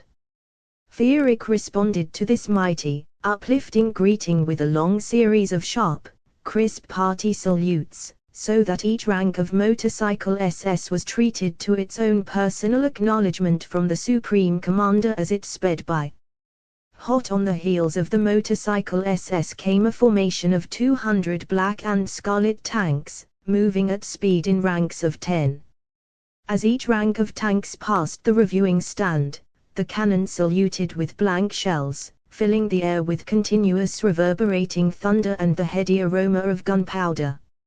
Frederick responded by drawing the steel commander and holding the mighty weapon rigidly aloft until the last tank had passed, its gleaming shaft catching 1,000 sparkles and highlights from the great flaming swastika across the parade ground. Far, far below him, Frederick could see an ocean of Helder spreading to the far horizons, shouting, leaping, and saluting in a frenzy, completely swept up in the glory of the moment. Barrels of beer were broken open, and here and there spontaneous folk dancing took place. Thousands of impromptu torches were lit and waved wildly in the air. Fireworks were touched off, adding to the gay spirit of carnival. Huge formations of regular infantry marched by in their field grey uniforms, kicking their booted feet clear up to eye level at every step, and delivering massed salutes of bone-snapping vigor and hearty salutations. The sound of the celebrating multitude became a palpable force that Frederick could feel with every atom of his being, a soul-soaring amalgam of cheering, fireworks, music, dancing, marching boots, roaring engines, cannon firing into the air. Squadron after squadron of trim black fighters soared overhead, trailing streamers of blue, green, red, and yellow smoke. Motorized infantry sped by in powerful half-trucks, firing their machine guns in the air, a sound like the drum fire of the gods. More tanks followed, saluting with their cannon. For his part, Frederick was as swept away in the glory of the moment as the simplest Helder. Again and again, he saluted his passing troops, his arm snapping up and down in tireless precision, its very flesh locked into the mystic racial power that filled the air, a power compounded of the fervor of the huge crowd, the might of the marching legions, the triumph of the moment, the glowing flame that seemed to be everywhere and in every Helder soul. Each time Frederick raised his arm in salute, the preternatural din reached a new crescendo, a new height of enthralling sound which coursed through Frederick's being, bearing him to ever greater transports of ecstasy, which in turn made his next salute an even more fervent gesture. Now wafting pride and joy past the reviewing stand, long, sleek, smooth, silvery missiles on trailers drawn by trucks, the ultimate expression of Helder potency, capable of screaming down on targets at supersonic speeds from hundreds of miles off. These were followed by a massed formation of regular army motorcyclists who did their best to surpass the motorcycle SS in dash and in the fervor of their saluting. More dreadnoughts flew by, dropping flares that lit up the sky with rainbow colors. SS foot troops marched by in skin-tight black leather, kicking their boots high over their heads, then slamming them down with incredible force at every step, saluting with utter precision and shouting "Hail Jagger," with a fierce vigor that seemed almost supernatural. On and on the great parade went, far into the night, as the might of Helden paraded by the great tower of the reviewing stand. The crowd seemed to grow ever larger and ever more fervent, as if in some mystic manner all Helden were flocking to this glorious occasion. Atop his scarlet pedestal, Feerick stood erect and tireless, saluting each formation as it passed with a rigor and exhilaration that was undiminished even as the first rays of dawn began to creep up the eastern horizon. His entire being was engorged with the racial glory that filled the air, that merged all Helder hearts into one. A moment before the dawn, Feerick drew the great truncheon of Held and pointed the great gleaming metal fist that was its headpiece straight at the eastern horizon. As the sun peered up over the hills, a titanic, climactic, ecstatic cheer went up from the multitude. For at this moment it seemed only appropriate that the sun itself should end the parade by passing in review and thereby displaying its own undying loyalty to the sacred cause of the swastika.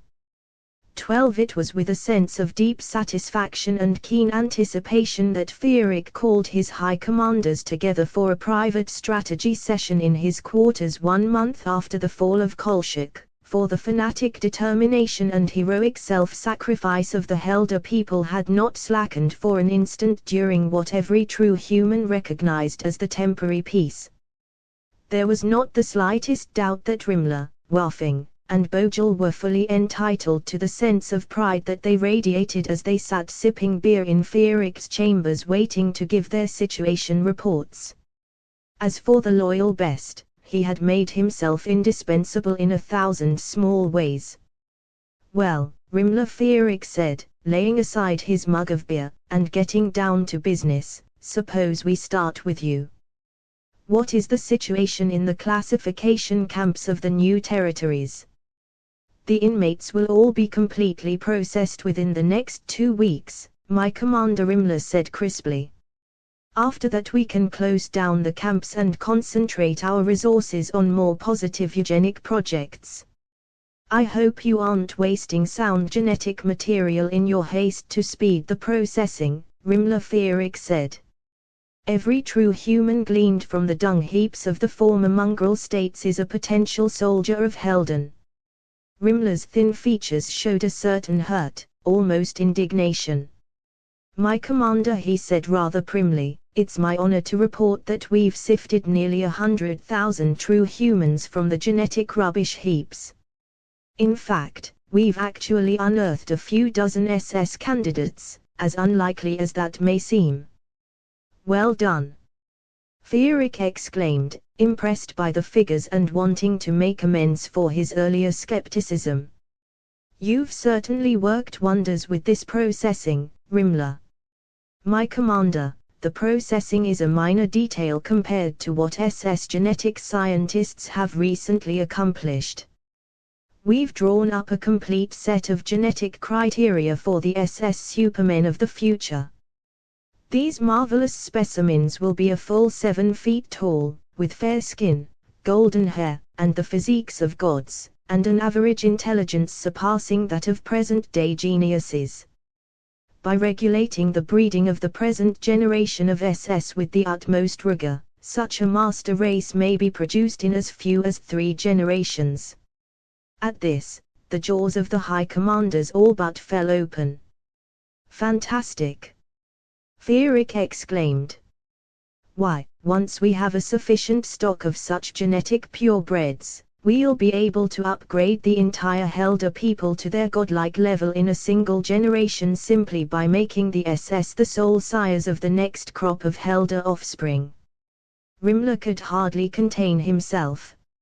"Exactly, my commander," he cried. "But our more visionary scientists believe they are well on the way to developing something even better, the technique of cloning. A tissue sample from SS of the highest pedigree is taken. In nutrient vats, a new SS man is grown from this somatic tissue, genetically identical to the donor. Thus, the vagaries of sexual reproduction are entirely bypassed. Further, one donor can produce hundreds, even thousands, of genetically identical clones. Thus the master race may be achieved within a single generation. The research, however, is presently in an early stage. Throughout this exchange, Waffing had been fidgeting in his chair, drinking deeply of his beer, obviously anxious to match Rimmler's tale of achievement with one of his own. "I can see that you're bursting with more than beer," Waffing Feerick said with a grin. "Give us your report before you explode." "The army hasn't exactly been sitting on its hands while the SS worked wonders," Waffing said. "We're getting production out of the workers that even I find hard to believe, and our scientists are rediscovering the martial arts of the ancients by leaps and bounds. Our latest tanks are equipped with devices capable of throwing great tongues of flame against the enemy as well as the usual cannon and machine guns. Soon our new jet fighter bombers will be operational. These dreadnoughts will be capable of speeds greater than that of sound. As for production, we've now got over 1,000 tanks and as many aerial dreadnoughts, modern weapons enough for a 1,000,000-man army, as well as mountains of ammunition. Once we get our hands on the oil fields of southwestern Zind, our logistical problems will be solved for all time." Waffing paused to fortify himself with a great swallow of beer and perhaps for dramatic effect as well. "But I've saved the best for last, my commander," he said with a triumphant grin. "Our rocket scientists have developed missiles capable of dropping a 3-ton payload on the enemy over a distance of 4,000 miles. All Zind now lies within our range." "Well done, Waffing!" Feerick exclaimed. Once more Waffing brought his beer mug to his lips, this time clearly for dramatic emphasis, for when he laid it down, he was grinning like the cat that ate the canary. "That's only the half of it, my commander," he said. "One of our research groups has discovered techniques for obtaining the legendary ingredients of the fire of the ancients, enriched uranium, plutonium, and heavy water. Give us a few months, and we'll be able to burn all Zind from the face of the earth with the ultimate weapon of the ancients, nuclear missiles." It seemed to Feerick that in the utter silence that followed he could all but hear the fall of dust particles through the air. Nuclear weapons.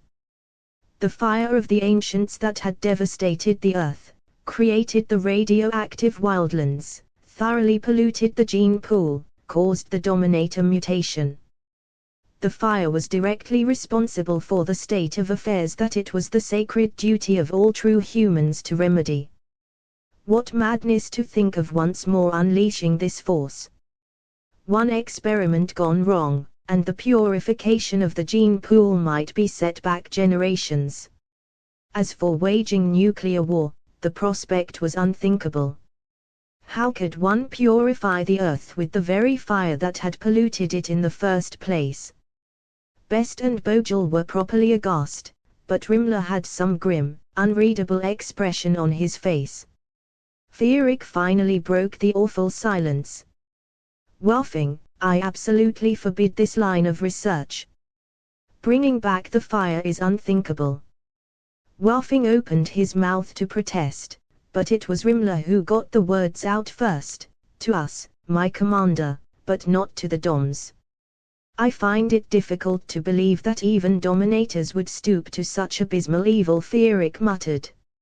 "It's common knowledge that the creatures expose the germ plasm of their slaves to radiation for the purpose of breeding new and ever more ghastly perversions of protoplasm," Rimmler pointed out. The point was well taken. Feerick had little hope that monsters capable of this ultimate obscenity would be restrained by moral scruples when it came to employing nuclear weapons. "You're right, of course," he said softly. "But surely the matter is academic. The technological level of Zind is rudimentary by our standards." "Perhaps," Rimmler said uneasily. "But on the other hand, there are certainly some unsettling reports coming out of Zind. We know that the Doms have sent an expedition of slaves deeper into the eastern wildlands than their minions have ever penetrated before. These wildlands are so contaminated that these creatures will perish horribly in a matter of months. There must be something there of great importance to the DOMs for them to expend so much protoplasm. And it is common knowledge that many powerful nuclear weapons were stored in those environs in the day of the ancients. Surely the nuclear weapons of the ancients will not still be operational at this late date, even if Zind should uncover them, Fierik said. Quite so, my commander, Imler said. Perhaps this is merely an act of desperation on the part of the DOMs, for they must know that their hour of destruction is close at hand. But on the other hand, Wolfing said, my scientists inform me that the nuclear materials do not deteriorate for thousands of years, and manufacturing these arcane substances is the most difficult aspect of building nuclear weapons. Even the dolts of Zind could eventually renovate ancient nuclear weapons if such were discovered. Fierik's heart sank, for Wolfing's logic was irrefutable. If Zind discovered the weapons of the ancients, they could bring back the fire. If the DOMs had the fire, they would use it. Yet he retained his absolute moral determination that Helden would never risk the final irreparable contamination of the gene pool by toying with the fire. There must be some way out. A sudden thought struck him. Assuming the worst, Wolfing, he asked, how long would it take Zind to actually come up with an arsenal of usable nuclear weapons? Wolfing sipped at his beer for long moments. Who knows, he finally said. They must find the weapons of the ancients, discover their principles, then renovate them. If our luck is foul, and theirs is good, they might be in possession of such working weapons within 6 months. But not within 2 weeks. Utterly inconceivable. Fierik suddenly bolted to his feet, drawing the great truncheon of Held. Very well, he declared. It's decided. Ready or not, we will throw our full force against Zind within the next 10 days and expunge the filth from the face of the earth before the fire can even enter the question. Instantly, Best, Bogel, Rimler, and even the portly Wolfing were on their feet with their beer mugs in their hands and fire in their eyes. Death to the dominators! Best shouted. Long live final victory! Hail Helden, cried Bogel. A toast to our glorious leader, Fierik Jagger! Wolfing roared, raising his mug high in the air. The other high commanders clinked their mugs with his, all shouted Hail Jagger, and poured the beer down their throats. For his part, Fierik felt a wild joy wash away all doubt. There was nothing like a life and death struggle to raise a man or a people to superhuman heights of glory. He elevated his own beer mug and proclaimed a further toast, to the force of evolution. To blood and iron and the total victory of the fittest. Following Wolfing's lead, the high commanders gave a great spontaneous cheer and smashed their beer mugs against the wall. There was not the slightest doubt in Fierik's mind that the key to victory over Zind was the lightning seizure of the great oil fields to the southeast. With this vast reservoir of petrol in the hands of Zind, the mighty mechanized army of Helden would expire within a month of all-out combat from thirst, whereas the early capture of the oil fields would enable Helden to grind the forces of Zind to grill with massive armor and air power. Unfortunately, this situation must be as obvious to the DOMs as anyone else. Therefore, the only course open to Fierik was to feign an all-out dash across northern Zind for the capital of Bora. If the dominators were convinced that the Helder strategy was to win the war quickly by rolling across the northern Zind heartland and sacking the capital, the bulk of their forces could be tied down in an effort to protect Bora in the north. A task force of tanks and motorcycle troops backed up by the first squadrons of the new jets could then sweep south and east out of Borgravia and seize and secure the oil fields before Zind could properly react. The key to this strategy was the credibility of the Helder march on Bora in the eyes of the DOMs. This would have to be an all-out attack by the major part of the army upon the very stronghold of the enemy. Heavy casualties, fighting of incredible ferocity, and massive resistance were certain. A spectacular display of fanaticism and heroism on the part of the Helder forces would surely be called for. For this reason alone, Frederick knew that he would have to lead this attack and leave the seizure of the oil fields to Waffing. Further, his conspicuous presence in the forefront of the march on Bora would lend the final touch of credibility to the operation in the eyes of the masters of Zind. Thus, as the first rays of dawn began to light up the sky over the rolling hills of east-central Helden, Frederick sat anxiously beside Best in his tank at the head of the greatest armed host Helden had ever fielded, awaiting the penultimate moment. 150 miles to the north, 2 Helder armored divisions were even now crossing the Ruhl on pontoon bridges in the vicinity of Lum. This small force had been augmented by hundreds of empty motorized troop carriers, giving the appearance of a much larger army. By now the Doms would be convinced that the main Helder assault would be through Wallach and would be marching west to meet the attack.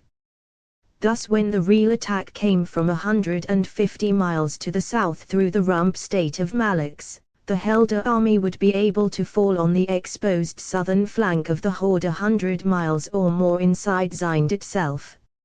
Frederick hoped that this feint within a feint would lend even more credibility to his stratagem, while at the same time allowing the war to begin with a fine flourish and a stunning defeat for Zind.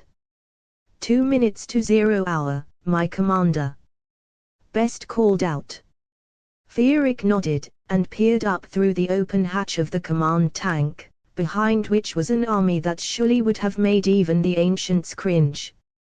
700 swift black and red tanks, most of them equipped with the new flamethrowers, formed the forward phalanx, a front 50 tanks wide. Behind this wall of steel, and flanking it on both sides, were 2 full divisions of motorcycle SS, and then 3 divisions of regular army motorcycle troops surrounding hundreds of fast armored troop carriers and supply trucks. Completing the totally motorized vanguard force were 2 score of the old heavy dreadnoughts.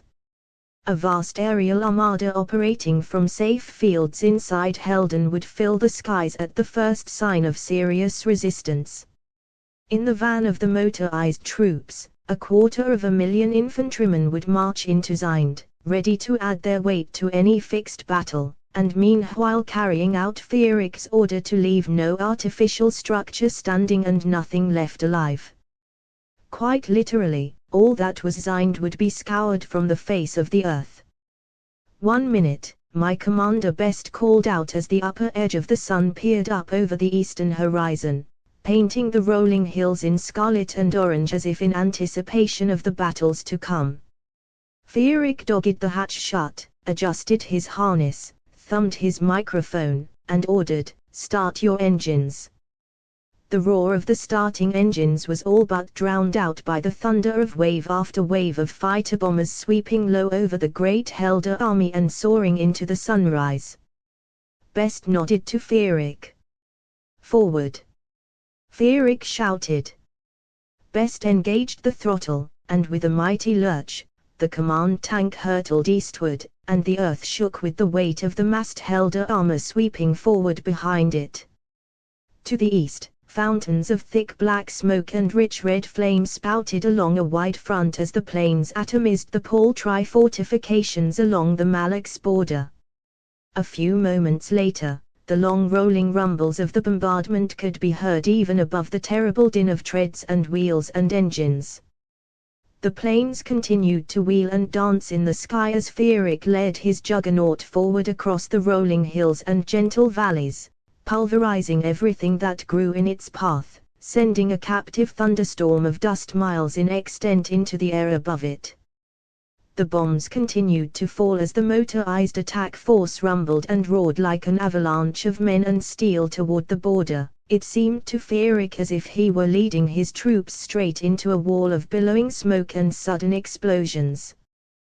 When Frederick's tank was a mile or 2 from this terrible inferno, the thunder of planes could once more be heard overhead as wave after wave of Helder dive bombers flew westward back to their bases, their bomb loads expended, their work well done.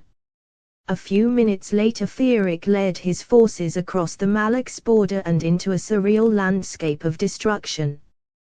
Thus might the surface of the moon have appeared to the ancients, Best whispered. Feerick nodded. As far as he could see, the land was torn and pitted with great steaming craters, strewn with jagged fragments of rock, metal, and trees. Every inch of the soil was overturned and naked as if some gargantuan plough had prepared it for seeding. A dense pall of acrid smoke gave the air a chemical reek, completing the otherworldly illusion. As for the rabble of Malaks, nothing was in evidence save a red smear here and there. The Air Force has certainly done its job to perfection. Best exclaimed. Yes, Best, Feerick said, a new era in warfare has begun, lightning from the skies, then an irresistible surge of armor, the two mighty steel fists of Helden acting in close coordination. It appears that one fist alone was enough to dispatch Malaks, my commander. Feerick chuckled wryly, but he knew full well that the vast hordes of Zind would not be swept away from the sky with such foolish ease. Before long, the new style of warfare he had developed would be tested to the ultimate. He anticipated with relish the thought of bringing his air power and armor fully to bear against the might of Zind, for here was an enemy more worthy of the immense destructive power now at his command. Feerick found the unopposed sweep across Malaks an exercise in boredom. There was nothing to be seen but rolling hills, pockets of cancerous radiation jungle which grew ever more numerous and larger in extent as the army moved eastward, fields of pathetically twisted crops, occasional pens of six-legged cattle or grossly bloated swine with vile mottled skin, and here and there a collection of reeking mud huts. Organized resistance simply did not exist. Indeed, hardly a Malaxian was to be seen, since the dust cloud of the Helder army alone was enough to scatter the mongrels long before Feerick's lead tank hove into sight. Intelligence had indicated that a modest Zind force had occupied the eastern regions of Malaks. It was these warriors that Feerick expected to be the first to quench the keen thirst for combat that was building in every Helder soul. They would not offer more than passing resistance, but at least they could be counted on to hold their ground and fight to the death. It was therefore something of a surprise when the first contact with the forces of Zind came from the air. Feerick's lead tank had reached an area no more than 70 miles from the border of Zind itself. Here the patches of radiation jungle were thicker and more extensive than what paltry grasslands remained. For nearly an hour, all manner of monstrosities had fled from the cancerous jungle as the flamethrowers of the tanks set these cesspits of genetic putrescence aflame. Giant featherless birds with four-clawed legs and dripping carcinomas where their beaks should be, loping skinless obscenities trailing pulsating organs that flopped about in all directions, pus hounds, swine, and packs of assorted tiny horrors that might be deformed weasels, or badgers, or hedgehogs, or more likely mongrelized hodgepoges of all three. Therefore, nothing seemed out of the ordinary when Best pointed out some 20 specks flying toward the Helder army out of the eastern horizon. Some sort of vile mutated bird, no doubt, Feerick observed, and paid them no serious heed, for they seemed small and slow. But a few minutes later, his perspective underwent a sudden shift. Rather than small and slow, the things were swift and huge, for quite suddenly they were flying over the tank. What nauseating horrors! Best cried. This was, if anything, an understatement. The creatures consisted primarily of huge 50-foot wings composed of loathsome translucent slime tissue stretched tight over frameworks of thin bone. Slung under the wing was an almost vestigial torso, also covered with translucent slime tissue, through which pulsating internal organs were clearly visible. There were no heads or other appendages to speak of, save enormous distended sacs hanging obscenely on either side of the thin body. As the monstrosities passed over Feerick's tank in a tight formation, sphincters in the bottoms of the huge bulging sacks opened, and a dribble of noxious green fluid began to fall on the tanks immediately behind Felix. As this putrid rain contacted the armor plate of the tanks, dense clouds of vile yellow smoke sizzled from the metal. "Open fire!" Felix cried. He himself opened his hatch, snatched up his submachine gun, and poured a stream of bullets into one of the horrors, tearing scores of holes in the slimy membrane of the wing.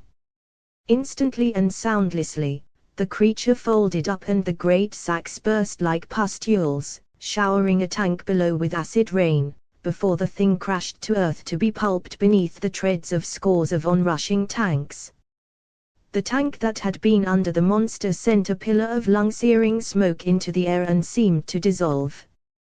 "Try the flamethrower," Felix commanded his own turret crew, as he continued to fire at the things with his submachine gun, downing yet another of the monstrosities at the cost of one more tank. Even as he spoke, the air above the Helder tanks became filled with red-hot machine gun bullets. 6 more of the creatures burst their sacks and crumpled, destroying 4 tanks in the process. A moment later, a great tongue of orange flame sprang from a nozzle atop the turret of Felix's tank and caught one of the flying things in a bath of fiery petrol. The thing crisped to blackened ash before it could hit the ground, its acid sacks exploding in midair harmlessly. Seeing this, the commanders of the other tanks opened up with their flamethrowers and caught 7 more before the remaining monstrosities abruptly wheeled in unison like a flock of geese, climbed for the sun, and turned tail to head back to the east from whence they came. "My commander!" Best shouted, pointing high in the air above the formation of monstrosities as they dwindled into the distance. 500 feet above the things was a similar flying creature. Instead of acid sacks, this one had a kind of metal basket slung beneath it in which a humanoid shape was clearly discernible. "A dome!" Felix exclaimed. Of course. There had to be a dome to control the beasts. He spoke into his command microphone, "Open fire. There's a dome in that basket up there, and it's getting away." At once the air was filled with whistling cannon shells, tongues of flame, and an incredible hail of machine gun bullets, all of which were futile. The flying thing was out of range of all but the cannon, and since the cannon shells were not fitted out with proximity fuses, the chances of a hit were 1,000,000 to 1. After a few moments of this gigantic barrage, Felix saw that nothing was being accomplished but the wasting of ammunition, and he ordered his forces to cease fire. "Well, we destroyed plenty of the things," my commander Best said somewhat dispiritedly as the flying things dwindled once more to specks on the eastern horizon. "But not the one that counted," Best Felix said. "No doubt this was more of a scouting foray than a serious attack. Now the Dom who led them will report in detail on our approaching army."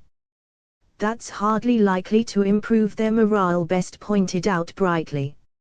At this, Felix's own annoyance was lifted. Best was a good battle companion, the lad always saw the sunny side of things. With every man in the army keenly alert, Felix led his troops further eastward toward the border of Zind itself. By now the Zind forces in the border area must be fully alerted and as ready for action as they would ever be, and in a few hours the huge Zind horde to the north would be notified of the true situation and would begin to swing south. A great battle was clearly in the offing. It was essential that it take place as far north as possible and deep inside Zind itself. Therefore, Felix wheeled his army slightly northward. Once the border defenders had been smashed, it should be possible to penetrate several hundred miles into Zind toward Bora before the massive Zind horde to the north could swing around to block the advance. No time must be wasted dealing with the Zind forces at the Malax border. Every hour of delay would place the great battle that much further from Bora. Leaving nothing to chance, Fierig called for a 50-plane airstrike to pave the way into Zind itself with the broken bodies and smashed equipment of the defenders. Half an hour later, 10 V-formations of sleek, black dive bombers roared over the Helder army, dipped their wings in gallant salute, and headed eastward across rolling hills thick with rank radiation jungle. Before the planes had disappeared over the hills, there was a sudden loud whistling, and a brace of shells exploded in gouts of turf and smoke not 300 yards in front of Fierig's tank. "Zind artillery!" Best exclaimed. Looking east and upward, Fierig spotted a tiny black speck high in the sky. Instantly, he was on the radio to the commander of the planes. "There's a Zind artillery spotter above us. Send a plane back to dispatch it. Send another plane forward above the Zind horde to broadcast range and bearings to our tank gunners. At once, my commander." "Hail Jagger!" Another barrage of shells burst in front of the tank, these several score yards closer. Then, low on the horizon, Fierig spied a single flash of gleaming blackness zooming in from the east. Another barrage fell, closer still, peppering the armor of Fierig's tank with bits of gravel. The tiny flash of black grew rapidly into a sleek black Helder fighter bomber. The plane arced upward into the sun, then fell nearly straight downward at the Zind flyer in a swift power dive. Fierig could see the bright orange sparkle of the plane's machine guns, then the noxious Zind flyer folded and fell like a stone. The fighter roared low over the Helder army, executed a smart victory roll, then made a 180-degree turn and returned to the fray in the east. A fusillade of Zind shells ripped up the ground harmlessly nearly 300 yards short of Fierig's tank. "The Zind gunners are blind now," Best Fierig said. "Increase our speed by 5 miles an hour and veer 5 degrees south, the swine will then be firing at phantoms." A moment later, the Helder artillery spotter was on the air broadcasting coordinates. Over a distant ridgeline, Fierig could see flashes of explosions lighting up the sky and billows of smoke as the Helder dive bombers pounded the enemy. Then the very universe seemed to tremble with the incredible massed thunder of 700 Helder tank cannon firing in unison. The fusillade was visible as a flashing steel meteor swarm tearing through the sky toward the east. A moment later the sky beyond the hills became a vast aurora of orange flame and rich black smoke. Then a mighty rumble was heard. This was immediately wiped out by the gargantuan roar of the next barrage being fired.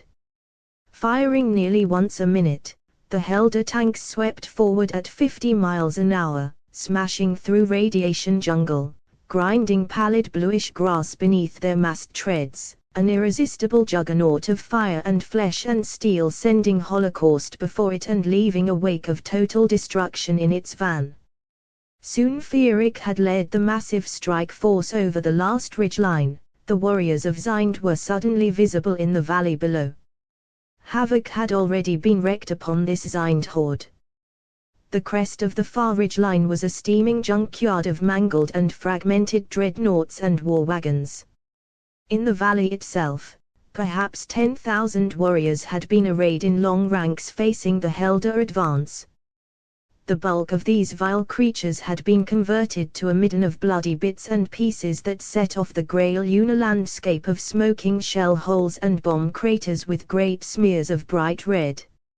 As for the rest of the 10-foot giants, more of them than not were running about aimlessly in all directions, firing their rifles wildly in the air, splattering their fellows with acrid yellow urine, grunting, pummeling, and gibbering, for the valley floor was littered with the burnt-out hulks of dozens of war wagons upon which their dom controllers were now naught but charred corpses.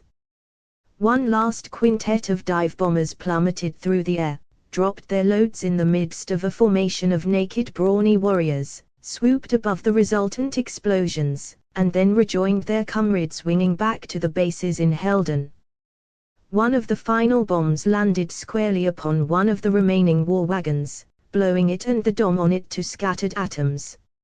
Immediately, the surrounding tight formation of warriors broke ranks and began running around in individual random circles, colliding with each other at every turn, hitting each other with aimless rifle fire, defecating, drooling, thrashing, and grunting.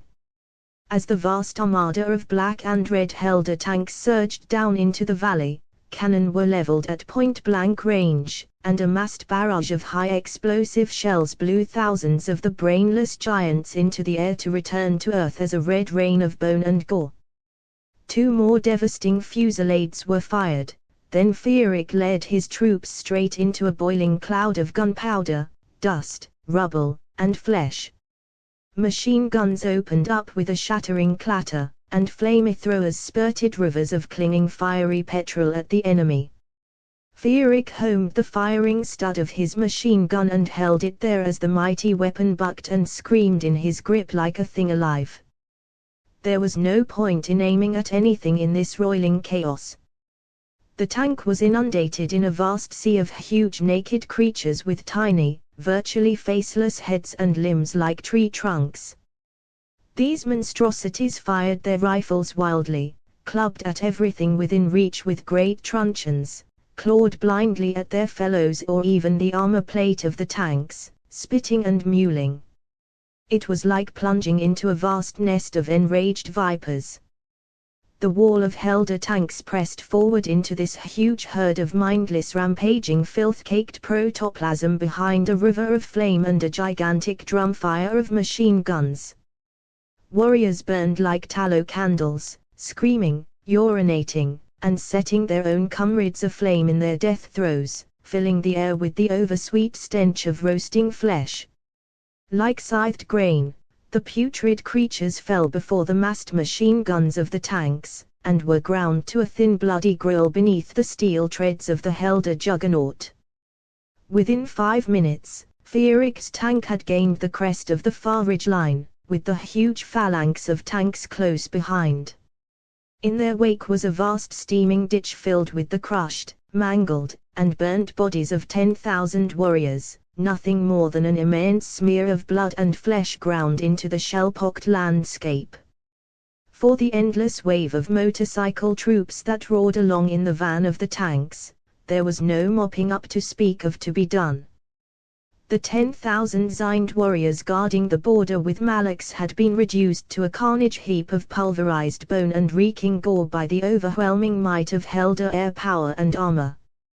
Best turned to Frederick, his blue eyes shining. "My commander," he said, "this is the greatest moment of my life. To have fought at your side in this grand and glorious battle." Frederick clapped the lad on the shoulder. "This is nothing compared to what lies ahead," he said.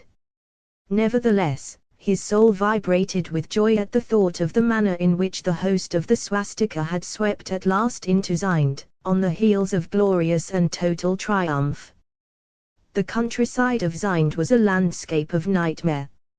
Vast putrid patches of purplish radiation jungle which sprawled across the land like formless amoeboid carcinomas alternated with scabbings of scoured rock and bleak poisoned earth upon which not even the rankest mutated travesty of vegetation would grow. Here and there were fields of grey grass or scraggly rows of some crop mutated beyond all decent recognition clawing its way desperately through the surrounding matrix of seared wasteland and pestilent jungle. These pathetic farms were presided over by the same sort of motley rabble that had made up the extinct Wallach and Borgravian peasantry: blueskins, parrot-faces, assorted crooked dwarfs, spindly giants, half-men with hides that seemed pure cancer, toadmen, the usual revolting assortment of mutants. However, the slaves of Zind, unlike the countryside rabble in the conquered territories, stood their ground pointlessly, trying to hold off the Helder juggernaut with scythes, clubs, rocks, and an occasional firearm. No doubt each farmstead was enmeshed in the dominance pattern of the local dom.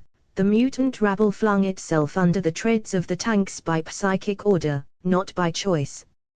All to no avail, for every bit of farmland and radiation jungle in range of the huge army was purified with flame. The Helder force drove deep into the western farmlands of central Zind, leaving a wake of fire 10 miles wide and scores of miles long, blazing like the shaft of some immense flaming arrow behind its sharp point of steel. Into the afternoon and through the night, the Helder army barreled through Zind without meeting any serious opposition. The Zind horde assigned to defend this area was a bloody pulp far to the rear, in countryside now thoroughly pacified by the advancing Helder infantry.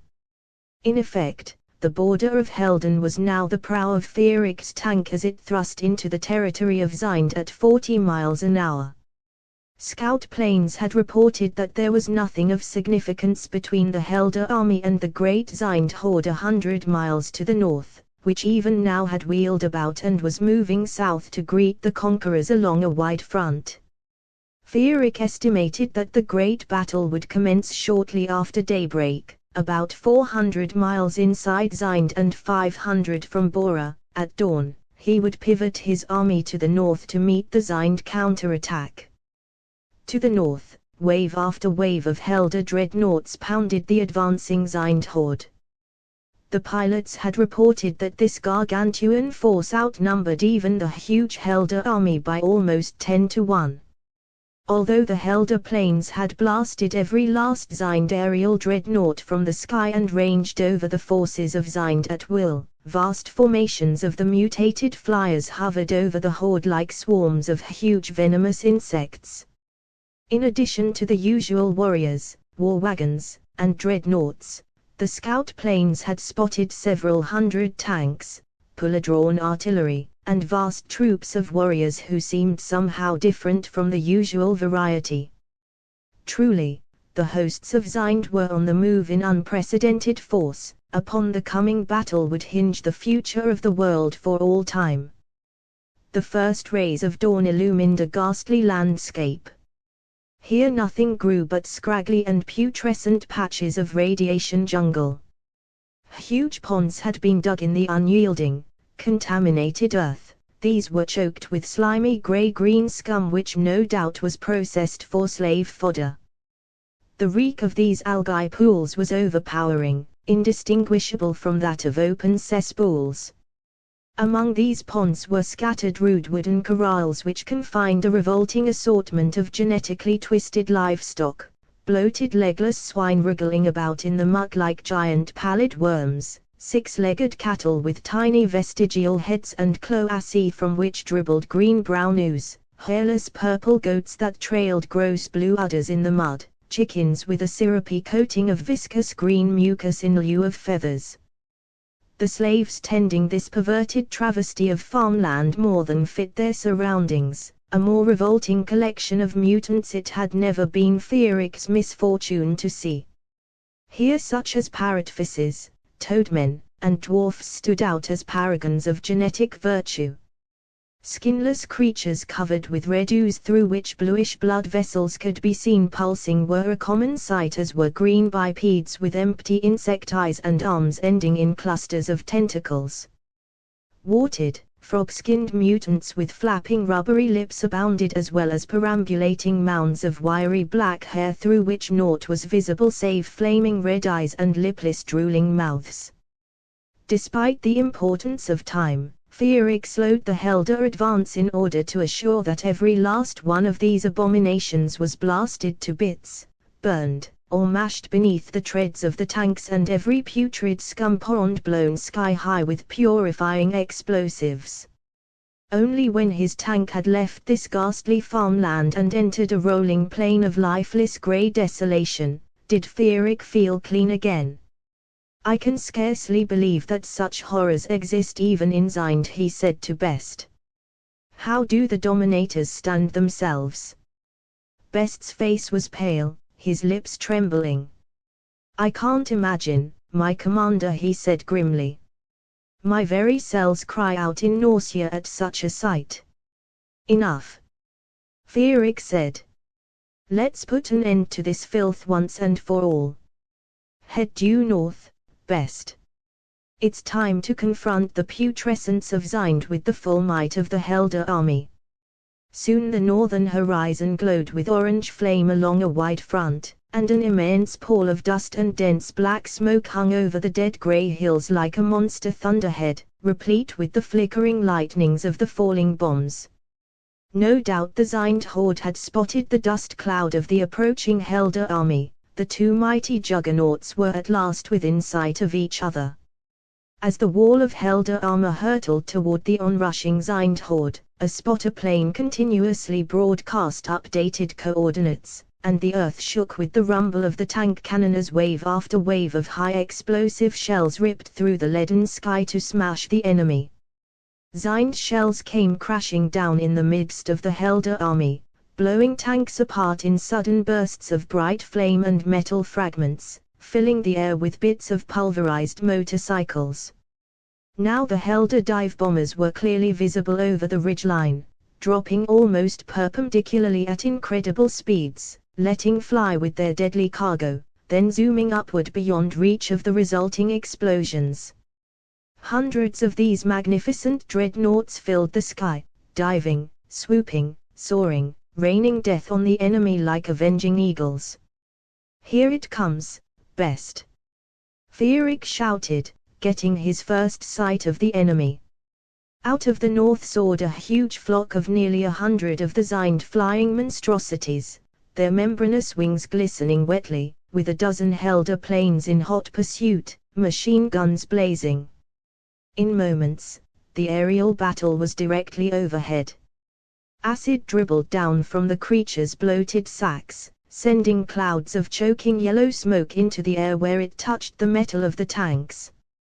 Flyers crumpled and exploded in midair as the fiery bullets of the Helder planes ripped them to pieces. But there was no leisure to contemplate the battle in the air, for in the next moment, the great horde of Zind was visible hurtling straight toward the onrushing Helder armor. Best cried out in wordless or tinged with something akin to terror. The army of Zind filled Feerick's field of vision from east to west and covered the grey desolation to the north as far as the eye could see. A skirmish line of giant muscular warriors backed up by reserve ranks that seemed literally infinite marched forward along a front too wide to display endpoints. Interspersed in this front line of 10-foot giants were dull green tanks not dissimilar to the Helder design. Behind the front, thousands of war wagons were drawn along by pullers amidst a solid sea of warriors marching along in that daunting Zind unison. Dimly visible far to the rear behind puller-drawn artillery, trucks, and steam dreadnoughts were huge swarms of warriors that seemed to be moving forward with simultaneous randomness and overall direction like soldier ants. The sky above this monstrous horde was thick with Helder planes and Zind flyers, boiling clouds of thick black smoke were everywhere. Patches of the horde were huge flaming infernos, vast numbers of uncontrolled warriors ripped and surged mindlessly through the rear ranks of the enemy. From the war wagons, tanks, dreadnoughts, and artillery came a continuous barrage of shells that began to take their toll of the Helder tanks at this close range.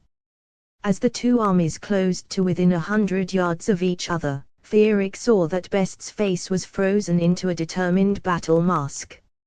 "Spread out," he ordered his tank commanders. The gaps between the Helder tanks widened and into them poured the vast divisions of motorcycle troops.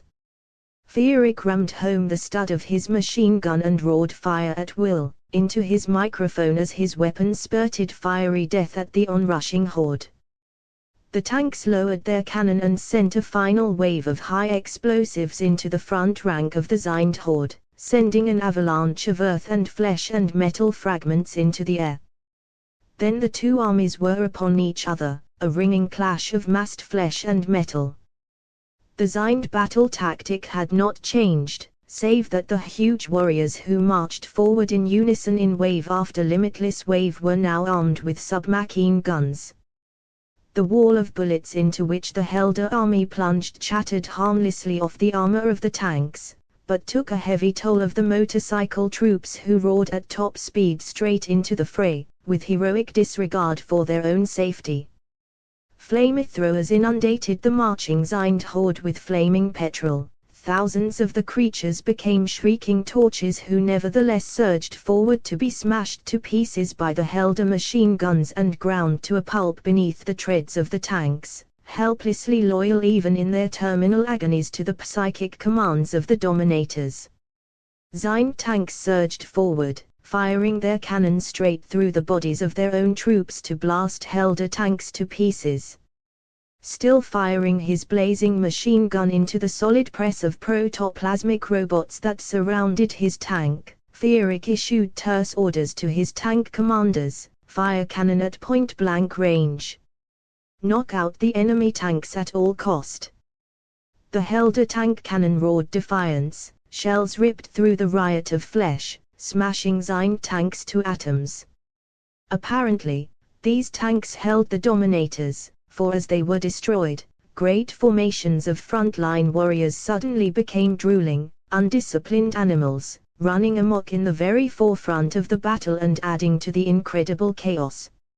Fierik found himself isolated with best in a timeless universe of fiery battle, a world filled with foul warriors surging forward, firing their machine guns, tearing their bare fingers to pieces against the steel armor plate, bursting into flame, ground to a thick red grill beneath the treads of the tanks. His nostrils were filled with the aroma of roasted flesh mingled with the heady stench of gunpowder. His ears were deafened by a continuous surf-pounding of machine guns, cannon, engines, shrieks, grunts, groans, and squeaks. His flesh was a direct extension of the machine gun he fired. The bullets seemed to emerge in a fiery stream from the depth of his own being. He could all but feel them ripping into the flesh of the warriors who went down before his spurting weapon. Through the tremors of the onrushing tank, he could feel the bodies being crushed beneath the treads. He chanced to look at Best. The young hero was married to the controls of the tank and to his machine gun. His face was set in a steel grimace of determination. In his blue eyes was a fierce and iron ecstasy. For an instant their eyes met and they were united in the comradely communion of battle, transfigured together in a red mist beyond time or fatigue. Through the metal of the tank, the common weapon which they shared, their souls seemed to touch and merge for an instant in the greater communion that was the racial will. All this took place in the blink of an eye. Their beings were not for an instant distracted from the sacred task. The individual acts of heroism of thousands upon thousands of Helder soldiers merged into a racial epic of superhuman fanaticism and transcendent glory. Motorcycle SS in sleek black leather plunged straight into the guns of the enemy, smashing reeking hairy legs and crushing warriors with their machines, dispatching dozens of the monsters with their truncheons even as bullets tore their flesh asunder. Helder tanks rammed their Zind counterparts, overturned them, then set them ablaze with flamethrowers. Dive bombers dropped death on the enemy from above, crippled planes deliberately dove straight into Zind tanks and war wagons, going out in a bright blaze of glory. The motorized infantry left their trucks and dashed straight into the battle in wave after wave, perishing in great numbers, but taking thousands upon thousands of warriors with them down to final destruction. The mystic merger between Fierik, his heroic troops, and the racial will of Helden was total. The Helder army fought as one unified organism with the will of Fierik Jagger at its heart. Not a man paid the slightest heed to his own life or personal safety. Fear and fatigue were unknown. Slowly, foot by foot, the Helder army pushed its way forward against the full weight of the gargantuan Zind horde. The forward ranks of the horde were reduced to an enormous herd of puking, gibbering, spitting, defecating, brainless red-eyed monstrosities running totally amok, hurling their huge naked bulks straight at the steel tanks, dashing directly into the muzzles of the Helder guns, slaying Helder and their own comrades with equal abandon. Flames were everywhere and the air was one great cloud of reeking smoke. Every Helder tank, each individual true human hero, was covered with a thick coating of enemy blood, Fierik felt the racial will course into his body, through his muscles, and out the red-hot muzzle of his roaring machine gun. He himself was naught but a weapon fired by something beyond himself. The hundreds of tanks and hundreds of thousands of men ripping the enemy to bloody fragments were extensions of his own being, fingers, arms, pseudopods, as he himself was in turn the highest expression of the racial will of his people.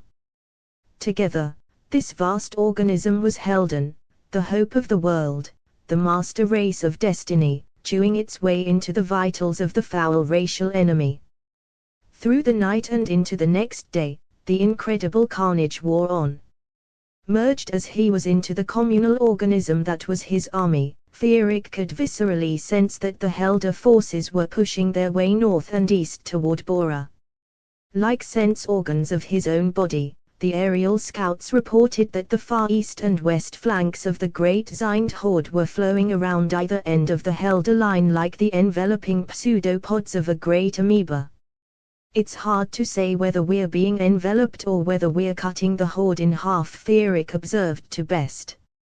"My commander, I've got Wafing on the radio. Let me hear him on the tank circuit." Wafing's hearty voice filled the tank. In the background, Fierik could make out the sounds of battle. "My commander, we've reached the oil fields and are engaging the enemy. I hope to be able to report the capture of our objective by tonight at the latest." "Good work, Wafing," Fierik said. "I must sign off now. As you can hear, we've got some action of our own here." Wafing's call gave Fierik pause. Perhaps the Zind flanking maneuvers were nothing less than an attempt to go around the obstacle that the Helder army imposed so as to reinforce their small battered forces holding the key oil fields. In this case, they must be thwarted at all cost. Flying in the face of his own battle instincts, Fierik went on the radio and ordered the redeployment of his forces into defensive positions. A line must be established and held south of the Zind horde that could be neither outflanked nor broken. The horde must be pinned down until Wafing had completed his mission and linked up with the main Helder army. Therefore, behind a screen of tanks and motorcycles, the Helder infantry dug in along a broad front a mile to the south, setting up machine guns, cannon, howitzers, and mortars, digging trenches and foxholes, and anchoring either end of the line with a division of the most fanatic SS troops. Once this had been accomplished, the front-line motorcycle troops disengaged and retreated behind the fortifications, shielded by the tanks, which were the last to withdraw, behind a wall of fire created by their own cannon and machine guns. Only when these maneuvers had been completed and his own tank secured behind an earthen embankment, did Fierik pause to make an overall assessment of the strategic situation. Peering up through the open hatch of the tank, he saw that the Zind horde had not followed on the heels of the retreating Helder army, for its entire front line was a chaotic disaster area. Even at this distance, he could still see the solid dike of bloody mangled corpses that clogged the front to the north all along the line of battle to a depth of several miles. Hardly any Zind tanks were still in action and the Helder dive bombers were dispatching these.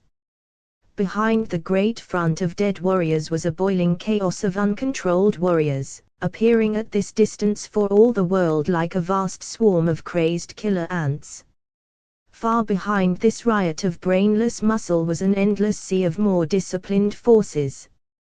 As for the Zind artillery, it had been entirely silenced by the Helder Air Force, and these same sleek black dreadnoughts had also swept the sky clear of Zind vermin.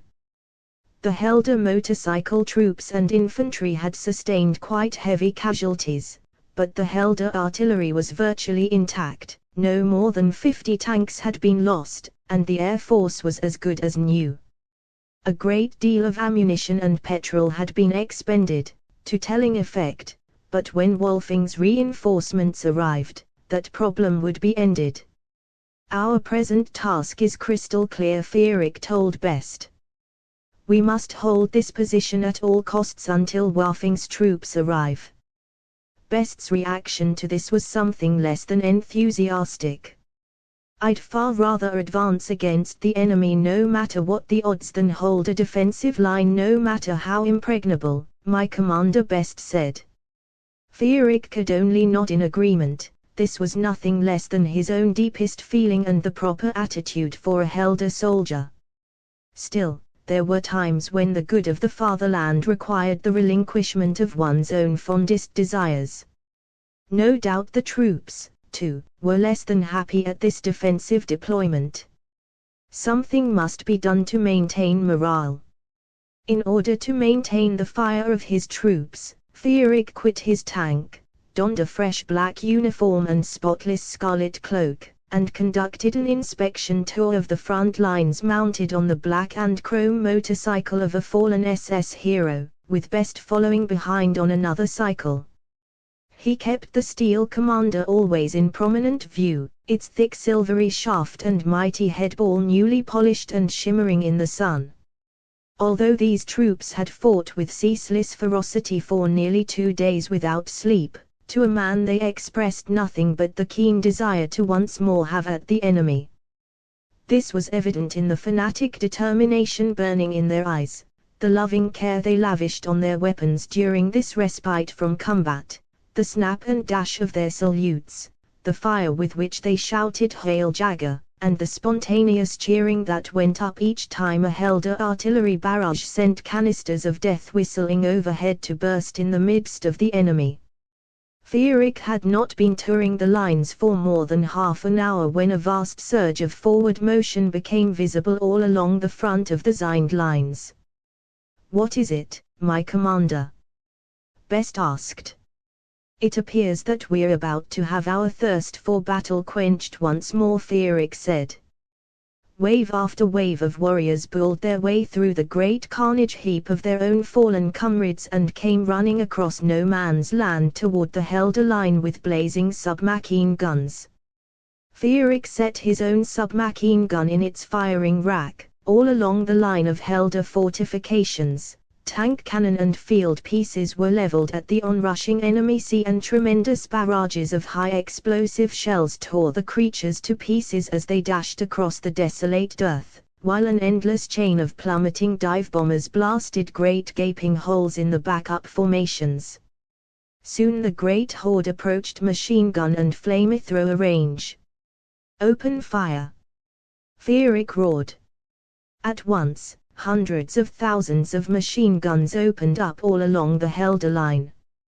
The first rank of warriors was quite literally blasted off its feet and smashed backward.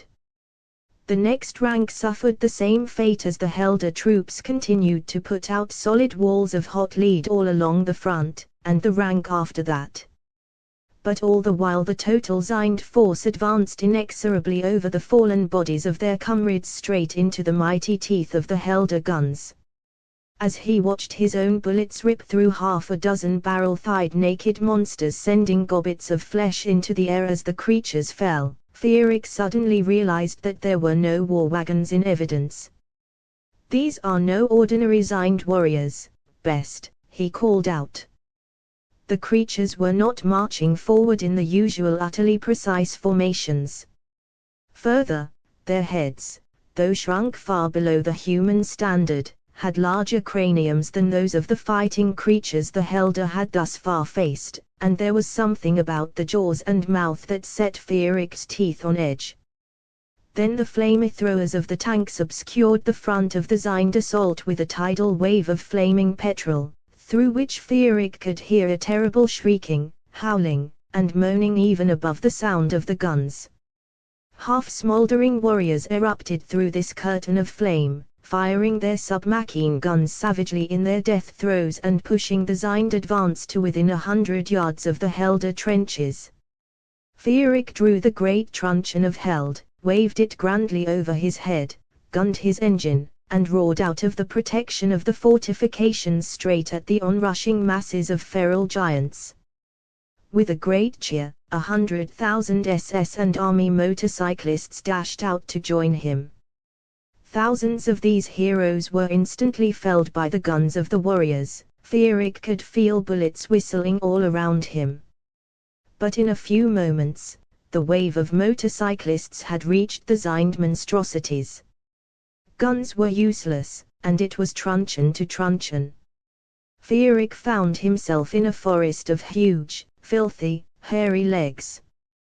Power surged through his being from the great truncheon. He swung his weapon through the air like a switch. The superhuman blow smashed through dozens of the vile limbs like so much rotten cheese, toppling a score of the howling obscenities to the earth, where they thrashed about like decapitated snakes.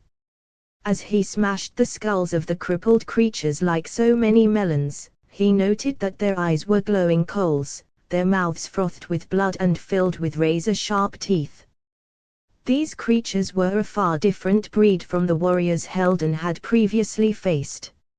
Each fought independently, and with the frothing battle frenzy of an enraged catamount, fearlessly pitting their massed brawn against the iron will of the Helder fanatics on their steel machines. With great swipes of their huge truncheons, they dashed cycles and riders alike to pieces, a chameleon drool spewing from their vile lipless mouths. But huge and ferocious as these monsters were, they fell far short of the superhuman heroism of the Helder soldier fighting at the side of his beloved Supreme Commander. These magnificent specimens in trim field grey or tight black leather threw themselves at creatures twice their size with battle cries on their lips, fire in their blue eyes, and truncheons arcing through the air like hammers of doom. Attacking these racial heroes was like dashing into the whirling teeth of some great buzzsaw. Monster after slobbering monster ran howling at Feerick only to be dashed to a pulp by the great truncheon of Held. Soon the shaft of the steel commander was lubricated with thick red blood and the shiny black leather of Feerick's uniform was set off with 100 scarlet splatters. The hand-to-hand fighting went on for what seemed like days, but could hardly have been an hour. It was impossible for Feerick to judge the course of the battle, for his universe was contained by solid walls of hairy, stinking, drooling giants with an unquenchable thirst for true human blood. As fast as these creatures smashed through the barricade of corpses that Feerick had piled around his motorcycle, they themselves felt the bone-crushing wrath of the steel commander. Nevertheless, the creatures kept coming, as if filled with some crazed and powerful longing to meet their own dooms. At length, Feerick began to notice that fewer and fewer warriors were coming at him with each minute that passed. A half-dozen giants ripped aside the bodies of their comrades shrieking wordlessly, these Feerick felled with almost foolish ease. 3 more fell a few moments later. Then long moments passed during which nothing whatever happened. Feerick was alone inside a great crater whose walls were the broken and bloody corpses of hundreds, perhaps thousands, of the enemy. With hefty strokes of the steel commander, Feerick smashed a path through the dike of dead warriors and drove his motorcycle through the gap. As far as he could see, the earth was piled high with dead bodies, most of them Zind warriors, but not a few gallant Helder heroes who had given their last full measure of devotion to the Swastika. Moving throughout this massive midden were tens of thousands of Helder motorcyclists polishing off the wounded warriors with their submachine guns. From several hundred yards off, Ludolf Best came roaring toward Feerick on his motorcycle, gesticulating wildly and shouting with joy at the sight of his supreme commander, alive and triumphant. As Best sped toward Feerick shouting and waving, he drew the attention of hundreds of Helder soldiers to Feerick's person. These in turn began to cheer wildly and wave their truncheons in the air or fire their guns with sheer exuberance. In moments, the entire battlefield was aware both of the survival of their supreme commander and of his approximate location. Over 100,000 triumphant Helder heroes shot their blood-caked truncheons skyward in the party salute and roared Hail Jagger, with a ferocity and fervor that thoroughly put to shame anything that Feerick had thus far experienced. As Fierik leaned against the side of a tank beside Ludolf Best during a brief respite in the fighting, the Dominator strategy seemed all too clear. For 2 days now, the Doms had sent suicide waves of the new breed of warriors against the Helder positions. Each succeeding wave had been thoroughly annihilated, but at great cost to the Helder army in terms of life, ammunition, and especially petrol. "They have no hope of matching us in mobility or firepower," he muttered. Yet still they persist in the same tactic. "I don't see why they don't try a flanking maneuver," my commander Best said. "Obviously, their goal must be to get around us and stop Waffing's troops from reaching us with petrol and ammunition, now that the oil fields have fallen."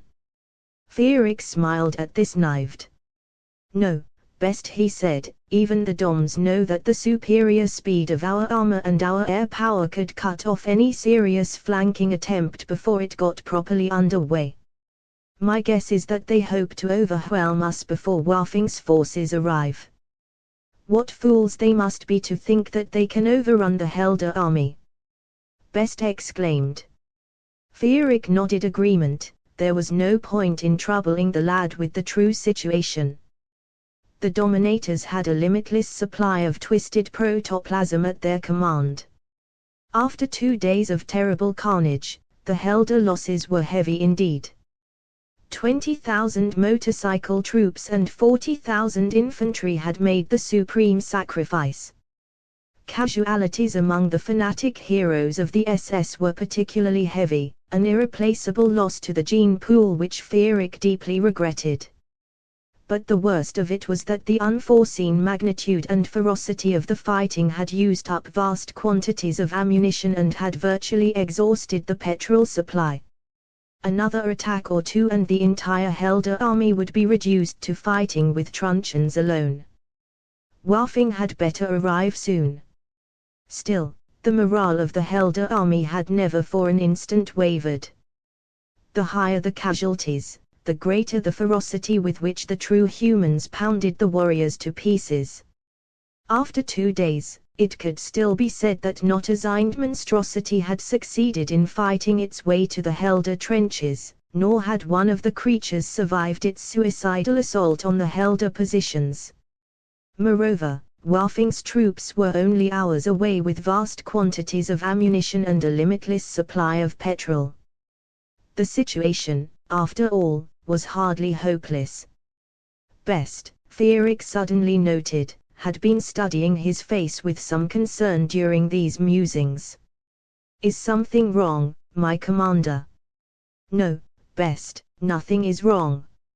Let's inspect the troops." As he drove his motorcycle up atop a small hummock after accepting the fervent salutes of a weary but inspired battalion of motorcycle SS, Fierik noticed some great commotion going on in the body of the Zind horde a mile to the north. Best pulled up beside him and the two men stared across the desolation of no man's land at the vast sea of naked mutated flesh which seemed to suddenly have been galvanized into frenetic mass motion, like a gigantic swarm of army ants. "The entire horde is on the march," Fierik exclaimed. "It's an all-out win-or-lose climactic attack on our positions." Best broke into a wide grin, his eyes lit up like blue coals, and his body radiated an almost mystical heroic strength. Fierik understood what the lad felt exactly, for the last vestiges of his own fatigue had been annihilated by a surge of fierce joy. At last the climactic moment had truly come. The Helder people would engage the forces of Zind in one mighty final battle to the death for ownership of the earth. No man could ask for greater glory than to lead the forces of true humanity into this final Armageddon. Scant moments later, Helder soldiers all along the front became aware of the vast Zind horde sweeping toward them, and a great spontaneous cheering went up. Without the necessity of an order, every motorcycle engine roared into life, tanks readied themselves to charge, every infantryman in the entire troop of heroes leapt to his feet, eyes shining, weapon at the ready. A massed chanting of "Hail Jagger!" began somewhat raggedly, then merged seamlessly into the racial voice of Helden itself, bellowing its hatred and defiance at the enemy. There could be no question of holding a single man in reserve now. No true Helder could rightfully be called upon to accept such dishonor. Fierik drew the great truncheon of Held, the focal object of the racial will, and held this mystic weapon as high above his head as his arm could reach, feeling the power in the huge gleaming shaft merge with the power of his own will, and with the racial consciousness uniting him with his troops in this moment of destiny. Then he gunned his engine, exchanged a final glance with Best, pointed his great weapon defiantly at the onrushing enemy, and with a savage battle cry, led the hosts of Helden forward into battle. There was no point in worrying about petrol or ammunition reserves now. The immense Helder army advanced behind a tidal wave of flame as well as solid walls of artillery shells and machine gun fire. Inspired by the stirring spectacle below, the Helder dive bomber pilots redoubled the speed and ferocity of their attacks, plummeting to within 100 feet of the tiny heads of the warrior horde with machine guns blazing, letting fly with high explosives or incendiaries, soaring through the crown of the ensuing explosion and into the sun, then diving once more to strafe the enemy until their machine guns were empty. The Zind horde advanced straight into an inferno of bullets, explosions, and flame. Each foot of ground was paid for with the mangled bodies of thousands of warriors. As Fierik's motorcycle roared to within 100 yards of the onrushing sea of blood-drooling giant warriors, the Helder tank cannon ceased firing, and the flamethrowers were stilled, having expended the last drops of precious petrol in their reservoirs. Nevertheless, the incredible massed firing power of nearly 200,000 Helder machine guns was still enough to cut every successive rank of warriors to bloody pieces the moment they became the front wall of the advance. Zind machine gun bullets whistled all around Fierik as he led his army over the last 100 yards, but there was no fear in him, only the absolute iron conviction of his own invulnerability. He was Helden, he was the instrument of destiny. He was the Swastika, and nothing could harm him. Then he plunged into a world of screaming, reeking, madmen who foamed bright red at the mouth, and swung huge steel truncheons through the air without regard for anything but the chance to destroy one more true man before perishing. Advancing slowly in low gear, Fierik swung the great truncheon of Held in a steady rhythm before him, right, left, right, without skipping a single beat or giving any red-eyed warrior the least chance to get a stroke in past his guard. At each swing, a score or more warriors were clove in twain at the waist, erupting gore and slimy greenish intestines. In moments, the blood on the slick shaft of his mystic weapon was so thick that it ran down his arm and baptized the spotless black leather of his fresh uniform with the life juices of the enemy. Taking a sidewise glance, Fierik observed Best close behind him, hammering away at warriors with total ecstatic abandon, his eyes blazing with ruthless, self-sacrificing fanaticism. To either side of Best, tall blonde SS motorcyclists advanced in an unbroken line, throwing themselves upon the enemy with superhuman courage and true Helder dash. Great swarms of grunting, drooling giants smashed at the Helder tanks with their truncheons in a futile frenzy, and ripped their own hands to bloody tatters trying to claw their way through steel armor plate, while the machine gunners snug inside the mobile fortresses riddled their bodies with 1,000,000 bullet holes, and the heavy steel treads of the dreadnoughts rolled inexorably forward over their still thrashing corpses. For Fierik, the death struggle took on a mystic beauty. Helden and Zind were locked in climactic combat in this desolate place, not individual warriors or human beings. The true human genotype fought the genetic perversion of the Dominator mutation for nothing less than sole mastery of the earth and the universe for all time. Every Helder soldier fought with the full meaning of this struggle burning like a flaming swastika in his brain, his soul afire with the fighting racial spirit that Fierik had kindled, his being and will totally merged into the racial identity that was Helden itself. This immense reservoir of racial courage, will, and consciousness was channeled directly through Fearic's own soul, so that Fearic Jagger was Helden, and Helden was Fearic Jagger, and both rode a juggernaut of fate that could not fail. The blood of the enemy that covered Fearic and his metal steed and ran in rivers from the uniforms of his men united them in the holy communion of righteous battle. Every inch of advance was a concrete step forward toward the goal of an Earth inhabited entirely by tall, blonde, genetically purebred supermen totally free from even the possibility of racial contamination. Every drooling monstrosity that fell beneath Helder truncheons was one less cancer cell in the body of the world gene pool.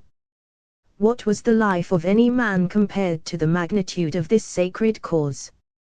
To die in this battle was to attain the ultimate pinnacle of heroism in the entire history of the world. To survive it victorious would be to bask in the gratitude of 1,000,000 generations of humanity to come.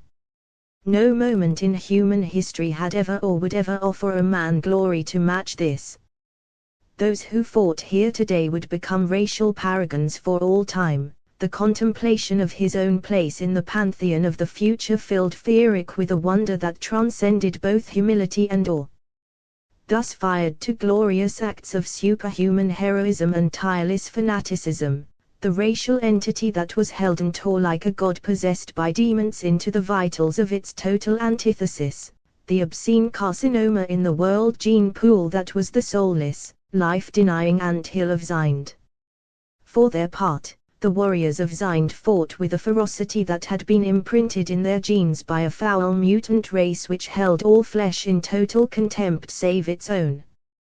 The battle, therefore, was the most ferocious confrontation that the world had ever seen, a true Armageddon between all that was noble and uplifting in man and the basest perversion imaginable of what were once human genes.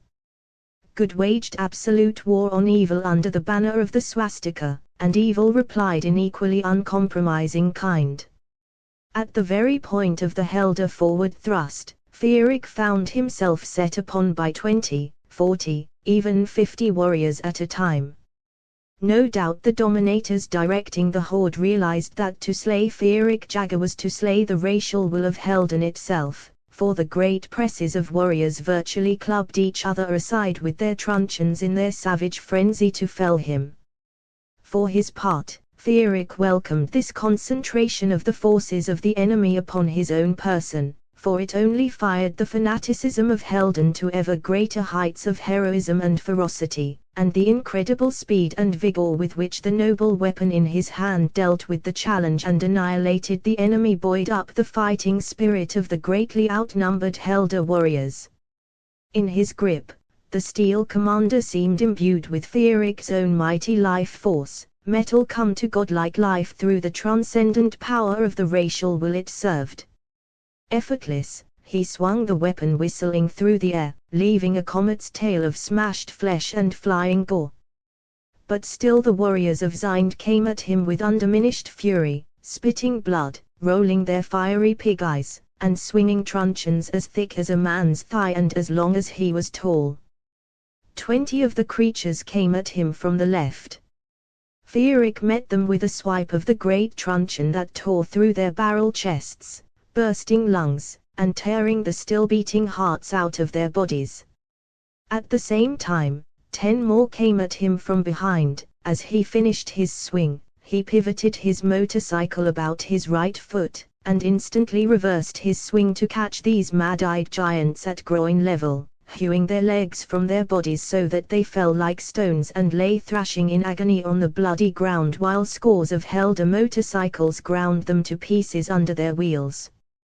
But as Fearic successfully fended off this assault, a score more warriors were upon him from yet another angle, and as he dispatched them with an over-the-shoulder sweep of the steel commander, the huge truncheon of one of the creatures landed squarely upon the rear wheel of his motorcycle and smashed it to flinders, forcing him to dismount and fight afoot.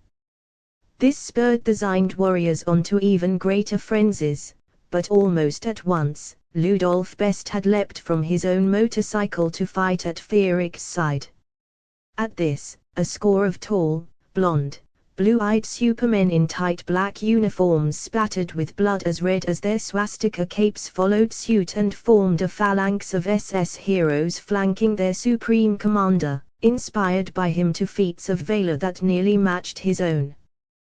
This squad of racial heroes rallied about the incarnation of the racial will, hacked their way through the onrushing warriors with a force and fanaticism the sight of which spurred all the surrounding troops to fervent emulation. Soon a whole great section of the Helder advance had crystallized into a superhuman brotherhood of racial heroes around the person of Feeric Jagger.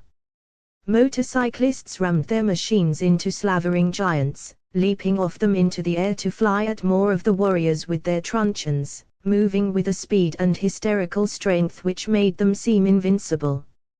Infantrymen dashed fearlessly into veritable forests of massive hairy legs, smashing furiously about with their truncheons to bring the warriors down to their level, then crushing heads and stomachs with their truncheons, steel-soled boots, and fists. Tanks barreled forward at greater and greater speeds, grinding their way through solid walls of zined protoplasm like armored bulldozers. The incredible feats of heroism performed by tens of thousands of ordinary Helder soldiers inspired the SS elite guard around Feeric to ever greater fanaticism and ferocity, which in turn spurred on the masses of the troops to redouble their already superhuman efforts, further inspiring the SS elite, an ever-increasing feedback of racial heroism which turned a whole section of the army into a juggernaut before which no power on earth could stand. As for Feeric, there were not Zind warriors enough in the universe to adequately quench his thirst for blood. The center of the Helder line became a bulge, then a great dagger ripping straight through the body of the great Zind horde, seeking out its vitals.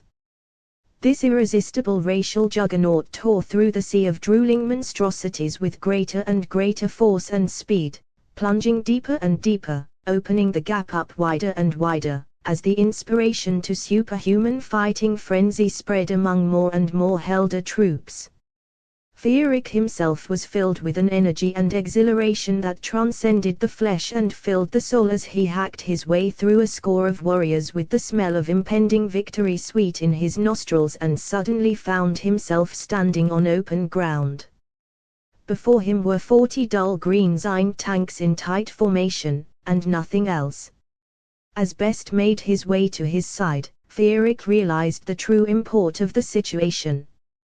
"We've done it, Best," he cried, clapping his great arm around the lad's shoulders. "We've cut the Zind horde in half." Moreover, there was no doubt whatever that the formation of tanks, situated as it was in what minutes before had been the safest position on the battlefield, held the craven doms controlling the entire horde. Hundreds of tall blonde SS heroes emerged through the rent in the Zind ranks, then a dozen Helder tanks, their cannon roaring.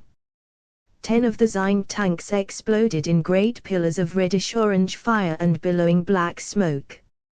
A few of the remaining Zind tanks got off panicked shots. Then a score more Helder tanks poured through the gap with thousands of motorcyclists in their van. 3 more quick-mast fusillades cracked open the rest of the Zind tanks like so many walnuts. Feeric waved the great truncheon wildly overhead, sending splatters of warrior blood flying, then led Best and his SS elite guard forward as dozens of humanoid figures in grey uniforms scuttled from the wreckage. Behind came the entire Helder army. Feeric was the first to reach the smoking ruins, with Best hot on his heels. 2 rodent-eyed doms dashed out from behind the smoldering wreckage of a tank with submachine guns in their hands, slobbering in anger and dread and shrilling die-human filth. As Feeric reached for his submachine gun, a hail of bullets whistled close by him and tore the loathsome doms to pieces. Feeric turned and saw Ludolf Best grinning at him, with his smoking submachine gun in his hands. 3 more dominators scuttled amidst the rubble to Feeric's left, seeking to escape, Fierig cut them to ribbons with his submachine gun in a shower of blood and flesh, then grinned back at Best. Following this example, the SS made short work indeed of the remaining DOMs, with a few short seconds of relentless submachine gun fire. Even as the sound of this firing died, an incredible shattering thunderclap rent the air as if the heavens themselves had opened up to shout in triumph, and 40 sleek black jets streaked across the sky, then executed a 180-degree turn to swoop down with blinding speed and a deafening shriek upon the enemy. "Waffing's troops have arrived, my commander!" Best whooped with joy. Indeed, the significance of this splendid aerial promenade was not lost upon a single Helder soldier. Throughout the vast battlefield, a cheer went up that drowned out even the roar of the jets as they fired their rockets into what was left of the enemy. As for the warriors of Zind, the sudden loss of their dominators, combined with the sudden apparition in the skies and the massive feral roar of the Helder army, completely unnerved them. Still enslaved by the murderous rage that had been programmed into their very genes, but bereft of any overall mental guidance, these submoronic protoplasmic killing machines flew into a senseless frenzy, running about in all directions shrieking and howling, bashing their comrades with truncheons, tearing at the throats of their own fellows, sinking their teeth into the first available flesh, and throwing themselves ineffectually at the disciplined Helder troops almost as an afterthought. Needless to say, the outcome of the battle was now a foregone conclusion. Inhaling deep draughts of the heady perfume of victory, the Helder troops surged through the gap that had been torn through the body of the horde, widening it further, then fell on the rioting warriors on both flanks from behind, all but surrounding them. To the south, a large phalanx of gleaming black SS tanks led a long column of fresh motorcycle troops into the fray, as hundreds of jets roared overhead, blasting great holes in the dissolving Zind formations with rockets and machine guns. Soon the Zind horde had been split into two huge encircled enclaves. The tanks poured a continuous barrage of high explosives and incendiaries into the ranks of the warriors, while the infantry and motorcycle troops tore the frenzied giants to pieces with their submachine guns. Unable to penetrate the Helder fire, the sordid creatures turned their insatiable bloodlust entirely inward, smashing each other to fragments of pulped protoplasm even as the Helder army annihilated them. The full might of the Helder Air Force soon soared out of the west to join Waffing's jets in the aerial assaults. The precision bombing of the dive bomber pilots was flawless, and for this final destruction of the remnant of the Zind horde, the planes had been armed with napalm canisters. In a few short minutes of close order bombing, the remaining Zind warriors were reduced to a roasting sty of flaming protoplasm writhing and defecating in their death throes. Watching the great pillars of greasy black smoke boiling into the sky, Fierig knew that naught remained to complete the final and utter victory of the pure human genotype but to march across the now defenseless heartland of Zind on Bora and expunge this final nest of dominators from the face of the earth. Above the conflagration, hundreds of jets had formed themselves into an impromptu swastika formation, emblazoning the symbol of Helder victory on the very sky. The march on Bora was nothing less than a parade of triumph. The wounded had been shipped back to Helden as infantry poured into Zind through Wallach to mop up stragglers and garrison the vast new conquered province, and the SS was already setting up classification camps for the mutant slaves of the Doms not 2 days after the annihilation of the Zind horde. Knowing that the last serious resistance in Zind had been crushed, Fierig redeployed the vast forces at his command into a broad front several hundred miles wide sweeping eastward across the putrescent wastelands, pulverizing every installation, farmstead, breeding pit, diseased crop, and mutant in its path. Thus Helden itself moved across the face of Zind, absorbing the territory and converting it forever to true human soil as its heroic troops marched gloriously upon the last citadel of the dominators on the face of the earth behind their supreme commander, Feerick Jagger. For this final push, Feerick had had his sleek black command car brought to the front so that he might ride into Bora at the head of his troops in the company of his trusted high commanders, Best, Rimler, Waffing, and Bogel, for surely these fellows more than deserved the honor of accompanying their leader into the enemy capital. These 4 men sat on the front seat of the command car's open cabin, and as the rotund Waffing occupied the seat area of 2 normal men, they were jammed together like peas in a pod. Still, the mood was nothing less than jovial as the car drove eastward in the center of a vast line of tanks and motorcycles. Moreover, Waffing had not neglected to provision the car with a keg of foaming beer to which they all had frequent recourse. Feerick himself sat alone on the raised rear seat in easy sight of his troops, with the keg conveniently before him. "We should be within sight of Bora soon," Waffing said. "Or at least what's left of it. I'm afraid the Air Force isn't leaving very much for us to destroy." 2 more wings of dive bombers roared eastward across the empty wastelands on their way to Bora. "My only remaining desire is to kill the last dominator on Earth with the great truncheon of Held itself," Feerick said. "This seems only fitting. I hope that our pilots spare the life of one dominator so that this final war may be ended with appropriate ceremony. As for the rest of Bora, they can turn it into a steaming ruin before we reach it, for all I care." Waffing laughed. "You question the total efficiency of our pilots," he japed. "I really don't think that the chances of anything surviving our bombing are very good. Surely we will be left one dominator." Feerick said. "Are our bombers really as good as all that?" Waffing waved his arms in the air as if to take in all of conquered Zind in their sweep. Within sight of the command car, there was not a single trace of living protoplasm native to the putrid grey landscape, nor an intact artifact crafted by the minions of Zind. "The proof is all around you, my commander," he said. Feerick laughed. "It's very strange," he said, "to be hoping that the Helder Air Force will be performing with something less than its accustomed efficiency." An hour later, Waffing's boast concerning the efficiency of the bomber pilots proved to be more than justified. To the east, across a desolate grey plain studded with rank patches of radiation jungle, Feerick saw a huge blotch of fire, like the mouth of some gigantic volcano. As the command car and its flanking lines of troops roared toward this massive conflagration, crushing the radiation jungle under steel tank treads and then setting the rubble ablaze with flamethrowers, Feerick could see swarms of planes circling and swooping over the burning city, dropping yet more napalm canisters and high explosives on the funeral pyre of the dominators of Zind.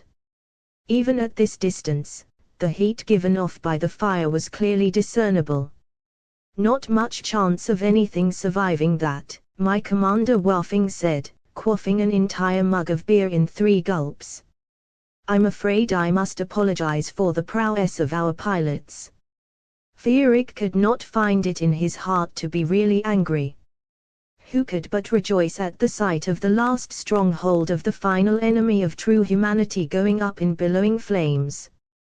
Beside the racial joy of this sight, his disappointment at not being able to dispatch the last dominator on Earth by his own hand was, after all, a trivial matter. Across the plain, there was a sudden upsurge in the flames consuming Bora. The massive individual fires consuming the city seemed to merge into an enormous fireball, which the Helder planes had to hasten to avoid. This earthbound sun hovered over the doomed city for a long bright moment, then it soared upward as if seeking to return to its rightful place in the heavens. In its van, an enormous pillar of fire at least a mile wide and as tall as the clouds fountained into the sky. Amazingly enough, this flaming beacon persisted as the Helder army bore down on the city. Our planes have ignited a firestorm. Waffing exclaimed. Army scientists predicted such a possibility, that fierce enough bombing could generate a pillar of flame that would burn until all combustibles in the area are consumed. It seemed like an extravagance until now. It looks like the legendary fire of the ancients, Bojel whispered. Waffing nodded. It's the next best thing, he said. For myself, said Rimmler, his blue eyes glistening, the sight has an awesome beauty. He wet his lips with beer without for an instant taking his eyes off the great fountain of fire that gushed red-orange brilliance into the heavens. Fierig could well understand what the SS commandant felt. For his part, the sight of the Bora firestorm ignited two distinct pleasurable responses, the patriotic and the aesthetic.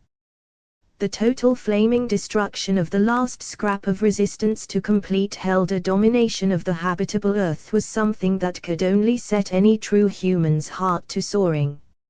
At the same time, the abstract spectacle of this magnificent, unthinkably huge gusher of fire turning the very universe a rich deep orange struck a deep chord in his aesthetic sensibilities, in and of itself. Thus Fierig perceived the Bora firestorm as a true and high work of art, noble and uplifting in its inner meaning for the true human spirit, and sensually stimulating in style and form. Only a final touch was needed to create a visual epic that would inspire the people of Helden and immortalize this pinnacle of human history for all time to come. Bojel, do you have camera planes in the air over Bora? Of course, my commander. What sort of high commander of public will would be foolish enough to miss the opportunity to film the climactic moment of human history? We are now broadcasting to every public square in Helden as well as preserving the spectacle for posterity. Very well then, Bojel, I'll give your cameras something to fit the dignity and significance of the moment that will delight the eye as well. Fierig chose to view the spectacle from a camera plane with Bojel, for this would be the best possible vantage from which to observe the work of art he had wrought. Moreover, this aerial view would be the image burned into the folklore of true humanity for all time. The camera plane spiraled dizzyingly upward, high over the pillar of fire that was Bora, turning Bojel's face a sickly shade of green and giving Fierig himself no little discomfort. Finally the plane reached a height of over 10,000 feet, leveled off, began circling the firestorm, and turned its cameras on the spectacle below. Fierig had used SS motorcyclists and freshly polished black tanks to form an enormous swastika of men and machines centered on the fountain of fire that was the final funeral pyre of the putrescence that had been designed. From this great height, the sight below took the breach away, a huge gleaming black swastika with an enormous pillar of fire soaring toward the heavens out of its center and casting rich orange highlights off the burnished black metal of the massed fighting machines. It's beautiful, Fierig, Bojel said softly. Fierig opened his microphone to give the final orders to Waffing, who was supervising on the ground. It's not quite completed yet, he told Bojel. Then he began issuing orders to the men below. March. Below, the glistening black swastika began to rotate about the central axis of the pillar of fire. A great Helder army formed into the sacred racial emblem executed a massive victory march around the burning capital of true humanity's final enemy. Open fire. From the huge swastika circling the great flame, there now erupted a universe of smoke and sparkle and flame, as every tank opened up with its cannon and every SS motorcyclist fired a stream of bright tracers with his submachine gun, all directed inward to feed the raging firestorm at the heart of the grand spectacle. Now the incredible final victory pageant was complete and the transcendent glory of the moment properly celebrated. Far below, a swastika of smoke and fire revolved about the raging funeral pyre of the Dominator mutation, and in a large sense of every defilement, small or large, of the human gene pool. The vast sparkling swastika of 10,000 bright stars set off against gleaming black metal rotating about the immense pillar of billowing orange flames was a sight to stir the soul with its sheer immensity and physical beauty alone. But the symbolism pleased an even more noble level of the human spirit. The great circling swastika of fire and metal was the visual epitomization of Helder idealism and Helder power in the eyes of even the simplest of men. Likewise no one could mistake the captive fountain of fire for other than what it was, the funeral pyre of Zind. Thus the spectacle was both perfectly symbolic of the final victory of the forces of Helden over the putrescence of Zind and the actual historical moment of that victory itself, a pinnacle of human history, and that event's celebration in a great work of art, all in one. Tears filled Fieric's eyes as he beheld this sight. His fondest dreams were fulfilled. He had led Helden to total victory and ensured the posterity of the pure human genotype forever. Soon the breeding program would convert the race of Helder into a race of purebred SS supermen. He had raised humanity to its former genetic purity and glory and would someday have the unprecedented honor of creating the next step in human evolution, a true master race. No man could conceivably ask to accomplish more. Yet he had accomplished more, and that final feat was visible below him. He had ended the final triumphant Armageddon with a transcendent work of high art that would live for all time. A day later, when the firestorm had burned itself out, allowing the Helder army to enter Bora, there was nothing left but an endless vista of smoldering grey and black ash, enlivened here and there by sporadic flickering flames and glowing piles of still smoldering embers. Although the city had held tens of thousands of dominators and millions of their slave monstrosities, not even their bones were distinguishable from the general ash heap. Bora, Zind, and the dominators had been quite literally scoured from the face of the earth. Fieric entered the city with Bojel, Best, Waffing, and Rimmler in his freshly polished black command car, escorted by a score of prime blonde SS specimens in trim black leather on spotless black and chrome motorcycles. Behind his vehicle, a long line of tanks, motorcycle troops, and infantry fanned out throughout the corpse of the city to sift the ashes for any sign of life. There's no doubt that the dominators have at last been expunged from history, Rimmler said as the wheels of the car sent up feathery clouds of grey ash. Fieric nodded. There was nothing to be seen from horizon to horizon but ashes, guttering fires, and glowing embers.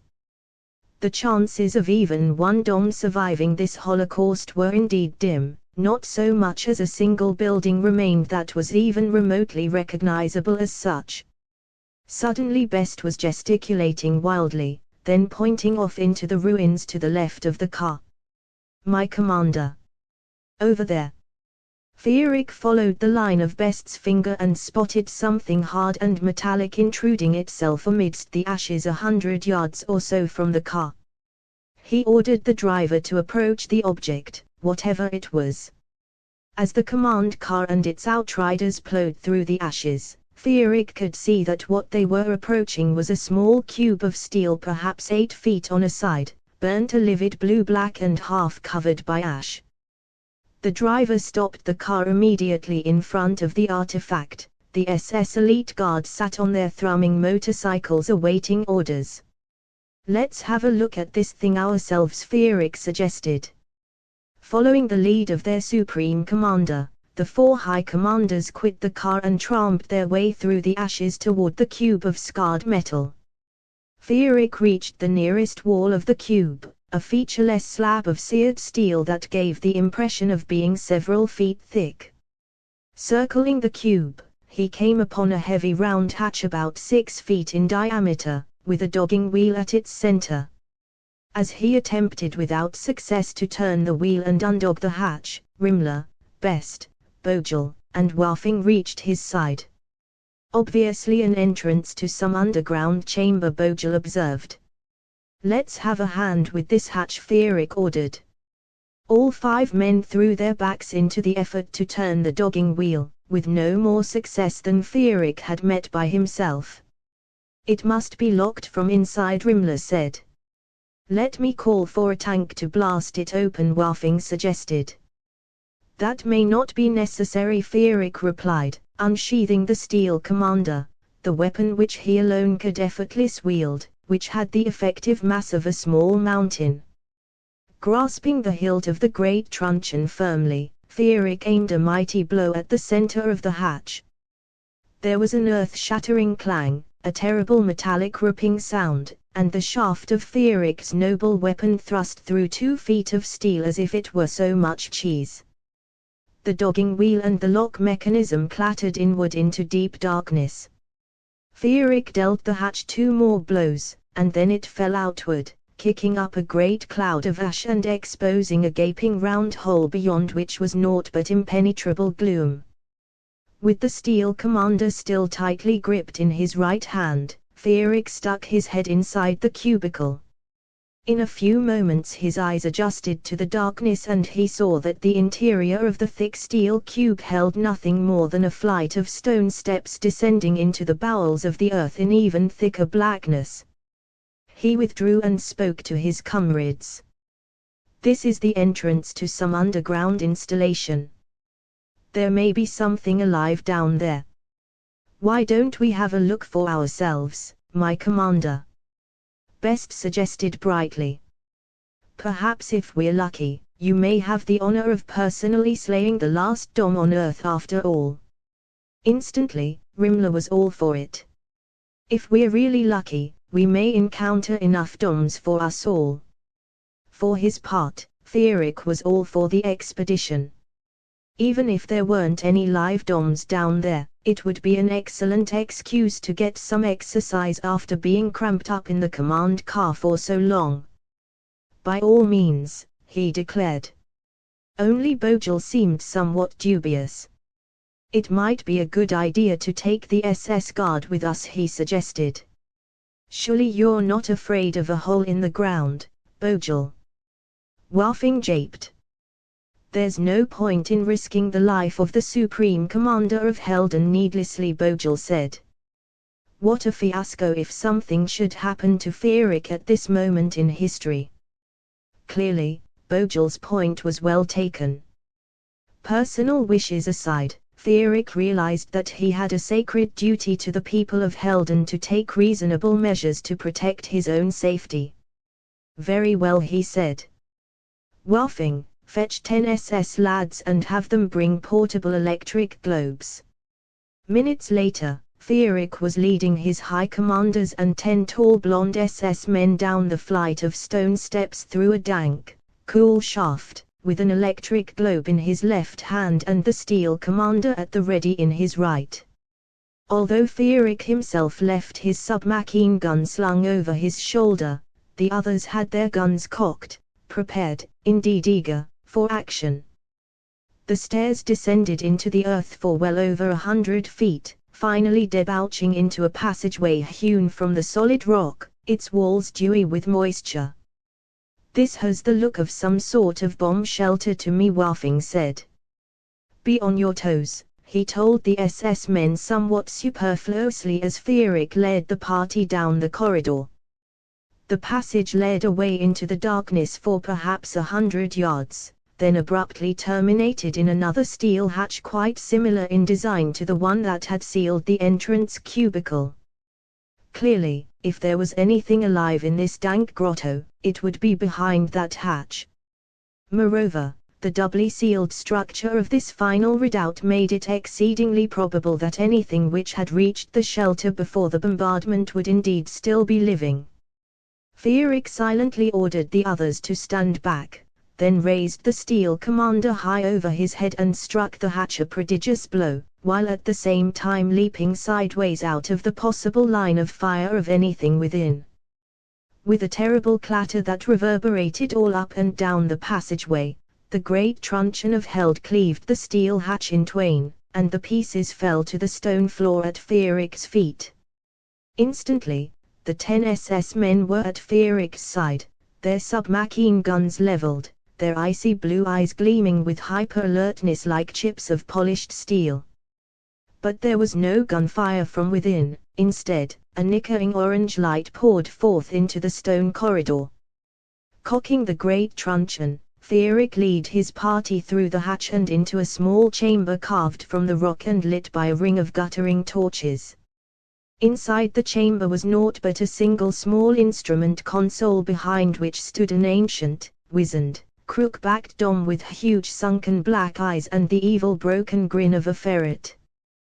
This monstrosity was garbed in zined grey set off with all manner of gold braid, precious jewels, and golden brightwork, giving the effect of some fetid rodent stuffed into a royal uniform as part of a particularly vile schoolboy prank. Nevertheless, the dominance pattern exuded by the sordid brain of this grandfather of all dominators was the most powerful Feerick had ever felt. It was all he could do to keep from obeying the powerful impulse to toss away the great truncheon which ripped through his mind. Behind him, he heard a great clatter of metal on stone as the High Commanders and the SS Guard discarded their weapons at the foul creature's bidding. Only Feerick's will was strong enough to resist this incredibly powerful dominator, and even his muscles were frozen into immobility, paralyzed in the conflict of mighty wills between himself and the ancient dom. "Welcome, human filth," the dominator croaked in a grisly dry parody of a human voice. "Needless to say, I've been expecting a visit." However, the presence of Feerick Jagger himself was too much to hope for. "I shall enjoy watching your face, Jagger, as the human genotype is wiped from the face of the earth for all time." The creature was clearly mad, somehow mistaking the final destruction of his own loathsome kind for that of true humanity. Feerick threw every ounce of his will into the struggle to break the dominance pattern long enough to dash the wretch's brains out with the steel commander, but succeeding in effecting only slight movement. The dominator threw a switch on the console before it, then laughed maniacally until a thin spittle sprayed from its leathery lips. "Thus is sealed the fate of your worthless kind, Jagger," the old dom cackled. "The activating signal has been sent to an installation of the ancients far to the east of here which our creatures have revived. In minutes, a huge nuclear explosion will take place in the wildlands, spewing millions of tons of radioactive dust into the air. The ancients here built the device so that no enemy might survive their defeat. We were not able to restore it completely, but we've made it work well enough. In weeks, the atmosphere of the entire Earth will be so contaminated that no human will ever breed true again. The wombs of even your precious purebreds will bring forth nothing but hunchbacked dwarfs, parrotfishes, blueskins, and dozens of new mutations, perhaps even our own kind. You have destroyed the Dominator Empire, and now we destroy humanity for all time. Die, human filth." An enormous flare of rage burned through Feerick's being, instantly breaking the dominance pattern as if it had never existed. He leapt forward swinging the great truncheon of Held, and brought the mighty weapon down on the skull of the drooling, cackling dom, smashing it like a melon, spattering greasy grey brains everywhere, ripping clear through the creature's torso, splitting it in half and spilling pulsing translucent organs all over the dank stone floor. With another swipe, Feerick dashed the instrument console to pieces, the force of his enraged blow burying the headpiece of his weapon in the floor below to a depth of nearly a foot. With the death of the last dom, the others were freed from the dominance pattern and all began babbling furiously at once. "It can't be. The fire. The death of the human race. They couldn't." "Silence!" Feerick roared, with tears in his eyes and a red-hot rage burning in his heart. "Stop this gibbering at once. Let us hasten to the surface and see if the foul creature uttered more than empty words before we mourn our race." When they reached the surface, the scene was as before, an endless vista of grey ash and smouldering rubble, through which the army of Helden moved unopposed, finding nothing whatever alive. Fearic's mood and that of his companions lightened somewhat as they stood in the open air once more, with nothing apparently amiss. "I see no fire of the ancients," my commander best said. "Bah, the old monster was simply mad," Waffing said, and Fearic found himself agreeing with this estimate. "Perhaps," Bogle said uneasily, "but you yourself told us that the Doms were attempting to exhume the nuclear weapons of the ancients." This remark darkened the mood of the group once more, and Fearic realized that there was no point, one way or the other, in lingering in this grim place waiting for a catastrophe that might never come. He led the party back to the command car and continued with the tour of the ruined city as if nothing untoward had occurred. For several minutes, the command car, with its motorcycle escort, drove on through the ashes, kicking up grey clouds, and sighting nothing. Fearic and the others had refreshed themselves from the beer keg, and the mad Dom in his underground chamber with his threats of nuclear destruction seemed quite improbable and unreal. Suddenly the very sky seemed to explode, an enormous burst of light flashed into existence on the eastern horizon, a glare brighter than 1,000 noonday suns that filled half the sky with its brilliance and leached the rest of all color.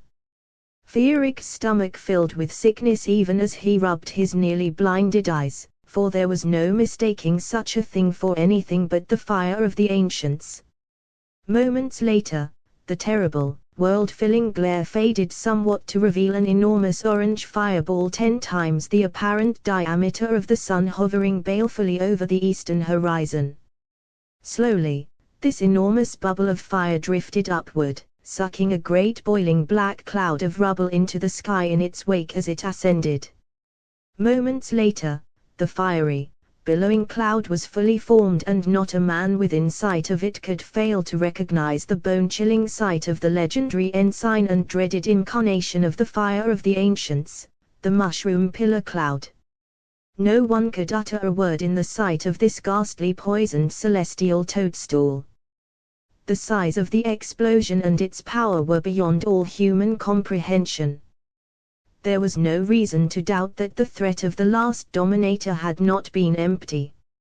Many minutes later, the world was shattered by a clap of thunder that seemed to split the sky, that became an earthquake rumble without diminishing in intensity.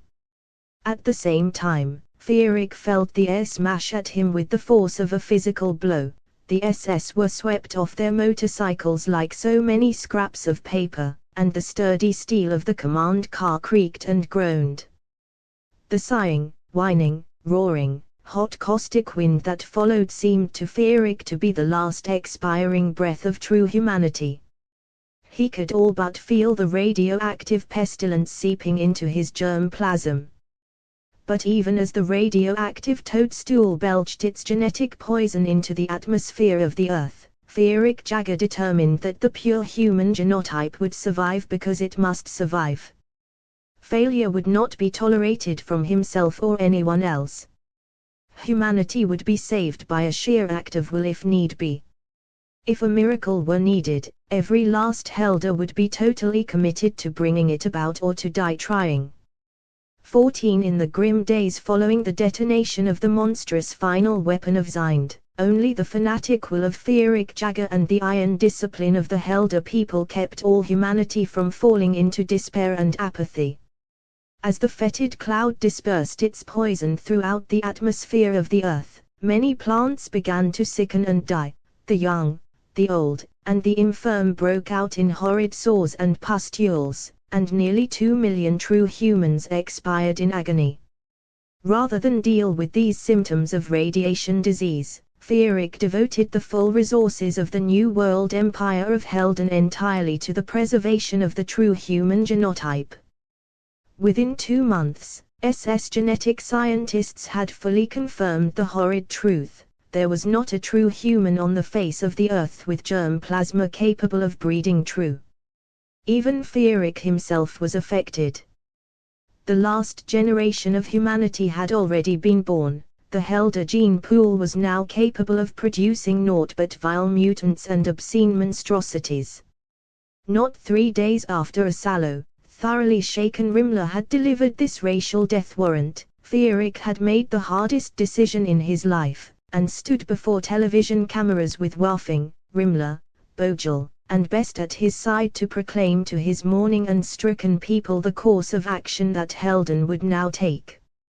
For the occasion, Fierig had dressed himself in his sleek black uniform, and had had the chrome brightwork and the great truncheon of Held polished for hours so that every inch of metal on his person shone like diamond. He stood on a low dais with a great scarlet swastika flag behind him for a backdrop. At his feet, his high commanders stood in similarly brilliant uniforms. It was essential that the heroism of the Helder people be raised to the utmost. Fierig had told absolutely no one of his plan. He required a spontaneous demonstration of support from his high commanders for all Helden to see, for what he was ordering would be the greatest test of loyalty to the swastika yet faced by the Helder people. My fellow Helder, he began simply, what I must say today will be brief, inescapable, and brutally blunt. As has already been announced, the gene pool of Helden has been completely and permanently contaminated by the perfidious last act of the wretched dominators, who have paid for their evil and vileness by total extinction. This means that the germ plasm of each and every one of us is capable of producing no offspring but vile and degenerate mutants.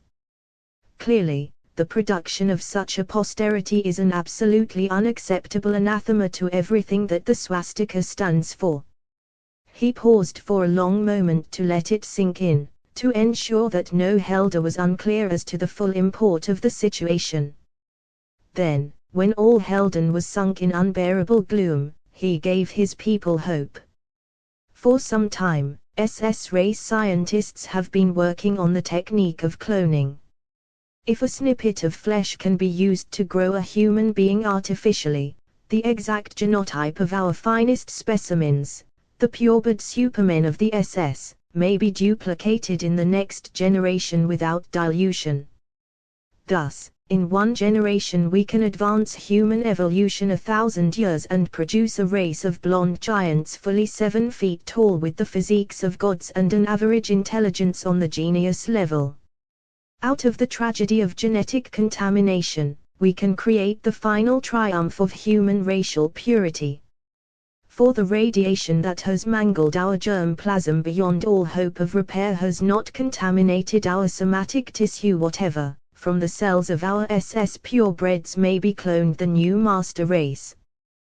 The next generation of Helder will consist entirely of clones whose genetic endowment is that of the finest SS purebreds living today. Once more Fierig paused, watching the gleam and sparkle return to the eyes of everyone present, technicians and high commanders alike. From a vision of final doom, the Helder people had been transported to the raptures of a dream of ultimate racial glory. Surely they would now be ready to make the sacrifices such a goal required.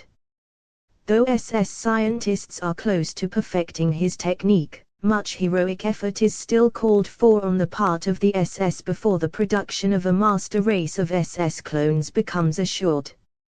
Therefore I have decided as your supreme commander that every last Helder must involve himself in a truly heroic act that will inspire superhuman fanaticism on the part of these scientists by making the price of failure the total extinction of sapience on this planet and the prize to be won by success the creation of a purebred master race capable and worthy of inheriting the entire universe for all time.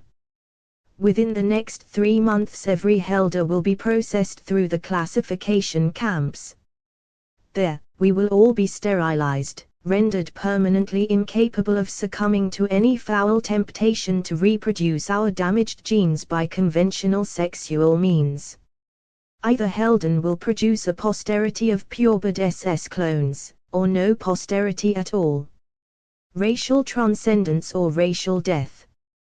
The backs of the high commanders visibly stiffened. Fierig was confident that the Helder people had been fired to a similar fanatic resolution all up and down the land, for although the SS scientists still remained the key to the situation, he had given every last Helder a means by which to contribute his own heroic dedication to the sacred cause. The glory of final triumph would be personally shared by all.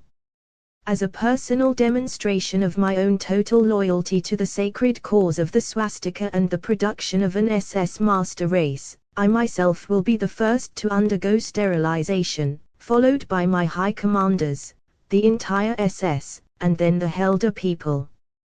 Hail Helden! Hail final victory! Hail the master race! The last words had hardly left Feerik's lips when Bojel, Rimler, Waffing, and Best clicked their heels with a vigor that took even Feerik by surprise, snapped to attention with back-breaking force, shot out their arms like steel pistons in the party salute, and shouted Hail Jagger, with a superhuman fury, their eyes blazing with the transcendent power of the racial will. With the fervor of the Helder people raised to incredible heights of racial consciousness and iron determination, destiny could hardly have denied to this race of heroes the success and dominion that such self-sacrificing patriotism commanded. The entire Helder people marched straight through the classification camps without so much as a murmur of protest. Indeed, the only major problem in completing the sterilization of the Helder people was that the good folk had some tendency to fight and bicker among themselves for early places in the camps. This represented merely good-humored contests in patriotic dedication rather than serious acrimony, and the SS completed the task well within the 3-month deadline that Feerik had set.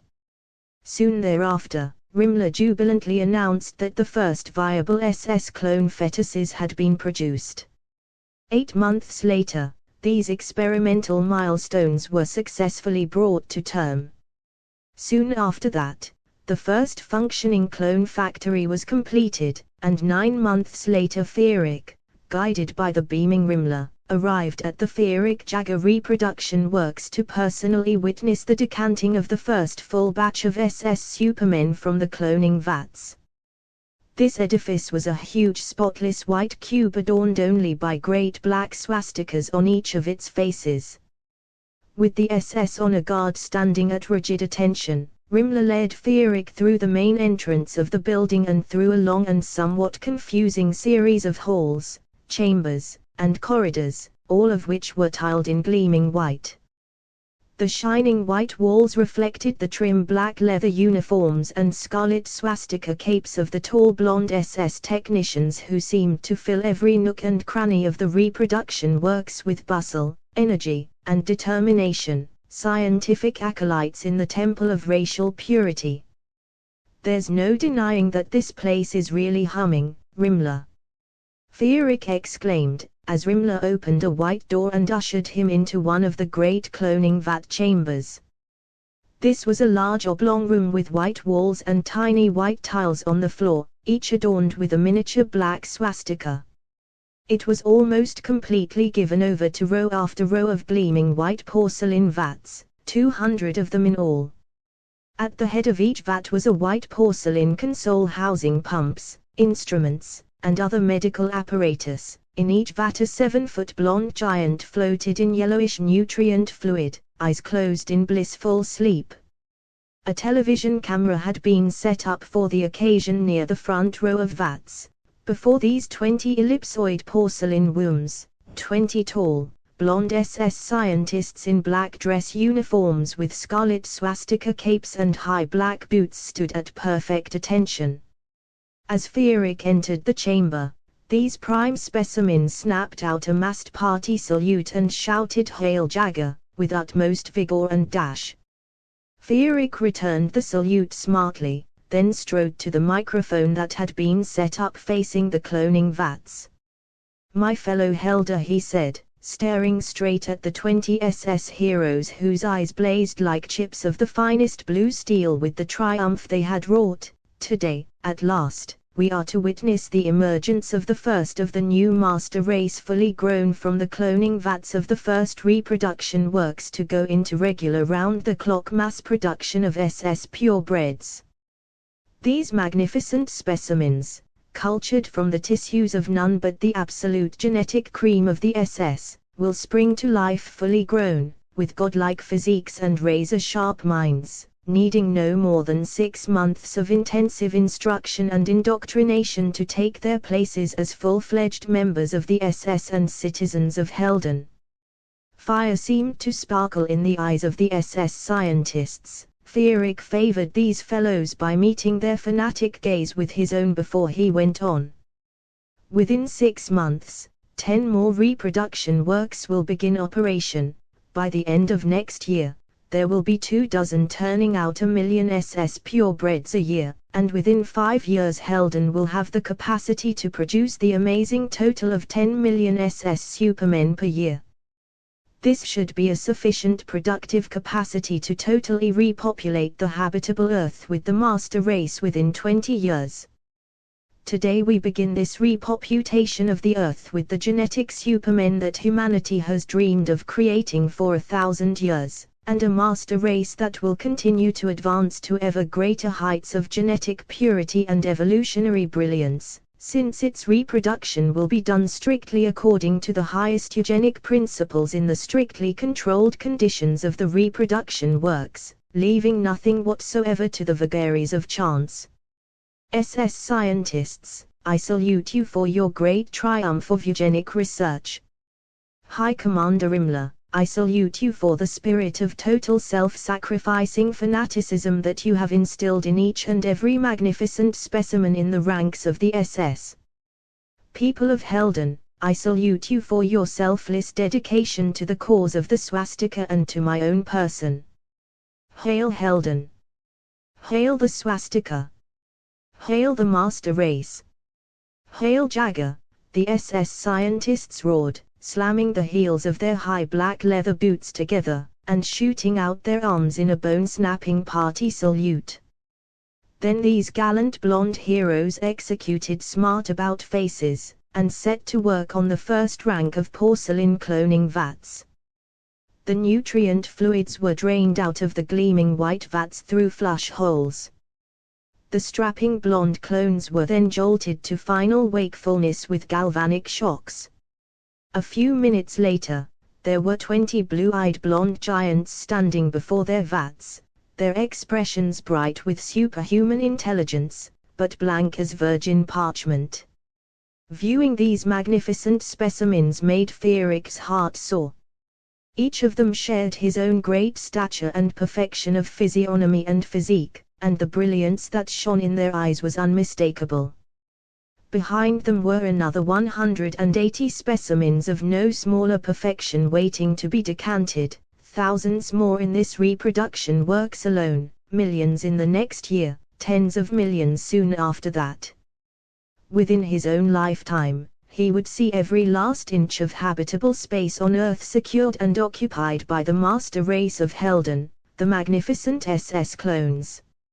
And after that, the idea that came upon Fierik overwhelmed him with its grandeur. Before him, each tall blonde SS scientist in black leather stood beside a naked giant with a genotype to match his own. These beaming SS heroes then delivered a silent massed party salute. To Fierik's amazement and unabashed delight, fully half of the newly awakened SS clones mimicked the patriotic gesture of their tutors with a touchingly childish enthusiasm. Perhaps it was possible that loyalty to the swastika could be impressed in the very genes. Today the world is finally and truly ours, my commander. Himmler exclaimed buoyantly, his features shining with patriotic ecstasy. Indeed, Himmler, Fierik said. And that is only the beginning. Tomorrow we shall conquer the stars. Never had so great a throng been assembled at one place at one time in the history of the world. The great soaring spaceship, a pointed cylinder of gleaming silvery metal 200 feet high, stood on its fins on the broad plain of northeastern Helden. A small platform had been erected at a safe distance from the rocket's mighty exhaust.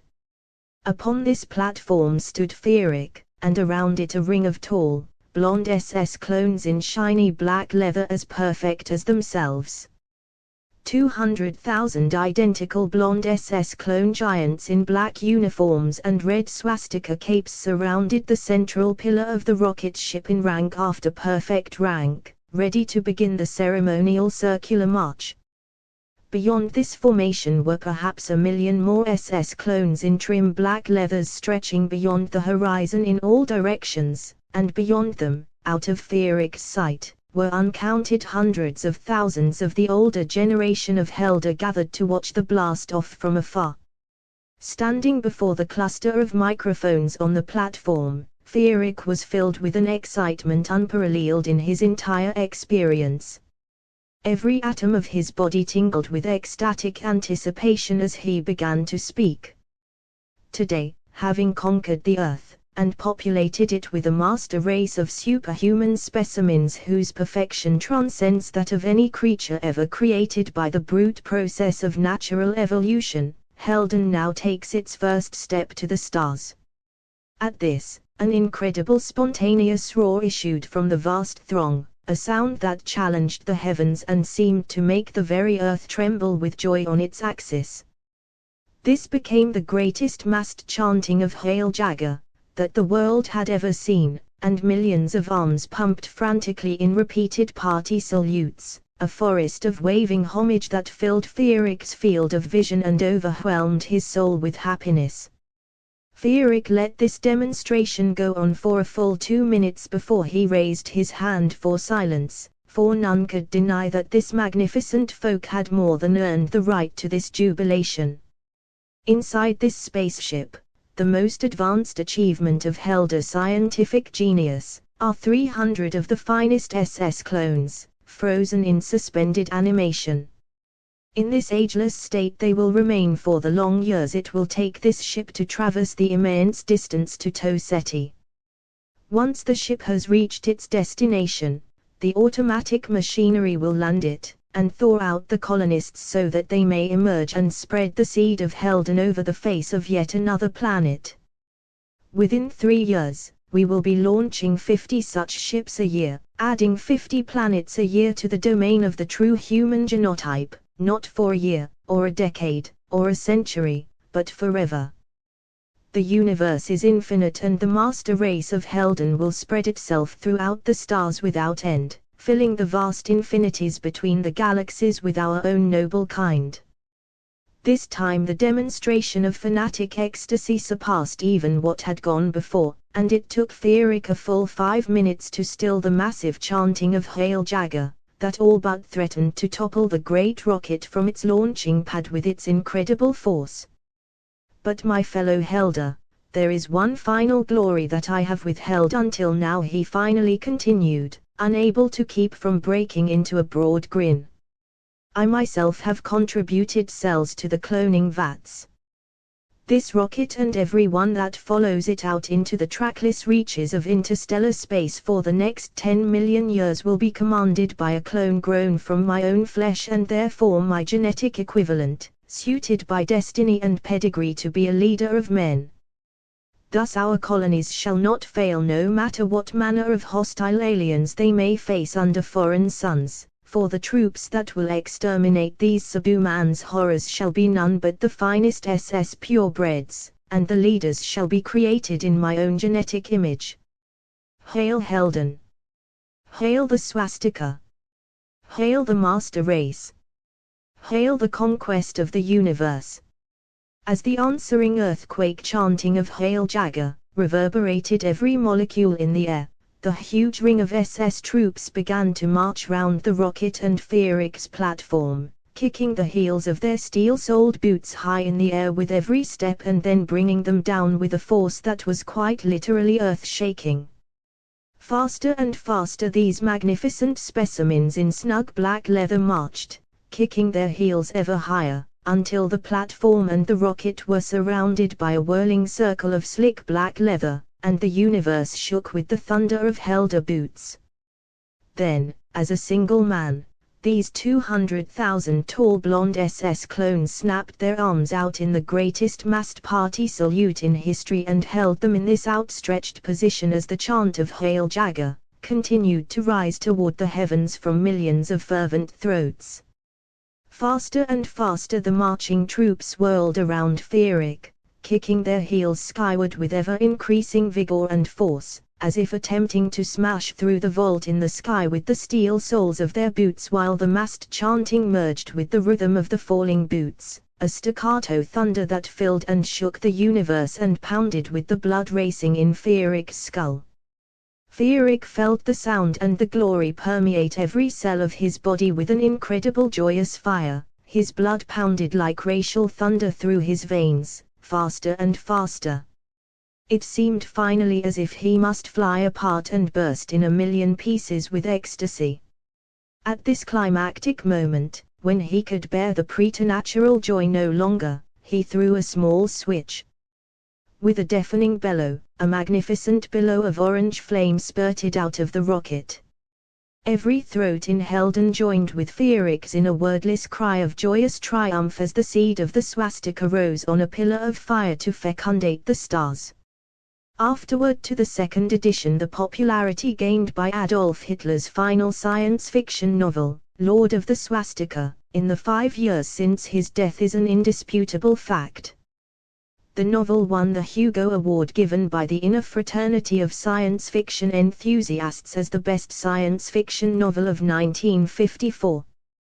While this may be a somewhat dubious literary credential, it surely would have pleased Hitler, who lived among these science fiction fans throughout his career in the United States, and considered himself one of them, going so far as to edit and publish his own amateur fanzine even while working as a full-time professional writer. Of wider significance is the book's popularity and the adoption of the swastika motif and colors created in it among as diverse a spectrum of social groups and organizations as the Christian Anti-Communist Legion, various outlaw motorcycle gangs and the American Knights of Bushido. Obviously, this science fiction novel has struck some chord in the contemporary non-communist mind that raises its appeal far beyond the limited bounds of the science fantasy genre. On a purely literary level, this phenomenon seems rather inexplicable. Lord of the Swastika was written in the space of 6 weeks under contract to a paperback publisher in something of a frenzy shortly before Hitler's death in 1953.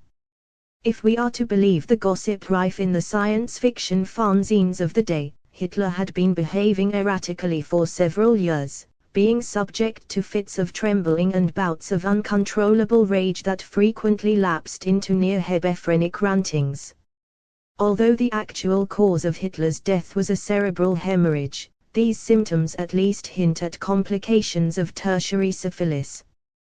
Thus, the literary totem of the present devotees of the swastika and its peculiar code was, in cold point of fact, written in 6 weeks by a commercial pulp writer who never displayed serious literary talent, and who may well have written the book while suffering from the early stages of persis.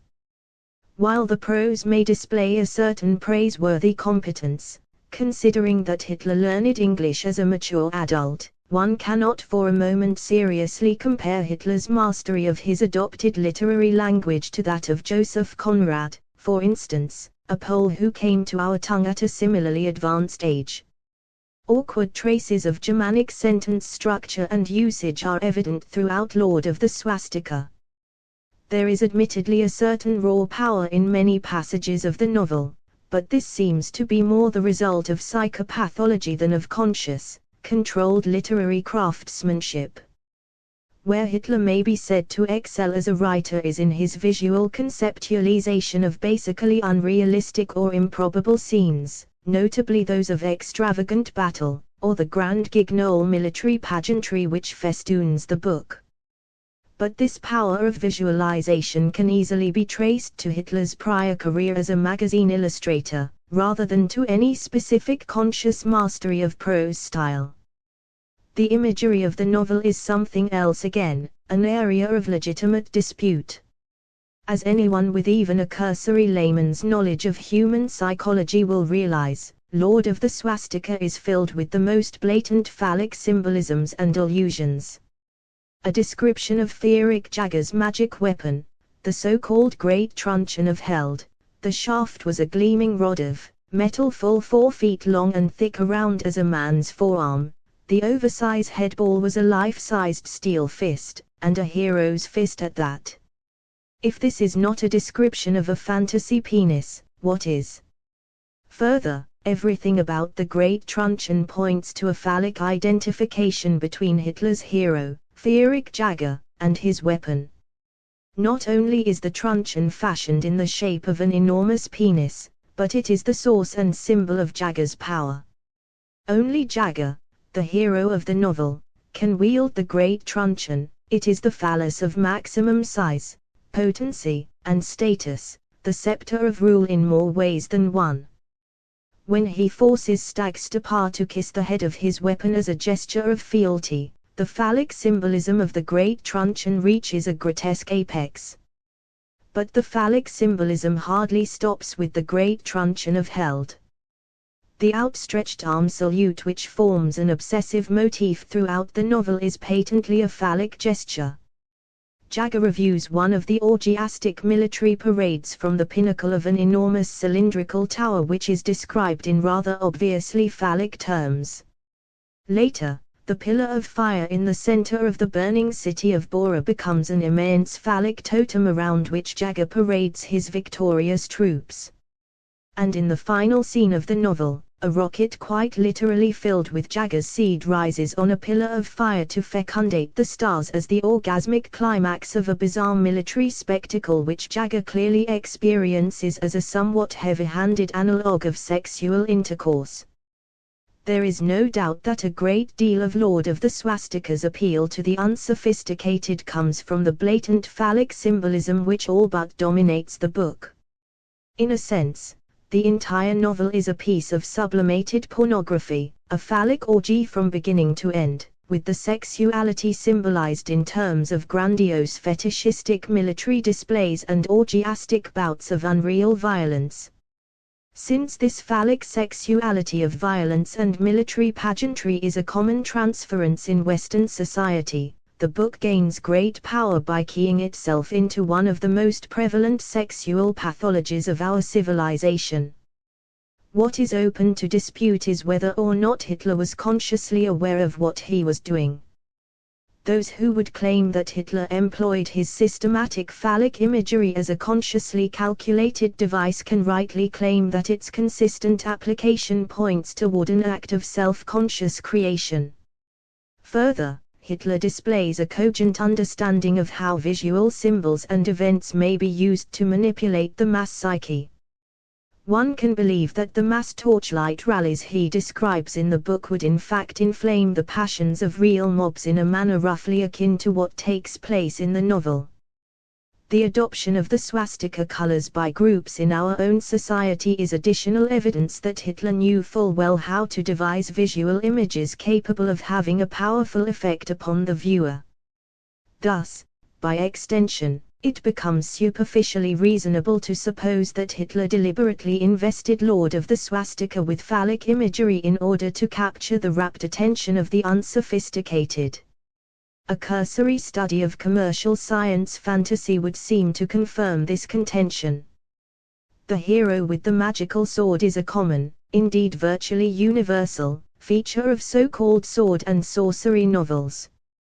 Such novels are written according to a simple formula whereby this supermasculine figure, aided by his unusually potent weapon, with which he has an obvious phallic identification, overcomes great obstacles to gain his inevitable triumph. Hitler was active in the microcosm of science fiction fandom for decades, and in fact many such fantasies were reviewed in his own fanzine. It is therefore reasonable to assume that he was quite familiar with the genre. In fact, 2 or 3 of his earlier novels approached the sword and sorcery vein. Lord of the Swastika is at least schematically a typical pulp sword and sorcery novel. The hero, Jaeger, receives the phallic weapon as a symbol of his rightful supremacy and then triumphantly fights his way through a series of gory battles to final victory. Aside from the political allegory and the more specialized pathologies which I will deal with later, It is the obsessional consistency and intensity of the phallic symbolism which distinguishes Lord of the Swastika from a host of similar science fantasy novels. This leads to the conclusion that Hitler made a straightforward study of the nature of the appeal of the sword and sorcery genre, and self-consciously increased the pathological appeal of his own book beyond the ordinary by strengthening the phallic symbolism and making it that much more blatant and pervasive. This would make Lord of the Swastika a cynical exploitation of sexual pathology quite common to this genre, though of such a thoroughgoing nature that its power far exceeds that of its more timid models. However, I believe that this theory may be disproved both by internal evidence within the novel and by the nature of the science fiction genre itself. For one thing, Lord of the Swastika displays abundant evidence of mental aberration on the part of its author quite aside from the question of phallic symbolism. The fetishism which permeates the novel could hardly be consciously designed to appeal to the average unsophisticated reader. Throughout the book, an obsessive amount of attention is paid to uniforms, especially the tight black leather uniforms of the SS. The frequent conjunction of repetitious description of shiny black leather, gleaming chrome high steel-soled boots and similar articles of clothing and adornment with phallic gestures such as the party salute, heel clicking, precision marching, and the like is clear indication of unself-conscious fetishism on the part of Hitler of a particularly morbid sort, hardly likely to appeal to any but the most thoroughly disturbed personality. Indeed, in the book Hitler seems to assume that masses of men in fetishistic uniforms marching in precise displays and displaying phallic gestures and paraphernalia will have a powerful appeal to ordinary human beings. Feerick Jagger comes to power in Helden through little more than a grotesque series of increasingly grandiose phallic displays. This is undoubtedly phallic fetishism on the part of the author, since the alternative conclusion is to accept the ridiculous notion that an entire nation would throw itself at the feet of a leader simply on the basis of mass displays of public fetishism, orgies of blatant phallic symbolism, and mass rallies enlivened with torchlight and rabid oratory. Obviously, such a mass national psychosis could never occur in the real world. Hitler's assumption that it not only could happen but would be an expression of so-called racial will proves that he himself was suffering from such a malady. Beyond the fetishism, the novel displays internal inconsistencies even on the gross level of commercial science fiction that are sure indications that the author's contact with reality faded more and more as he became involved with his own obsessions while writing what no doubt started out as simply another commercial potboiler. The novel opens in a world where the highest technology is represented by the steam engine and the crude flying machine and progresses in a ridiculously short stretch of fictional time through television, machine guns, modern tanks, jet fighters, artificially grown human beings, and finally an interstellar spaceship. Hitler makes no attempt whatever to justify any of this, it is wish fulfillment from beginning to end. Admittedly, unjustified and inconsistent wish fulfillment fantasies are common in low-grade science fiction, but hardly to this ludicrously obvious extent. Hitler seems to assume that the very existence of a hero like Feerick Jagger would call into being these quantum jumps in science and technology. Given the close author identification with a hero of this sort, this is a symptom of the grossest narcissism. Perhaps even more pathological are Hitler's secretional and fecal obsessions. Foul odors, pestilences, reeking sties, fetid cesspools and the like abound in the book. Again and again, Hitler displays his morbid dread of body secretions and processes. He is forever describing the hated Zind warriors as drooling, defecating, urinating and so forth. Monsters are covered with slime clearly reminiscent of nasal mucus. The forces of evil are described in terms of noxious secretions, filth, foul odors and excretions, whereas the forces of good are spotless, gleaming and precise, their equipment and persons having shiny surfaces burnished to sterile glosses. The anality of this dichotomy should be clear even to the layman. The violence in the book verges on the psychotic. Hitler describes the most ghastly slaughters as if he not only finds them attractive but assumes that his readers will be likewise enthralled. There is no doubt that the treatment of violence in Lord of the Swastika adds a special morbid appeal to the book. Here the reader is treated, if that is the word, to something that may be unique in all literature, the most ghastly, perverse, and loathsome violence described by a writer who obviously intends such hideous spectacles to be edifying, uplifting, and even expressions of nobility. De Chardet himself did not go so far, for his horrors are at worst meant to be sexually titillating, whereas Hitler equates mass destruction, ruthless slaughter, nauseating violent excesses, and genocide with pious self-righteousness, honor and virtue, and, moreover, writes as if he fully expects the average reader to share his point of view as self-evident truth. Surely this is clinching evidence that the power of Lord of the Swastika lies not in the skill of the writer but in the unbridled pathological fantasies which he has unself-consciously committed to print. And if this were not enough, consider the astonishing fact that not a single woman appears as a character in the book. It may be fairly said that asexuality is a hallmark of the typical science fantasy novel. Women appear only as chaste stock figures, token romantic interest for the hero, prizes to be won. However, Lord of the Swastika not only lacks this traditional romantic interest, it goes to incredible lengths to deny the very need for the female half of the human race. Finally, all reproduction is to proceed from the cloning of the all-male SS, a weird sort of male parthenogenesis. It is tempting to add this denial of the very existence of women to the phallic fetishism and come up with a diagnosis of repressed homosexuality on the part of Hitler. It is true that although Hitler never married, he had a certain reputation as a Don Juan at science fiction conventions. On the other hand, repressed homosexuality is frequently an element in Don Juanism. Nevertheless, it would be somewhat presumptuous to make such a post-mortem diagnosis from the available evidence. Suffice it to say that Hitler's attitude toward women and sexuality was hardly wholesome. Thus, far from a cynically written formula novel cunningly devised to appeal to the phallic urges of the masses like so many other science fantasy novels, Lord of the Swastika emerges as the obsessional product of a deranged but powerful personality. Its power derives not from the skill of the writer but from the very richness of the pathological self-display with which he invested the novel in an entirely unself-conscious manner.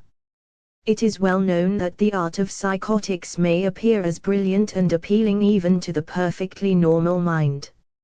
Such art gives us a frightening glimpse into a baleful reality fortunately beyond our personal experience. Thus we come away deeply moved and disturbed by intimate contact with the unspeakable. Those unfamiliar with the commercial science fiction genre may be startled to learn that such pathological products are not that uncommon.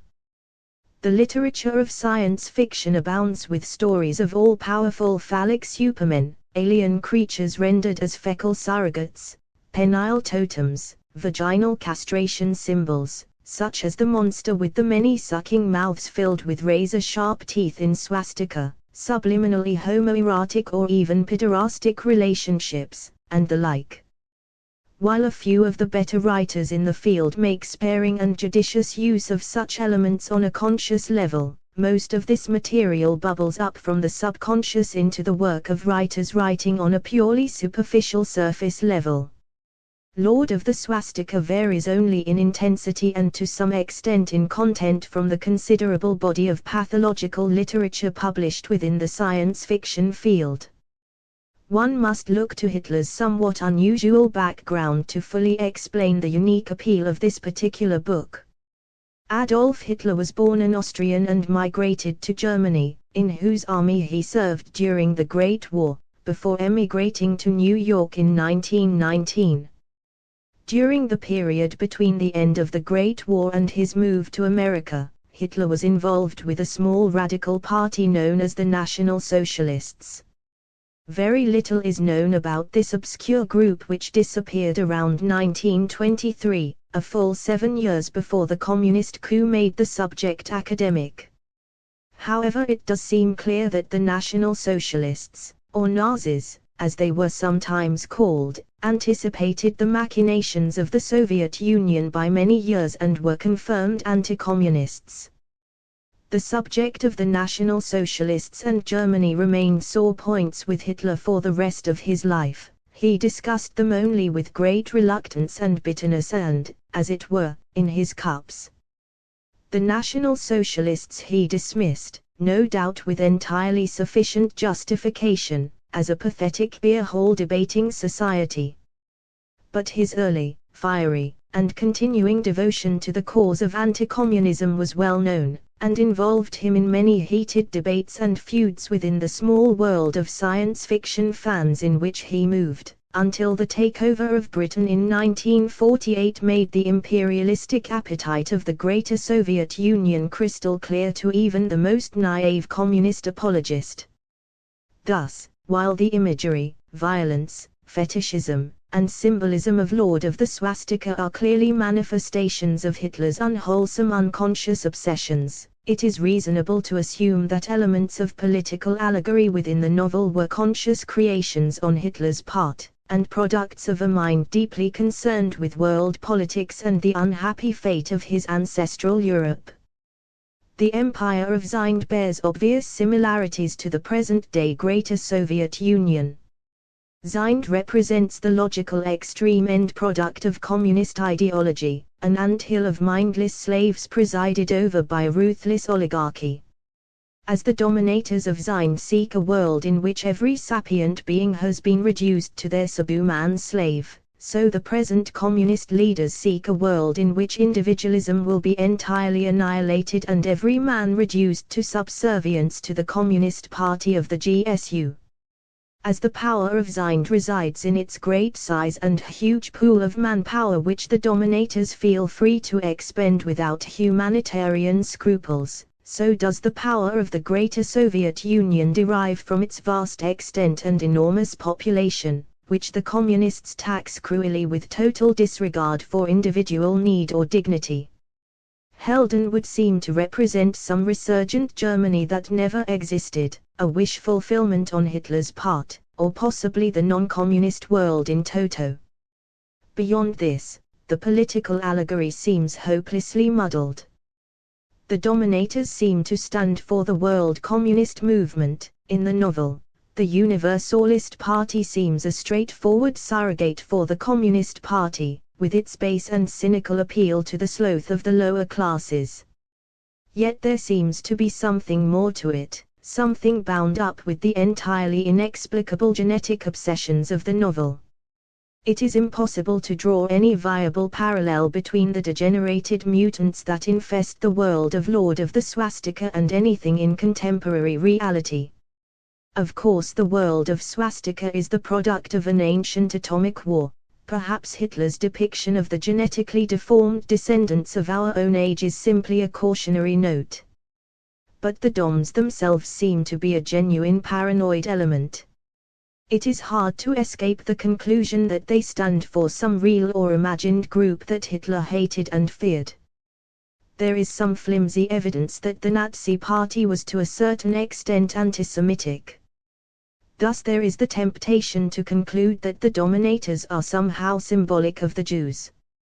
But since Zind is obviously meant to stand for the Greater Soviet Union, in which antisemitism has reached such rapid heights in the past decade that 5 million Jews have perished, and since the dominators, far from being the victims of Zind, are its absolute rulers, this notion falls flat on its face. Despite the confusion in details, however, the fundamental political allegory of Lord of the Swastika is quite clear. Helden, representing either Germany or the non-communist world, totally annihilates Zind, representing the Greater Soviet Union. Needless to say, This particular political wish fulfillment fantasy strikes a chord in the heart of every American at a time when only the United States and Japan stand between the greater Soviet Union and total control of the globe.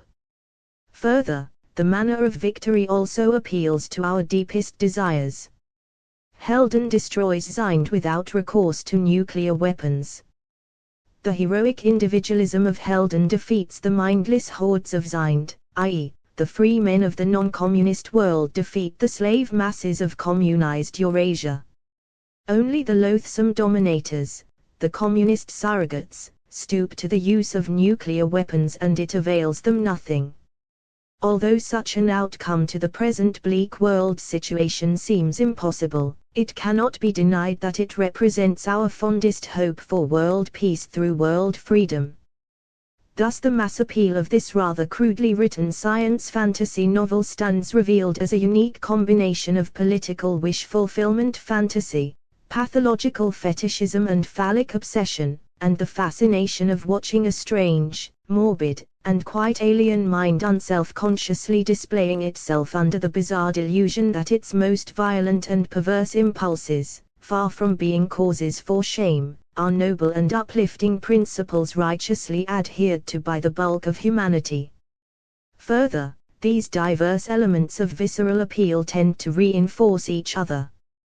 The phallic fantasies imbue the unsophisticated reader with a sense of limitless force and potency, which makes the wish fulfillment annihilation of Zind seem that much more plausible, thus enhancing the enjoyment of this political fancy. The identification of Zind with the greater Soviet Union allows the unsophisticated reader to revel in the excessive violence without feelings of guilt. 2. The near-psychotic intensity of the violence allows the reader a catharsis, a momentary purging of his feelings of fear and hate toward the world communist menace. Finally, there is the total certainty which permeates the novel. Fearik Jagger is a leader utterly without doubts. He knows what must be done and how to do it, and he proceeds accordingly without a trace of error, misgiving, or remorse. Zind and the dominators are the enemy of true humanity, therefore they are deserving of no mercy, and any action taken against them is morally beyond reproach. In these dark times, who in his heart of hearts does not secretly pray for the emergence of such a leader? Not only is Jagger without doubts, Hitler himself writes in a manner which at least gives the impression that he, too, was totally convinced of everything he said, and that any contrary views were utterly without foundation. For him, the military virtues, with their powerful overtones of phallic obsession, fetishism, and homoeroticism, are simple, timeless absolutes, not to be questioned by writer or reader. In these times when we are torn between our own civilized complexities and doubts and the need to confront an implacable foe not noticeably encumbered by excessive moral scruples, such an attitude, even coming from a warped personality like Adolf Hitler, seems somehow perversely refreshing. The greater Soviet Union bestrides Eurasia like a drunken brute.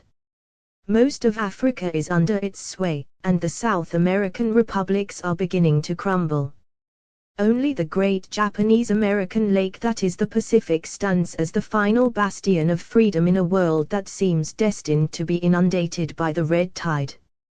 Our great Japanese ally has the time-hallowed traditions of Bushido to stiffen its resolve and imbue its people with a sense of mission and destiny, but we Americans seem hopelessly sunk in apathy and despair. No doubt many of Hitler's readers must find it tempting to imagine what the emergence of a leader like Fearik Jagger could mean to America.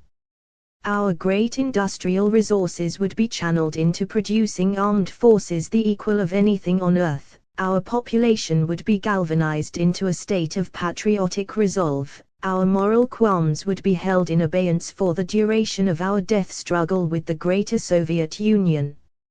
Of course, such a man could gain power only in the extravagant fancies of a pathological science fiction novel. For Fearik Jagger is essentially a monster, a narcissistic psychopath with paranoid obsessions.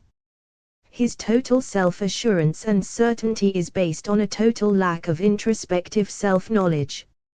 In a sense, such a human being would be all surface and no interior. He would be able to manipulate the surface of social reality by projecting his own pathologies upon it, but he would never be able to share in the inner communion of interpersonal relationships. Such a creature could give a nation the iron leadership and sense of certainty to face a mortal crisis, but at what cost? Led by the likes of a Friedrich Jagger, we might gain the world at the cost of our souls. No, although the specter of world communist domination may cause the simple-minded to wish for a leader modeled on the hero of Lord of the Swastika, in an absolute sense we are fortunate that a monster like Friedrich Jagger will forever remain confined to the pages of science fantasy, the fever dream of a neurotic science fiction writer named Adolf Hitler. Homer Whipple, New York, NY, 1959.